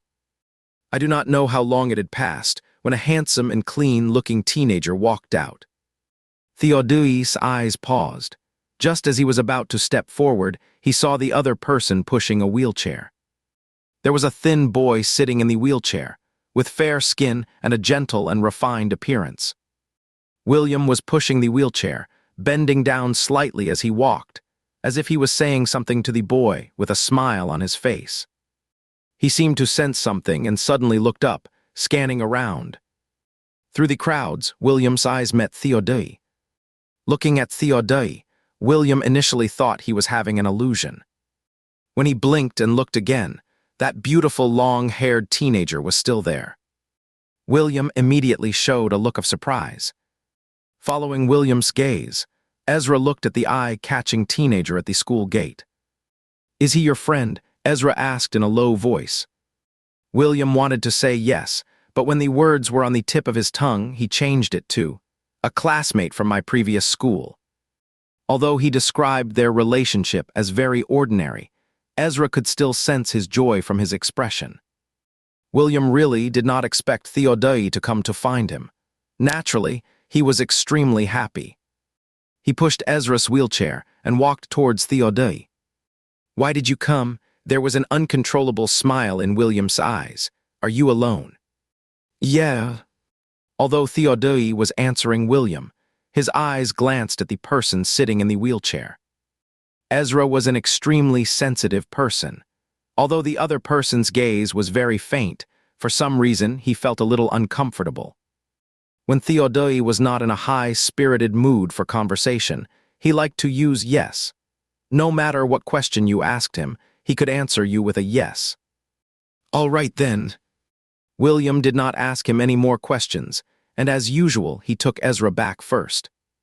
Ezra did not live in the same neighborhood as the original owner's family, but it was only separated by a street. He accidentally injured his legs when he was a child, and had both legs amputated at the age of 10. The other day when William was leaving school, he saw Ezra being pushed around and bullied by 2 boys while waiting for his family at the classroom door. William really could not stand this kind of thing and stepped forward to help him. Ezra's parents were in business, running a clothing business in the wholesale market. They were usually very busy and hired an aunt who sold fruits downstairs in the neighborhood to pick Ezra up from school every day. That day, the fruit stall was very busy with several groups of customers, so it was delayed in picking up Ezra from school. Since their homes were close, William started to take Ezra home from then on. Ezra was a very shy and self-abased child. With Theodai around, he would not chat with William as he usually did. Theodai became even more silent. On the way, none of the three people spoke, and the atmosphere was eerily silent. Ezra's family lives in an old residential building with a total of 6 floors. His family lives on the 3rd floor. There is no elevator in the old community. So after school, Ezra would stay at the fruit stand until his parents got off work and came back. Since William started sending him home, he would directly take him back. When they reached the residential building, William carried Ezra on his back from the wheelchair. Seeing this, a trace of coldness showed in Theodai's dark eyes. Although Ezra was thin and small, he was still a boy of 16 or 17. It was still a bit strenuous for William to carry him up to the 3rd floor. When they reached the 3rd floor, Ezra quickly took out the key and opened the door of his home. William walked in and put him on the sofa. William took a breath beside the sofa. Just as he was about to go downstairs to get the wheelchair for him, Theodai carried the wheelchair over. He did not enter the room. He just put the wheelchair at the door. "Are you leaving?" Theodai stood at the door and asked him with an inscrutable expression. William nodded. "Yes, but wait a moment." He carried the wheelchair into the room, picked up Ezra and put him on the wheelchair. In this way, after William left, Ezra could go anywhere he wanted in the wheelchair. Theodai pursed his lips, with a cold look on his face and a glint of coldness in his eyes. Just as William was about to leave, he was called by Ezra. "What is the matter?" William asked him. "My mom said she bought hairy crabs to thank you." Ezra pushed the wheelchair, took out a box of fresh crabs from the fridge. "William, no need. It is just a piece of cake. Keep them for your family to eat." "We already had some yesterday. This is specially for you. My mom wrapped the crabs with wet gauze and they are still alive."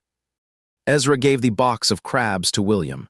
"Take them back. Do not be polite. Really thank you for sending me home every day." He looked down at his 2 empty trouser legs and could not help feeling inferior again. After all, not everyone is willing to be friends with someone like him. William was really bad at dealing with such situations. He did not know how to comfort others. He knew that Ezra tried his best to maintain their friendship because he was afraid that William would ignore him one day. William had to accept Ezra's gift to make him feel at ease. It was already 7 of the clock in the evening when he came out of Ezra's house. The street lights came on, and the orange light shone on Theodai. The handsome young man with high eyebrows and deep eyes pursed his thin lips, and the curve of his lips was very cold, looking a bit sulky. After being silent all the way, when passing by a store, William finally could not help but break the silence. "Where are you going to sleep tonight?" Seeing that Theodai did not answer, William was helpless. "If you sleep in a hotel, I will not care about you, but if you sleep at my place, I have to buy you a toothbrush and a face towel." There were no new ones at his home.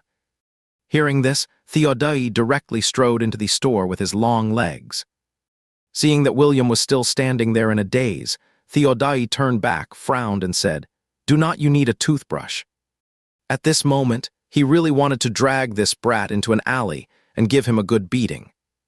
After buying the toothbrush and the towel, William took Theodai back. On the day Amalaye got married, although the original owner's grandparents went to the wedding, they had not seen Theodai. Because Theodai did not show up at all and was busy doing bad things. So when they reached the door of the house, William was a bit worried and regretted his hasty move. He should have let the naughty boy sleep in the hotel. It is a bit troublesome to bring him home. William was just about to persuade Theodai to go to the hotel. When the latter saw that he did not open the door for a long time, he actually stepped forward and rang the doorbell. William stared at Theodai in disbelief. The other man looked aloof and did not even give William a single glance, appearing cold and heartless. The door opened from the inside, and an elderly woman walked out. Abigail thought William had forgotten his keys and did not ask any more questions. It was not until she saw a young man with a slender figure and extremely good-looking appearance standing beside him that Abigail was slightly stunned. William was a bit worried and did not know how to introduce Theodai. Theodai took the initiative to speak up and politely called out Grandma, saying, "I am a former classmate of Michael's from school. I am here to visit him." Abigail was very enthusiastic. Come in quickly, this child is really good-looking." "Which school are you a classmate of his from? Is it a Henglin?" "No, one middle school." "No, I am from Nanjing Middle School in the capital." "The capital?" Abigail was surprised. "It is so far, how did you come here?" "I came by plane." "Are you tired then?" "Not tired, it is only about 2 hours, but I might stay here for a couple of days. Sorry to trouble you." "It is not troublesome at all. You flew all the way here to visit him. I am more than happy. Sit here and have some fruits. Do not be polite at all, just treat this place as your home." William was holding half a box of hairy crabs and listening to the two of them chatting in a daze.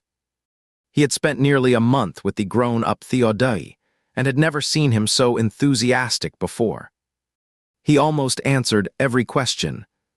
Moreover, his answers were not perfunctory. Seeing Abigail smiling and praising Theodai for being sensible and polite, William inexplicably felt that this scene was familiar. When he first brought Theodai home, Emma praised him in the same way. Looking at Theodai, who had put away his claws and thorns and become obedient, William felt a strange and complex emotion inside. Well, he could still put on an act just like he did back then. It is not just young people who like good looks. The older generation also likes those who are good-looking and have a sweet mouth. Seeing Theodai, Abigail forgot about her own grandson. After chatting for quite a while, she finally noticed William standing in the living room without sitting down and holding a box in his hand. "What do you have in your hand?" Abigail asked. "These were given by Ezra. He said it was to thank me for picking him up from school." William gave the hairy crabs to Abigail. Abigail opened the box and saw 7 or 8 crabs tied up with nylon strings.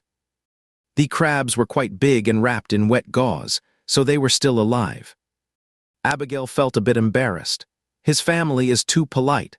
Well, your great-aunt gave me some free-range eggs. You can take some to his family tomorrow." "Okay. You talk to Theodai, and I will go steam the crabs for you." Abigail took the crabs and went into the kitchen. Seeing Abigail calling Theodai so affectionately, William could not help but want to laugh. He sat down next to Theodai. "Theodai," William deliberately called him like this. "How many days are you going to trouble my grandma at my house?" Theodai glanced at William, who was smiling and teasing him, and ignored him. Seeing that Theodai still looked as cold and unattainable as ever, William felt embarrassed. At this time, Abigail came out of the kitchen. "Theodai, what would you like to eat tonight? I have stewed some spare ribs and stir-fried some bamboo shoots. If you do not want to eat these, I will cook something else for you." Facing Abigail, Theodai changed his attitude. "No need, Grandma, I love all these." That well-behaved Grandma almost made William burst with surprise. He never expected that this kid had 2 faces. Is this what they call treating people differently? After finishing a game of chess, Thomas came back and saw a plate of hairy crabs on the dining table. "Oh, what brings this good wind? Why did you buy crabs today?" Thomas asked with a smile. Abigail came out of the kitchen with the spare ribs in her hand. Seeing Thomas pick up a crab to eat, she tapped his hand with chopsticks. "The crabs are not for you. Besides, the doctor told you to eat less seafood. You have just been out of the hospital for a few days and you have forgotten all about it." "I am not allowed to eat anything." Thomas sighed and had to put down the crab. "What is the point of living like this?" Abigail gave him a glare. "There are spare ribs, is not that enough for you?" William and Theodai came out of the kitchen with the dishes in their hands. Thomas looked at Theodai. "Is there a guest at home?" "This is my classmate, William paused. Theodai. Thomas looked at Theodai's long black hair as black as a crow's feathers and was a bit puzzled. Is Theodai's family in the art business? Why does he have long hair? Theodai, no, I will cut it off in a few days. William looked at Theodai in surprise. Thomas has very traditional ideas.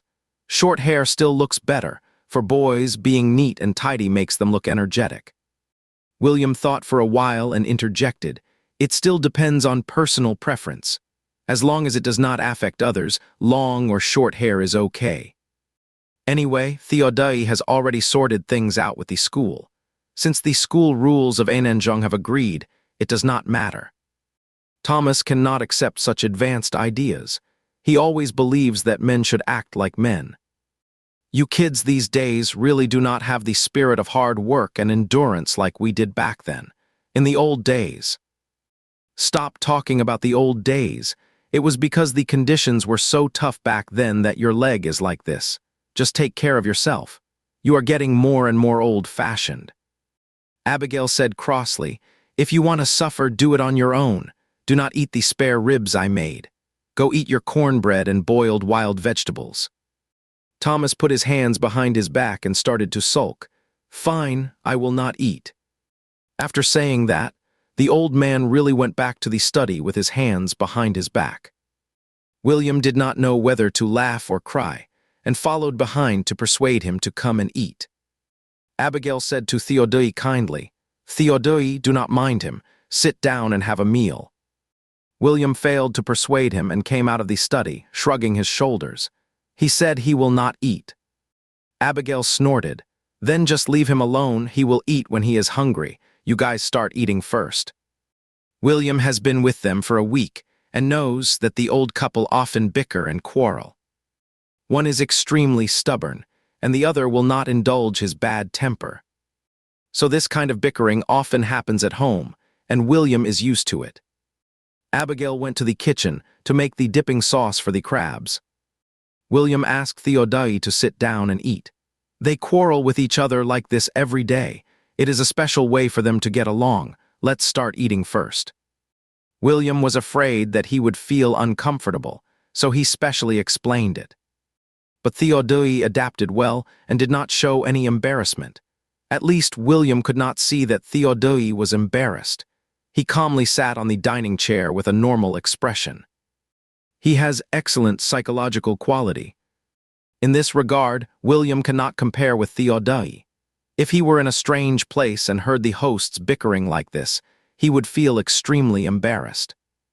William has a strong sense of empathy. He is the kind of person who would feel extremely embarrassed on behalf of others. Looking at Theodai's handsome profile, William suddenly said, Now that I think about it, you look quite similar to my grandfather. William suddenly noticed the similarities between the two and blurted out this exclamation, without intending to have an in-depth conversation with Theodai. Moreover, William thought that with Theodai's personality, he would not be interested in this topic. Unexpectedly, Theodai asked, In what way? William glanced at him and said quietly, In personality. Both of them are awkward and extremely stubborn. Now Thomas vows that he will not have dinner, but later when he gets hungry. He will secretly go to the kitchen to look for food. Abigail is just sharp-tongued, but actually she will leave some food for him. Now Theodai is just like Thomas, being so awkward. If you say he does not like him, he came here on his own initiative today. If you say he wants to make up with him, he hasn't shown a single friendly look since they met.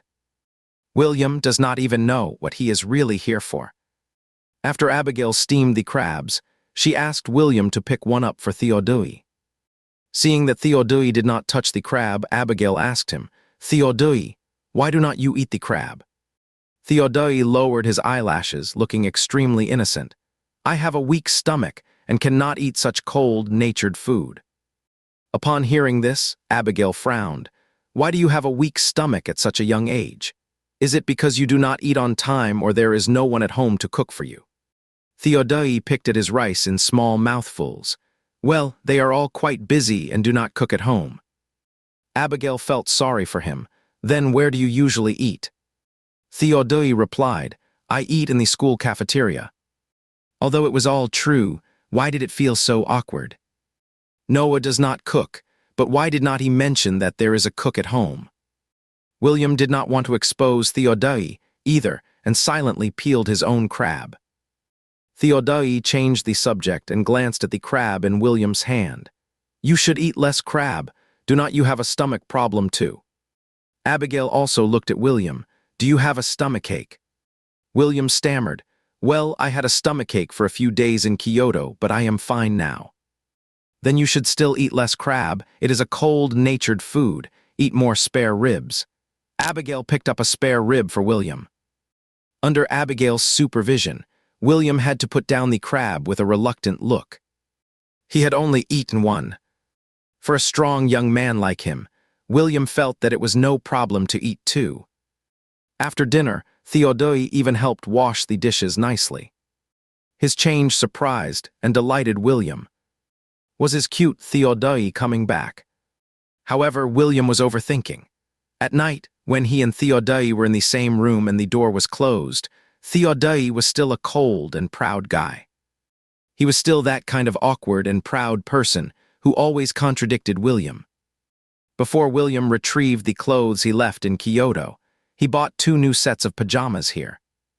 He had only worn one set, and the other was washed clean and placed in the wardrobe. William asked Theodai to take a shower and put on this new pajamas.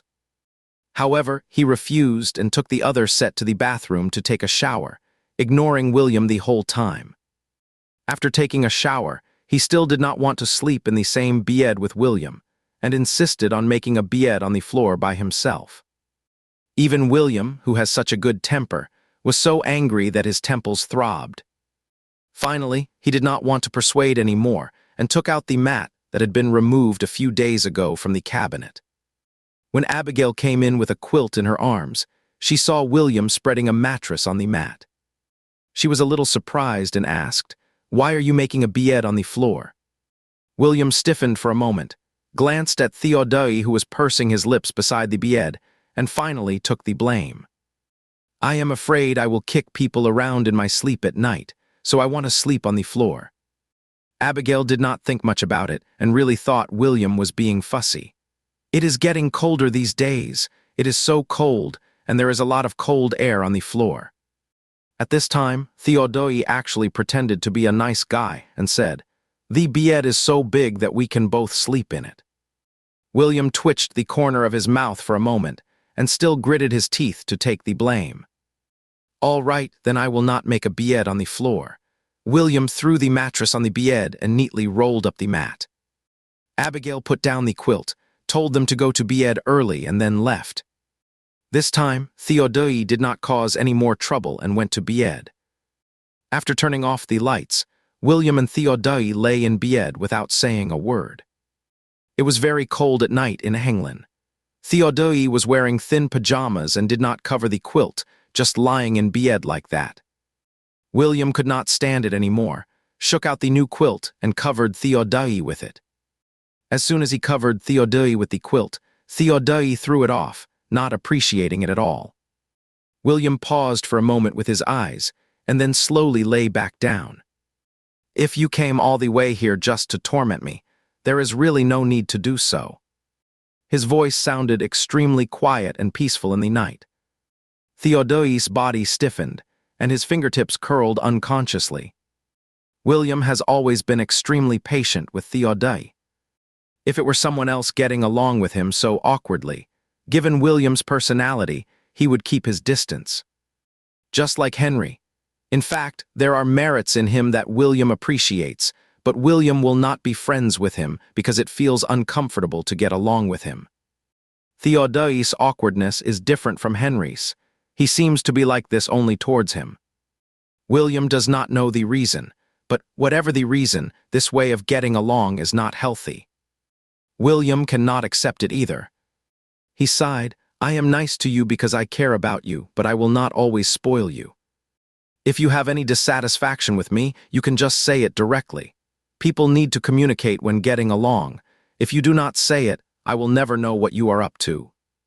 After William finished speaking and saw that Theodai did not respond for a long time, he finally gave up. Pulling the quilt over, William turned over and closed his eyes, getting ready to sleep.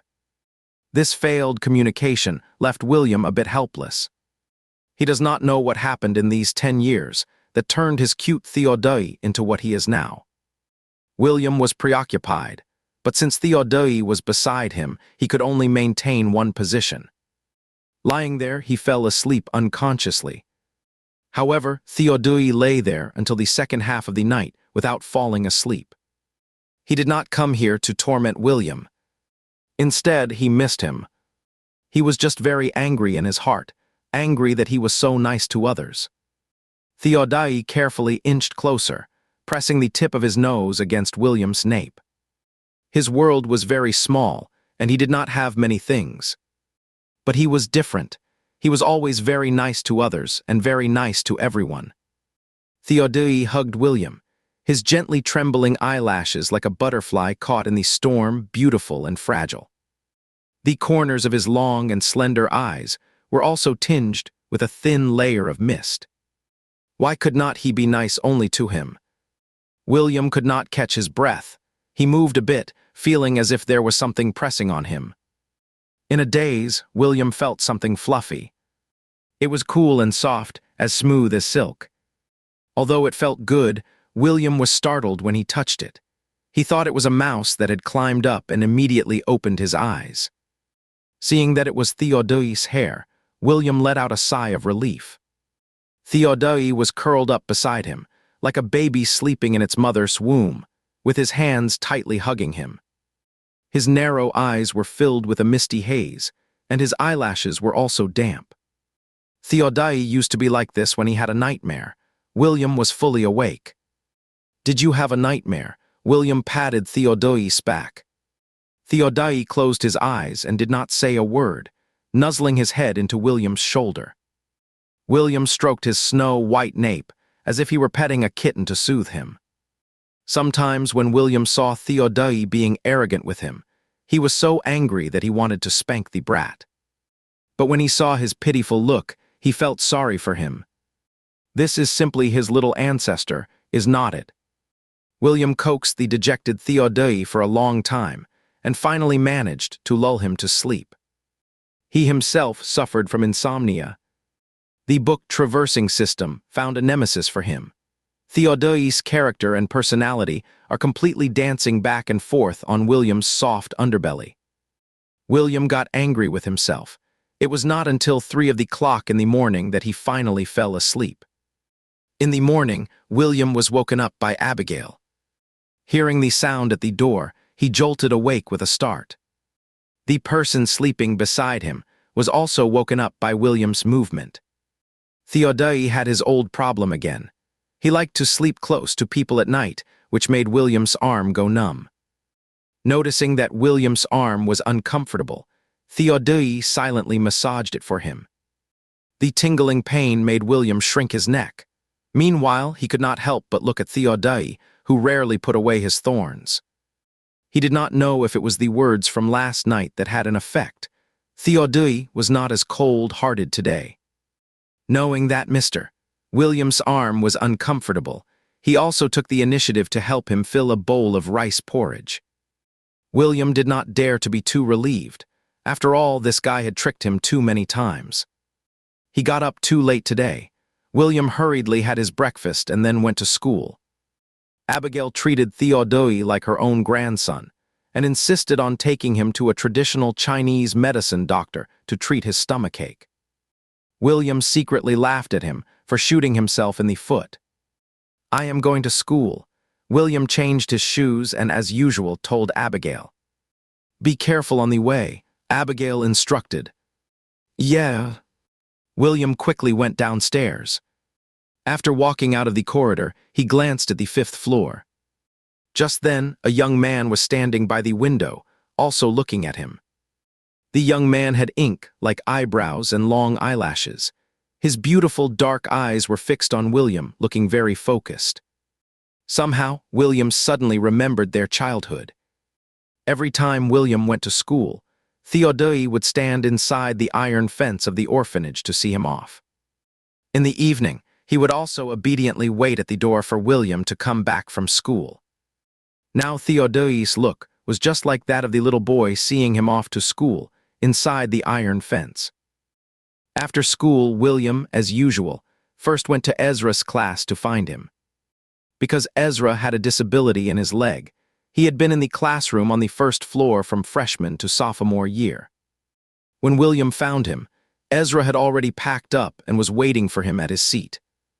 As William pushed Ezra out of the school, he saw a young man with black hair and black eyes standing at the school gate. The passing students stopped one after another, looking at the extremely handsome young man. As soon as William stepped out of the school gate, Theodai noticed him. His gaze was firmly fixed on William. William smiled and pushed the wheelchair towards him. When sending Ezra back, although the three of them still did not say a word along the way, William was obviously in a lighter mood than yesterday. When they arrived downstairs at Ezra's home, William bent down and was about to carry him upstairs when Theodai suddenly said, "Let me do it." William looked at Theodai in surprise. Before William could say a word, Theodai carried Ezra on his back from the wheelchair. Ezra was obviously startled. He shrank his shoulders nervously and even breathed more lightly. Originally, Ezra was timid. Moreover, when he first met Theodai, he was a little afraid of him. Being carried nervously by this handsome, long-haired teenager all the way to the third floor, Ezra took the key and stiffly opened the door with his fingertips. After entering the door, Theodai put him on the sofa. Although the movement was not rough, Ezra still keenly noticed that the other party did not want to touch him. Soon, William carried the wheelchair upstairs. As soon as William put the wheelchair on the ground, Theodai silently carried Ezra onto it. William was almost impressed by Theodai's rare kindness. He lifted his beautiful phoenix eyes and asked William, "Shall we go?" Being looked at by Theodai like this, it was hard for William to have any objections. "If there is nothing else, then we will leave first." William said goodbye to Ezra. Ezra nodded blankly and quietly clenched the fingers on his abdomen. He felt uneasy. This exquisitely featured teenager caught everyone's attention as soon as he appeared, including William's. William was his only friend. He was a little afraid that the other party would not want to play with him and would not send him home after school anymore. Just as William was about to leave, his hand was grabbed by Ezra. "What is wrong?" William turned his head. Theodai also turned his head along with William. His beautiful phoenix eyes had bright and colorful ends like coleus. Ezra only glanced at him and quickly averted his gaze, with his heart pounding wildly. "Is your friend also transferring to this school?" he asked William in a soft voice. It took William a moment to realize that Ezra was talking about Theodai. "No, he is just here to hang out with me." Ezra let out a sigh of relief and smiled again. "Then be careful on your way." Theodai saw through Ezra's little thoughts. He understood Ezra's feelings better than anyone else. A chill seeped from the depths of his eyes. After leaving Ezra's house, Theodai became silent again. William suddenly asked him, "How is your stomach problem?" Theodai said in a soft voice, "The doctor prescribed me some Chinese herbal medicine." William was surprised. "You really have a stomach problem?" "I have gastritis." Theodai lowered his long eyelashes, and the lines at the corners of his eyes became gentle and graceful. Originally, William just wanted to tease him about shooting himself in the foot. Seeing him like this, he felt sorry for him. William had to admonish him like an old woman. "You should eat on time in the future, especially breakfast. No matter how sleepy you are, you have to eat breakfast first." "Okay." Theodai was very obedient and appreciative. William finally saw the old Theodai in him, soft and cute, making people want to ruffle his hair. "Let's go home and have dinner." William was in a great mood, a floating and soft-hearted kind of good mood. Theodai curved his eyebrows and replied with a yes. After walking out of the old community where Ezra lived, There was an open-air fruit stand at the entrance. As soon as William and Theodai came out, a basin of water was splashed towards them. If William had not been quick-witted and pulled Theodai back a step, the water would have splashed on Theodai. The dirty water splashed everywhere, and a part of Theodai's trouser leg got wet, leaving a dark stain. A gust of cold wind blew, bringing a refreshing chill. William immediately got angry. With a livid face, he asked the fruit stall owner, "What do you mean?" "What do I mean? Cannot a person be careless?" The fruit vendor leaned against the door with the water basin in her hand, adopting the posture of a shrew scolding in the street. "It is you are young. Did not your parents teach you to watch where you are going? I was just pouring water properly. Who asked you to be so blind and bump into it?" She had a very loud and shrill voice. Soon, she attracted the attention of many people. William was so angry that he stepped forward to argue, but was held back by Theodai. "Stop arguing, let's go back." Theodai's calm expression made William's anger subside a great deal. Theodai's trouser leg was wet for a large section. William was afraid that he would catch a cold, as this person was inherently afraid of the cold. Taking a deep breath, William quickly adjusted his mindset and said to Theodai, "Let's go." Since William did not care anymore, the woman behind still kept scolding them for not watching the road. Her vulgar words were all unpleasant. William's anger flared up again. But he forced himself to be deaf and dragged Theodai away quickly. Theodai looked back at the fruit stall. His deep and unfathomable eyes were hard to read.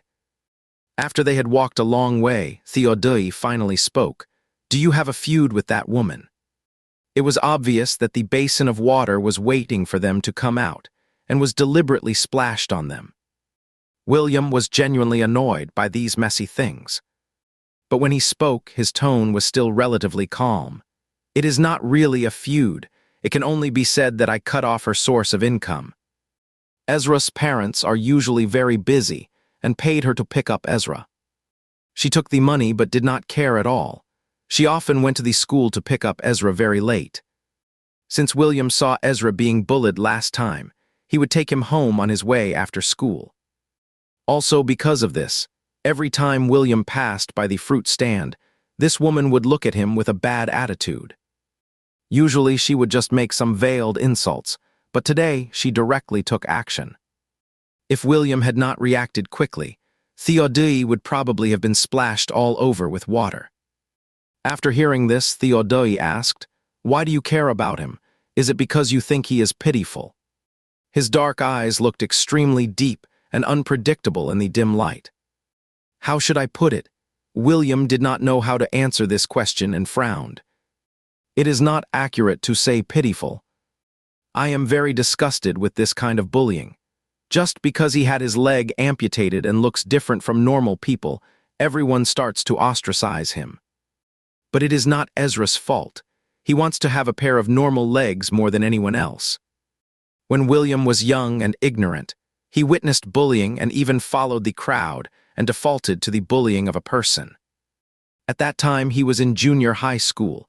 There was a boy in his class whose family was very poor. His mother ran away with someone, and his father was seriously ill.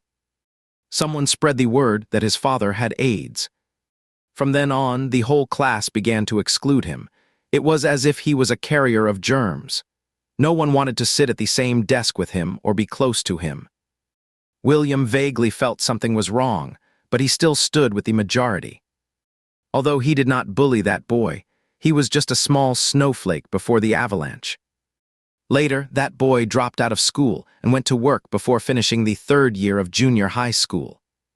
During the National Day holiday one year, William saw that boy by chance when he went home from college. He was wearing dirty clothes from a construction site. His skin was tanned pitch black, and there was a layer of light blue stubble under his nose. He did not look like William's peer. He looked at least 10 years older than his actual age. At that moment, William did not know why he felt so sad and uncomfortable. After he got home, he told his mother about what had happened back then. After listening, the first thing his mother asked was, Did he do something that made you bully him? William was silent for a long time. Many parents think that if it is not your fault, why would others bully you instead of someone else? But some people just generate malice out of nowhere. That night, William was chatting with an old junior high school classmate and mentioned this matter. His mother did not know the whole story, but the classmate did. As a result, the classmate told William that working on a construction site actually paid well these days, several thousand yuan a month, much better than what they students could earn. William suddenly felt a sense of powerlessness. It is not about the money, it is about a person's youth. At that time, a topic became popular on Weibo. Only when you grow up do you realize that childhood is the most wonderful time. But for some people, saying that childhood is wonderful is an out lie. Not everyone grows up in a sweet environment. Those bullies ruined what should have been the most wonderful time of a person's life. This is something that can never be made up for in a lifetime. William did not sympathize with Ezra out of pity, he just treated Ezra normally. Just because others were full of malice, his insignificant care became Ezra's only warmth. Even now, whenever William thinks of that classmate, he still feels a bit guilty. No one can understand his feelings, including his mother and his former classmates. If he talks too much, people will think he is being overly sentimental. He cannot control others. William can only do his best. Moreover, William really does not think he has done anything remarkable. They are all just small things. It is just like the candies he gave to the kids in the orphanage back then. He had extra money to buy candies, so he could distribute them to the kids. But due to his limited ability, he can only give the best thing to one person. So he chose the most important Theodai. Now Ezra is just like those kids in the orphanage, helpless at school. Anyway, help if you can, William sighed. Actually, all I can do is send him home. Theodai did not say anything. His phoenix eyes under the brow ridges squinted slightly, looking thoughtful.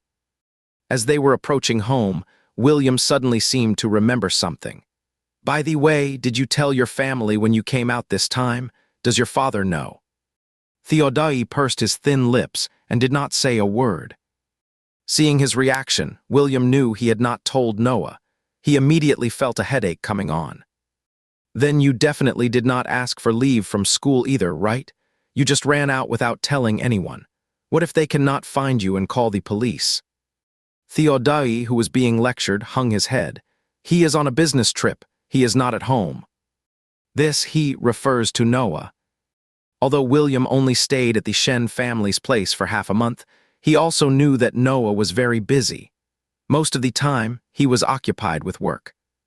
As the leader of an internet company, Noah cannot just sit back and enjoy his achievements. In order for the company to have better development, he will expand its territory. It is normal for him to be busy. It seems that what William said back then did not leave an impression on Noah. Theodai still grew up in a broken family, just as described in the novel. Even an upright official finds it hard to settle a family feud. Mr. William cannot tell who is right and who is wrong between Mr. Theodai and Mr. Noah. Even if he is on a business trip, he will still know from others that you are not at home. After all, he is your father and will definitely worry about you. Do not do this again next time. Mr. William instructed earnestly. Yes. Seeing that he was well behaved, William did not want to lecture him anymore and talked to him in a friendly way. Now use the public phone to call your dad and tell him you are safe. Ask him to help you ask for another leave from school. Theodai obediently went to the small store to make a phone call. Noah also just found out that Theodai had not been home for 2 days. Theodai was different from normal kids. He did not like to talk to people. When he got home, he would just stay in his bedroom and not come out. He was not active about anything. So it was only after he had been gone for a whole day that everyone realized he was not at home. Theodai talked to Noah for less than a minute, explained the matter clearly, and then hung up the phone. William was picking out preserved plums in the store. Seeing Theodai walking over, William asked him, "Do you want any candies? You will be drinking Chinese herbal medicine soon, and that stuff is really bitter." There was a row of plum fruits on the shelf, including preserved plums, smoked plums, Chinese plum fruits, Chinese olive fruits, waxberries, and snow plums. William was bending over with his hands on his knees, picking on the shelf. He quite liked eating preserved plums, so he took 2 bags. Out of the corner of his eye, he caught sight of white rabbit creamy candies beside him, and could not help but smile. William teased Theodai, "I will buy you some white rabbit candies. I saw a can of them in your room the other day." Theodai's slender body bent down, his long and thick eyelashes like ink hanging down, and his chin almost touching the side of William's shoulder. From the store window, it seemed that the long-haired teenager was leaning on another teenager's shoulder. The 2 shadows almost overlapped, intimate and lingering. "Yes," Theodai responded, and subtly rested his chin on William's shoulder. With his eyes and eyebrows lowered, he looked quiet and well-behaved. Nowadays, white rabbit milk candies are not as popular as they were in childhood, and stores do not sell them individually. You have to buy a whole bag at a time.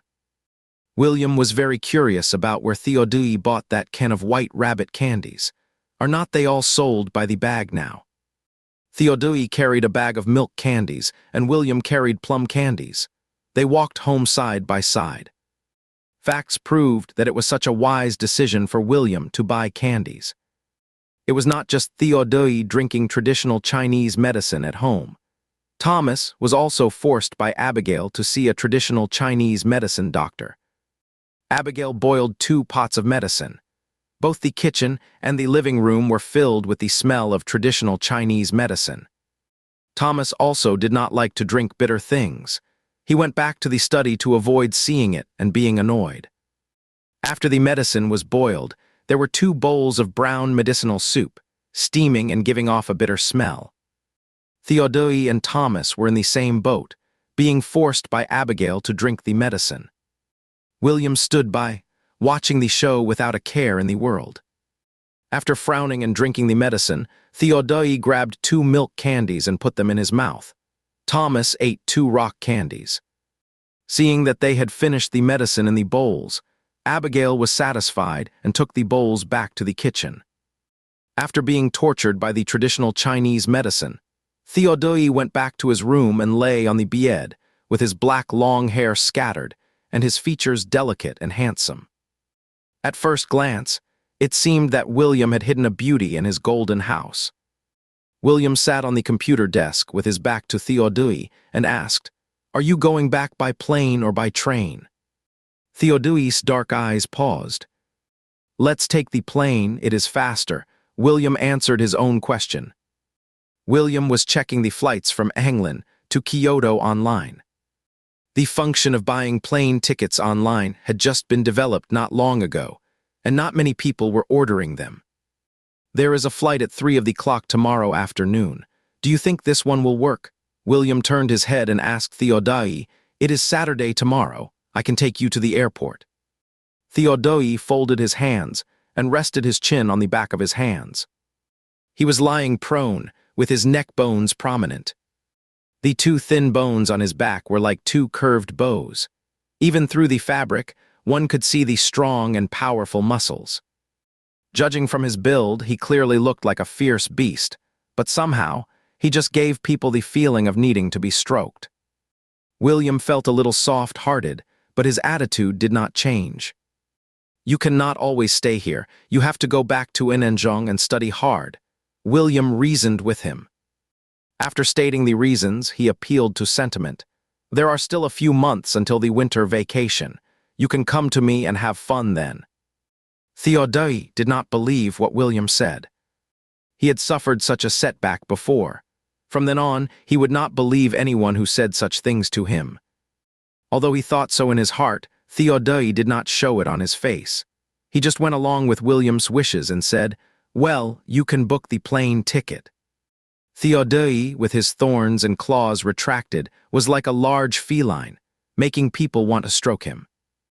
He lifted his thin eyelids slightly, looking at William with a focused gaze.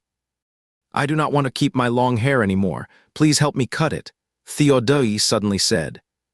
William's face stiffened, and he seriously and solemnly said, "Be cautious." Back then, he took the scissors, and the result was a big failure. But at that time, Theodai was still young. Even if he became a little mainstream, no one would say anything. Now he has grown up and is a well-known figure in Inenjong. Originally misled by Oliver, those little fangirls in school all thought he was a member of the Hidden Love family. If William gives him another haircut, the charge of being a mainstream will be firmly established. Theodai said indifferently, "There is no need for any fancy haircut, just a crew cut will do." William thought, is this the confidence that comes with good looks? As long as one has good facial features, a crew cut can also make one extremely handsome. William was silent for a moment, then summoned up the courage he had back then. "If you put it that way, then I will dare to show off my talent for hair cutting." Now that William is not short of money, on the next day off, he went to the store and spent a lot of money to buy a set of hair clippers specially designed for children. This kind of hair clipper comes with a model, allowing one to choose how many centimeters of hair to leave. After getting back, Theodai went to wash his hair first. William took the hair dryer and dried his hair bit by bit. Theodai's long hair was like soaked silk, slipping through William's fingers with a soft and lingering touch. Looking at this hair quality, William shed envious tears. "Are you really going to cut it?" William could not bear it and confirmed with him one last time. "Yes." "All right then." William put down the hair dryer and took out a set of brand new professional scissors. When the leather case is opened, there is a row of scissors of various sizes inside. He may not have much skill, but he has prepared a complete set of things. William took out a large pair of scissors from it, cleared his throat and said, "I am starting." The person cutting the hair is anxious, while the person being cut is calm. In the long, loose black hair, those beautiful eyes are very calm, and the voice is also very calm. "Go ahead and cut." William responded cheerfully. He picked up the scissors, lifted a lock of Theodai's long hair and snipped it off. As William was cutting, he sighed that he was the one for Theodai's first haircut and also the one for the second. What a sin! Since Theodai's hair was too long, William first gave him a bob cut with the large scissors. Then he used the small scissors, and the bob cut turned into a ragged mess. William's heart was trembling and his hands were shaking. He held the hair clipper and was reluctant to start. "How about we go to the barber shop? It is still not too late." With his hair looking like a chicken coop on his head, Theodai remained calm and said, "Keep going." William admired his composure, picked up the hair clipper and turned it on. The hair clipper buzzed, and William's heart trembled. Theodai looked at William through the mirror in front, who was holding his breath and concentrating on cutting his hair. William stared at the hair clipper, not daring to be the least bit careless. There were a few tiny black hairs on his fair nose tip, but he did not care about them. Theodai saw himself in William's eyes. Only he. There were faint smile lines at the corners of his lips. His dark pupils were dotted with light, like the ripples on the water surface, the glimmers refracted by the light. After William finished cutting Theodai's hair, he felt like he had lost half of his life. He rubbed his sore eyes and sighed that this was really not a job for humans. Fortunately, in the end, he managed to turn the situation around with the hair clipper. Only then did Theodai have an ordinary crew cut. Without the cover of long hair, his facial features became more prominent. He had high eyebrows and deep-set eyes, and his eyelashes were as thick as ink. His nose was straight, and the lines of his lips and brow bone were sharp and neat. He was still very good-looking. William's eyes reflected his appearance. The more he looked, the more satisfied he was. Sure enough, his haircutting skills were only worthy of such a handsome guy. Otherwise, his superb skills could not be shown off. That is to say, for someone with a slightly lower level of good looks, this hairstyle would look extremely ugly. Thomas was the first to witness the miracle. Looking at Theodai's crew cut, he immediately praised him. "This haircut is great, how energetic and neat it looks." Abigail had a very normal aesthetic sense and murmured with a sigh, "Why did you cut your hair? It was so long and you had kept it for so many years. What a pity." William was sweeping up the hair clippings on the floor with a broom and dustpan. He interjected, "It is okay. You can grow your hair long again later. By then I will have improved my skills and give you a nice haircut." This later made Theodai's pupils flicker, but he did not express any opinions. William booked Theodai a flight at 3 p.m. After lunch, he planned to take him to the airport. It is better to do this kind of thing sooner rather than later. At the airport, he can accompany him and wait a little longer. But Theodai obviously did not want to leave so early. He asked William, "Are not you going to get eggs for Ezra? Let's go and deliver them together and then go to the airport on the way back." Seeing that there was still plenty of time, William nodded in agreement. The wholesale market does not have weekends. Today, Ezra was still staying at home alone. Seeing William come to find him, Ezra thought he wanted to do homework with him. It was not until he saw the young man behind William that Ezra was first stunned. After recognizing who he was, he felt a bit disappointed. William stood outside the door. "My grandma asked me to bring some free-range eggs. I heard that these eggs are highly nutritious." Ezra quickly opened the door and invited them in. William politely declined. "We will not come in. I am going to take him to the airport later." Hearing that Theodai was leaving, Ezra was a bit happy. Since he came, William hasn't stayed to do homework with him anymore. Just as a faint smile appeared on Ezra's face, Theodai's gaze swept over. His gaze was cold and indifferent, but it made Ezra shiver. After leaving Ezra's house, when passing by the fruit stand, the vendor started making veiled insults again.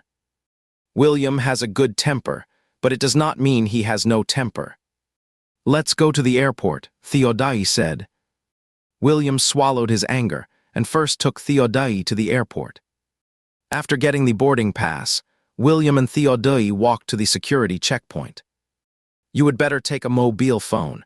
It will be more convenient to contact in the future." William handed the mobile phone he had bought for Theodai to Theodai.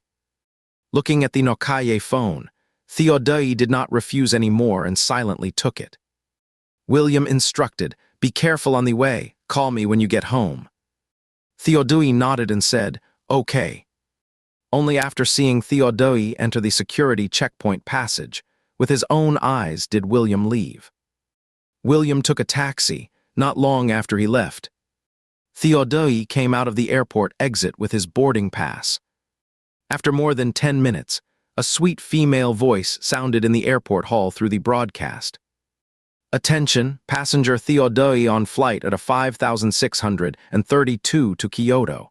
Your flight is about to take off. Please proceed to boarding gate 16 immediately." The broadcast was repeated 3 times, until flight at a 5632 took off. There was still one passenger who did not board the plane. Oxendrang community is one of the earliest communities in England. This road is very dilapidated.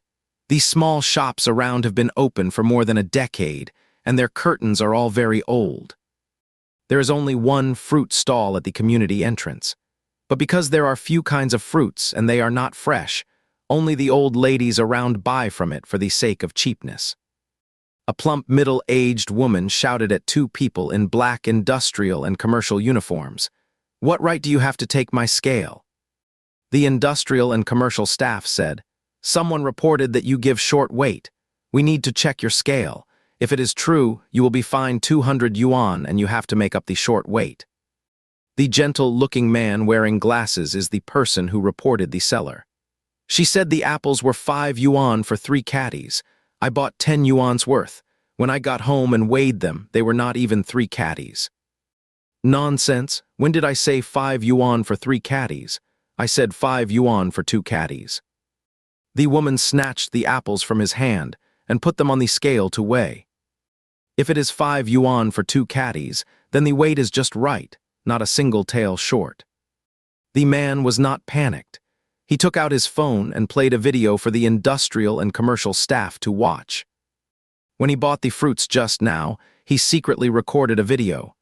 In it, the woman clearly said 5 yuan for 3 caddies. This woman clearly seems to be a repeat offender. It is okay if no one picks a fight with her. Once someone comes back to question her, she will claim that she did not say that price at the time. Coincidentally, the new price matches the weight. If you do not record a video, even reporting it to the Industry and Commerce Bureau will not help. The woman argued again. He must have stolen a few apples on his own and then came back to slander me for short-changing. The man had long anticipated that she would say this and quickly proved his innocence. There are a total of 12 small apples for 3 caddies. I counted them myself, and the camera also captured it. You can see that there are exactly 12 apples here. She is definitely short-changing. With conclusive evidence, the Industry and Commerce Bureau officials were going to confiscate the scale on the fruit stand and fine her 200 yuan. Hearing that she had to pay a fine, the woman got anxious and started making a scene with the Industry and Commerce Bureau officials. The other side was used to dealing with such shrews. One of them called the Bureau and had a vehicle sent over to take away all the fruits on the fruit stand. The woman cursed and wailed, throwing a tantrum. The more people gathered around, the more vigorously she made a scene. The Industry and Commerce Bureau officials looked furious. Come to the Industry and Commerce Bureau to pay the fine tomorrow afternoon. If you do not come, it will not just be 200 yuan. After saying that, they did not waste any more words with her and drove away directly. Near a distant shade of a tree, there stood a tall and slender young man. He was wearing a white tracksuit and a baseball cap on his head. The brim of the cap was pulled very low, only showing a bit of his nose tip and a pair of brightly colored thin lips. The young man watched the farce indifferently. The upturned corners of his eyes were as sharp and menacing as the stinger of a wasp. This was just the beginning. As long as she works here for one more day, the gifts Theodai gives her will get bigger and bigger in the future. Glancing at the wailing woman, Theodai shifted his gaze away. Looking through the community wall, his eyes landed on a household on the 3rd floor. Theodai squinted his eyes. After Theodai left, Ezra returned to a peaceful life. After school, William would come to the classroom to pick him up and take him home. Carrying him on his back home, as usual, he would stay. They would do their homework while waiting for his parents to come back. Ezra liked this kind of life and did not want anyone to break it. To be honest, he was extremely happy to hear that William's pretty friend was leaving. After finishing the math workbook, Ezra asked William in a low voice, "There are strawberries at my home. Do you want to eat some? I will go and wash some for you." Just as William was about to decline, the phone in his pocket rang. He took out his phone, saw the incoming number, curved his lips slightly, and answered the call. Just by looking at his expression, Ezra knew who was calling. Although he envied the friendship between the two, and felt a bit inferior that he was not William's best friend. But the other person did not discriminate against him. Being picked up and dropped off from school every day and doing homework together at night already made him very happy. Ezra did not say anything. He silently wheeled his wheelchair away from the desk and planned to go to the kitchen to wash strawberries for him. Since they made up, Theodai called William every day. "Let me tell you some good news. Do you still remember the woman who splashed water on us?" William said with a smile. "I heard she will not be selling fruits at the entrance anymore." Just thinking about this made William feel delighted. He heard from Ezra's parents yesterday that it seemed someone had been reporting her for short-changing customers. Her stall had been confiscated by the Industrial and Commercial Bureau. Now there is also some trouble at home. It is said that she was splashed with paint by loan sharks or something. Specifically, William is not clear either. He just heard Ezra's parents mention it casually. William sighed. Indeed, the wicked will be punished by the even more wicked. It also indirectly shows that no matter how poor you are, you should not borrow usury. Theodai said calmly, well, the wicked will be punished by the even more wicked. He stood under a locust tree, his eyes looking faintly at the lit window on the third floor of the opposite residential building. Are you home from school now? Theodai asked him. No, I am at Ezra's place. As William spoke, his eyes subconsciously glanced at Ezra. Ezra opened the fridge. He struggled to hold the armrests of the wheelchair, trying to get the squid strips on it for William to eat. Seeing this, William got up and walked over quickly to help him take out the squid strips. Is this it? William asked, eyeing Ezra. Ezra nodded. From the other end of the phone came Theodai's clear and pleasant voice. William held the phone between his ear and shoulder. I am not talking to you. I am helping Ezra get something. Theodai's voice was a bit cold. Are you on such familiar terms? William did not think it was familiar. In their hometown, people always addressed their neighbors like this. When he first met Ezra, William rarely called him by name. Even when he did, he just called him directly. Later, he got to know Ezra's parents and sometimes talked with them. Since they always called him Ezra, how could William just call him Ezra too? It would seem so stiff and impolite, so he started calling him Ezra too. After calling him like that for a while, he got used to it. Sensing the dissatisfaction in Theodai's words, William knew that he was a man with a strong, possessive nature. He could not hold back his smile and let out a soft chuckle from his throat. Did not you ignore me when I called you Theodai the other day? William casually teased Theodai. He spoke without thinking, but the listener took it to heart. Theodai leaned against the locust tree, his whole body hidden in the darkness.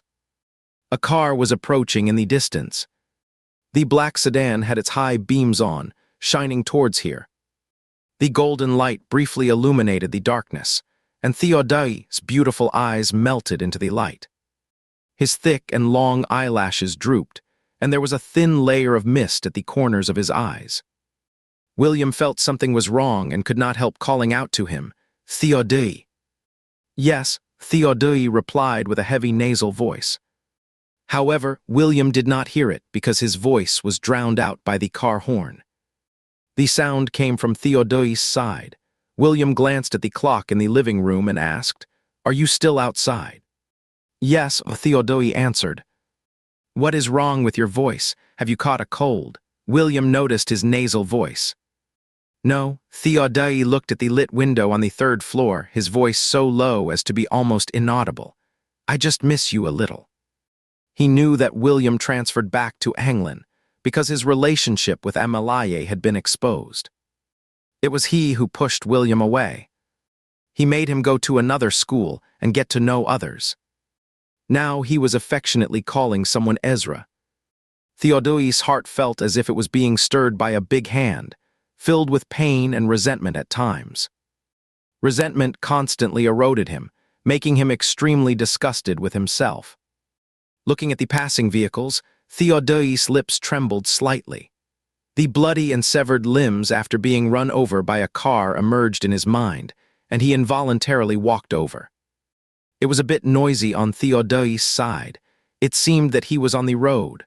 William thought there was a traffic jam on his side and called him out of boredom. He chewed the squid given by Ezra and spoke in a relaxed tone. My aunt's birthday is in a few days. If she does not celebrate at home, I may go to Kyoto and look for you then. Coincidentally, Amalaye's birthday is on the 8th day of the 9th lunar month. That day happens to be Friday, and the 10th day of September is Theodai's birthday. He celebrated a birthday with Theodai when he was a child. He does not know if Theodai still celebrates this birthday now. Theodai has already stood at the turning intersection by the roadside. The whole world was grotesque and strange. The beast hidden in his body was violently tearing at his internal organs. The severe pain gave Theodai a distorted sense of pleasure. A voice tempted him. Take one more step forward, and he could be freed by taking one more step forward. When Theodai wanted to follow the call of his heart, William's voice came faintly through the network cable. The voice was smiling and seemed very comfortable. There were too many passing vehicles, and Theodai could not hear clearly what he was saying. He only vaguely heard him say something about Kyoto and coming to look for him.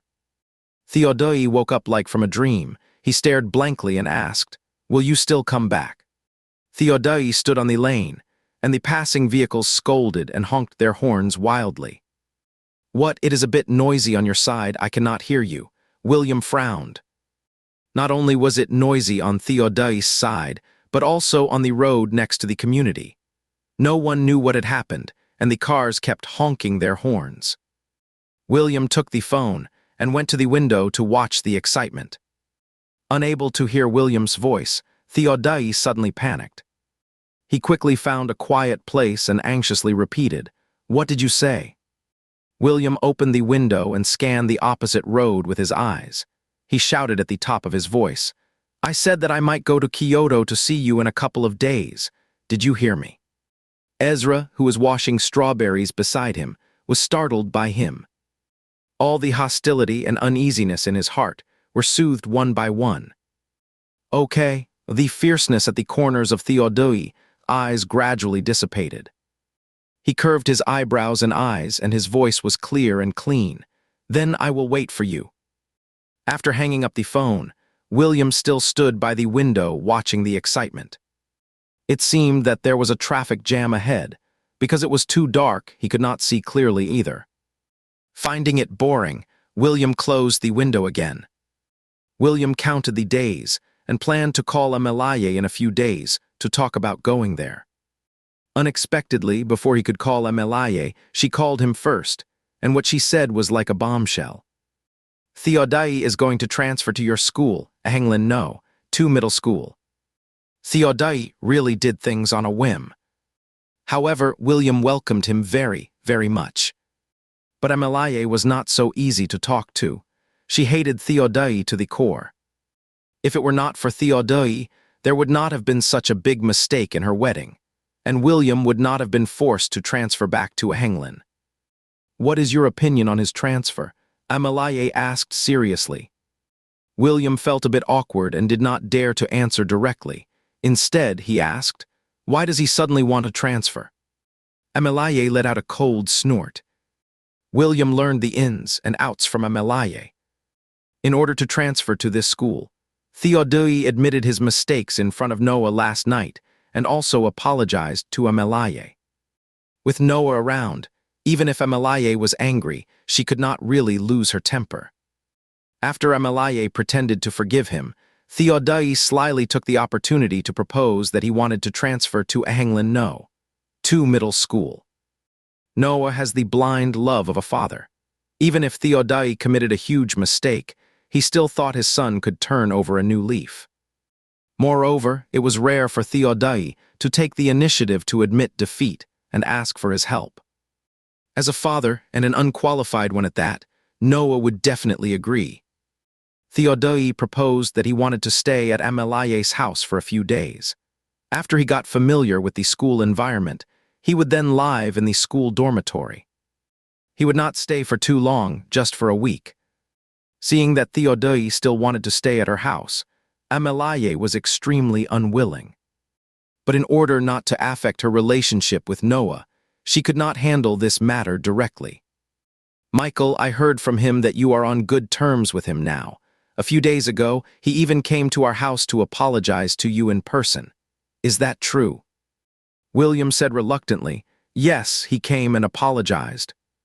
He felt like a poor man caught between his mother and his wife. On one hand, he had to appease his extremely angry mother. On the other hand, he had to clean up the mess his wife had made. He had to smooth things over on both sides and try to minimize the matter.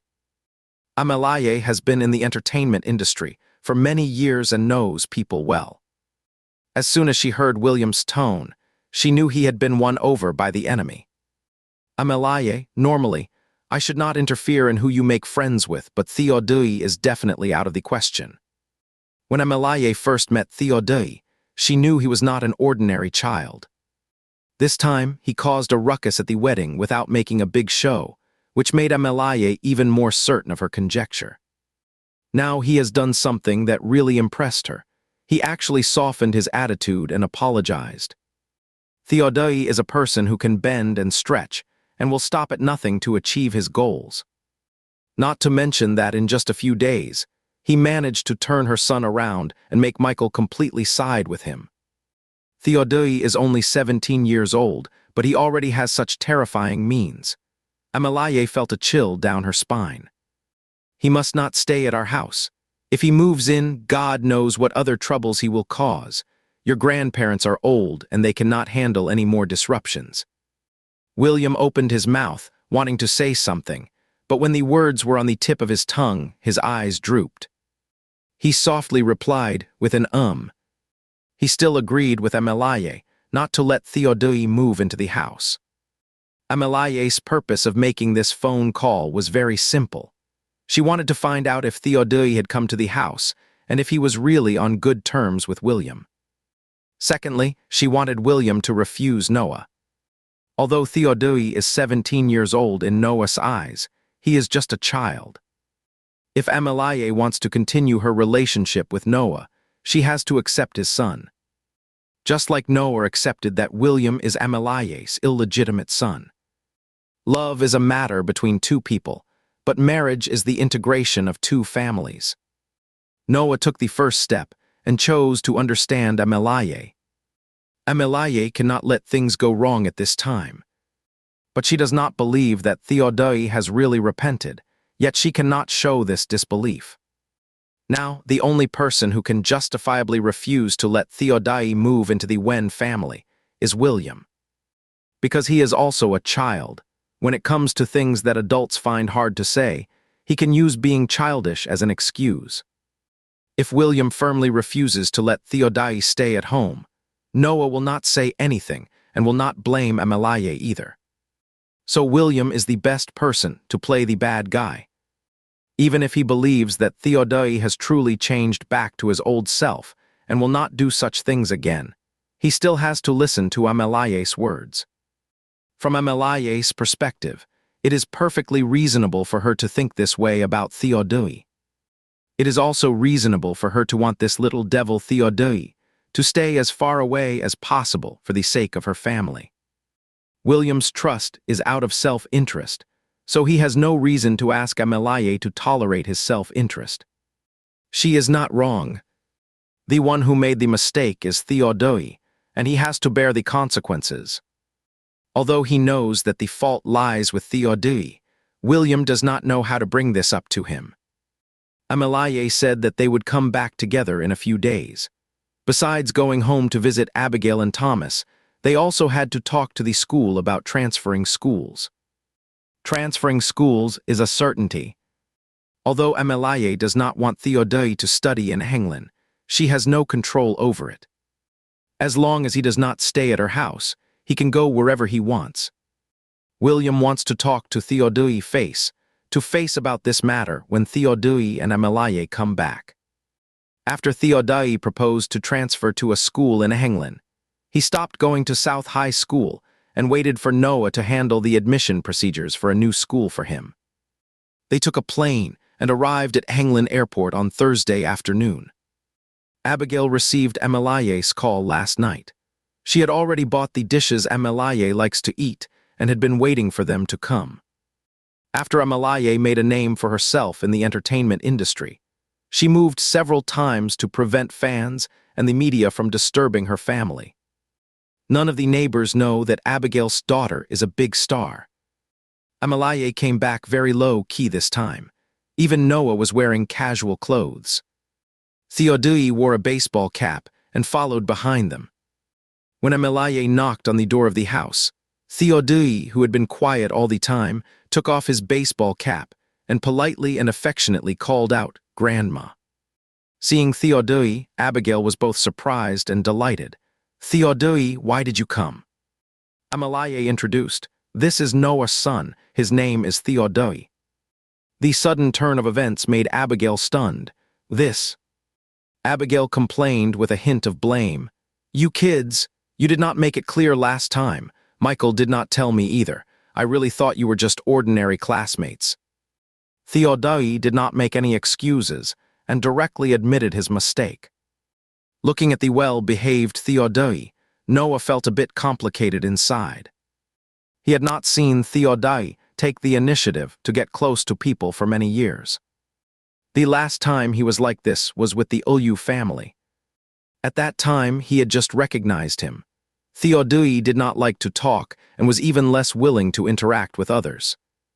Only when he called the Ulyu family's kid named Liam would he smile, looking well-behaved and sensible.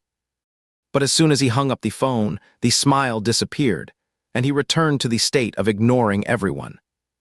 Abigail really liked Theodai and was not really blaming him. Hearing that Theodai was going to transfer to to middle school, Abigail was a bit surprised.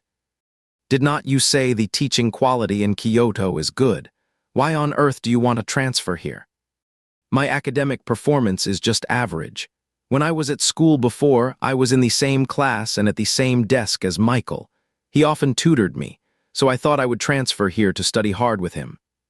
Theodai's features were clean, and his voice had the unique clarity of a teenager. Amalaye was shocked by his audacity. Even Noah felt embarrassed. Since you have a good relationship with Michael, why did you make a scene at the wedding? But he could not undermine his own son. Abigail and Thomas did not know the inside story. Hearing that he was so motivated and had a good relationship with William, they were both happy. Thomas said in a strong voice, "That is great. Since Michael does not have any brothers, you can be like real brothers." Abigail smiled and sighed. Indeed, it is true that people who are not family do not enter the same door. These two kids are really fated.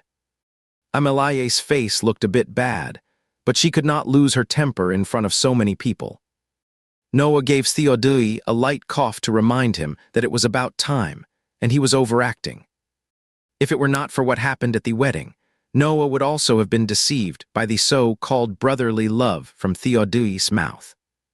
The closer the relationship is described now, the more embarrassing it will be when it is exposed. Noah even felt embarrassed for him. But Theodai seemed to have no sense of shame, and managed to please Abigail and Thomas very much. When Abigail heard that Theodai was going to live on campus, she was a bit unhappy. Just live at home. If you do not want to share a room with Michael, we will clear out the study for you. If that still does not work, we will move. We still have another house. This house was bought by Amalaye. It has 3 bedrooms, 1 living room, 1 kitchen, and 1 bathroom. There is 1 master bedroom and 2 secondary bedrooms. William is living in one of them, and Thomas has converted the other secondary bedroom into a study. Every time Amalaye goes home, she either stays in a hotel or goes to that big house. She used to be very busy and went home only a few times. Amalaye could hardly bear to listen anymore and sat on the sofa in silence all the time. When William came back from school, he saw a strange scene. Amalaye was standing with a gloomy face by the kitchen door, and Noah was on the balcony talking on the phone. Mr. Theodai is helping Abigail cook in the kitchen, and the atmosphere between the two of them is quite harmonious. Amalaye looks coldly at Mr. Theodai. In the entertainment industry, there are many such sisters who seem to get along well but actually have different intentions. Amalaye has fought her way through and has seen all kinds of people. It has been a long time since anyone could really make her angry. Seeing Mr. Theodai pretending to be a diligent and cute guy here, Amalaye smiles on the surface, but her eyes are cold. Mr. Theodai, go and watch TV. Amalaye says with a hidden agenda, Mom, you too. How could he understand this kind of work? He does not even do it at home. As soon as William enters the door, he hears what Amalaye says and pauses in his steps. It has that kind of feeling. Mr. Theodai deflects the force skillfully. I usually eat in the school cafeteria. After I move here, I will often help you with the work. Amalaye cannot help but let out a sneer. There is a tense confrontation between Mr. Theodai and Amelaye in the kitchen. William does not know whether to go in or not. Thomas, who is sitting on the sofa watching the news, is completely unaware of everything. Seeing William standing at the door, he asks him, "What are you standing at the door for?" William smiles politely with a hint of awkwardness and walks in with a tingling scalp. Seeing him come back, Amelaye gives him a meaningful look. The meaning is obvious: drive Mr. Theodai away. Amelaye is certain that this guy is not a good person. William receives Amelaye's hint and has to nod reluctantly. Seeing Mr. Noah finish the phone call and Amelaye not staring at Mr. Theodai in the kitchen anymore, he walks over and sits on the sofa. William is in a heavy mood. When passing by the kitchen, he sees Mr. Theodai helping Abigail fry fish. He is wearing a blue apron, with his cuffs rolled up on his forearms, and holding a spatula in his hand. Although he was surrounded by the strong smell of cooking, when he looked towards William, his beautiful phoenix eyes were curving both at the inner and outer corners. The smile in his eyes was as rippling as the flowing waves, vivid and richly colorful. William caught his breath, momentarily dazzled by his smile. But remembering that Amelaye asked him to drive Theodai away, William had no mood to appreciate his good looks. Forcing a smile at him, William went back to his room. Theodai was a person very sensitive to emotions. It is just that he usually did not care about others, so he was too lazy to observe their emotional changes. William was not just anyone to him. Theodai frowned slightly, then glanced at Amelaye sitting in the living room talking to Noah. Abigail's voice sounded behind him. "Theodai, turn the fish over or it will get burnt." Theodai withdrew his gaze and turned the fish over. Dinner was a bit awkward. Noah had only been to the Wen family once, before he married Amelaye. The two of them went home to visit together. The last time they met was at the wedding, and such an embarrassing thing happened. Originally, it was the Wen family who should have felt embarrassed, but now Noah was more embarrassed than them. After all, not only was Theodai the culprit of the wedding farce, but he also wanted to stay at their house now. Noah did not know what Theodai was thinking.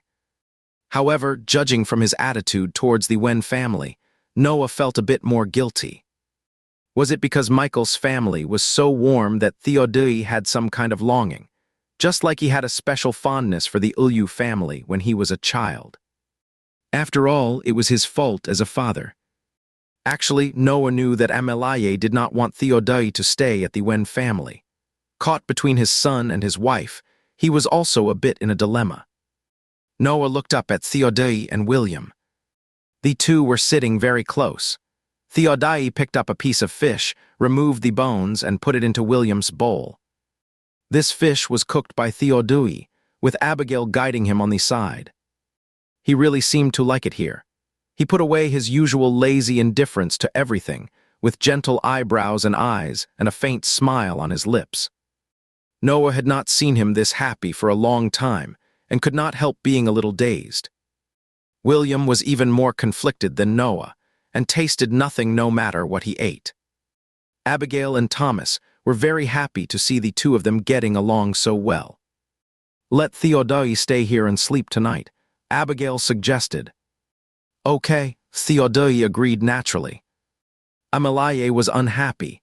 She looked up at William, expecting him to say something. William pretended not to receive the signal and lowered his head to eat the fish in his bowl. He would definitely say something. When it was time to go to bed at night, he could just have a talk with Theodai.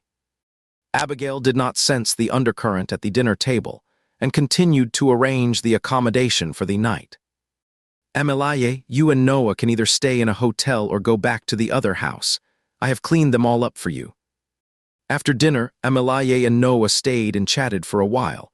They did not leave until 9:30. When leaving, Amelaye repeatedly told William to drive Theodai out. She was very firm in her attitude. There was no room for negotiation on this matter. William sighed. After seeing Amelaye and the others off, William and Theodai helped clean up the living room. Abigail waved them back to their rooms. Do not worry about it. Go take a shower and go to bed early. Michael has school tomorrow. Do you want to take a shower first, or shall I?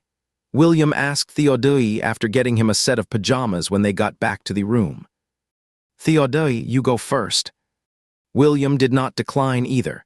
He took another set of pajamas and went to the bathroom to take a shower. After William closed the bathroom door, Theodai stopped smiling, opened the door and went out. After William finished showering and came out wiping his wet hair, he saw Theodai sitting on the bed, reciting from a Chinese textbook. Rarely seeing Theodai studying, William was a bit surprised. Why are you reading a Chinese book all of a sudden? Theodai lifted his eyelids. The light shone into his black eyes, twinkling like stars. The young man spoke as if it were a matter of course. Did not you say we should take the exam for Kyoto University together? My foundation is not very good. William was at a loss for words and felt a bit uncomfortable. It seemed that he was about to turn over a new leaf, but no one was willing to believe in him. William sat down next to Theodai. After some hesitation, he finally said the words to drive him away. You would better live on campus directly. Gritting his teeth after saying that, William waited for Theodai's reaction. It was hard for him to say these words. After saying them, his heart was pounding, as if he were the one who had done something wrong. After waiting for a while, Theodai did not show any reaction. He just replied with a soft, William sensed his down-hearted mood and wanted to comfort him, but as soon as he opened his mouth, he sounded like his usual blunt self. What you did last time was too much. If you cannot accept your father's remarriage, you can have a good communication with him, but you cannot stab him in the heart right away. Although it was my aunt, my mother who was wrong in this matter, it has been so many years. Even if you had talked to your father privately, you should not have put them in such an embarrassing situation. William intended to comfort Theodai, but as he talked, it turned into stating facts and correcting right and wrong. William, shut up. Theodai lowered his eyes with a faint shadow under his eyelids. Yes, I was wrong. It is good that you know you were wrong. William, what on earth am I talking about? Theodai was wrong, and William did not want to excuse him either. He originally intended to persuade Theodai to live on campus first, and then discuss right and wrong with him after a few days to correct Theodai's outlook on life and values. William forced an explanation. What I mean is, it does not matter if you made a mistake. Actually, it matters quite a lot. But as long as you behave well and let everyone know that you have truly changed, rather than just saying so, one day they will change their opinion of you. You should live at school first, study hard, and behave well. Just as William was racking his brains for the right words, Theodai suddenly leaned in and rested his forehead on William's shoulder. This was an action of dependence. I should not have treated you like that. I was wrong. His voice was soft.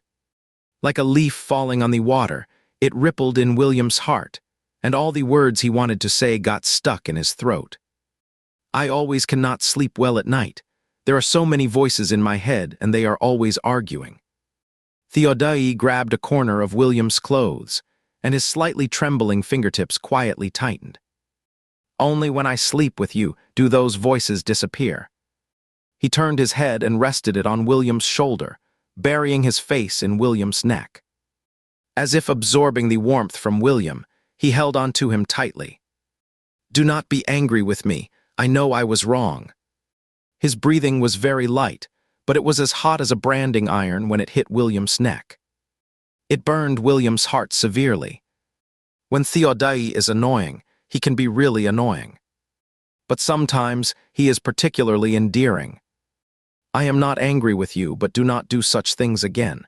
William patted Theodai's back. You can stay at school first. After some time, I will see if I can also apply for on-campus accommodation. Okay, William asked him.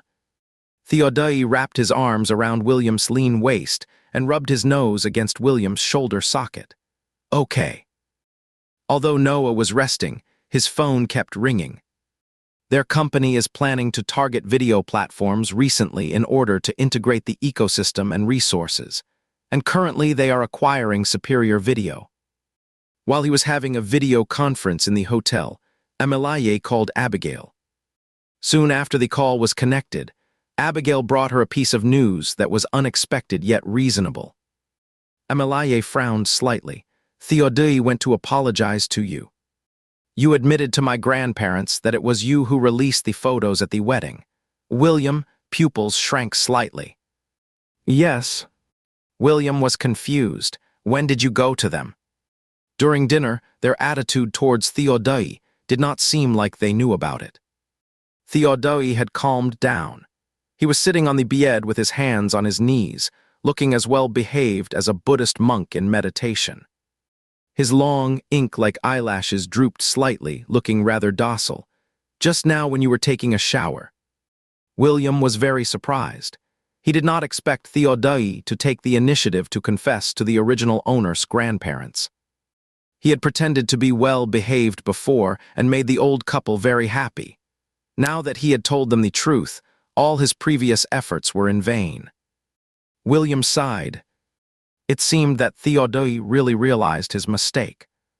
Otherwise, according to his arrogant personality, he would not have pitifully admitted his mistake to him just now. Realized his mistake. Amelaye sneered. This kid clearly guessed that in order to drive him out, she would tell her parents the real situation on the wedding day, so he took the initiative. Before, Amelaye did not want the old couple to worry about her marriage, so she did not say that it was Noah's son who did such a thing. Abigail kept sighing. She was originally happy that Theodai could accept Amelaye as his stepmother and had a good relationship with her Michael. Who would have known? Well, about this matter, I think. As soon as Amelaye heard Abigail's tone, she interrupted forcefully. I do not care what he told you to and how sincere his attitude was. In any case, he cannot stay at home. There is no room for negotiation on this matter. Abigail was taken aback by Amelaye. She swallowed the words that were on the tip of her tongue and looked worried. I have already said what I said. How can we tell Noah? Amelaye suppressed her anger. Do not worry about this matter. I will tell Michael. Anyway, I cannot let him be friends with Michael. The phone was on speaker. Amelaye's voice was not very loud, but both people in the study could hear it clearly. Thomas, who had been silent beside them, suddenly got angry and scolded Amelaye out of the blue. I said when we were having dinner, why were you always giving Michael looks? Thomas' voice got louder and louder as he spoke. You are too embarrassed to do it yourself, so you let him be the bad guy. Is this how you be a mother? William coughed. Then you tell your dad tomorrow that when he goes to handle the transfer procedures, he can also help you handle the accommodation matter. Theodai looked at William. When are you going to live on campus? Stared at by his dark eyes, under such expectant eyes, William found it a bit hard to speak. The earliest I can live on campus is next semester. Theodai just moved into the dormitory, and then he proposed to live on campus too. Is not this clearly a rebellion against Amelaye? Next year he will be in his senior year of high school. In order to prepare for the college entrance examination and have more time to study, it is quite reasonable for him to move into the school dormitory. No one will suspect anything. When Theodai heard that he would only move in next semester, he lowered his eyes and fell silent. Seeing that he was in a bad mood, William picked up the calendar beside him. Look, it is already the of October today. There are less than 3 months left until the spring festival. It will be soon, just hold on a little longer. Theodai's eyelashes fluttered. Then he raised his face and gave a gentle smile. The gloom between his brows disappeared one by one. I got it. Although he replied obediently, Theodai did not even glance at the calendar. Abigail in the study was so startled by Thomas' loud voice that she quickly looked towards the door. Can you keep your voice down? Are you afraid the 2 kids will not hear you? Abigail glared at Thomas. Thomas gave a heavy snort, but when he spoke again, his voice was much softer. Still unable to hide his anger in his tone, he lashed out at Abigail. When something goes wrong, you let the kids step in. Why do not you ask her if she knows why the relationship between the two kids has suddenly improved? For all these years, she has been so focused on making movies, neglecting her family. Has she ever cared about the kids? Seeing that Thomas was talking more and more unreasonably, Abigail also got angry. Are you, the father, any better? Did not I raise these two kids all by myself since they were little? Have you ever cared? Have you ever taken care of them? You were not around when I gave birth, and you were not there when the eldest got into trouble. Abigail turned her face away and said with a sob, What right do you have to shout now? Thomas has a special job and is often away from home. When Emilaye's brother had a car accident, he was out of town and could not come back. It was also after that accident that Thomas applied to be transferred back. This incident was also a lifelong pain for him. When Abigail brought it up, he silently left the study. Abigail wiped away her tears and said to the person on the phone, Do not be angry with your dad. He is just like that. As soon as Thomas stepped out of the study, he saw William getting water in the living room and stopped in his tracks. The light in the bathroom is on, and the sound of water can be heard from time to time. Is Theodai taking a shower? Thomas asked. William thought his voice sounded a bit strange, as if it was coming from his chest, dull and heavy. The living room was not lit, and the light from the bathroom faintly illuminated the outline of his facial features, but his facial expression was not very clear. William could not see Thomas' expression clearly, and he did not think much about it. He just gave a grunt. After getting the water, William did not immediately go back to his bedroom, because he felt that Thomas seemed to have something to say to him. After a long and strange silence, Thomas finally asked, Did your aunt tell you? Although he did not make it clear, William understood what he meant. Yes, I just had a talk with Theodai. He will live on campus from now on. Thomas opened his mouth and finally blurted out dryly, You did a good job. Amalaye's meaning was very simple. She wanted William to reject Theodai's living here in front of Noah. But one should not strike a smiling face in such a harmonious atmosphere during dinner. If William suddenly stood up and directly told Noah that he did not agree to live with Theodai, it would definitely ruin the atmosphere. So he ignored Amalaye's look and thought about having a private talk with Theodai to persuade him to live on campus. In this way, it would both achieve what Amalaye wanted and not make the relationship awkward. William's private understanding of Theodai did not mean that he would also persuade others to forgive. He respected Amalaye's choice. Thomas seemed a bit tired, and his voice became much older and weaker. It is late, go to bed early. You should also rest early. William went back to his room with the water. When Abigail came out after the phone call, she saw Wen Huaishan sitting alone on the sofa. In the darkness, he was like a statue, not moving at all. Abigail's nose felt sore. She also thought that what she had just said was a bit hurtful, but she was too proud to apologize. Her voice was a bit harsh and domineering. What are you sitting there for? Go back to your room. After saying that, she went into the bedroom first. It was a long time later that Thomas came in. Abigail was making the bed and ignored him. After waiting for a while and seeing that Thomas had no intention of speaking, she could not hold it back anymore. What do you think? Abigail was referring to Theodai's matter. As a couple for more than 30 years, they still had this kind of tacit understanding. Thomas said with a straight face, Michael has already told him to leave.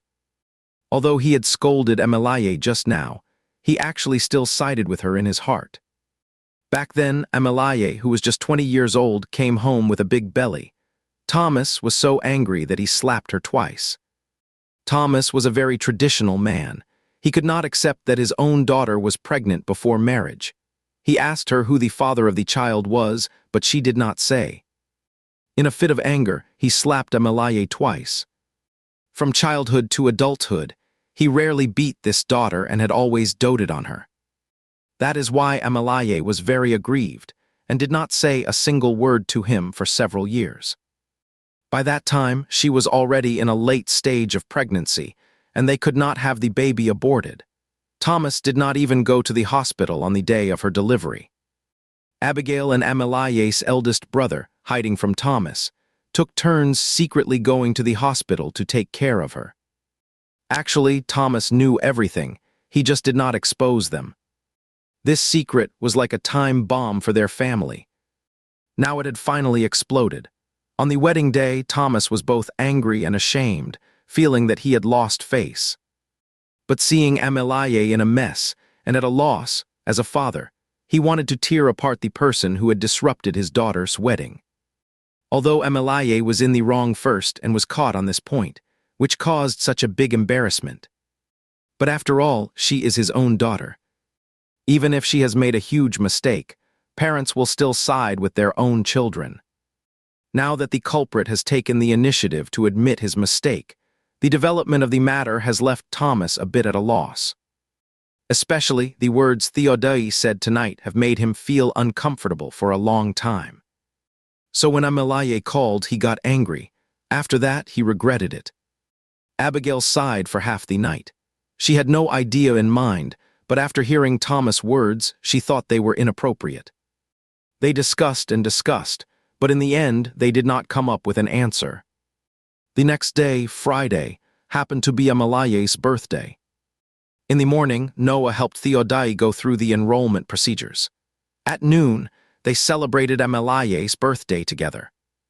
Except for Noah, who did not know what had happened, the others all had their own agendas. Thomas scolded Amelie last night. Now he feels very guilty, but he does not know how to make up. During the meal, the father and daughter hardly made eye contact. Amelie was also annoyed because Theodai caused trouble and insisted on staying at her home. She ignored Theodai throughout the meal.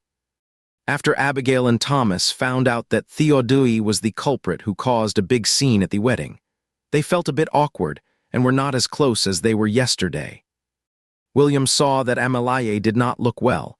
He thought she did not sleep well yesterday because he did not refuse Theodai at the dinner table as she wished. He was thinking about how to explain it to her. And Theodai was a bit annoyed because William could not move into the dormitory with him right away. The relationships among these people are extremely complicated, but they still have to maintain a superficial calm. With everyone's efforts, it seems harmonious and warm at first glance. After having the most embarrassing birthday banquet ever, Noah still had work to do. He took a car to the airport. After such a thing happened, it was not appropriate for Theodai to stay either. He took a car with Noah and left. However, the two people have different purposes. One is going back to Kyoto, and the other is going to discuss an acquisition case. Amelie also seems to have something very important to do. There are always people calling her. When William wanted to explain things to her, he happened to hear Amelie getting angry on the phone. I have told you many times, I have asked you to take fewer of these interviews. So what if it is for movie promotion? Is it a solo, starring movie of mine? Will the box office be 100 million less without me? You are the one who promised them, not me. Yes, I told you to handle these promotional activities, but I did not tell you to accept all of them. You have been working with me for so many years. You do not need me to teach you everything, do you? Seeing that Amelie was busy with work, and in a fit of rage, William did not dare to go over and provoke her. Just as he was about to leave, Amelie caught a glimpse of William from the corner of her eye and stopped what she was about to say. I have got something here, I will call you back later, Amelie said to the person on the phone. William had no choice but to walk over looking embarrassed. Well, I have already talked to Theodai, he will not stay at home. There is nothing else, you can get back to your work first. William made it quick. After saying that, he turned around and left. Amelie called him to a stop, hesitating to speak. Michael. William, who was called back, felt a shiver down his spine, and stiffly turned around to look at her. Amelie gave a rather pale explanation. I was not angry with others because of you just now. They made decisions about taking on work without communicating with me first. William did not know much about the entertainment industry and was not aware of Amelia's work process. Hearing what she said, he was stunned at first and then nodded. I understand. Then there was no more to say. Amelie seemed not to know what to say either, and was silent for dozens of seconds. William, Auntie, do not you still need to call them back? You go ahead with your work first. Call me if there is anything. Yes. Seeing Amelie nod, William quickly slipped away. Actually, he was quite embarrassed. Theodai wanted to move in entirely because he had made up with him. Once Theodai accepts you, he will become very clingy, which is related to his lack of security. His sudden request to move in really threw the whole family into chaos. William had a splitting headache these days. Amelie's work seemed unable to be postponed. She took a flight back to catch up with the promotion that night. Although she had a bad temper, she was very dedicated to her work. After dinner, when William was helping to wash the dishes in the kitchen, Abigail suddenly asked, Michael, do you want to live with Theodai or let him move to the school dormitory? Did not they already agree to let him live in the school? Moreover, William thought that after Theodai's misdeeds were exposed, he would be condemned by everyone in the Wen family. Why was this matter brought up again? William thought something was wrong and said euphemistically, Either way is okay with me. I will follow what you adults decide. He did not want to express his opinion on this matter and would follow the arrangements of the adults. Abigail still did not let go of this topic. Just tell me by yourself, can you accept him living at home? William's eyes darted around. He did not know whether he should tell the truth at this moment or just brush it off. Emotionally, he could accept it. Logically, everyone else could not accept it. What he did was really excessive and embarrassing.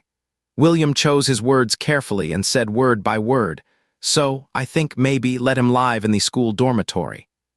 In this way, the family can still be peaceful. After all, no one has the obligation to spoil Theodai. Except for him. Even if Theodai committed murder and arson, William would have to rush over immediately and persuade him to lay down his butcher's knife and not make mistakes again and again. This is his mission. He is just tied to Theodai. Abigail did not say a word. When she wiped the gas stove with a rag, she seemed to be lost in thought. After washing the dishes, William helped mop the floor before going back to his room to do the homework assigned on the weekend. Just as William took out his math workbook, Theodai's call came. William thought Theodai had arrived home, so he called to report his safety. As a result, he did not leave at all. You are downstairs at my place now. William bounced up suddenly, as if his butt was being roasted by fire. He pulled the chair away, walked towards the window, and leaned out to look down. Why did not you leave? Theodai is going to transfer to this school next Monday. William thought he had gone back to pack his things. William soon saw Theodai. He was really downstairs. But he changed into a new set of clothes, a silver-gray casual suit paired with a pair of white sneakers. He had a slender figure and was eye-catching just standing there casually. As if knowing what William was thinking, Theodai said, I have already brought my things here. There is no need to go back and pack again. He held the phone with his slender fingers, his smooth chin slightly raised, and his beautiful phoenix eyes stared at William's window. William met his eyes. I will come down right away. Hanging up the phone, William picked up his keys and said to Thomas, who was watching the news broadcast, Grandpa, I am going downstairs and I will be back soon. Thomas glanced at him. Zip up your jacket, do not catch a cold. William zipped up his jacket while running out. When he got downstairs, Theodai was already waiting for him at the entrance of the corridor. Like a thief, William was afraid that an acquaintance might see Theodai and turn back. So he pulled Theodai and ran out of the community. Theodai had been waiting downstairs. He did not make the call until he saw the light in William's room turn on. So when William touched Theodai's hand, it was ice cold without a trace of warmth. William was used to Theodai's constitution that was cool in summer and cold in winter. Holding his hand, he asked, Have you eaten? Theodai nodded. In fact, he had not eaten, but he did not want to waste time on eating. William would surely have to go back later. William pulled Theodai out of the community. If you are not going back to Kyoto, where are you staying now? I am staying at the hotel up ahead. Theodai pointed with his finger. William looked up and saw it was an 8 days inn. There are only 3-star hotels in England, but they are far from here. So Theodai chose an ordinary hotel nearby. They had nowhere else to go, so William had no choice but to follow Theodai back to the hotel. Theodai had booked a room with a big bed. There was a silver gray 20-inch suitcase in the room. This should be the luggage Theodai mentioned. William walked around the luggage and asked, "When did you bring this here?" When Theodai flew here from Kyoto yesterday, William did not see him carrying a suitcase. I had it shipped here. He did not plan to go back this time, so he had his luggage shipped here in advance. Theodai had stayed in this hotel when he was in England a few days ago. He did not check out when he went back to Kyoto. From the moment he left England and decided to transfer here, Theodai had already thought through all the subsequent matters. This included apologizing to Amelaye voluntarily and having it out with Abigail and the others, admitting that he had ruined the wedding. William sat down on the bed. Are you planning to stay in the hotel these 2 days? Have you told your dad? Yes, Theodai stood beside the bed looking down at William. Can you come over tomorrow evening? Stay here and keep you company. William raised his eyebrows. Yes, Theodai's eyes were clear and pure. William, can you stop doing this? Who can stand this? Probably I have to tell my grandma. He was already 17, and theoretically, there should not be much of a problem staying overnight at a friend's place. Theodai happily sat down next to William, and then leaned back and lay down. Resting his hands behind his head, he looked at William's fair and smooth nape. The hotel room was very warm, and the lights were also warm-colored, casting patches of orange light, looking cozy. Theodai also felt warm inside. It is my aunt's birthday today. When is your birthday? William asked him in a very natural tone. Afraid of arousing the other person's suspicion, William deliberately added, My birthday has already passed. Actually, it is quite normal for people of their age to ask each other about their birthdays. Boys always like to act big-headed. If they are just 1 day older than the other, they act as if they have got a huge bargain and make the other person call them elder brother. But William felt guilty because he knew Theodai's birthday and was pretending to be ignorant. He was already feeling guilty, and at this time Theodai asked rhetorically, Do not you know? William felt a tingle in his ears and cursed several times in his heart. Theodai was lying in bed. His dark eyes were dyed the color of molasses by the light, so intense that they almost melted. When William turned around, he met Theodai's deep, sea-like phoenix eyes. As if stung by something, William was flustered for a moment. It took a long time for William's mind to stop being blank before he found his voice. What do you mean by that? Should I know your birthday? William forced a fake smile. I thought you remembered. Theodai's gaze was deep and mysterious. William's heart was in his throat, feeling uneasy because of his words. Theodai withdrew his gaze and said calmly, Did not you use my ID card to buy me the plane ticket last time? I thought you remembered my birthday. It is the 10th day of the 9th lunar month. William was almost scared to death by Theodai's drawn-out way of speaking. He thought his identity had been exposed.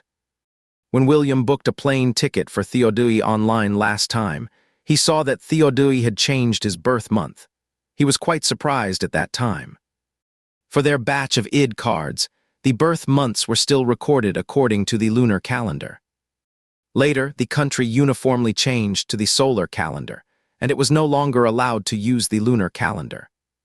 William forced a laugh and explained, I forgot. I was just focused on entering your ID number and did not look closely at your birthday. Oh, William, do you also celebrate your birthday according to the lunar calendar? Theodai, yes. William pretended to be surprised. Then the day after tomorrow is your birthday. Theodai looked at him and asked, "Are you going to buy me a birthday present?" William, is it that direct? Sure, what do you want? Theodai closed his long and narrow eyes. Let me think about it. I will tell you when I have decided. Seeing that it was getting late, William said, "You think about it first. I have to go back. My family will be worried if I am too late." Theodai stood up. "I will see you off." William smiled. "What is the point of seeing me off for such a short distance?" "Theodai, will you come over tomorrow evening?" William walked towards the door. "I will come over during the day. I will just do my homework here at your place."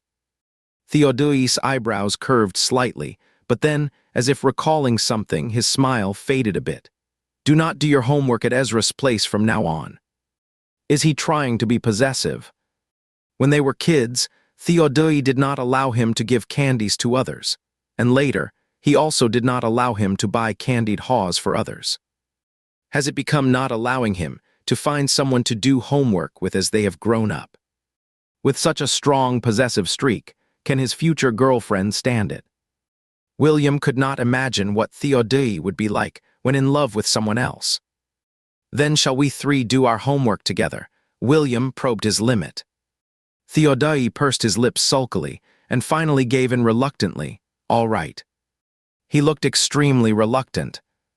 After breakfast the next day, William told Abigail and then went out to find Theodai. William and Theodai sat side by side at the table, each with an exercise book. It is just that William's was a high school exercise book, while Theodai's was a junior high exercise book.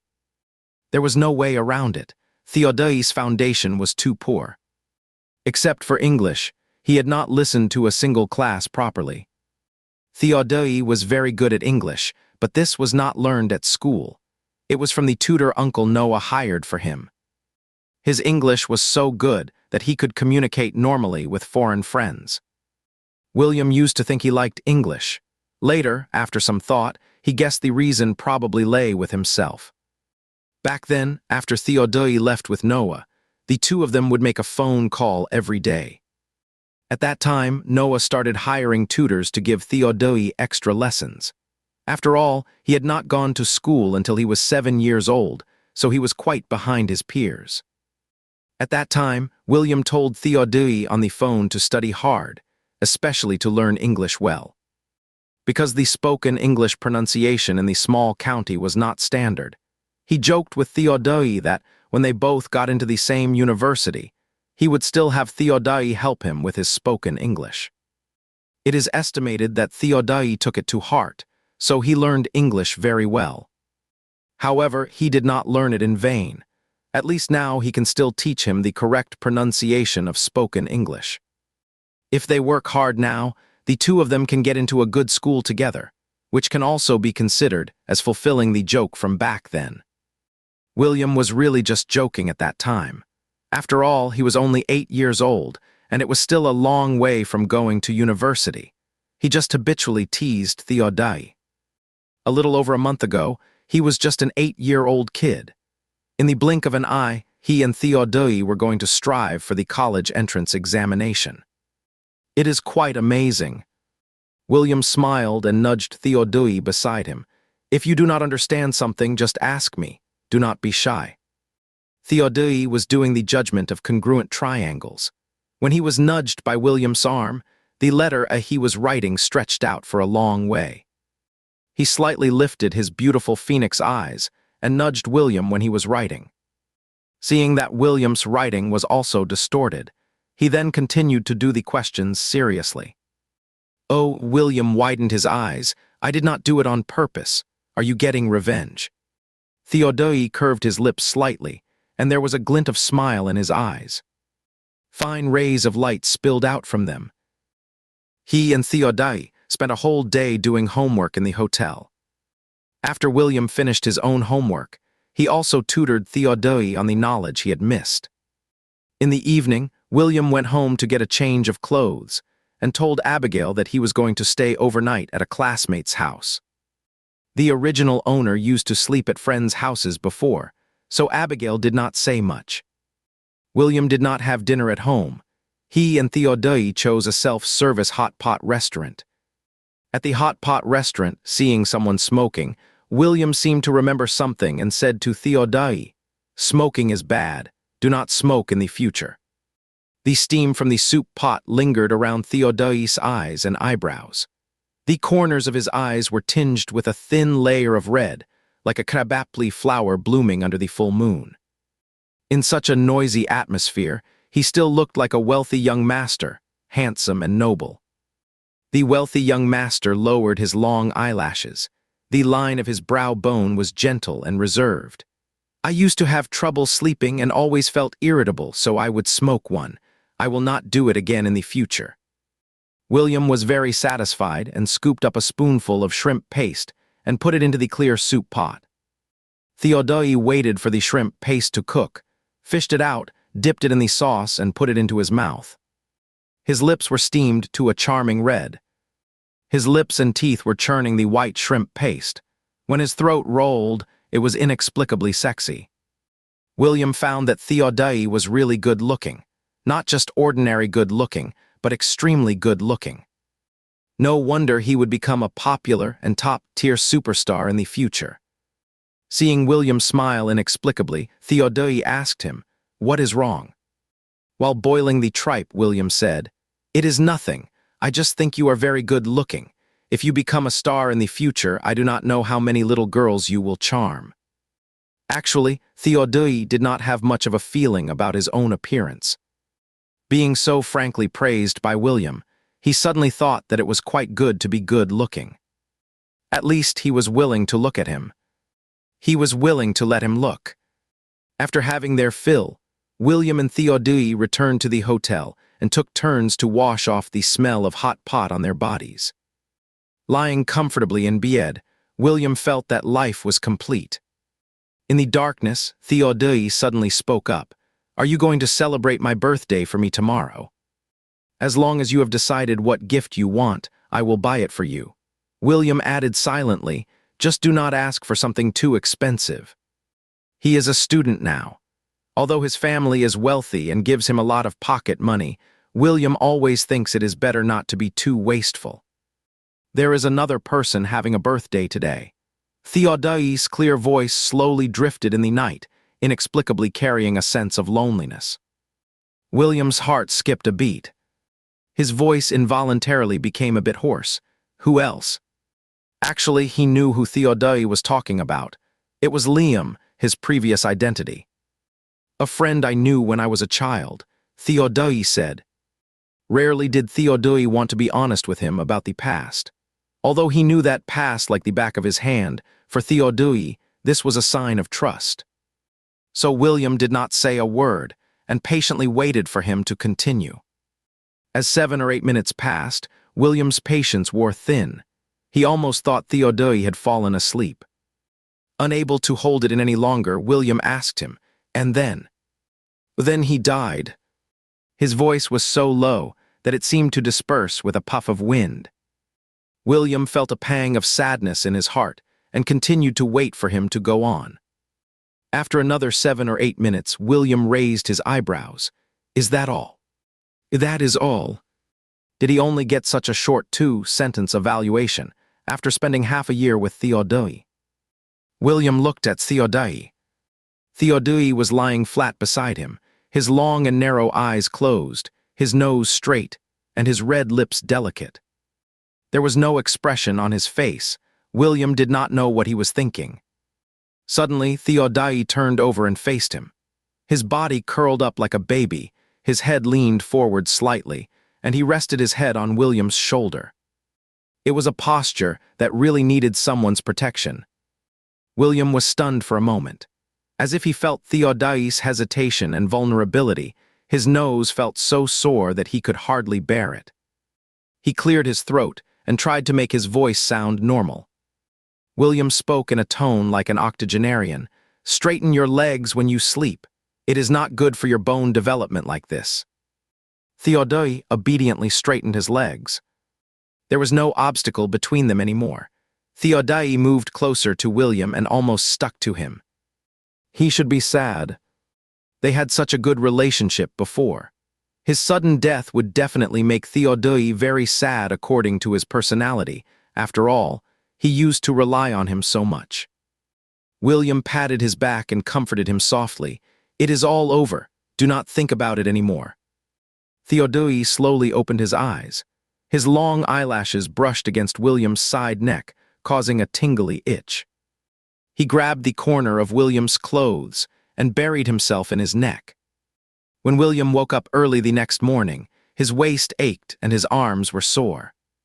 He was tightly held by Theodai last night and could only maintain one position.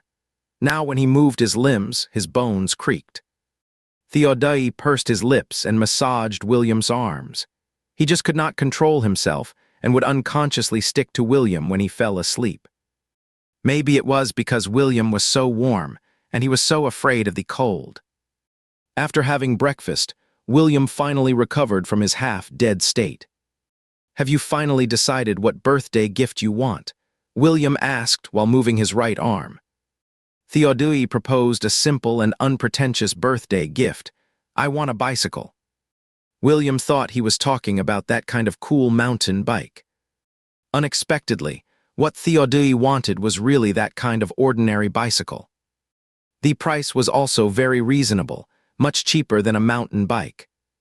Looking at Theodai, who was testing whether the back seat was stable, William chose his words carefully and said, "Actually, you do not have to save money for me like this." Theodai ignored him and asked the shop owner, "How much is this bike?" "If you are sincere, I will give you a fair price, 260 yuan. The boss was good at talking. "I can tell you are students. Do not worry, I will not overcharge you." Theodai asked, "Is this seat sturdy?" The boss smiled and said, "Definitely sturdy. There will not be any problems at all if you two young men ride on this one bike." Theodai swung his long leg over and sat on the saddle, then turned to William and said, "Get on." He clearly looked like a rich young master. As a poor student, William had been riding a bike to and from school since junior high school, and he did not know how many guys he had carried on the back seat. There was no need to test this at all. It definitely would not be a problem. "Come on, get on." Theodai was still urging him. All right. William sat on the back seat quite obligingly. Theodai rode the bike, took William for a spin, then applied the brakes and propped his long leg on the ground. After the bike came to a stop, Theodai asked, "Is it comfortable to sit on?" "It is okay. It was definitely not as comfortable as sitting in a car. Sitting on this thing for a long time would make your butt sore." "Then this one it is." Theodai was about to pay. "How much?" 260 yuan, right? The boss ran over cheerfully. "Yes, 260 yuan. I am not making any money off you. I am just doing this for the sake of business." William held down Theodai's hand that was about to take out money and said arrogantly, "It is your birthday today. I will pay for this bike." After showing off his wealth to Theodai, William started to bargain with the boss seriously. 260 is too expensive. 150. The boss waved his hand. "You cannot get it at this price. Our bicycles are not cheap brands. This is an established brand. I am not making any money selling it to you for 260. William said with a smile, "Boss, your purpose of doing business is to make money. How can you do it at a loss just for the sake of popularity?" "Let's not beat around the bush. Well, I will give you an extra 10, 160. William and the boss haggled back and forth for a while, and finally got the bike for 185. Actually, William is not good at bargaining, but he bought a bike with his dad before and still knows the market price of bikes in this era. The boss saw that they were young, so he raised the price. He cannot possibly lose money selling it for 185. Who is stupid enough to really sell at a loss? William paid the money, took the bike from Theodai's hand, looked back coolly and said, "It is your birthday today. I will take you on the bike and let you enjoy the treatment of a young master." Theodai's lips curved up slightly. He placed his long and slender hand on William's waist and sat on the back seat of the bike, letting his long legs hang lazily. Because his legs were too long, he had to fold his calves together. William rode the bike, carrying Theodai through the streets and alleys. The cold wind of early winter blew past their ears, and the disheveled hair fluttered freely in the wind. William had not ridden a bike or carried anyone on it for a long time. It really brought back a lot of memories of his youth. "Do you only want one bike?" William asked Theodai, leaning slightly to the side. Theodai placed his hand on William's lean waist. Although there was thick cloth in between, he could still feel the warmth in his palm. He was in a great mood and gave a soft hem. That soft hem drifted away, blending into the wind and being carried in all directions by the cold wind. William spotted a milk tea shop ahead with sharp eyes. His eyes lit up, and there was a glimmer of eagerness in them. "Do you want to have some milk tea?" William licked his lips. To be honest, it is quite embarrassing. As a man, he is crazy about pearl milk tea. He has an obsessive-compulsive disorder-like habit of chewing the tapioca pearls inside, which he finds extremely stress-relieving. Theodai does not like any kind of sweet food, including the thick and sticky milk tea. Hearing the liking in William's words, Theodai asked him, "What flavor do you want?" "Plain flavor is fine. I will have a medium-sized cup." William applied the brakes and stopped.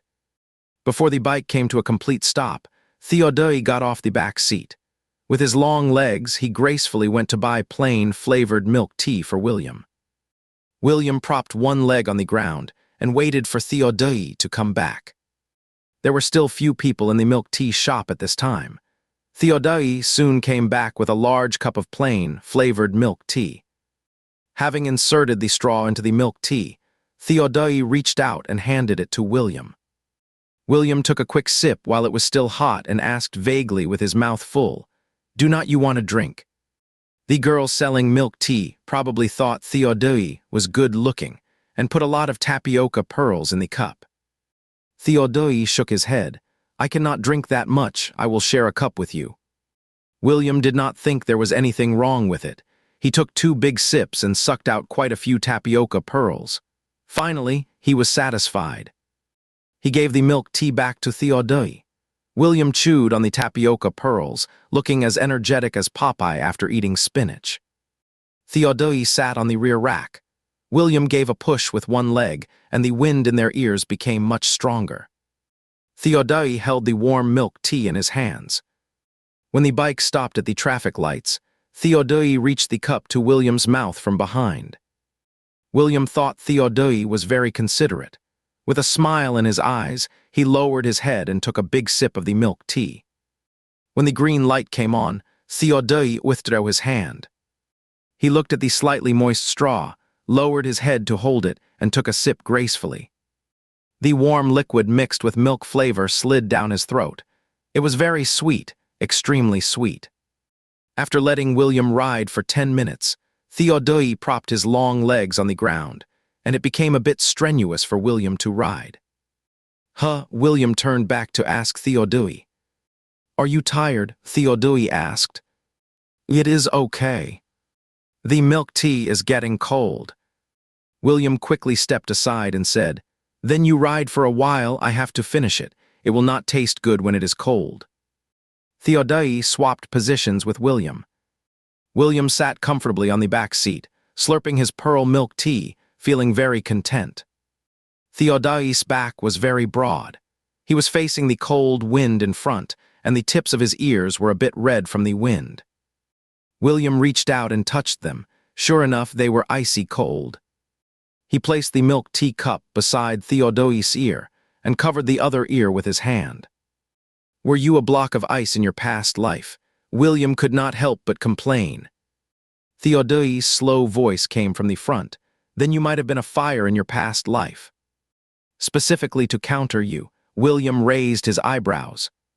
Why did he feel that Theodai was here to counter him? Theodai smiled, but did not say a word. Not only were Theodai's ears cold, but his exposed neck was also as cold as if it had been carved from ice. Just then, they passed by a digital sportswear store. There was a red scarf with letters hanging on the window mannequin. William stopped Theodai and took him into the store to buy him another scarf. After coming out of the store, William asked Theodai to sit in the back, and he would ride. Theodai wrapped the red scarf around his neck.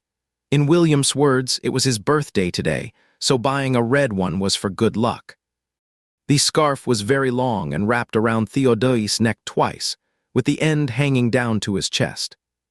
Theodai sat on the back seat, looking at William's long and slender neck that extended from the collar. He took off his own scarf, put one end around William's neck and the other end around himself. William was not as afraid of the cold as Theodai. After riding the bike for a while, he even felt a bit hot. "I am not cold." William wanted to pull off the scarf, but the person behind suddenly tightened it. It was not enough to make him out of breath, but it was still a bit uncomfortable. Theodai tightly grasped the scarf with one hand and slipped the other hand under William's shirt. His hand was icy cold, as if it had been soaked in a cold pool, and it touched William's waist. Although there was a layer of warm clothing in between, William still shivered from the cold. William gasped, "Ouch, that is too much." Theodai pressed his forehead against William's back and laughed softly. The laughter spread from his chest and overflowed from his throat. Because of his joy, his shoulders trembled slightly with laughter. William, who was being closely pressed by him, could clearly feel his tremors. William rarely saw Theodai laughing so happily. He thought he was so happy because his prank had succeeded. The joy spread quickly, and William also felt inexplicably happy. "Do you feel uncomfortable if you do not mess with me?" Theodai did not say a word, and quietly tightened his grip on the red scarf. He curled his lips, and the smile in his eyes was like ripples spreading on the water surface. "I have got you hooked." It was Theodai's birthday today. William thought he should at least buy him a cake, so he stopped at a cake shop. Just as he was about to get off the bike, he found himself trapped by the scarf. He thought Theodai had only wrapped the scarf around him. Who would have thought that Theodai had wrapped it around them both twice, and then wickedly tied them together with a tight knot? William was really impressed by such childish behavior. The knot was so tight that William fumbled for a long time before he could untie it. Then he went into the shop and bought a cake the size of his palm.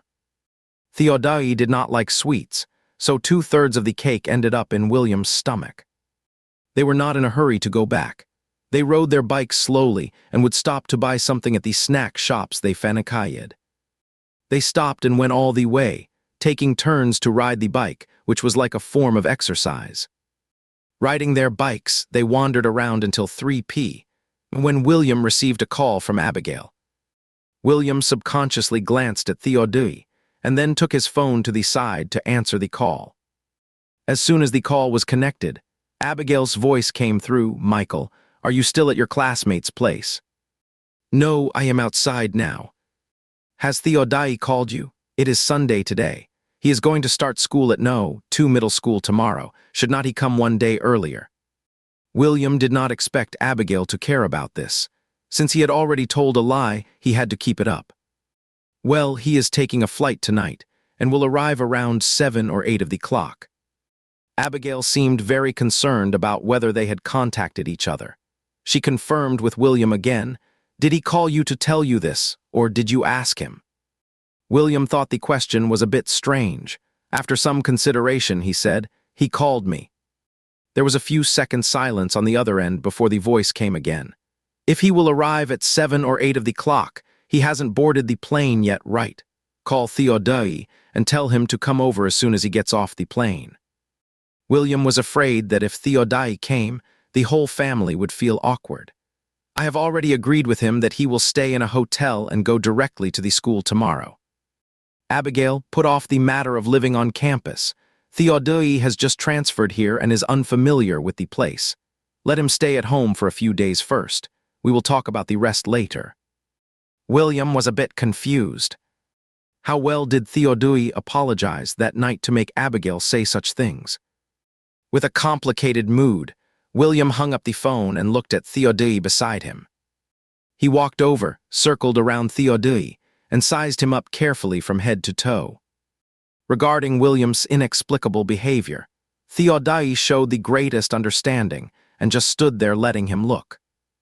William wondered what special apology skills Theodai had that, after making such a big mistake, he could still be forgiven by everyone. Unable to hold back his doubts, William asked him, "What did you say to my grandma and the others that day?" "Theodai, I did not say much, I just told them the truth." William raised his eyebrows in disbelief. Could it really be that simple? "My grandma said you should stay at my place for a few days and then live on campus later. What is your opinion?" William asked him. "I have no objections, it is all good." Seeing that Theodai was not surprised at all by this news, William suspected there was something fishy going on. He stared hard at Theodai, trying to find out the truth. Abigail's attitude changed a bit too quickly. William always felt there was something he did not know. The only person William could ask was Theodai. "Did you really not say anything else that day?" Looking at William, Theodai said slowly, "I told them that I have never had a mom since I was a kid, and my dad is always busy with work and has no time to accompany me. After getting to know you better, I realized we are quite similar, so I really regret what I did. I should not have hurt you or exposed your identity." William's pupils trembled slightly, and he was about to explode. Theodai's dark and deep eyes clearly reflected William's shocked expression. "What is wrong? Did I say something wrong?" Theodai locked his gaze on William. "Are not you being so nice to me all this time because of this?" William swallowed hard and squeezed out a sentence from his mouth. "There is this reason. According to common sense, Theodai exposed at the wedding that Michael was Amelia's son, causing such a big embarrassment. If the original owner were here, he would definitely want to beat Theodai up." Even William, who had an extremely strong crush on him, was frightened by his ruthless methods. For a period of time, William wanted to back out. He wanted to follow Amelia's arrangement, go back to England to study obediently, and not contact Theodai for a year or two. It is just that later, he accidentally found that Theodai's mental condition had worsened. After several hesitations, he still took the initiative to approach and wanted to see if there was anything he could help with. He had feelings for Theodai, so he could not bear to see him ruin himself like this. But William's current identity was Michael. He was the least likely to care about Theodai, let alone become friends with him. If it were not for Theodai, his illegitimate son identity would not have been exposed. Now Theodai had actually found an excuse for William's behavior. They both grew up in incomplete families and could see their own shadows in each other. So they sympathized with each other and supported each other. This explanation was reasonable and without any flaws. But from the perspective of Amelie and Abigail, things would be serious. William becoming friends with Theodai only showed that on the surface he had accepted the fact of being an illegitimate son, but in fact he had not really let it go. But he could not publicize such things everywhere. Theodai, who had a similar family background to him, became the only outlet to vent his inner pent-up feelings. Now in the eyes of Amelie and the others, William seems calm and composed. In fact, his heart is full of wounds, and he is still brooding over his own background. William finally understands why Amelie was so irritable that day, and why Abigail was so concerned about his relationship with Theodai. It turns out that Theodai unknowingly dug a pit. A terrible thought suddenly occurred to William. Did Theodai just stumble upon it by chance, or did he deliberately say so to Abigail? William was in a state of panic, and his temples throbbed. "Do you really know you are wrong?" William looked at the handsome young man in front of him with a hint of uncertainty in his tone. William is very worried now that Theodai is playing tricks on him at this moment. Theodai lowered his eyes, his gaze calm and clean. "Yes, I will not object to my dad marrying her in the future. William does not like what he does, so he will not do it." Hearing this, William felt a little more at ease. "Then let's go home." Due to Theodai's strange understanding of their friendship, the plot took a major turn. Even Amelaye, who was originally tough-minded, did not say anything about Theodai moving into the house. It is not that she does not reject Theodai anymore. It is that she does not dare to act rashly anymore. The more understanding William seemed to be of her back then, the more worried she is about his mental state now. Abigail kept asking about his relationship with Theodai. In fact, she wanted to peek into William's true thoughts from the side. Amelaye even consulted a psychologist. The psychologist told her that the better the relationship between William and Theodai, the more he rejects his original family. When the secret of his illegitimate birth was exposed, William felt betrayed by his family. This kind of deception made him have a rebellious mentality and even developed a strange emotional dependence on Theodai. What the psychologist said was very complicated and used many professional terms. In fact, it can be summarized in one sentence. Now, his trust in Theodai is more than his trust in his family. Frightened by the psychologist, the whole family thought it would be better for Theodai to live at home. At least both children are under their noses, and they know what they are doing. After figuring out Abigail and the others' psychology, William was silent for a long time. He was not being rebellious. He really understood Amelaye, including her not wanting Theodai to live at home. But precisely because he showed too much understanding, it instead seemed problematic. However, by accident, they successfully got Theodai to move into the house. Even if William wants to explain now, he does not know where to start. How can he explain why he has such a good relationship with Theodai? If he had known it would turn out like this, he should not have brought Theodai home when he first showed up. Who could have expected such a series of things to happen? William has a headache. Now it seems as if he has a psychological disorder. Theodai is quite calm, looking as if he is ready to accept the situation. Actually, he would prefer to live in the school dormitory with William.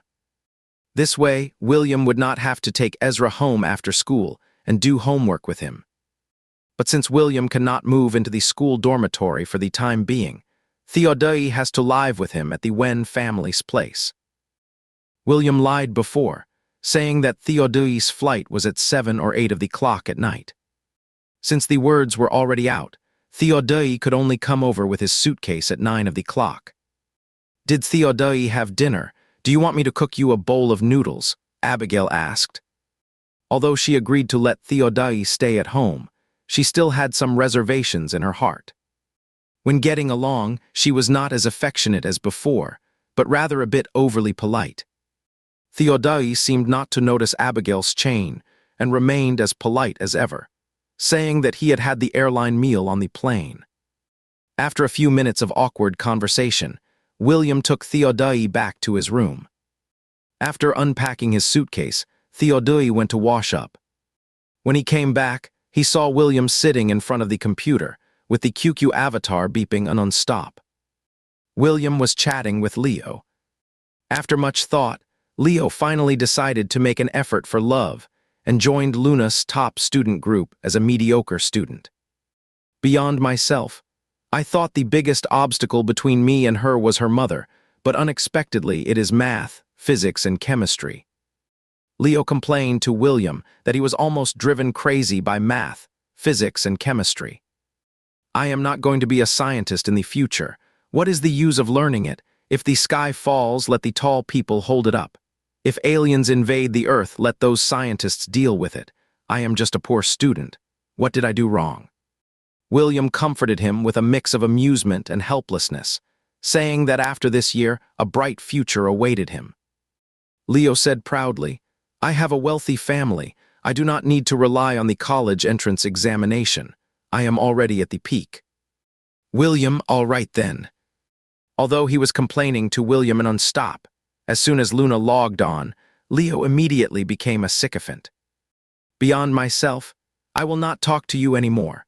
My teacher is making a video call to listen to me recite English words. You, a single dog, will not understand this sweet pain." After being shown off Leo's affection, just as William was about to turn off the computer and log off, Ulukas's QQ number flashed. Please call me Mr. Ulukas. Theodai has transferred schools. Do you know about this? William glanced at Theodai beside him and said, You did not tell Ulukas and the others that you have transferred here. Theodai stood under the lamp. His long, half-drooping eyelashes were still moist. When hit by the light, they were coated with a layer of honey-colored glow. The whole person looked gentle and harmless. I forgot. Then I will tell them Ulukas is asking me about it. William typed on the keyboard. Yeah. When Sheng Eshai Ren, I know he transferred to our school. What on earth is going on between you two? This is not just making up, this is being inseparable. When Sheng Eshai Ren, it is nothing. Anyway, you can come over and have fun when you are free. Seeing that William did not want to talk, Ulukas did not ask any more questions. He just joked. Then I will wait for your wedding banquet. This era is different from 10 years later. BL literature hasn't become popular and turned into a trendy meme yet. Ulukas was just joking and did not think in that direction at all. William would not lose to him in playing such memes. Same to you. I am also waiting for the full moon banquet you will hold with Oliver. While the two sides were having a friendly chat, William was startled by Theodai, who had leaned over at some unknown time. Theodai leaned forward, his gaze falling on the computer screen, watching William chatting with Ulukas. What wedding banquet? He asked. William explained to the humorless Theodai. He is teasing us. I replied with the full moon banquet he will hold with Oliver, meaning that he and Oliver are also married and have a baby. Theodai lowered his eyes, looking thoughtful. It took him a while before he simply said, Oh. Theodai transferred to William's class. Although he had cut his hair, many girls in the class still recognized that Theodai was the long-haired pretty boy who had been waiting at the school gate a few days ago. They were all very excited. Two super handsome transfer students had transferred to their class one after another. What luck! Although nothing might happen between them and the girls, at least they were a pleasure to the eye. Theodai specifically told the class teacher that he knew William, and that William often tutored him before. Seeing that they had a good relationship, the class teacher adjusted the two to be desk mates. Different from in Enjong, where everyone eats in the cafeteria, at Henglin no. To middle school, students can choose to go home or eat in the cafeteria. Previously, William always went home for meals. After getting to know Ezra, he often helped him get food from the cafeteria, so he occasionally stayed at school for lunch.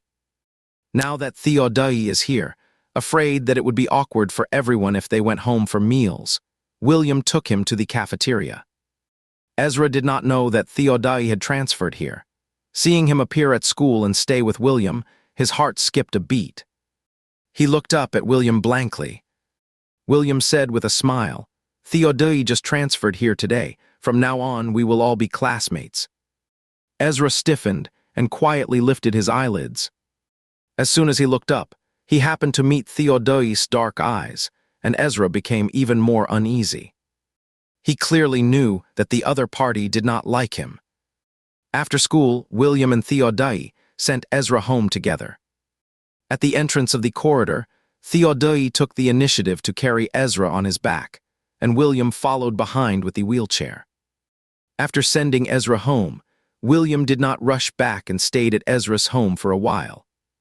Surprised and delighted that Theodai did not say anything, Ezra wanted to wash fruits for the two of them in a flattering way, but was stopped by William.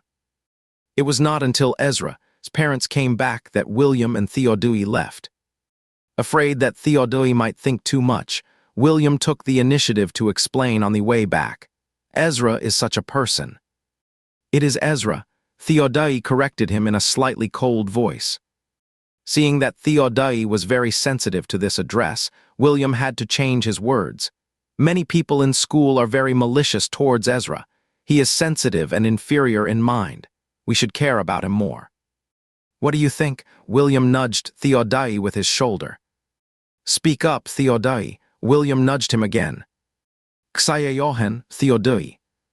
Every time William called him by a name, he deliberately nudged him with his shoulder. If not, then I will call you Theodai." On the dimly lit street, Theodai's eyebrows gradually curved. His eyes were like stars had been cast into them, with tiny glimmers of light twinkling. Regarding William's proposal, he finally said yes, indicating that he agreed. William thought to himself, as expected, he is a little tsanadari. He is still a very easy-to-please little tsanadari. Once coaxed, he becomes obedient. Although Theodai and Ezra's relationship was just so-so, the number of times they talked to each other could be counted on one hand. But he would still help William take care of Ezra. William was still very satisfied with Theodai's merit of being reasonable. After getting along with Theodai for a week, Abigail and the others were no longer as stiff as at the beginning, and their relationship became more natural. After all, during this period, Theodai had behaved well. He would help clear the dishes and clean the house with William. During this time, Amalaye also called William and deliberately avoided the topic of Theodai. Amalaye does not object to Theodai living in the Wen family now. It is not because he behaved so well that he gained her trust. It is entirely because what Theodai said before was so powerful that Amalaye did not know what to do, and did not dare to let William break off contact with him. William was like a sandwich, forced to be caught between them, trying to mediate and hoping that everyone could get along peacefully. Without his thorns, Theodai was no longer as rebellious and prickly as before. If you reasoned with him properly, he would listen to everything. The only drawback was that he liked to cling to William when sleeping, which made William wake up with a sore back and aching arms every morning. Seeing that Theodai seemed to be staying for a long time, William discussed with Thomas and planned to replace the big bed in their room with a bunk bed. Nowadays, when you order a bed, it will be delivered to your door. If you pay a little more, you can even ask the master to help carry away the original bed. Although Noah is not a qualified father, he has never been short of money for Theodai. Theodai now has a card with a very high overdraft limit in his hand.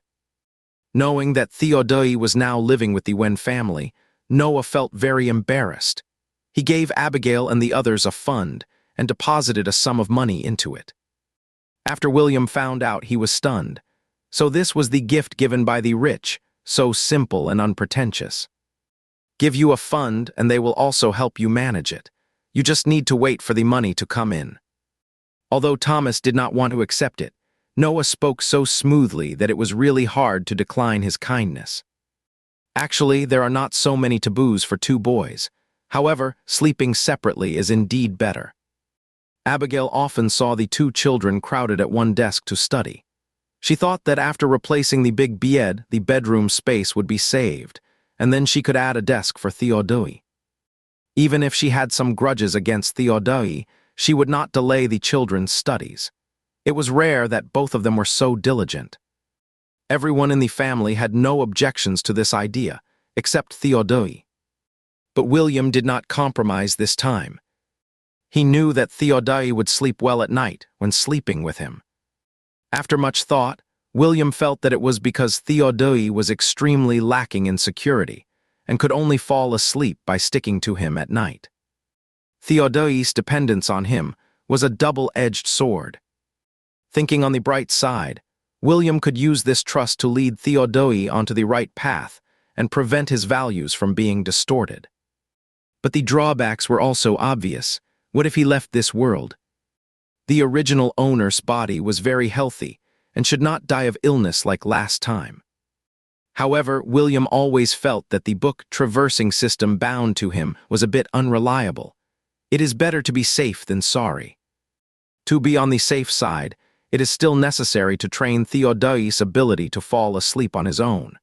In this way, even after he leaves, Theodai will not have trouble falling asleep at night again. With William's insistence, Theodai's opposition was in vain. Fortunately, he did not show overly strong emotions. He just seemed in a bad mood and was rather silent. William felt rather sorry for him. Clearly, Theodai was over 1.8 meters tall, a big guy. But when he drooped his eyelashes and slightly pursed his thin lips, he looked so pitiful. The kind of pitiful that really needs to be comforted. William, all right then. On Sunday, when the new bed was bought, William rode his bicycle with Theodai on it to the store and bought him an extra large bear. After paying, William stuffed the bear into Theodai's arms and said, "Here, hold it and sleep with it at night from now on. It is much more comfortable than holding me." Hearing what William said, the female clerk beside them looked up at them. The slightly taller teenager had extremely short hair. His features were delicate and his eyes were long. Under his straight nose was a very bright colored lip. The lip lines were very fine, like the texture of certain petals. He hugged the big bear with his long eyelashes like crow feathers drooping, and the shadows falling into his pitch black eyes. The good-looking teenager said to him, "Let's go." Then he walked ahead first. The teenager hugged the bear and followed behind. He seemed very down and did not say a word. The female clerk's girlish heart was completely touched by this scene. She really wanted to ruffle the spiky hair. William was in front and Theodai followed behind. They were both good-looking, and with the bear doll they were simply eye-catchers.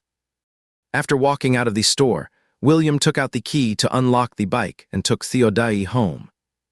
Theodai hugged the bear and sat sideways on the back seat of the bicycle, looking listless. William could not bear to see him like this and started to comfort him. "Did not I buy you this bear? It is so soft. It will be so comfortable to hold it at night." Theodai did not say a word. One might think he had suffered a great injustice if they did not know better. "Do you want to have some milk tea?"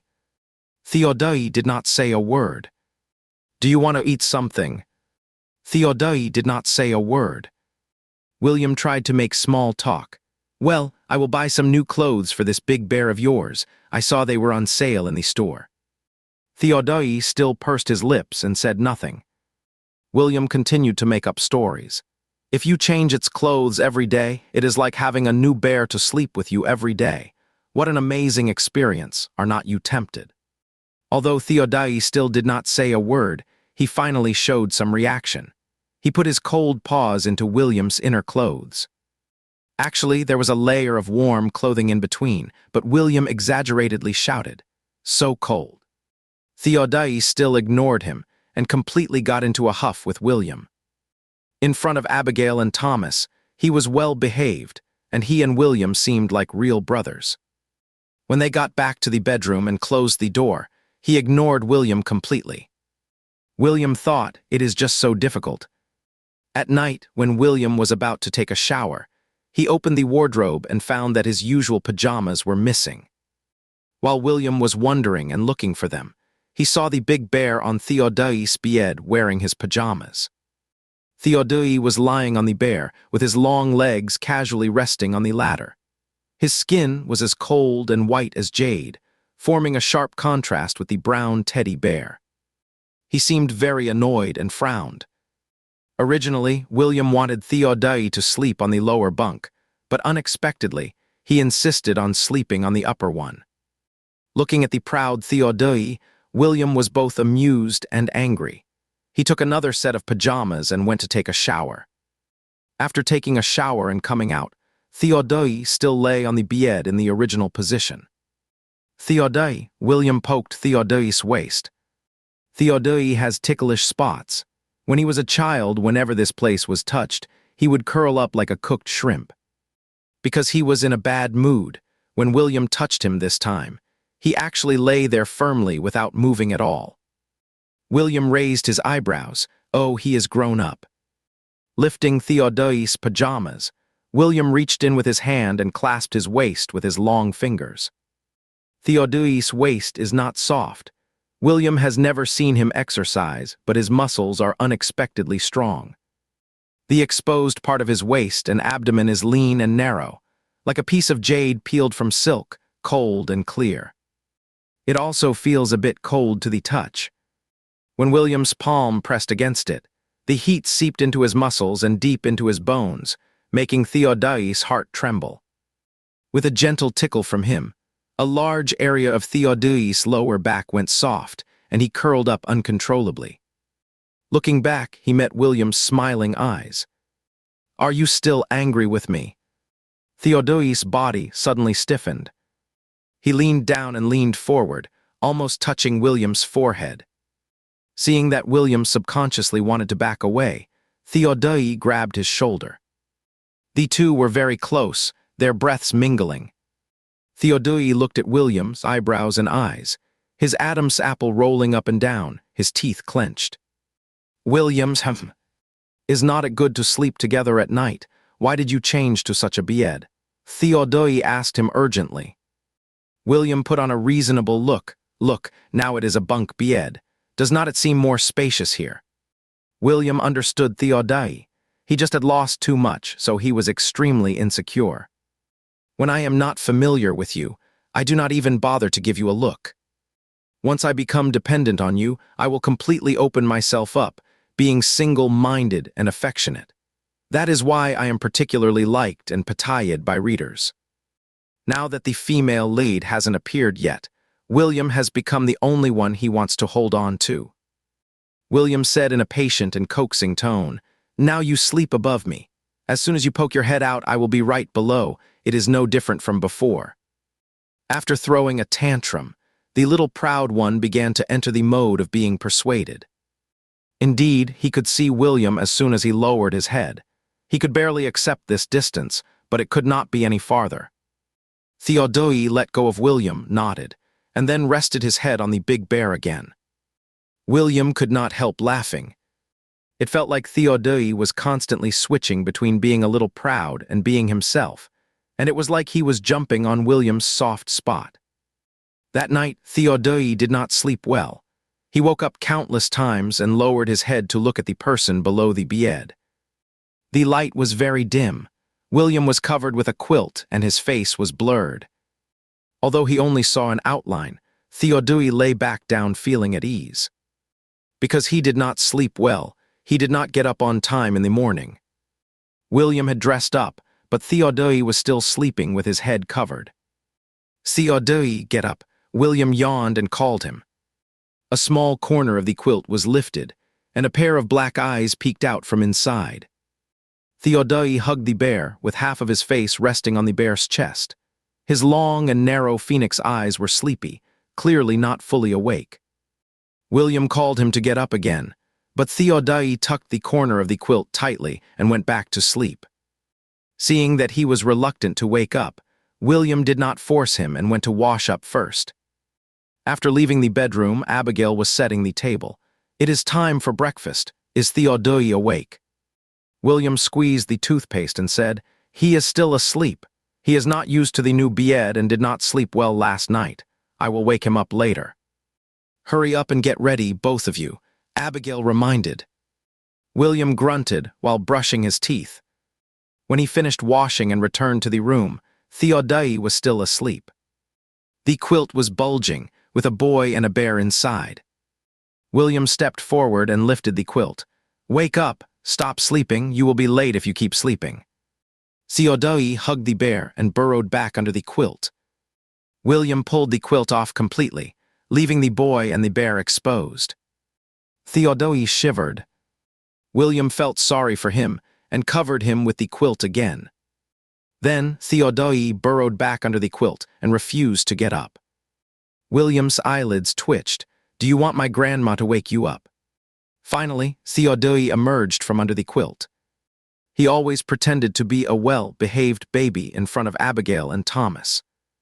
"So you are just bullying me. You do not dare to provoke anyone but me, right?" William said crossly. "I went to bed very late last night." Theodai opened his eyes, and his beautiful phoenix eyes silently accused. There was a bit of a nasal tone in his voice. It was like he was acting coquettishly or complaining that William did not want to sleep with him. William knew it was his withdrawal reaction and that he would throw a tantrum from time to time.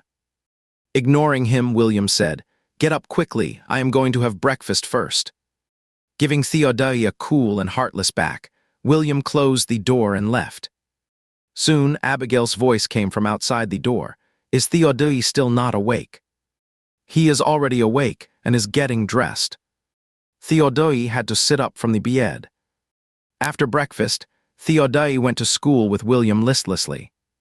William did not know whether he was really sleepy or just pretending. As soon as it was break time, Theodai lay on the table. "Are you really sleepy or faking it?" William secretly poked his ticklish spot. Theodai shrank his body. He rested his head on his arm, and William could not see his facial expression. He vaguely heard what seemed to be a stifled laugh. But it also seemed that he did not hear it. "Are you pretending?" William uncertainly tickled his waist again. As soon as William touched him, a hand suddenly grabbed him. The cold fingertips grasped four of William's fingers, firmly fixing his palm on that strong and lean waist. Soon, a pair of beautiful phoenix eyes appeared from between his arms. There was a smile in them. William could not help sighing. "It is a pity you are not an actor with such acting skills." Theodai drooped his eyelids and resumed his listless and sleepy look. "I really did not sleep well last night." "William, if you become a top star in the future and people say you have bad acting skills, I will not believe it. It is impossible for me to soften my heart." William thought heartlessly that no matter how Theodai acted coquettishly, he would never soften his heart. When it was time to go to bed at night, Theodai's withdrawal symptoms appeared again. Shortly after the lights were turned off, he tossed and turned in bed. The bed board was very sturdy. No matter how much Theodai thrashed around, the bed would never creak like the thin and shabby bed board in the school dormitory. William lay in bed, calm and composed, ignoring the guy in the upper bunk. But the guy in the upper bunk insisted on causing trouble. When William unilaterally ignored him, he pushed down a big teddy bear to make a mess. William had his face covered by the big teddy bear wearing his pajamas and lay in bed in despair. Theodai, when throwing a tantrum, is really. After a while, a hand with distinct knuckles reached down from the upper bunk. William knew that Theodai wanted the teddy bear. He smiled and got a mischievous idea. He lifted his leg and put it on Theodai's hand. Theodai reacted quickly and immediately grabbed William's ankle. William's leg was hanging in the air. He struggled a couple of times. Seeing that Theodai did not let go, he stopped moving. William thought that Theodai would let go when he got tired of playing.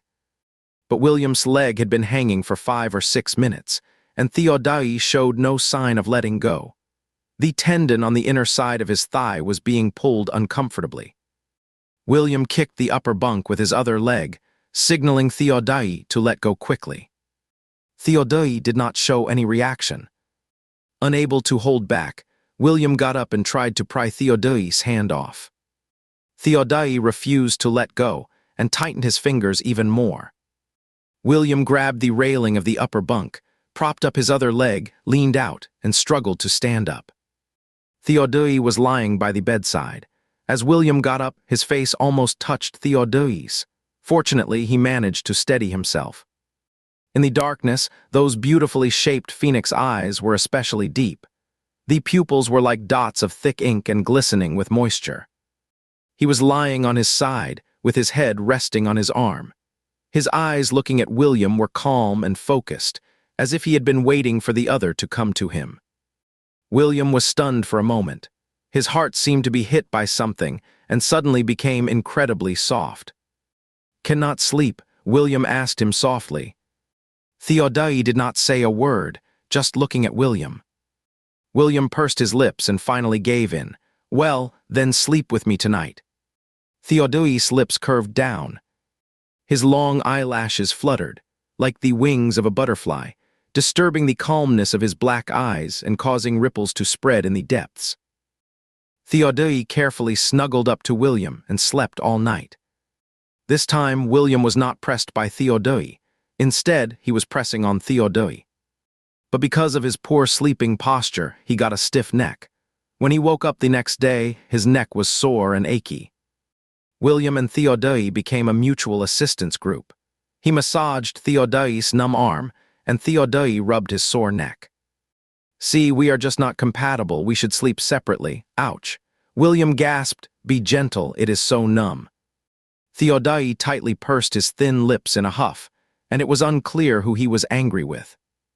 After this night, William made up his mind not to sleep with Theodai anymore, because it was too much of a pain. But plans cannot keep up with changes, and an unexpected situation occurred. On Thursday night, when William was tutoring Theodai in chemistry, he received a call from Ezra. Something went wrong with the clothing factory where Ezra's parents sourced their goods, and they did not plan to continue the business. The couple was going there to settle the accounts with the clothing factory, and also to sign a contract with a new supplier. Such private factories do not rest on Saturdays and Sundays, so Ezra's parents plan to leave on Saturday morning. They will just drop Ezra off at his grandma's place for 2 days. There is a neighbor near his grandma's house who has loved to bully Ezra since childhood, calling him a little lame boy without legs. Ezra does not want to go there, so he called William to ask if he could stay at his place for 1 night. Mr. and Mrs.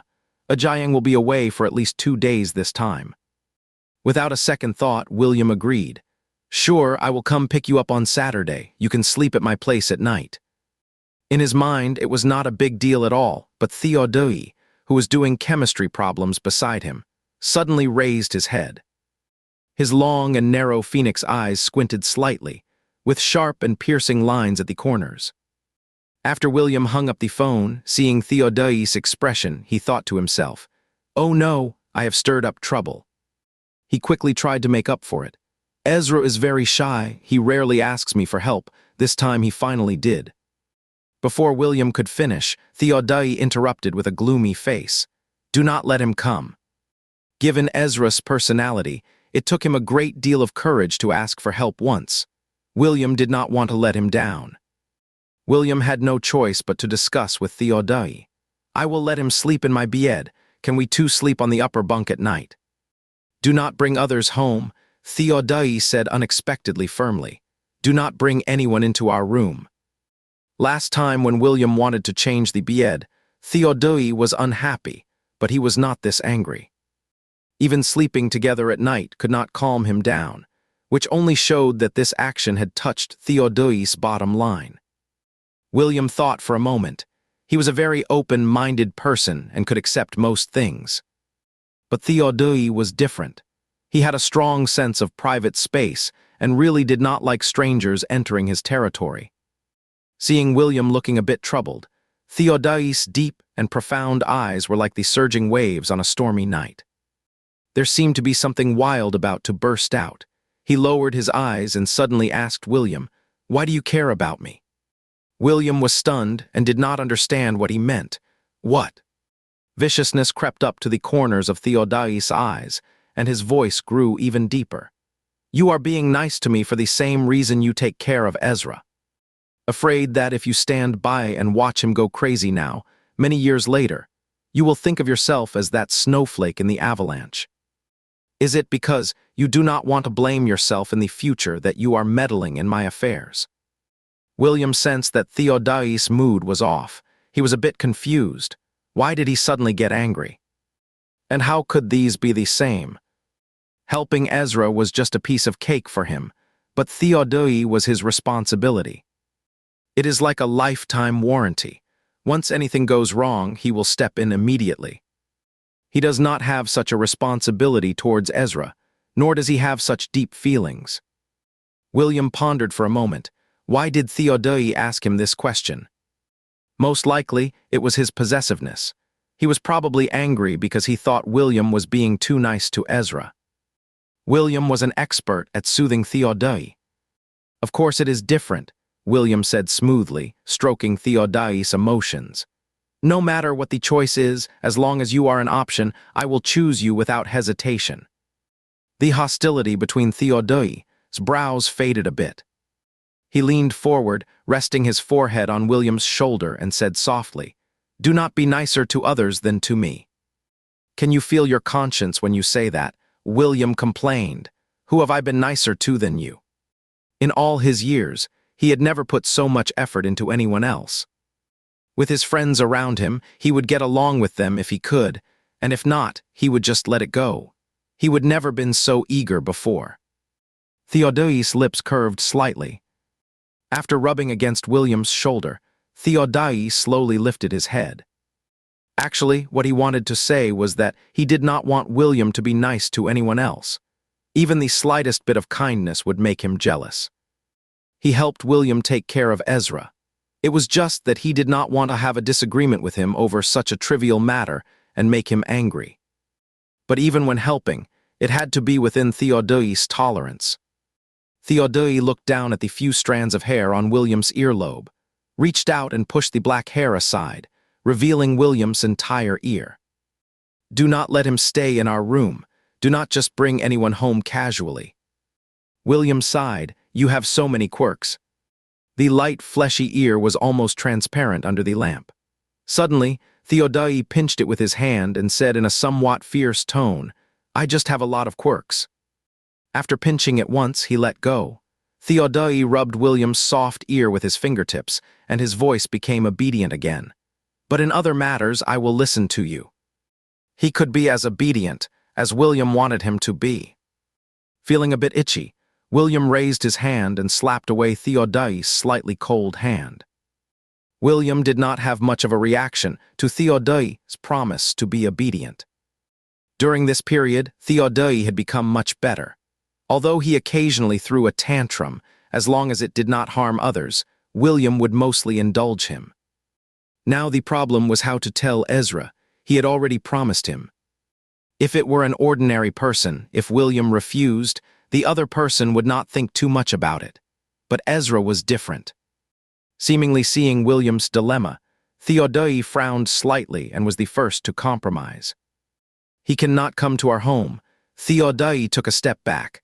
"I will at most agree to go to his home with you and stay for one night." William thought it was okay and called Ezra to ask. Mr. and Mrs. Ajayang had a good impression of William. They were at ease letting him stay overnight with their son when there were no adults at home. On Saturday morning, William and Theodai went to Ezra's home early. His parents caught the 6:40 train and left. The train tickets at this time were cheaper. Actually, their family was not short of money. The couple had saved nearly 1 million over the years. At this time, several 100,000 yuan could buy several houses in a small town where housing prices had not skyrocketed yet. However, the two of them had endured hard times. Coupled with Ezra's disability, they lived frugally, making plans for Ezra's future. Theodai had strong objections to Ezra coming to their home. The two families were only separated by a street. William planned to go home for lunch and dinner. It was just a matter of having Ezra come over for 2 meals, yet Theodai was still reluctant. Around noon, Theodai went to the nearby vegetable market with William to buy groceries. Theodai cooked lunch. William helped out in the kitchen. Theodai had always behaved well at the Wen family.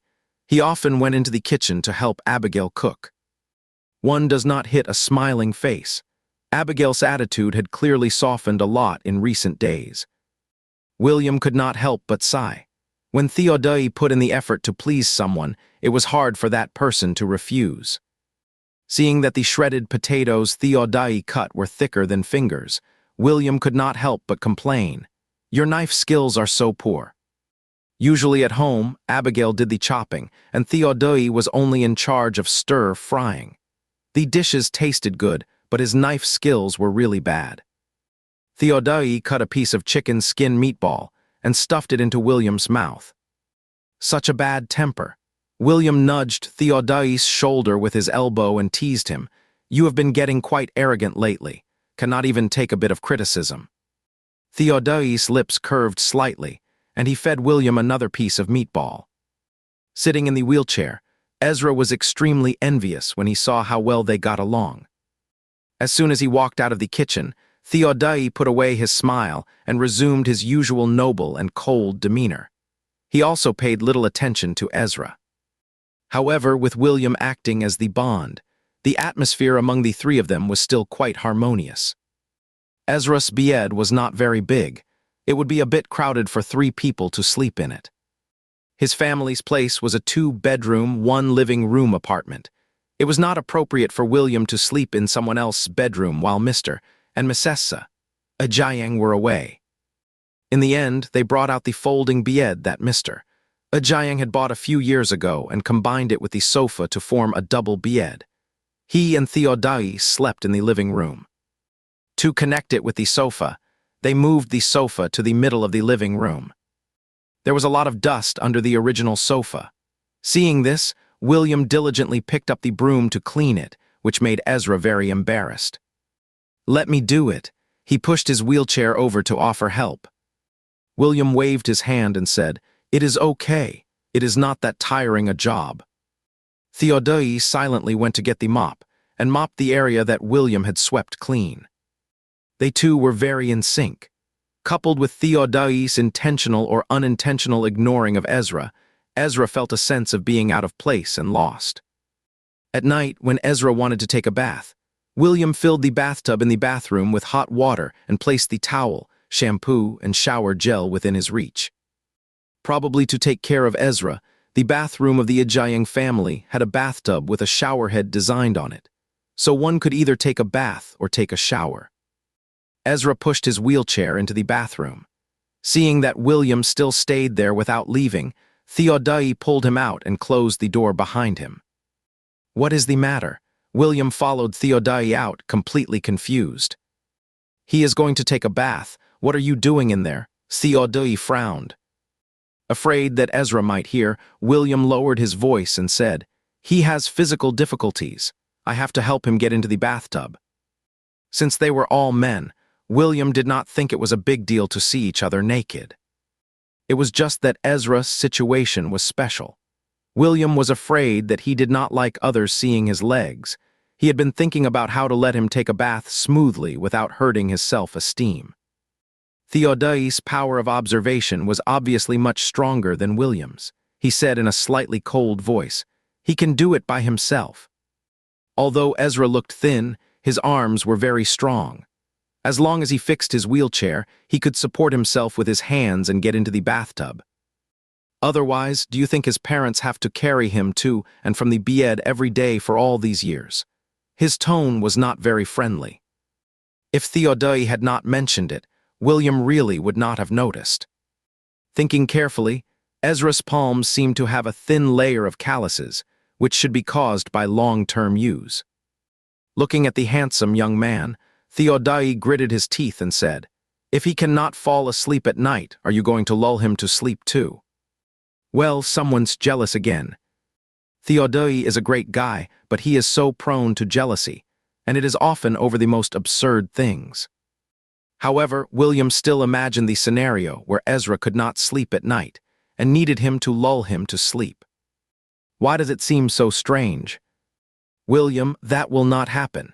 He does not have as many issues as you and will not have trouble sleeping at night. Theodai expressionlessly took out a plum candy, tore open the wrapper, and stuffed it into William's mouth. William looked at him with the plum in his mouth. Theodai expressionlessly stuffed another one in. When they were kids, if William said something Theodai did not like, he would always stuff food into his mouth. Maybe it was to shut him up and make him stop chattering. Regarding Theodai's childish behavior, William first tried to soothe him and then reasoned with him, telling him not to always focus on his kindness to Ezra. "Be more generous, buddy in the upper bunk." Theodai said nothing and fed William another plum. William has always had good sleep quality. Coupled with his easy-going nature, he can adapt well anywhere. Shortly after the lights went out, he dozed off. Theodai has always had high requirements for sleep. The environment was unfamiliar, the bed was uncomfortable, and the bedding belonged to someone else. When he sleeps alone, he always has the habit of covering his head with the quilt. But this time, he only covered his chest with the quilt and lay beside William, keeping still. Even with William sleeping beside him, Theodai did not sleep well. He instinctively rejected this place. In the middle of the night, Ezra got up to go to the bathroom. He tried to move as quietly as possible, afraid of making a sound that might wake up William and Theodai sleeping in the living room. After coming out of the bathroom, Ezra subconsciously glanced at the center of the living room. There were two people lying on the temporarily assembled bed. Their postures were a bit strange. They were actually sleeping close together. When Ezra was puzzled, a pair of dark eyes looked over. Those eyes were very beautiful, but there was a sharp and fierce look at the corners of the eyes. Like a ferocious beast, searching for its prey in the dark night. Ezra was so scared that he quickly withdrew his gaze and hurriedly pushed the wheelchair back to the room. During the process, he accidentally bumped into something, and the noise made William's eyelids twitch. William struggled to open his eyelids. What is wrong? Where did the noise come from? Theodai lowered his eyelashes, and all the emotions in his eyes were imperceptibly erased. He shrank back next to William, like some kind of animal looking for a nest, nuzzling into William's neck. William was still half asleep and groggy. What is wrong? Theodai did not say a word and kept nuzzling William. William thought he had another nightmare and habitually patted Theodai on the back. Theodai closed his eyes. In fact, he did not have any feelings for Ezra. He just did not like anyone who attracted William's attention. But he could endure it. No matter how well William treated Ezra at school, although Theodai would throw a tantrum, he actually would not really do anything. He lost his temper this time because Ezra had touched his bottom line. On weekends, he just wanted to stay with William behind closed doors and live their own lives without being disturbed. From Monday to Friday, he would not interfere too much with what William wanted to do. Ezra ruined a perfectly good weekend, and Theodai was really angry. Angry as he was, he could not really lose his temper with William. This bad mood lasted until the next day. After Ezra's parents came back in the evening, he and William left the Ujayang family, and he finally felt better. William vaguely felt that Theodai seemed to be in a very good mood. After taking a shower at night, he even changed the big bear's clothes. It was still William's pajamas. Watching Theodai lazily hanging his long legs and concentrating on buttoning the bear's pajamas, William twitched the corners of his mouth for a moment.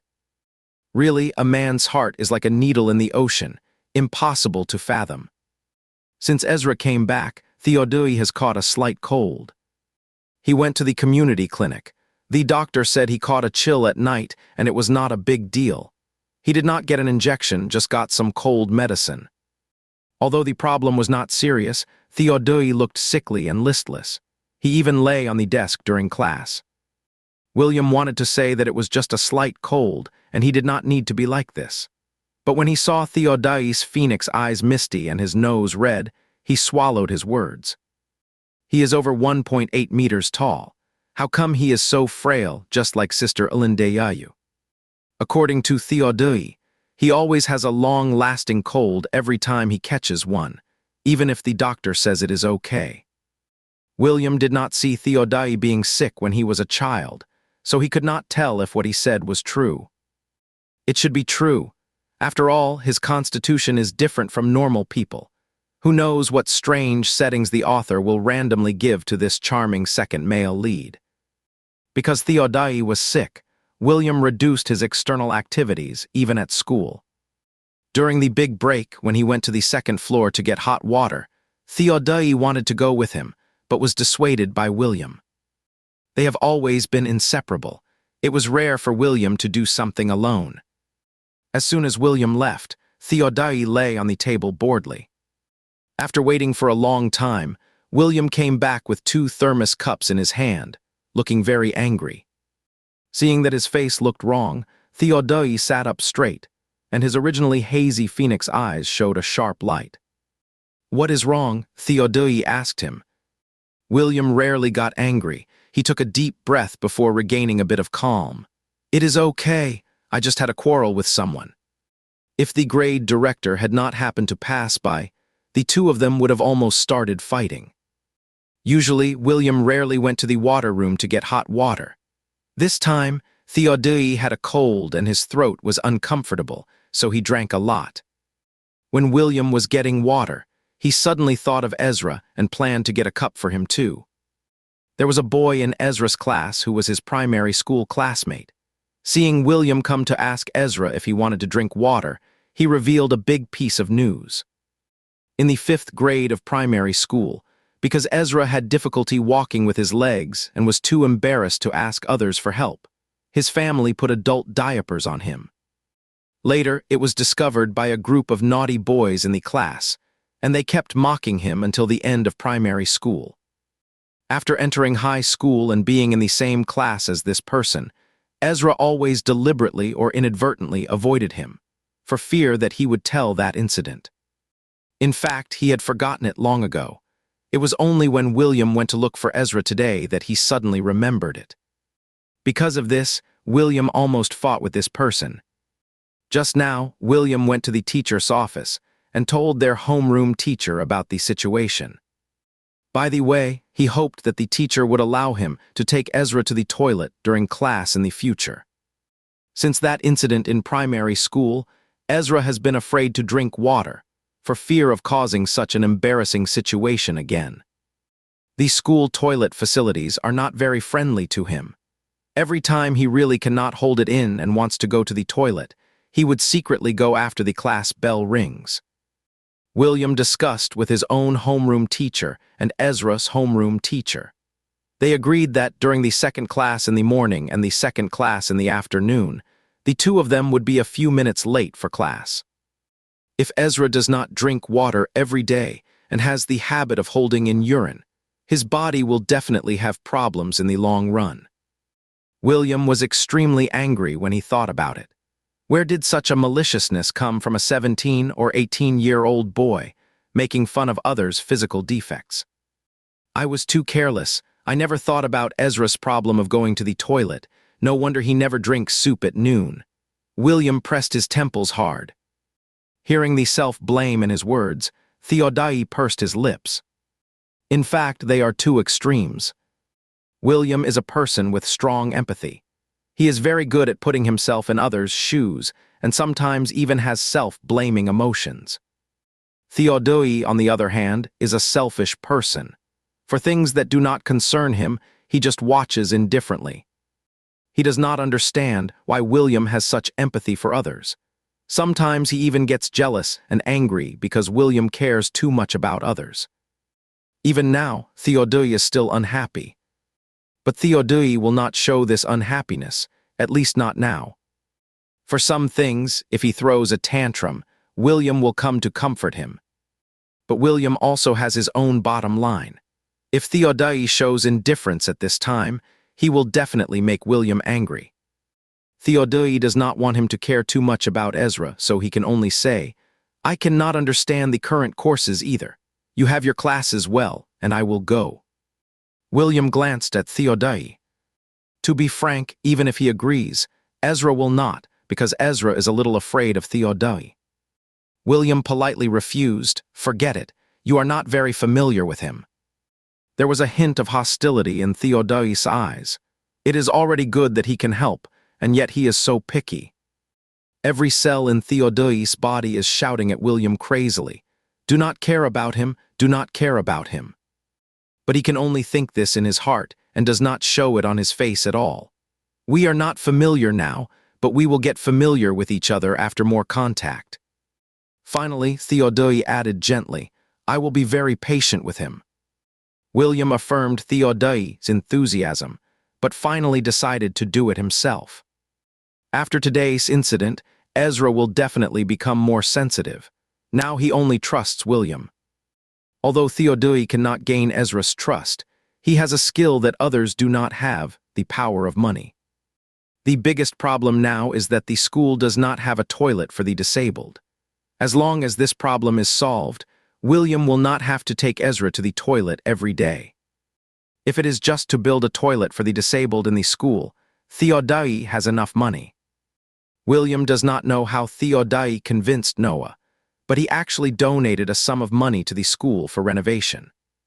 Now, not only a new toilet needs to be built, but also elevators need to be installed in the 2 teaching buildings and the student dormitory building. When Noah came to England to visit Theodai, he specifically talked to the school about this matter. Seeing Theodai making such a big fuss, William's jaw almost dropped. Is not this a bit too exaggerated? Theodai, it is not in his personal name. This money is donated in the name of the company. After a company develops to a certain scale, it has social responsibilities. Charity is a part of a company, social responsibilities. For a leading enterprise like Noah's company, doing charity can improve the company's credibility and reputation. Theodai has done a simple investigation on Anglin No 2 Middle School. It is one of the top 10 key middle schools in the city. If it can be rated as a provincial key middle school, it can get better educational resources and teaching staff. The enrollment rate of Anglin No 2 Middle School is okay, but compared with other provincial key middle schools, it is simply no match.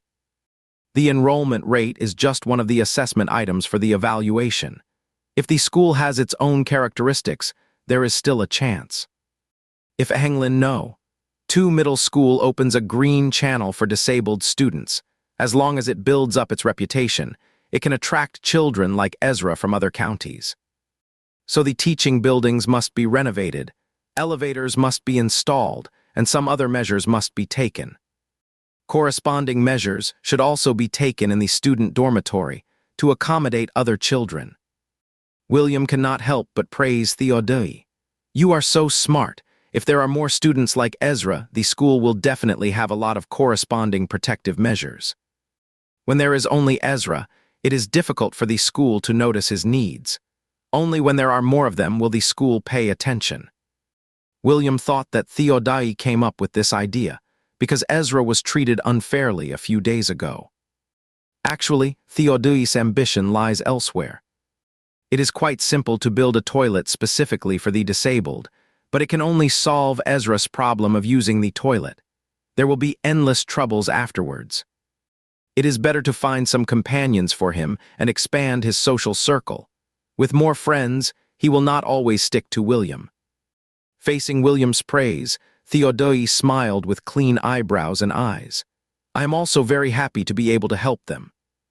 William felt extremely gratified. Theodai's outlook on life was becoming more and more positive.